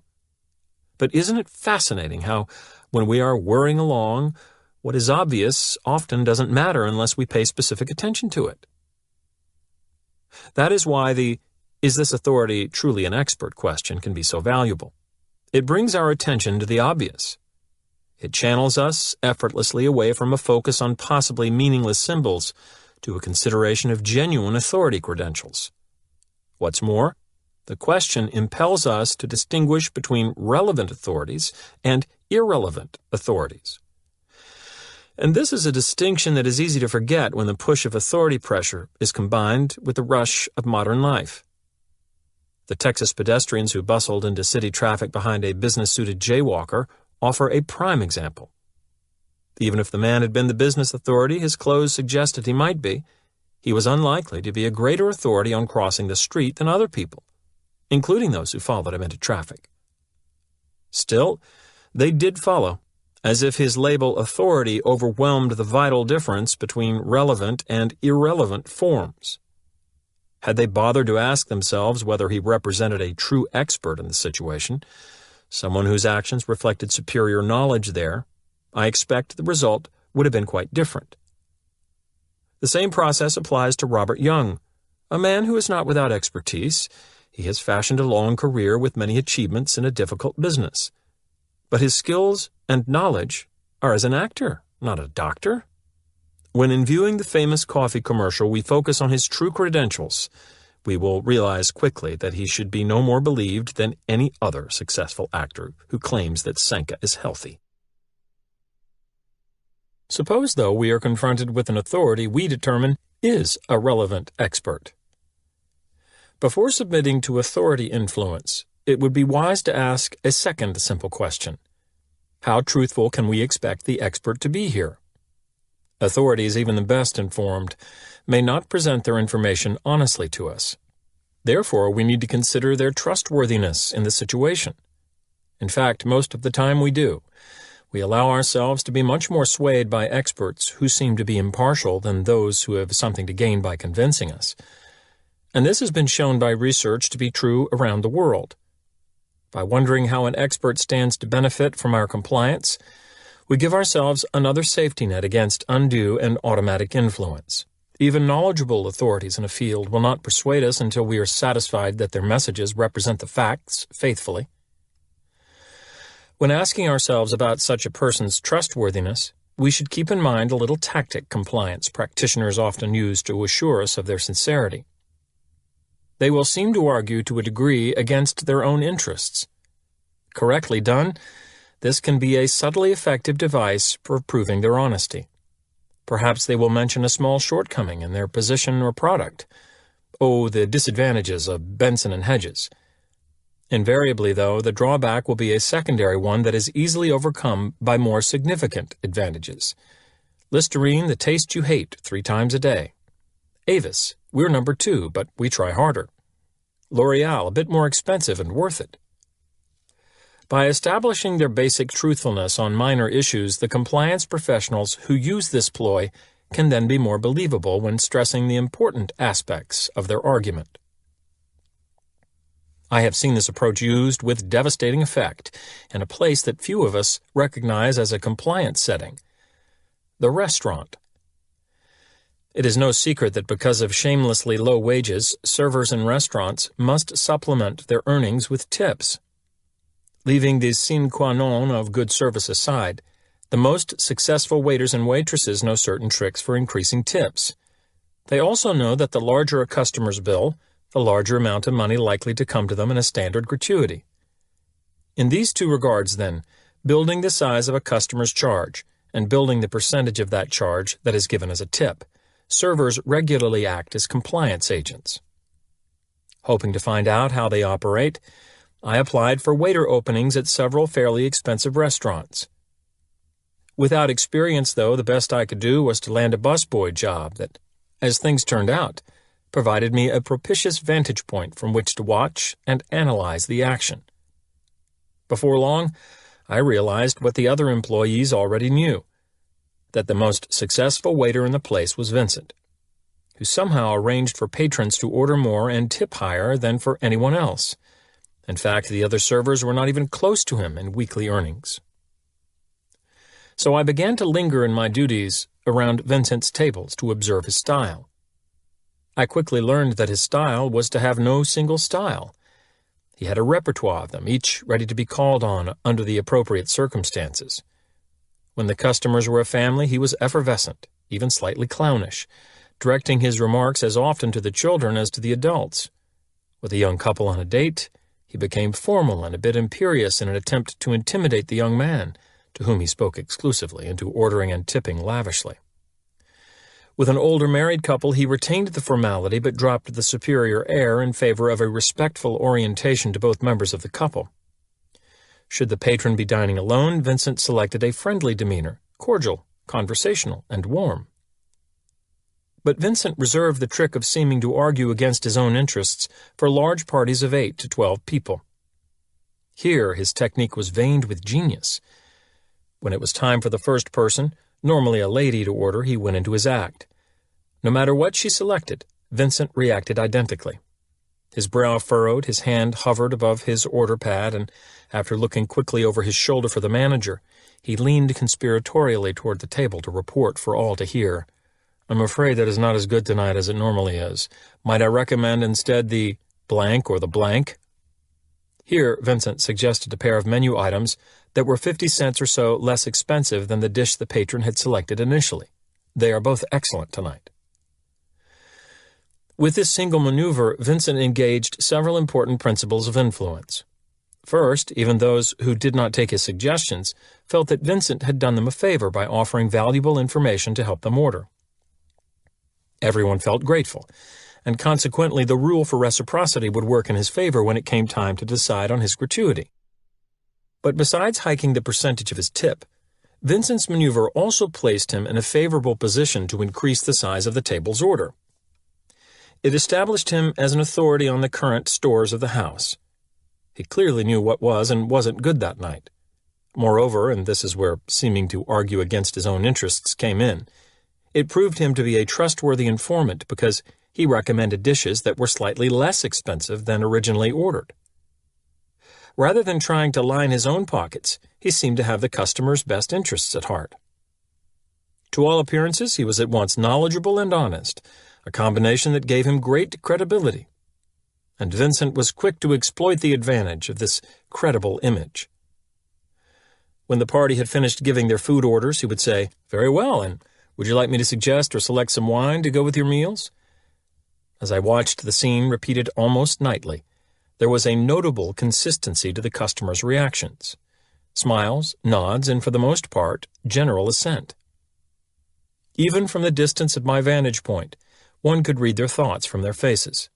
"Sure," they seemed to say, "you know what's good here, and you're obviously on our side. Tell us what to get." Looking pleased, Vincent, who did know his vintages, would respond with some excellent and costly choices. He was similarly persuasive when it came time for dessert decisions. Patrons who otherwise would have passed up the dessert course or shared with a friend were swayed to partake fully by Vincent's rapturous descriptions of the baked Alaska and chocolate mousse. Who, after all, is more believable than a demonstrated expert of proven sincerity? By combining the factors of reciprocity and credible authority into a single elegant maneuver, Vincent was able to inflate substantially both the percentage of his tip and the base charge on which it was figured. His proceeds from this trick were handsome indeed. But notice that much of his profit came from an apparent lack of concern for personal profit. Seeming to argue against his financial interests served those interests extremely well. Reader's Report from a young businessman. About 2 years ago, I was trying to sell my old car because I'd already bought a new one. One day I passed a used car lot with a sign reading, "We will sell your car for more." Just what I wanted, I thought, so I stopped in to talk with the owner. I told him I wanted to get about $3,000 for my old car, and he said he thought I should be asking for a lot more because it was worth at least $3,500. This came as a real surprise to me because the way their consignment system worked, the larger my asking price for the car, the less money was left over for them to keep after they sold it to somebody. Therefore, by telling me to ask for more than $3,000, they were cutting off their own profits.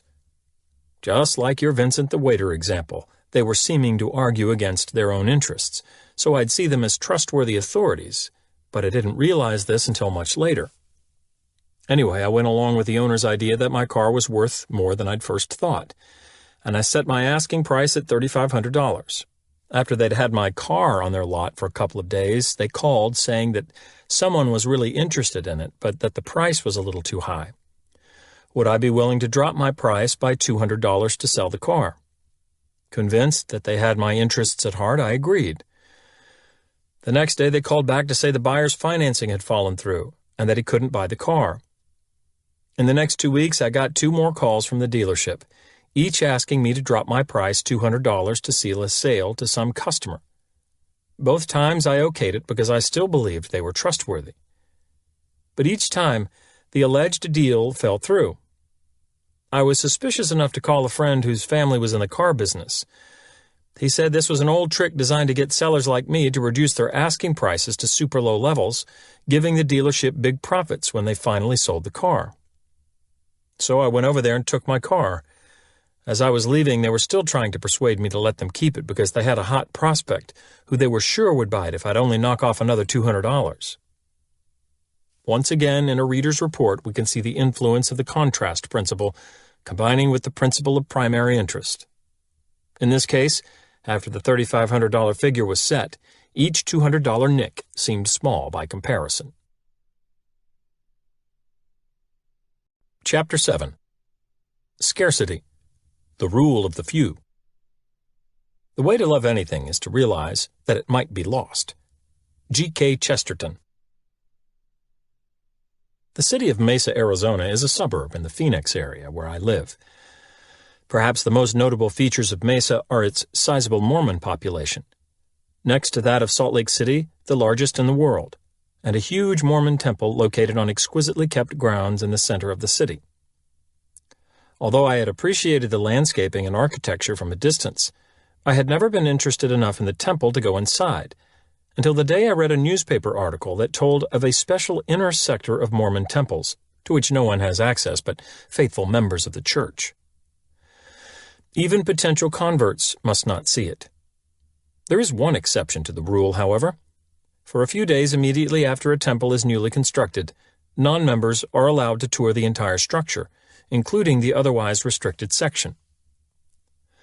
The newspaper story reported that the Mesa Temple had recently been refurbished and that the renovations had been extensive enough to classify it as new by church standards. Thus, for the next several days only, non-Mormon visitors could see the temple area traditionally banned to them. I remember quite well the effect of the article on me. I immediately resolved to take a tour. But when I phoned a friend to ask if he wanted to come along, I came to understand something that changed my decision just as quickly.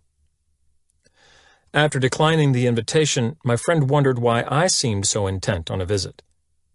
I was forced to admit that no, I had never been inclined toward the idea of a temple tour before, that I had no questions about the Mormon religion I wanted answered, that I had no general interest in the architecture of houses of worship, and that I expected to find nothing more spectacular or stirring than I might see at a number of other temples, churches, or cathedrals in the area. It became clear as I spoke that the special lure of the temple had a sole cause. If I did not experience the restricted sector shortly, I would never again have the chance. Something that, on its own merits, held little appeal for me had become decidedly more attractive merely because it would soon become unavailable. Since that encounter with the scarcity principle, that opportunities seem more valuable to us when their availability is limited, I have begun to notice its influence over a whole range of my actions. For instance, I routinely will interrupt an interesting face-to-face conversation to answer the ring of an unknown caller. In such a situation, the caller has a compelling feature that my face-to-face partner does not: potential unavailability. If I don't take the call, I might miss it, and the information it carries, for good. Never mind that the ongoing conversation may be highly engaging or important, much more than I could reasonably expect an average phone call to be. With each unanswered ring, the phone interaction becomes less retrievable. For that reason and for that moment, I want it more than the other. The idea of potential loss plays a large role in human decision-making. In fact, people seem to be more motivated by the thought of losing something than by the thought of gaining something of equal value. For instance, homeowners told how much money they could lose from inadequate insulation are more likely to insulate their homes than those told how much money they could save. Similar results have been obtained by health researchers. Pamphlets urging young women to check for breast cancer through self-examinations are significantly more successful if they state their case in terms of what stands to be lost. E.g., you can lose several potential health benefits by failing to spend only 5 minutes each month doing breast self-examination. Rather than gained, e.g., you can gain several potential health benefits by spending only 5 minutes each month doing breast self-examination. Collectors of everything from baseball cards to antiques are keenly aware of the influence of the scarcity principle in determining the worth of an item. As a rule, if it is rare, or becoming rare, it is more valuable. Especially enlightening as to the importance of scarcity in the collectibles market is the phenomenon of the precious mistake. Flawed items, a blurred stamp or a double-struck coin, are sometimes the most valued of all. Thus, a stamp carrying a three-eyed likeness of George Washington is anatomically incorrect, aesthetically unappealing, and yet highly sought after. There is instructive irony here. Imperfections that would otherwise make for rubbish make for prized possessions when they bring along an abiding scarcity. With the scarcity principle operating so powerfully on the worth we assign things, it is natural that compliance professionals will do some related operating of their own. Probably the most straightforward use of the scarcity principle occurs in the limited number tactic, when the customer is informed that a certain product is in short supply that cannot be guaranteed to last long.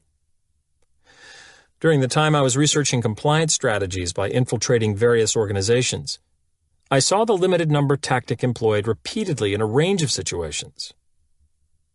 There aren't more than 5 convertibles with this engine left in the state, and when they're gone, that's it, because we're not making them anymore. This is one of only 2 unsold corner lots in the entire development. You wouldn't want the other one. It's got a nasty east-west exposure. You may want to think seriously about buying more than one case today because production is backed way up and there's no telling when we'll get any more in. Sometimes the limited number information was true. Sometimes it was wholly false. But in each instance, the intent was to convince a customer of an item's scarcity and thereby increase its immediate value in their eyes. I admit to developing a grudging admiration for the practitioners who made this simple device work in a multitude of ways and styles. I was most impressed, however, with a particular version that extended the basic approach to its logical extreme by selling a piece of merchandise at its scarcest point, when it seemingly could no longer be had. The tactic was played to perfection in one appliance store I investigated, where 30 to 50% of the stock was regularly listed as on sale. Suppose a couple in the store seemed from a distance to be moderately interested in a certain sale item. There are all sorts of cues that tip off such interest. Closer than normal examination of the appliance, a casual look at any instruction booklets associated with the appliance, discussions held in front of the appliance, but no attempt to seek out a salesperson for further information. After observing the couple so engaged, a salesperson might approach and say, "I see you're interested in this model here, and I can understand why. It's a great machine at a great price. But unfortunately, I sold it to another couple not more than 20 minutes ago. And if I'm not mistaken, it was the last one we had." The customer's disappointment registers unmistakably. Because of its lost availability, the appliance jumps suddenly in attractiveness. Typically, one of the customers asks if there's any chance that an unsold model still exists in the store's back room, warehouse, or other location. "Well," the salesperson allows, "that is possible, and I'd be willing to check. But do I understand that this is the model you want, and if I can get it for you at this price, you'll take it?" Therein lies the beauty of the technique. In accord with the scarcity principle, the customers are asked to commit to buying the appliance when it looks least available, and therefore most desirable. Many customers do agree to a purchase at this singularly vulnerable time. Thus, when the salesperson invariably returns with the news that an additional supply of the appliance has been found, it is also with a pen and sales contract in hand. The information that the desired model is in good supply may actually make some customers find it less attractive again. But by then, the business transaction has progressed too far for most people to renege. The purchase decision made and committed to publicly at an earlier crucial point still holds. They buy. Related to the limited number technique is the deadline tactic, in which some official time limit is placed on the customer's opportunity to get what the compliance professional is offering. Much like my experience with the Mormon temple's inner sanctum, people frequently find themselves doing what they wouldn't particularly care to do simply because the time to do so is shrinking. The adept merchandiser makes this tendency pay off by arranging and publicizing customer deadlines. Witness the collage of such newspaper ads in Figure 7.3 that generate interest where none may have existed before. Concentrated instances of this approach often occur in movie advertising. In fact, I recently noticed that one theater owner, with remarkable singleness of purpose, had managed to invoke the scarcity principle 3 separate times in just 5 words that read, "Exclusive limited engagement ends soon." Swindled by Peter Kerr, New York Times. New York. Daniel Gulbin doesn't remember how his life savings disappeared. He remembers the smooth voice of a salesman on the telephone. He remembers dreaming of a fortune in oil and silver futures. But to this day, the 81-year-old retired utility worker does not understand how swindlers convinced him to part with $18,000. "I just wanted to better my life in my waning days," said Gulbin, a resident of Holder, Florida. "But when I found out the truth, I couldn't eat or sleep. I lost 30 pounds. I still can't believe I would do anything like that."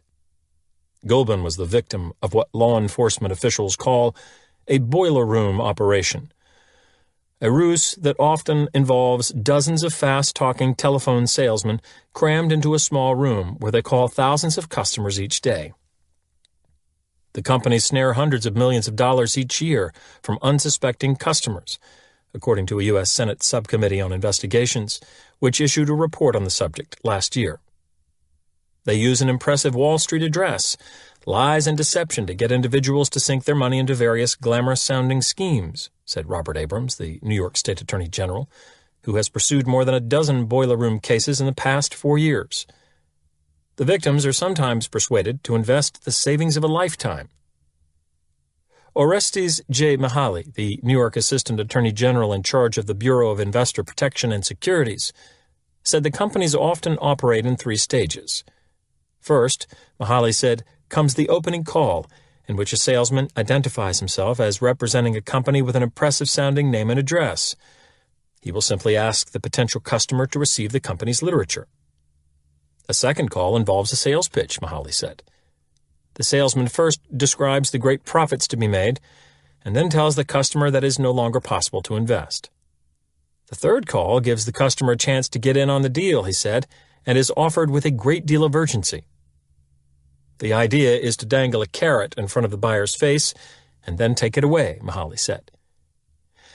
The aim is to get someone to want to buy quickly without thinking too much about it. Sometimes, Mihaly said, the salesman will be out of breath on the third call and will tell the customer that he just came off the trading floor. Such tactics convinced Gulbin to part with his life savings. In 1979, a stranger called him repeatedly and convinced Gulbin to wire $1,756 to New York to purchase silver, Gulbin said. After another series of telephone calls, the salesman cajoled Gulbin into wiring more than $6,000 for crude oil. He eventually wired an additional $9,740, but his profits never arrived. "My heart sank," Gulbin recalled. "I was not greedy, I just hoped I would see better days." Gulbin never recouped his losses. A variant of the deadline tactic is much favored by some face-to-face high-pressure sellers because it carries the purest form of decision deadline, right now. Customers are often told that unless they make an immediate decision to buy, they will have to purchase the item at a higher price, or they will be unable to purchase it at all. A prospective health club member or automobile buyer might learn that the deal offered by the salesperson is good only for that one time. Should the customer leave the premises, the deal is off. One large child portrait photography company urges parents to buy as many poses and copies as they can afford because stocking limitations force us to burn the unsold pictures of your children within 24 hours. A door-to-door magazine solicitor might say that salespeople are in the customer's area for just a day. After that, they and the customer's chance to buy their magazine package will be long gone. A home vacuum cleaner operation I infiltrated instructed its sales trainees to claim, "I have so many other people to see that I have the time to visit a family only once. It's a company policy that even if you decide later that you want this machine, I can't come back and sell it to you." This, of course, is nonsense. The company and its representatives are in the business of making sales, and any customer who called for another visit would be accommodated gladly. As the company sales manager impressed on his trainees, the true purpose of the can't come back claim has nothing to do with reducing overburdened sales schedules. It is to keep the prospects from taking the time to think the deal over by scaring them into believing they can have it later, which makes them want it now. Psychological reactants. The evidence then is clear. Compliance practitioners' reliance on scarcity as a weapon of influence is frequent, wide-ranging, systematic, and diverse.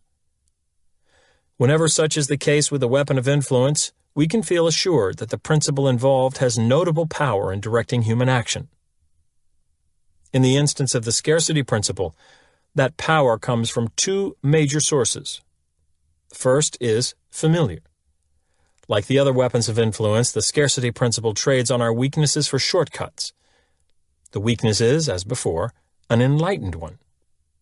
In this case, because we know that the things that are difficult to possess are typically better than those that are easy to possess, we can often use an item's availability to help us quickly and correctly decide on its quality. Thus, one reason for the potency of the scarcity principle is that by following it, we are usually and efficiently right. In addition, there is a unique secondary source of power within the scarcity principle. As opportunities become less available, we lose freedoms, and we hate to lose the freedoms we already have. This desire to preserve our established prerogatives is the centerpiece of psychological reactance theory, developed by psychologist Jack Brem to explain the human response to diminishing personal control.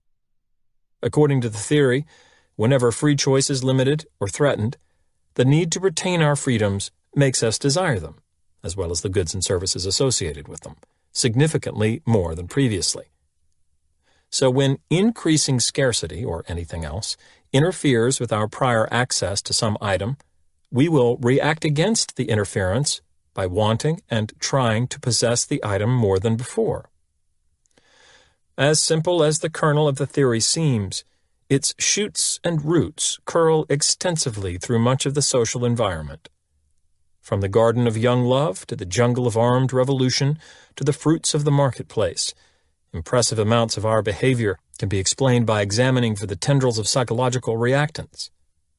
Before beginning such an examination, though, it would be helpful to know when people first show the desire to fight against restrictions of their freedoms.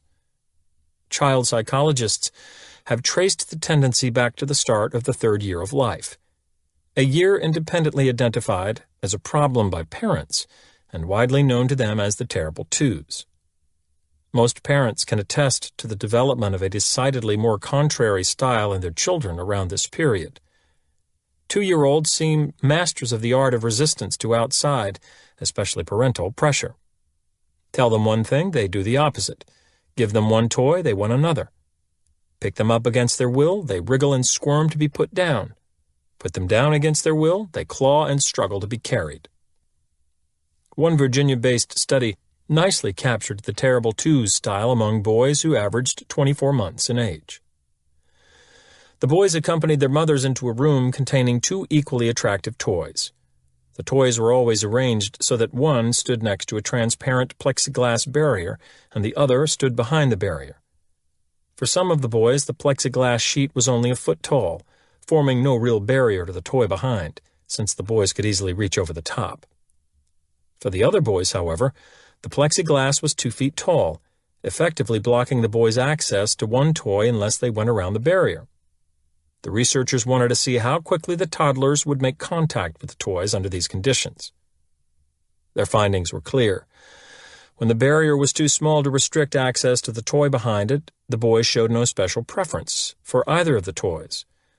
On the average, the toy next to the barrier was touched just as quickly as the one behind. But when the barrier was big enough to be a true obstacle, the boys went directly to the obstructed toy, making contact with it 3 times faster than with the unobstructed toy. In all, the boys in this study demonstrated the classic terrible twos response to a limitation of their freedom, outright defiance. Why should psychological reactance emerge at the age of 2? Perhaps the answer has to do with a crucial change that most children go through around this time. It is then that they first come to a full recognition of themselves as individuals. No longer do they view themselves as mere extensions of the social milieu, but rather as identifiable, singular, and separate. This developing concept of autonomy brings naturally with it the concept of freedom. An independent being is one with choices, and a child with a newfound realization that he or she is such a being will want to explore the length and breadth of the options. Perhaps we should be neither surprised nor distressed, then, when our 2-year-olds strain incessantly against our will. They have come to a recent and exhilarating perspective on themselves as freestanding human entities.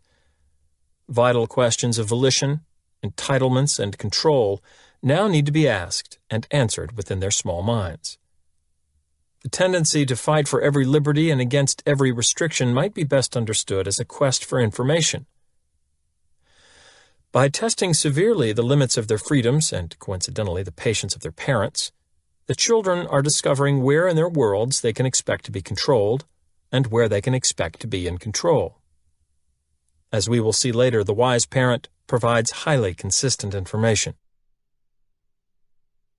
Although the terrible twos may be the most noticeable age of psychological reactants, we show the strong tendency to react against restrictions on our freedoms of action throughout our lives. One other age does stand out, however, as a time when this tendency takes an especially rebellious form: teenage. Like the twos, this is a period characterized by an emerging sense of individuality. For teenagers, the emergence is from the role of child, with all of its attendant parental control, and toward the role of adult, with all of its attendant rights and duties. Not surprisingly, adolescents tend to focus less on the duties than on the rights they feel they have as young adults. Not surprisingly, again, imposing traditional parental authority at these times is often counterproductive. The teenager will sneak, scheme, and fight to resist such attempts at control.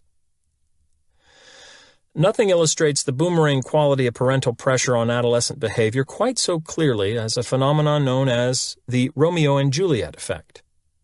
As we know, Romeo Montague and Juliet Capulet were the ill-fated Shakespearean characters whose love was doomed by a feud between their families. Defying all parental attempts to keep them apart, the teenagers won a lasting union in their tragic act of twin suicide, an ultimate assertion of free will. The intensity of the couple's feelings and actions has always been a source of wonderment and puzzlement to observers of the play. How could such inordinate devotion develop so quickly in a pair so young? A romantic might suggest rare and perfect love. A social scientist, though, might point to the role of parental interference and the psychological reactants it can produce. Perhaps the passion of Romeo and Juliet was not initially so consuming that it transcended the extensive barriers erected by the families. Perhaps instead it was fueled to a white heat by the placement of those barriers. Could it be that had the youngsters been left to their own devices, their inflamed devotion would have amounted to no more than a flicker of puppy love? Because the story is fiction, such questions are, of course, hypothetical, and any answers to them are speculative. However, it is possible to ask and answer with more certainty similar questions about modern-day Romeos and Juliets. Do couples suffering parental interference react by committing themselves more firmly to the partnership and falling more deeply in love? According to a study done with 140 Colorado couples, that is exactly what they do. In fact, the researchers found that although parental interference was linked to some problems in the relationship, the partners viewed one another more critically and reported a greater number of negative behaviors than the other. That interference also made the pair feel greater love and desire for marriage. During the course of the study, as parental interference intensified, so did the love experience, and when the interference weakened, romantic feelings actually cooled. Although the Romeo and Juliet effect among modern teenagers may seem cute to outside observers, other manifestations of teenage reactants can prove tragic. For more than a decade, the major message of a massive advertising campaign for Virginia Slim cigarettes has been that today's women have come a long way from the old days when they were required by social norms to be subdued, proper, and ladylike. No longer imply these ads should a woman have to feel bound by chauvinistic and outmoded constraints on her independence and pointedly on her freedom to smoke cigarettes. Has the message been successful in triggering defiance of the old strictures among the target audience? One dismaying statistic suggests a lamentable answer. During the lengthy duration of this campaign, the percentage of cigarette smokers has risen in only one U.S. demographic group, teenage women. For twos and teens, then, psychological reactance flows across the broad surface of experience, always turbulent and forceful. For most of the rest of us, the pool of reactant energy lies quiet and covered, erupting geyser-like only on occasion. Still, these eruptions manifest themselves in a variety of fascinating ways that are of interest not only to the student of human behavior, but to lawmakers and policymakers as well. For instance, there's the odd case of Kennesaw, Georgia, the town that enacted a law requiring every adult resident to own a gun and ammunition, under penalty of 6 months in jail and a $200 fine.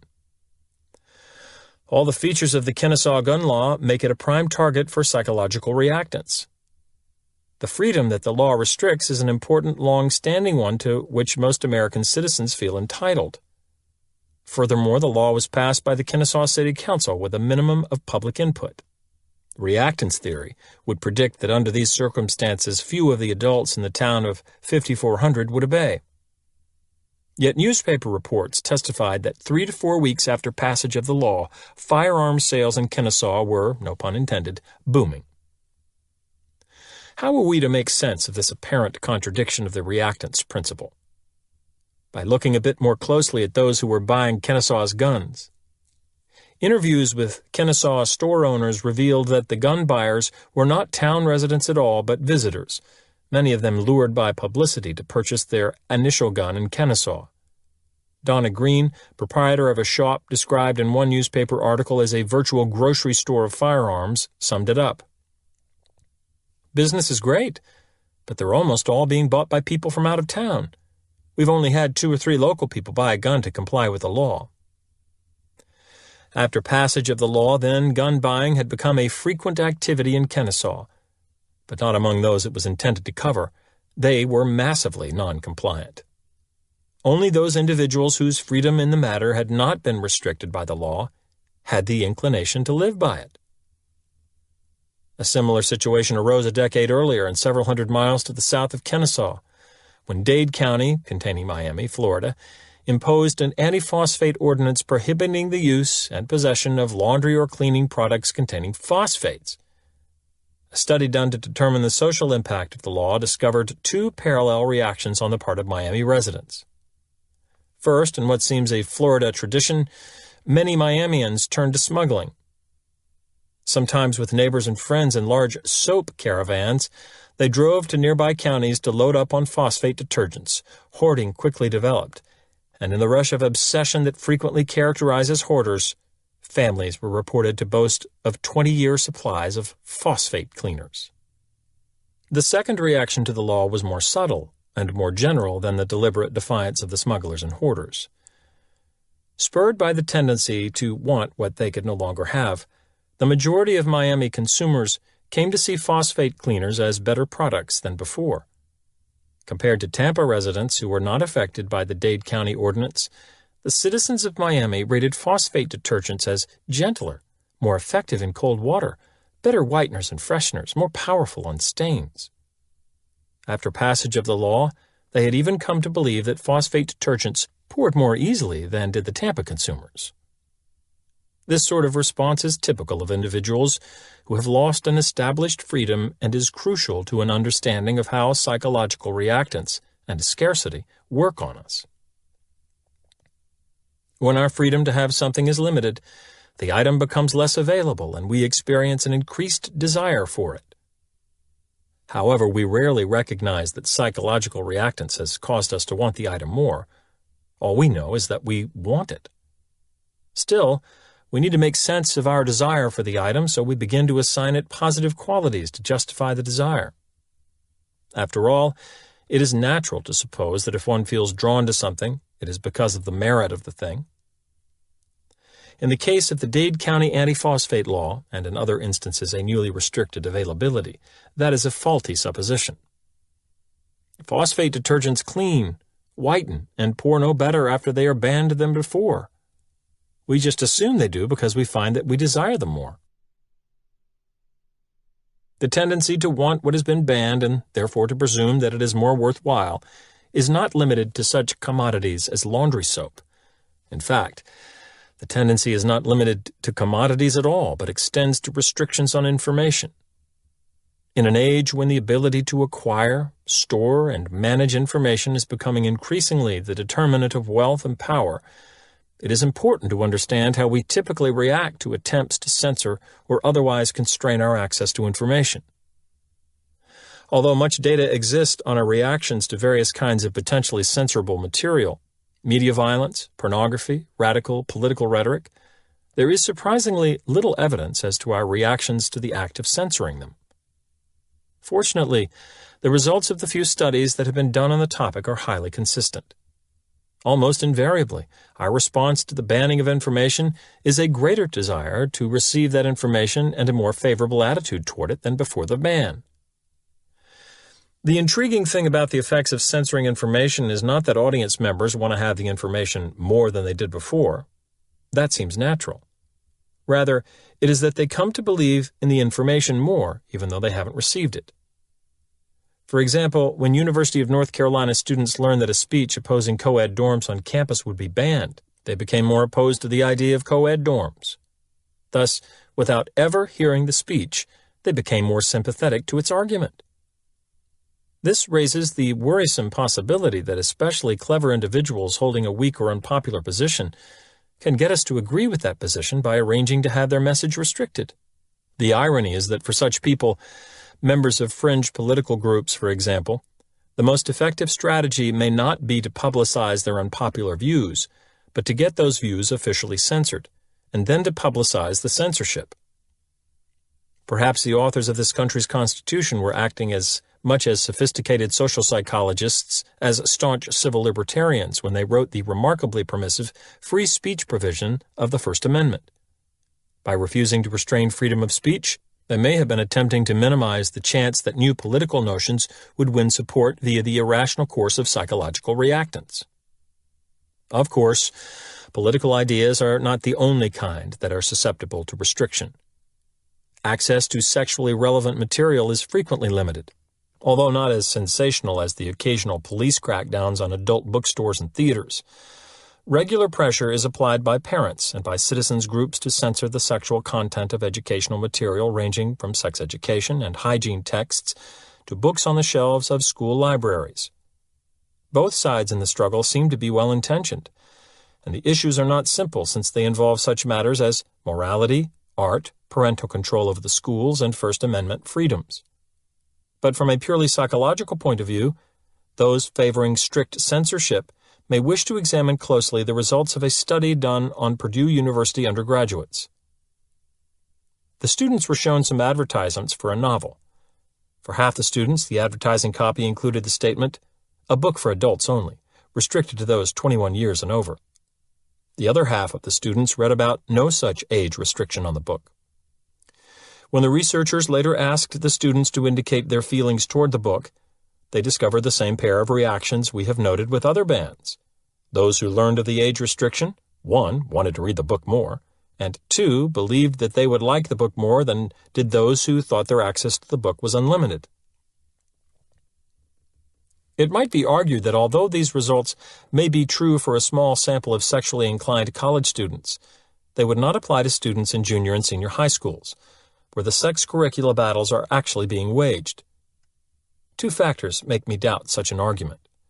First, developmental psychologists report that as a general style, the desire to oppose adult control begins quite soon in adolescence, around the start of the teenage years.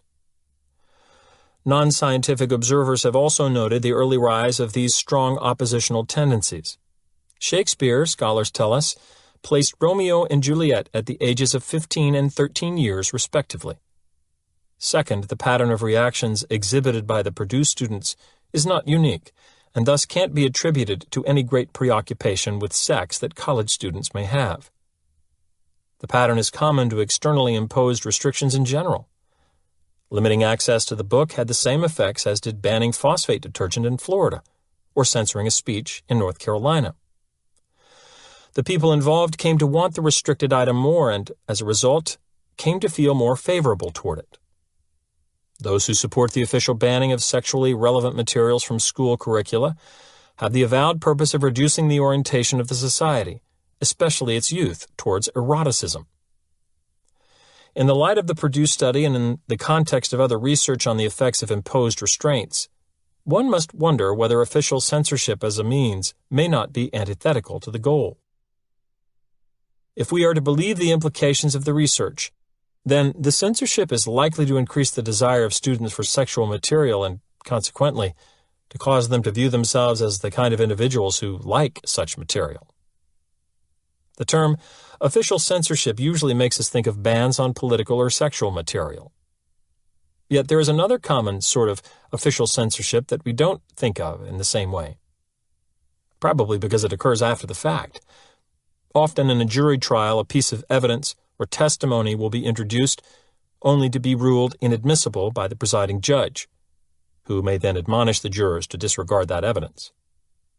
From this perspective, the judge may be viewed as a censor. Though the form of censorship is odd, the presentation of the information to the jury is not banned. It's too late for that. It's the jury's use of the information that is banned. How effective are such instructions from a judge? And is it possible that for jury members who feel it is their right to consider all the available information, declarations of inadmissibility may actually cause psychological reactance, leading the jurors to use the evidence to a greater extent? These are some of the questions asked in a large-scale jury research project conducted by the University of Chicago Law School. One reason the results of the Chicago Jury Project are informative is that the participants were individuals who were actually on jury duty at the time and who agreed to be members of experimental juries formed by the researchers. These experimental juries then heard tapes of evidence from previous trials and deliberated as if they were deciding the case. In the study most relevant to our interest in official censorship, 30 such juries heard the case of a woman who was injured by a car driven by a careless male defendant. The first finding of the study was no surprise. When the driver said he had liability insurance, the jurors awarded his victim an average of $4,000 more than when he said he had no insurance, $37,000 versus $33,000. Thus, as insurance companies have long suspected, juries make larger awards to victims if an insurance company will have to pay. The second finding of the study is the fascinating one, though.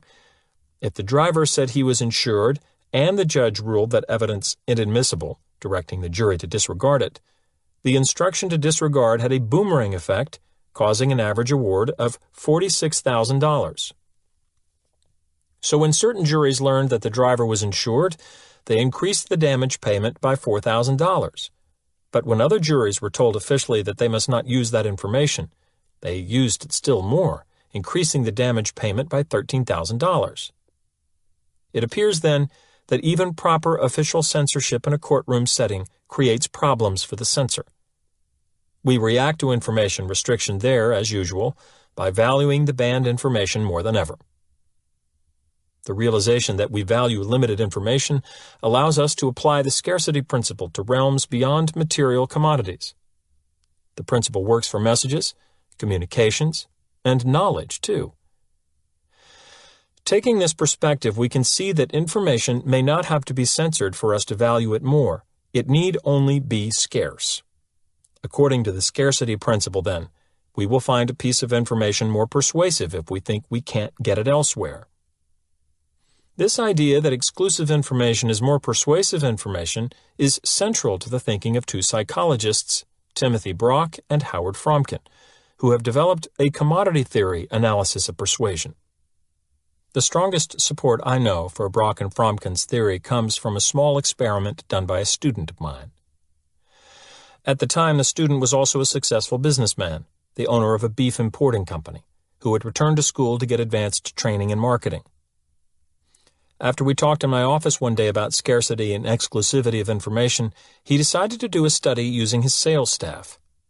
The company's customers, buyers for supermarkets or other retail food outlets, were phoned as usual by a salesperson and asked for a purchase in one of three ways. One set of customers heard a standard sales presentation before being asked for their orders.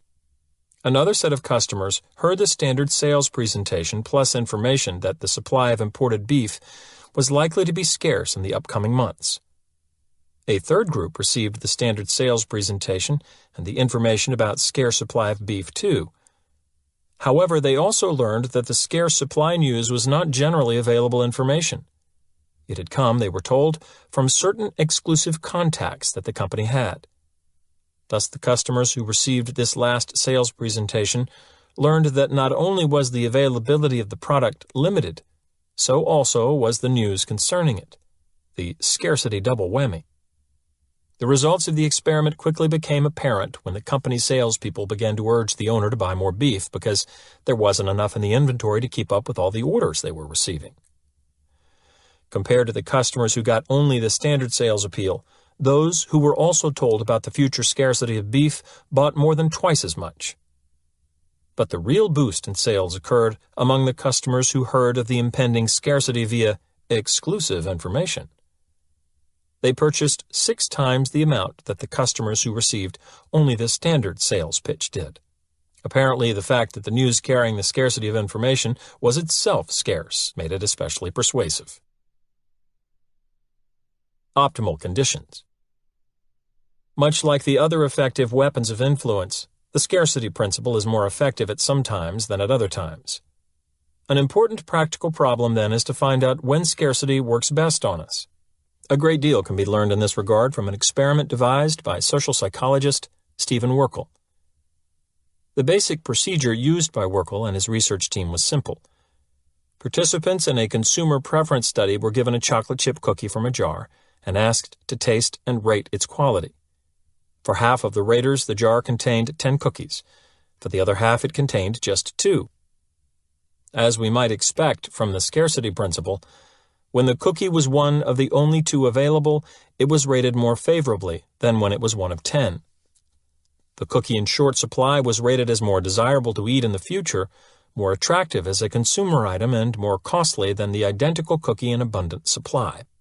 Although this pattern of results provides a rather striking validation of the scarcity principle, it doesn't tell us anything we don't already know. Once again, we see that a less available item is more desired and valued. The real worth of a cookie study comes from 2 additional findings. Let's take them one at a time, as each deserves a thorough consideration. The first of these noteworthy results involved a small variation in the experiment's basic procedure. Rather than rating the cookies under conditions of constant scarcity, some participants were first given a jar of 10 cookies that was then replaced by a jar of 2 cookies.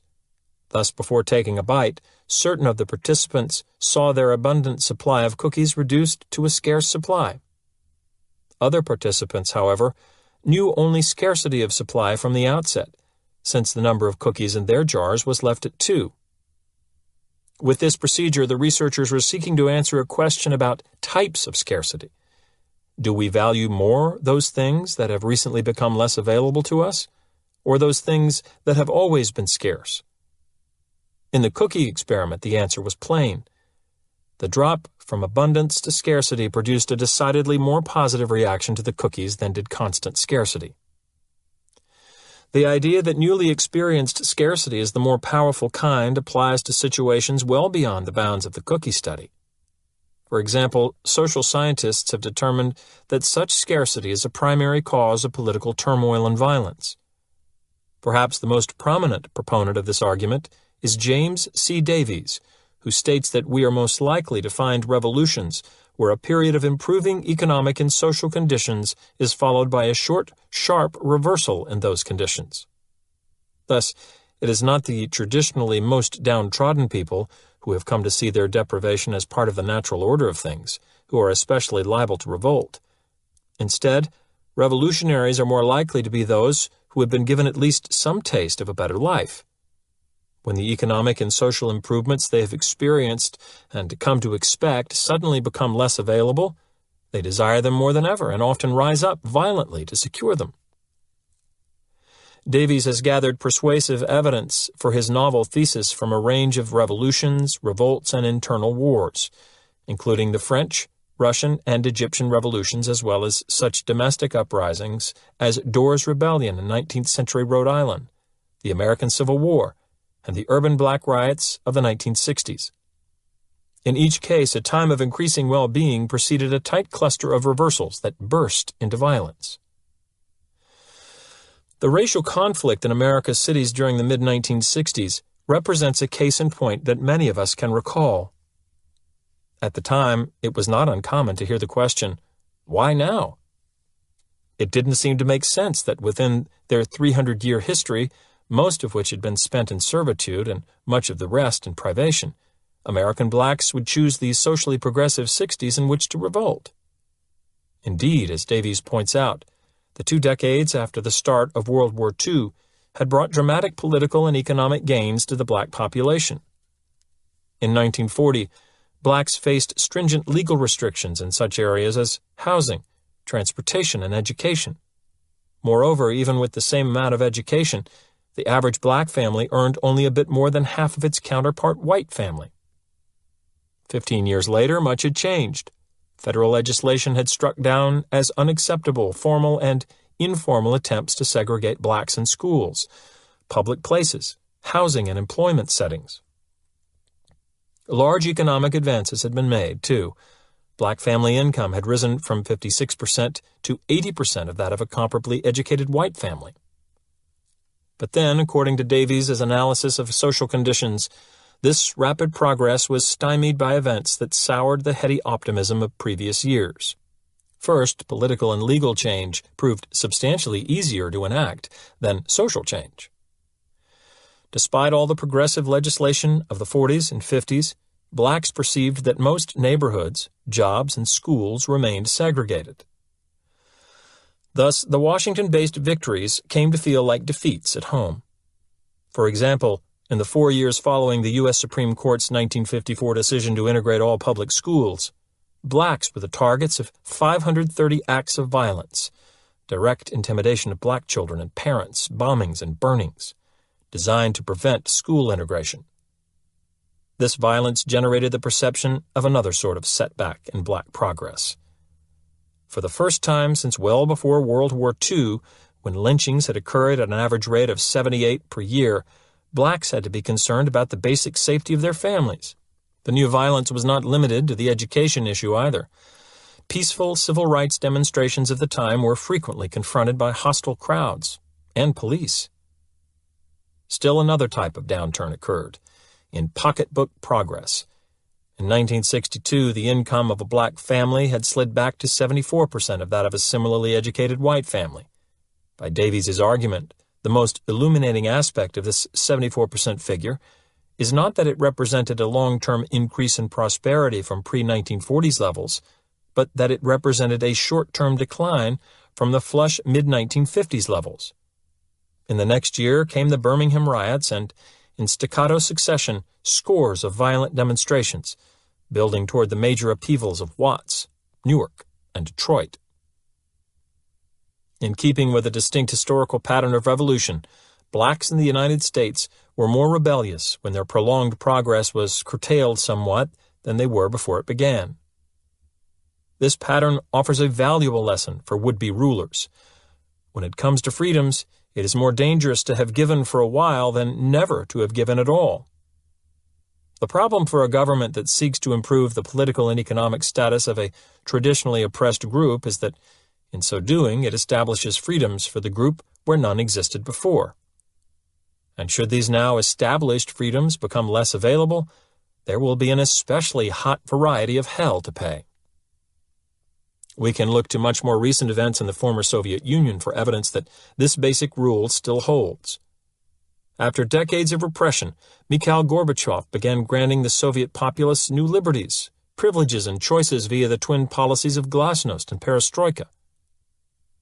Alarmed by the direction their nation was taking, a small group of government, military, and KGB officials staged a coup, placing Gorbachev under house arrest and announcing on August 19, 1991, that they had assumed power and were moving to reinstate the old order. Most of the world imagined that the Soviet people, known for their characteristic acquiescence to subjugation, would passively yield as they had always done. Time magazine editor Lance Morrow described his own reaction similarly. At first, the coup seemed to confirm the norm. The news administered a dark shock, followed immediately by a depressed sense of resignation. Of course, the Russians must revert to their essential selves, to their own history. Gorbachev and glasnost were an aberration. Now we are back to fatal normality. But these were not to be normal times. For one thing, Gorbachev had not governed in the tradition of the Tsars, or Stalin, or any of the line of oppressive post-war rulers who had not allowed even a breath of freedom to the masses. He had ceded them certain rights and choices, and when these now established freedoms were threatened, the people lashed out the way a dog would if someone tried taking a fresh bone from its mouth. Within hours of the junta's announcement, thousands were in the streets, erecting barricades, confronting armed troops, surrounding tanks, and defying curfews. The uprising was so swift, so massive, so unitary in its opposition to any retreat from the gains of glasnost, that after only 3 riotous days the astonished officials relented, surrendering their power and pleading for mercy from President Gorbachev. Had they been students of history or of psychology, the failed plotters would not have been so surprised by the tidal wave of popular resistance that swallowed their coup. From the vantage point of either discipline, they could have learned an invariant lesson. Freedoms once granted will not be relinquished without a fight. The lesson applies as well to the politics of family as country.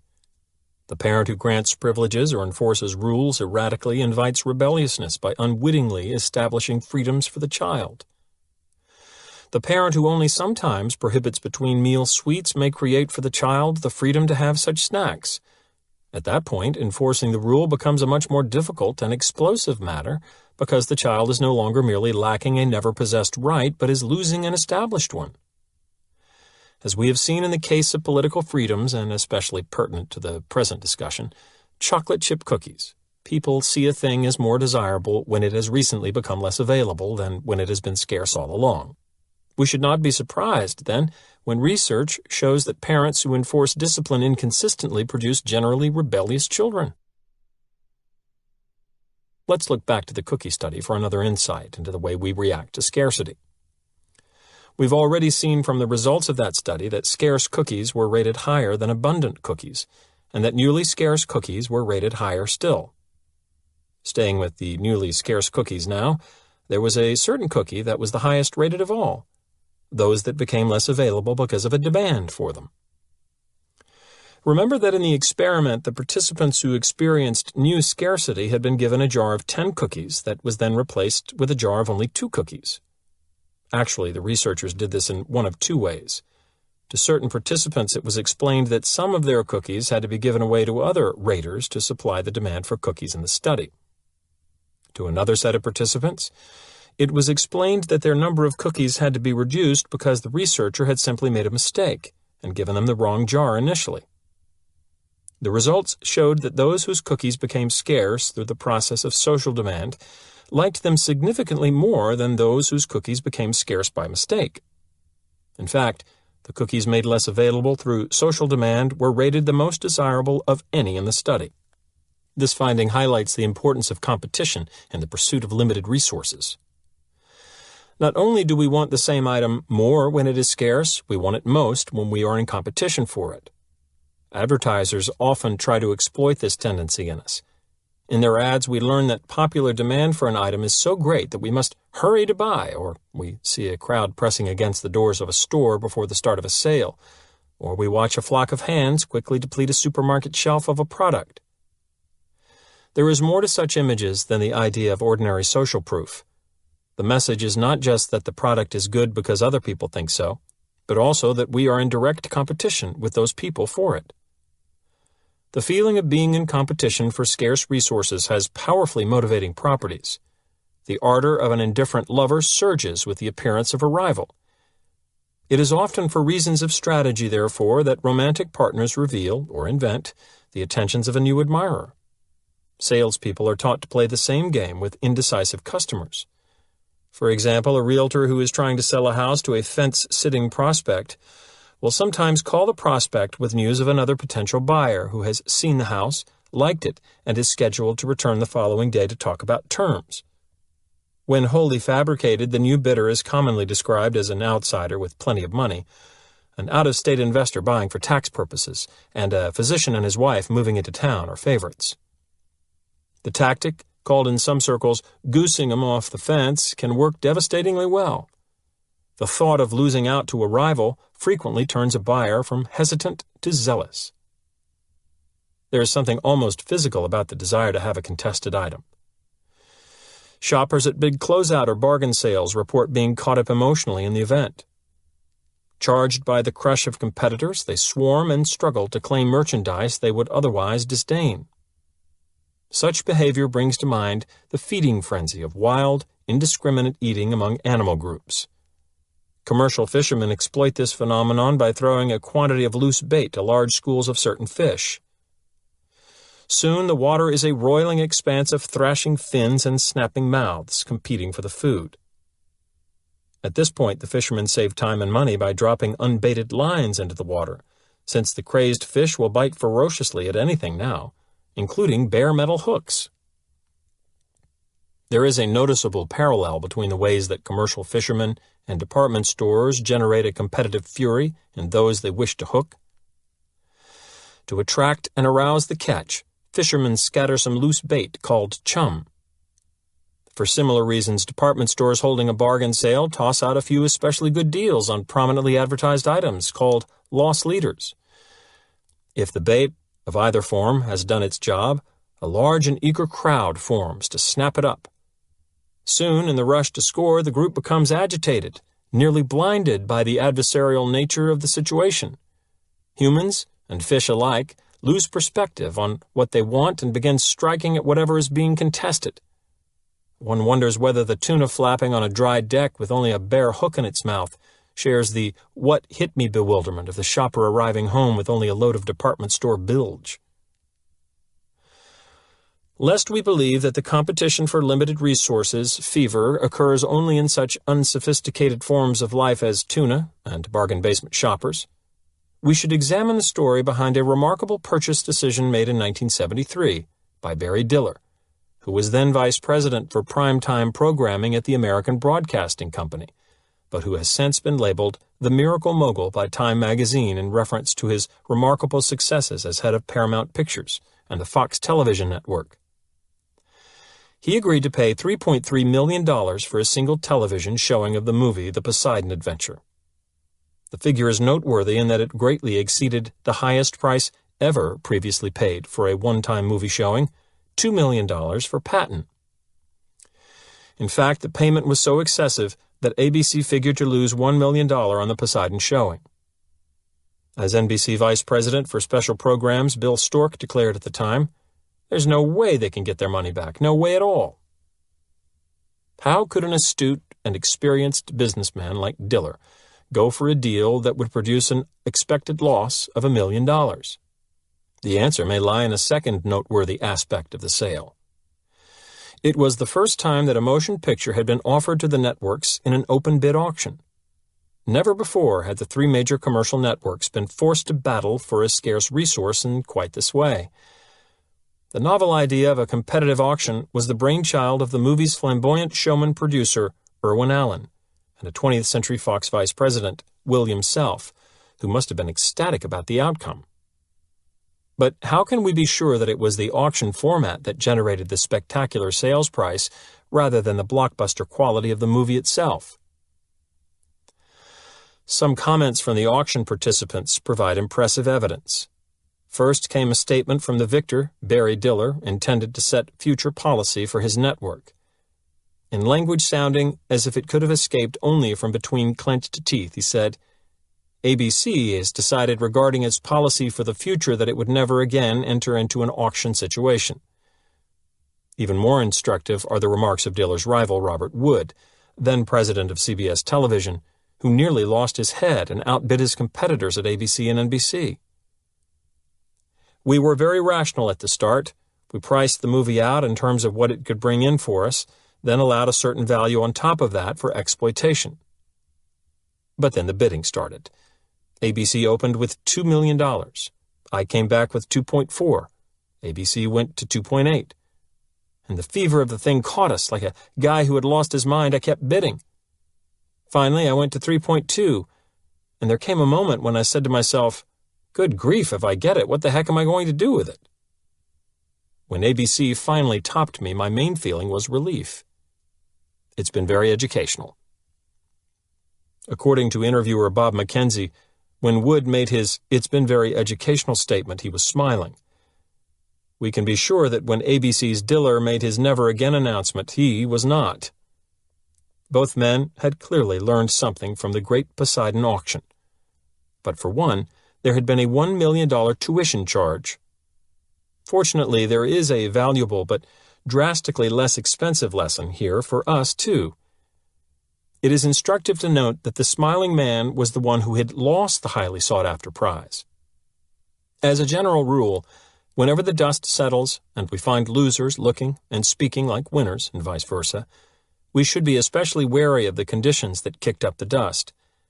In the present case, open competition for a scarce resource. As the TV executives now know, extreme caution is advised whenever we encounter the devilish construction of scarcity plus rivalry.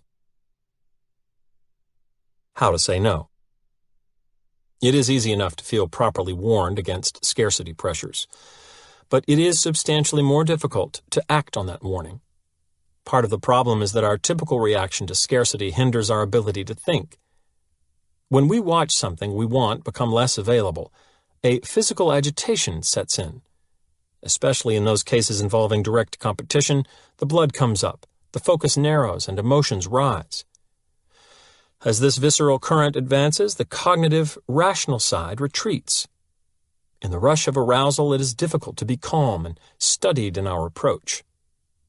As CBS Television's President Robert Wood commented in the wake of his Poseidon adventure, you get caught up in the mania of the thing, the acceleration of it. Logic goes right out the window. Here's our predicament, then. Knowing the causes and workings of scarcity pressures may not be sufficient to protect us from them because knowing is a cognitive thing, and cognitive processes are suppressed by our emotional reaction to scarcity. In fact, this may be the reason for the great effectiveness of scarcity tactics. When they are employed properly, our first line of defense against foolish behavior, a thoughtful analysis of the situation, becomes less likely. If, because of brain-clouding arousal, we can't rely on our knowledge about the scarcity principle to stimulate properly cautious behavior, what can we use?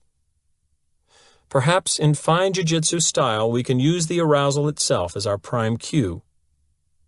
In this way, we can turn the enemy's strength to our advantage. Rather than relying on a considered cognitive analysis of the entire situation, we might simply tune ourselves to the internal visceral sweep for our warning. By learning to flag the experience of heightening arousal in a compliant situation, we can alert ourselves to the possibility of scarcity tactics there and to the need for caution. But suppose we accomplish this trick of using the rising tide of arousal as a signal to calm ourselves and to proceed with care. What then? Is there any other piece of information we can use to help make a proper decision in the face of scarcity? After all, merely recognizing that we ought to move carefully doesn't tell us the direction in which to move. It only provides the necessary context for a thoughtful decision. Fortunately, there is information available on which we can base thoughtful decisions about scarce items. It comes, once again, from the chocolate chip cookie study, where the researchers uncovered something that seems strange but rings true regarding scarcity. Even though the scarce cookies were rated as significantly more desirable, they were not rated as any better tasting than the abundant cookies. So despite the increased yearning that scarcity caused, the raters said they wanted to have more of the scarce cookies in the future and would pay a greater price for them. It did not make the cookies taste one whit better. Therein lies an important insight. The joy is not in experiencing a scarce commodity, but in possessing it. It is important that we not confuse the two. Whenever we confront the scarcity pressures surrounding some item, we must also confront the question of what it is we want from the item. If the answer is that we want the thing for the social, economic, or psychological benefits of possessing something rare, then fine. Scarcity pressures will give us a good indication of how much we would want to pay for it. The less available it is, the more valuable to us it will be. But very often we don't want a thing purely for the sake of owning it. We want it instead for its utility value. We want to eat it, or drink it, or touch it, or hear it, or drive it, or otherwise use it. In such cases, it is vital to remember that scarce things do not taste, or feel, or sound, or ride, or work any better because of their limited availability. Although this is a simple point, it can often escape us, when we experience the heightened desirability that scarce items naturally possess. I can cite a family example. My brother Richard supported himself through school by employing a compliance trick that cashed in handsomely on the tendency of most people to miss that simple point. In fact, his tactic was so effective that he had to work only a few hours each weekend for his money, leaving the rest of the time free for his studies. Richard sold cars, but not in a showroom nor on a car lot. He would buy a couple of used cars sold privately through the newspaper on one weekend and, adding nothing but soap and water, would sell them at a decided profit through the newspaper on the following weekend. To do this, he had to know three things. First, he had to know enough about cars to buy those that were offered for sale at the bottom of their Blue Book price range, but could be legitimately resold for a higher price. Second, once he got the car, he had to know how to write a newspaper ad that would stimulate substantial buyer interest. Third, once a buyer arrived, he had to know how to use the scarcity principle to generate more desire for the car than it perhaps deserved. Richard knew how to do all three. For our purposes, though, we need to examine his craft with just the third. For a car he had purchased on the prior weekend, he would place an ad in the Sunday paper. Because he knew how to construct a good ad, he usually received an array of calls from potential buyers on Sunday morning. Each prospect who was interested enough to want to see the car was given an appointment time, the same appointment time. So if 6 people were scheduled, they were all scheduled for, say, 2 o'clock that afternoon. This little device of simultaneous scheduling paved the way for later compliance because it created an atmosphere of competition for a limited resource. Typically, the first prospect to arrive would begin a studied examination of the car and would engage in standard car buying behavior, such as pointing out any blemishes or deficiencies, or asking if the price was negotiable. The psychology of the situation changed radically, however, when the second buyer drove up. The availability of the car to either prospect suddenly became limited by the presence of the other. Often the earlier arrival, inadvertently stoking the sense of rivalry, would assert his right to primary consideration. "Just a minute now, I was here first." If he didn't assert that right, Richard would do it for him. Addressing the second buyer, Richard would say, "Excuse me, but this other gentleman was here before you. So can I ask you to wait on the other side of the driveway for a few minutes until he's finished looking at the car? Then if he decides he doesn't want it, or if he can't make up his mind, I'll show it to you." Richard claims it was possible to watch the agitation grow on the first buyer's face. His leisurely assessment of the car's pros and cons had suddenly become a now or never, limited-time-only rush to decision over a contested resource. If he didn't decide for the car, at Richard's asking price, in the next few minutes he might lose it for good to that lurking newcomer over there. For his part, the second buyer would be equally agitated by the combination of rivalry and restricted availability. He would pace on the periphery, visibly straining to get at this now more desirable hunk of metal. Should 2 o'clock appointment number 1 fail to buy or even fail to decide quickly enough, 2 o'clock appointment number 2 was ready to pounce. If these conditions alone were not enough to secure a favorable purchase decision immediately, the trap snapped surely shut as soon as the third 2 o'clock appointment arrived on the scene. According to Richard, stacked-up competition was usually too much for the first prospect to bear. He would end the pressure quickly by either agreeing to Richard's price or by leaving abruptly. In the latter instance, the second arrival would strike at the chance to buy out of a sense of relief coupled with a new feeling of rivalry with that lurking newcomer over there. All those buyers who contributed to my brother's college education failed to recognize a fundamental fact about their purchases. The increased desire that spurred them to buy had little to do with the merits of the car.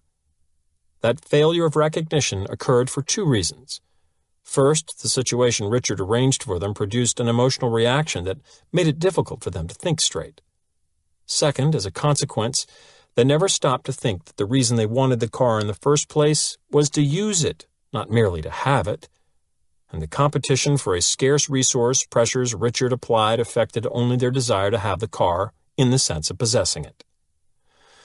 Those pressures did not affect the value of the car in terms of the real purpose for which they had wanted it. Should we find ourselves beset by scarcity pressures in a compliance situation, then, Our best response would occur in a two-stage sequence. As soon as we feel the tide of emotional arousal that flows from scarcity influences, we should use that rise in arousal as a signal to stop short. Panicky, feverish reactions have no place in wise compliance decisions. We need to calm ourselves and regain a rational perspective. Once that is done, we can move to the second stage by asking ourselves why we want the item under consideration. If the answer is that we want it primarily for the purpose of owning it, then we should use its availability to help gauge how much we want to spend for it. However, if the answer is that we want it primarily for its function, that is, we want something good to drive, drink, eat, etc., then we must remember that the item under consideration will function equally well whether scarce or plentiful. Quite simply, we need to recall that the scarce cookies didn't taste any better. Reader's report from a Blacksburg, Virginia woman. Last Christmas, I met a 27-year-old man. I was 19. Although he really wasn't my type, I went out with him, probably because it was a status thing to date an older man, but I really didn't become interested in him until my folks expressed their concern about his age. The more they got on my case about it, the more in love I became. It only lasted 5 months. But this was about 4 months longer than it would have lasted if my parents hadn't said anything. Although Romeo and Juliet have long since passed away, it appears that the Romeo and Juliet effect is alive and well, and making regular appearances in places like Blacksburg, Virginia. Epilogue. Instant influence. Primitive consent for an automatic age. Every day, in every way, I'm getting better. Émile Coué. Every day, in every way, I'm getting busier. Robert Cialdini. Back in the 1960s, a man named Joe Pine hosted a rather remarkable TV talk show that was syndicated from California. The program was made distinctive by Pine's caustic and confrontational style with his guests. For the most part, a collection of exposure-hungry entertainers, would-be celebrities, and representatives of fringe political or social organizations. The host's abrasive approach was designed to provoke his guests into arguments, to fluster them into embarrassing admissions, and generally to make them look foolish. It was not uncommon for Pine to introduce a visitor and launch immediately into an attack on the individual's beliefs, talent, or appearance. Some people claimed that Pine's acid personal style was partially caused by a leg amputation that had embittered him to life. Others said no, that he was just vituperous by nature. One evening, rock musician Frank Zappa was a guest on the show. This was at a time in the 60s when very long hair on men was still unusual and controversial. As soon as Zappa had been introduced and seated, the following exchange occurred. Pine: I guess your long hair makes you a girl. Zappa: I guess your wooden leg makes you a table. Aside from containing what may be my favorite ad-lib, the above dialogue illustrates a fundamental theme of this book. Very often in making a decision about someone or something, we don't use all the relevant available information. We use, instead, only a single highly representative piece of the total. And an isolated piece of information, even though it normally counsels us correctly, can lead us to clearly stupid mistakes that, when exploited by clever others, leave us looking silly, or worse. At the same time, a complicating companion theme has been present throughout this book. Despite the susceptibility to stupid decisions that accompanies a reliance on a single feature of the available data, the pace of modern life demands that we frequently use this shortcut. Recall that early in Chapter 1, our shortcut approach was likened to the automatic responding of lower animals, whose elaborate behavior patterns could be triggered by the presence of a lone stimulus feature. A cheep, cheep sound, a shade of red breast feather, or a specific sequence of light flashes. The reason infrahumans must often rely on such solitary stimulus features is their restricted mental capability. Their small brains cannot begin to register and process all the relevant information in their environments. So these species have evolved special sensitivities to certain aspects of the information. Because those selected aspects of information are normally enough to cue a correct response, the system is usually very efficient. Whenever a female turkey hears cheep cheep, click whir, out rolls the proper maternal behavior in a mechanical fashion that conserves much of her limited brain power for dealing with a variety of other situations and choices she must face in her day. We, of course, have vastly more effective brain mechanisms than mother turkeys or any other animal group for that matter. We are unchallenged in the ability to take into account a multitude of relevant facts, and consequently to make good decisions. Indeed, it is this information processing advantage over other species that has helped make us the dominant form of life on the planet. Still, we have our capacity limitations too, and for the sake of efficiency, we must sometimes retreat from the time-consuming, sophisticated, fully informed brand of decision-making to a more automatic, primitive, single-feature type of responding. For instance, in deciding whether to say yes or no to a requester, it is clear that we frequently pay attention to but one piece of the relevant information in the situation. We have been exploring several of the most popular of the single pieces of information that we use to prompt our compliance decisions. They are the most popular prompts precisely because they are the most reliable ones, those that normally point us toward the correct choice. That is why we employ the factors of reciprocation, consistency, social proof, liking, authority, and scarcity so often and so automatically in making our compliance decisions. Each by itself provides a highly reliable cue as to when we will be better off saying yes than no. We are likely to use these lone cues when we don't have the inclination, time, energy, or cognitive resources to undertake a complete analysis of the situation. Where we are rushed, stressed, uncertain, indifferent, distracted, or fatigued, we tend to focus on less of the information available to us. When making decisions under these circumstances, we often revert to the rather primitive but necessary single piece of good evidence approach. All this leads to a jarring insight. With the sophisticated mental apparatus we have used to build world eminence as a species, we have created an environment so complex, fast-paced, and information-laden that we must increasingly deal with it in the fashion of the animals we long ago transcended. John Stuart Mill, the British economist, political thinker, and philosopher of science, died more than 100 years ago. The year of his death, 1873, is important because he is reputed to have been the last man to know everything there was to know in the world. Today, the notion that one of us could be aware of all known facts is only laughable. After eons of slow accumulation, human knowledge has snowballed into an era of momentum-fed, multiplicative, monstrous expansion. We now live in a world where most of the information is less than 15 years old. In certain fields of science alone, for example physics, knowledge is said to double every 8 years.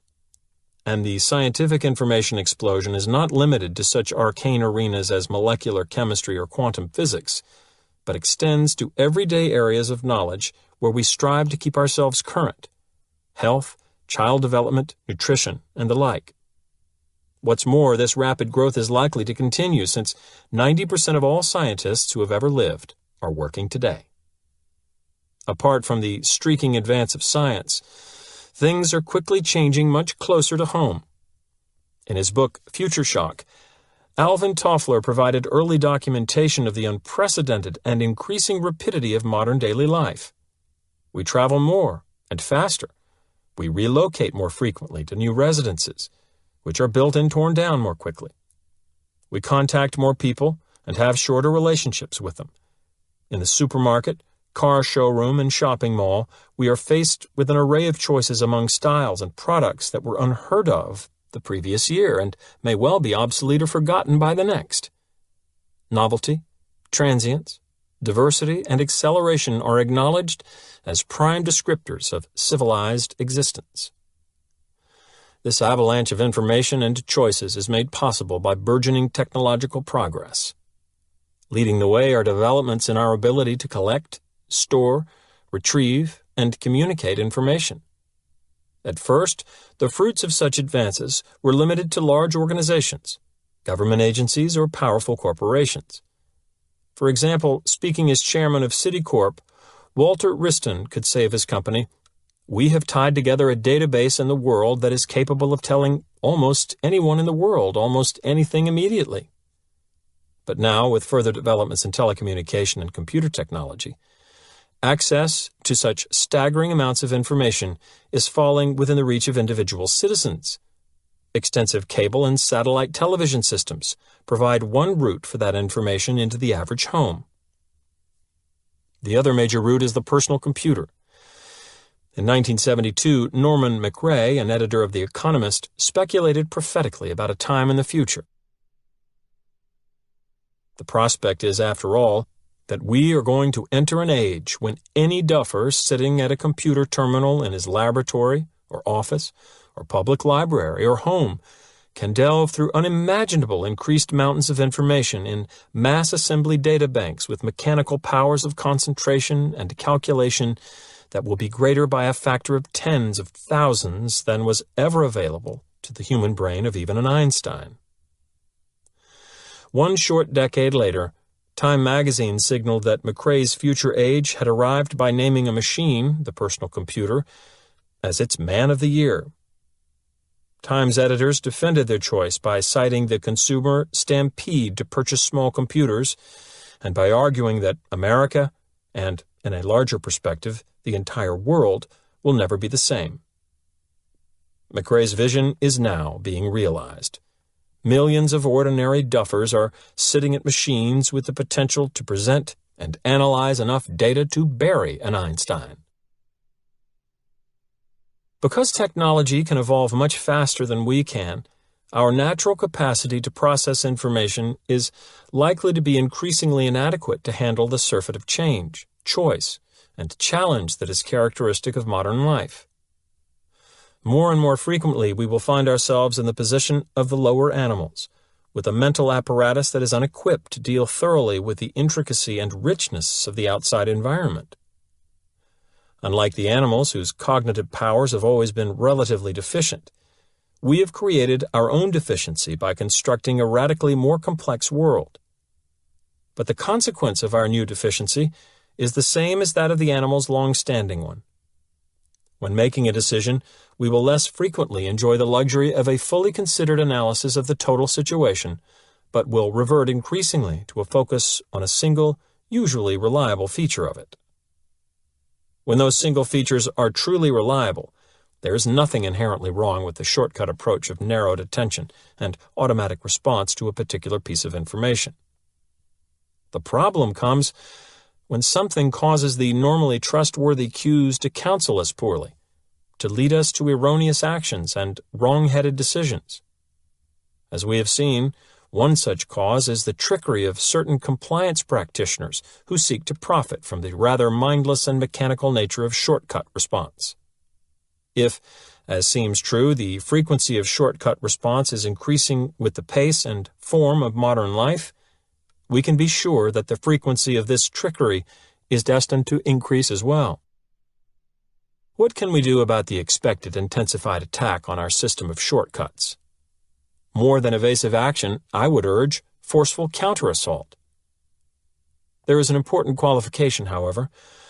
Compliance professionals who play fairly by the rules of shortcut response are not to be considered the enemy. On the contrary, they are our allies in an efficient and adaptive process of exchange. The proper targets for counter-aggression are only those individuals who falsify, counterfeit, or misrepresent the evidence that naturally cues our shortcut responses. Let's take an illustration from what is perhaps our most frequently used shortcut.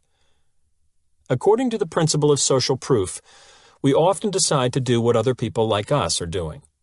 It makes all kinds of sense, since most of the time an action that is popular in a given situation is also functional and appropriate. Thus, an advertiser who, without using deceptive statistics, provides information that a brand of toothpaste is the largest selling or fastest growing, has offered us valuable evidence about the quality of the product and the probability that we will like it. Provided that we are on the market for a tube of good toothpaste, we might want to rely on that single piece of information, popularity to decide to try it. This strategy will likely steer us right, will unlikely steer us far wrong, and will conserve our cognitive energies for dealing with the rest of our increasingly information-laden, decision-overloaded environment. The advertiser who allows us to use effectively this efficient strategy is hardly our antagonist, but rather must be considered a cooperating partner. The story becomes quite different, however, should a compliance practitioner try to stimulate a shortcut response by giving us a fraudulent signal for it. The enemy is the advertiser who seeks to create an image of popularity for a brand of toothpaste by, say, constructing a series of staged, unrehearsed interview commercials in which an array of actors posing as ordinary citizens praise the product. Here, where the evidence of popularity is counterfeit, we, the principle of social proof and our shortcut response to it, are all being exploited. In an earlier chapter, I recommended against the purchase of any product featured in a faked, unrehearsed interview ad, and I urged that we send the product manufacturers letters detailing the reason and suggesting that they dismiss their advertising agency. I would recommend extending this aggressive stance to any situation in which a compliance professional abuses the principle of social proof, or any other weapon of influence, in this manner. We should refuse to watch TV programs that use canned laughter.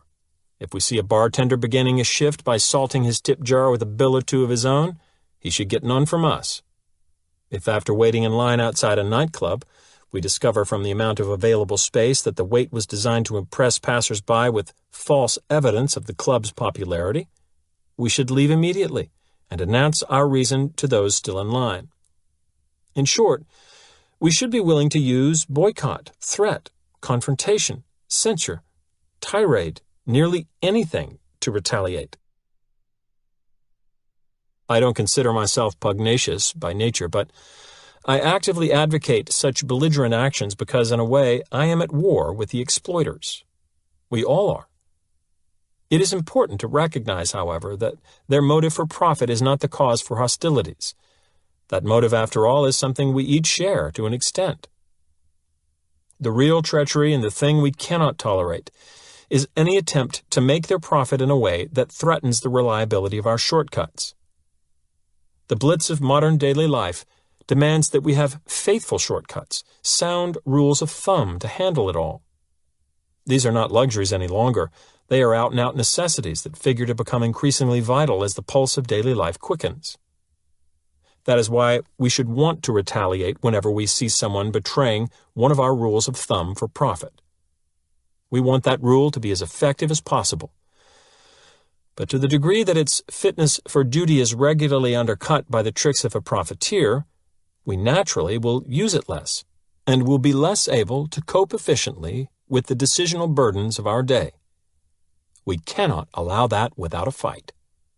The stakes have gotten too high.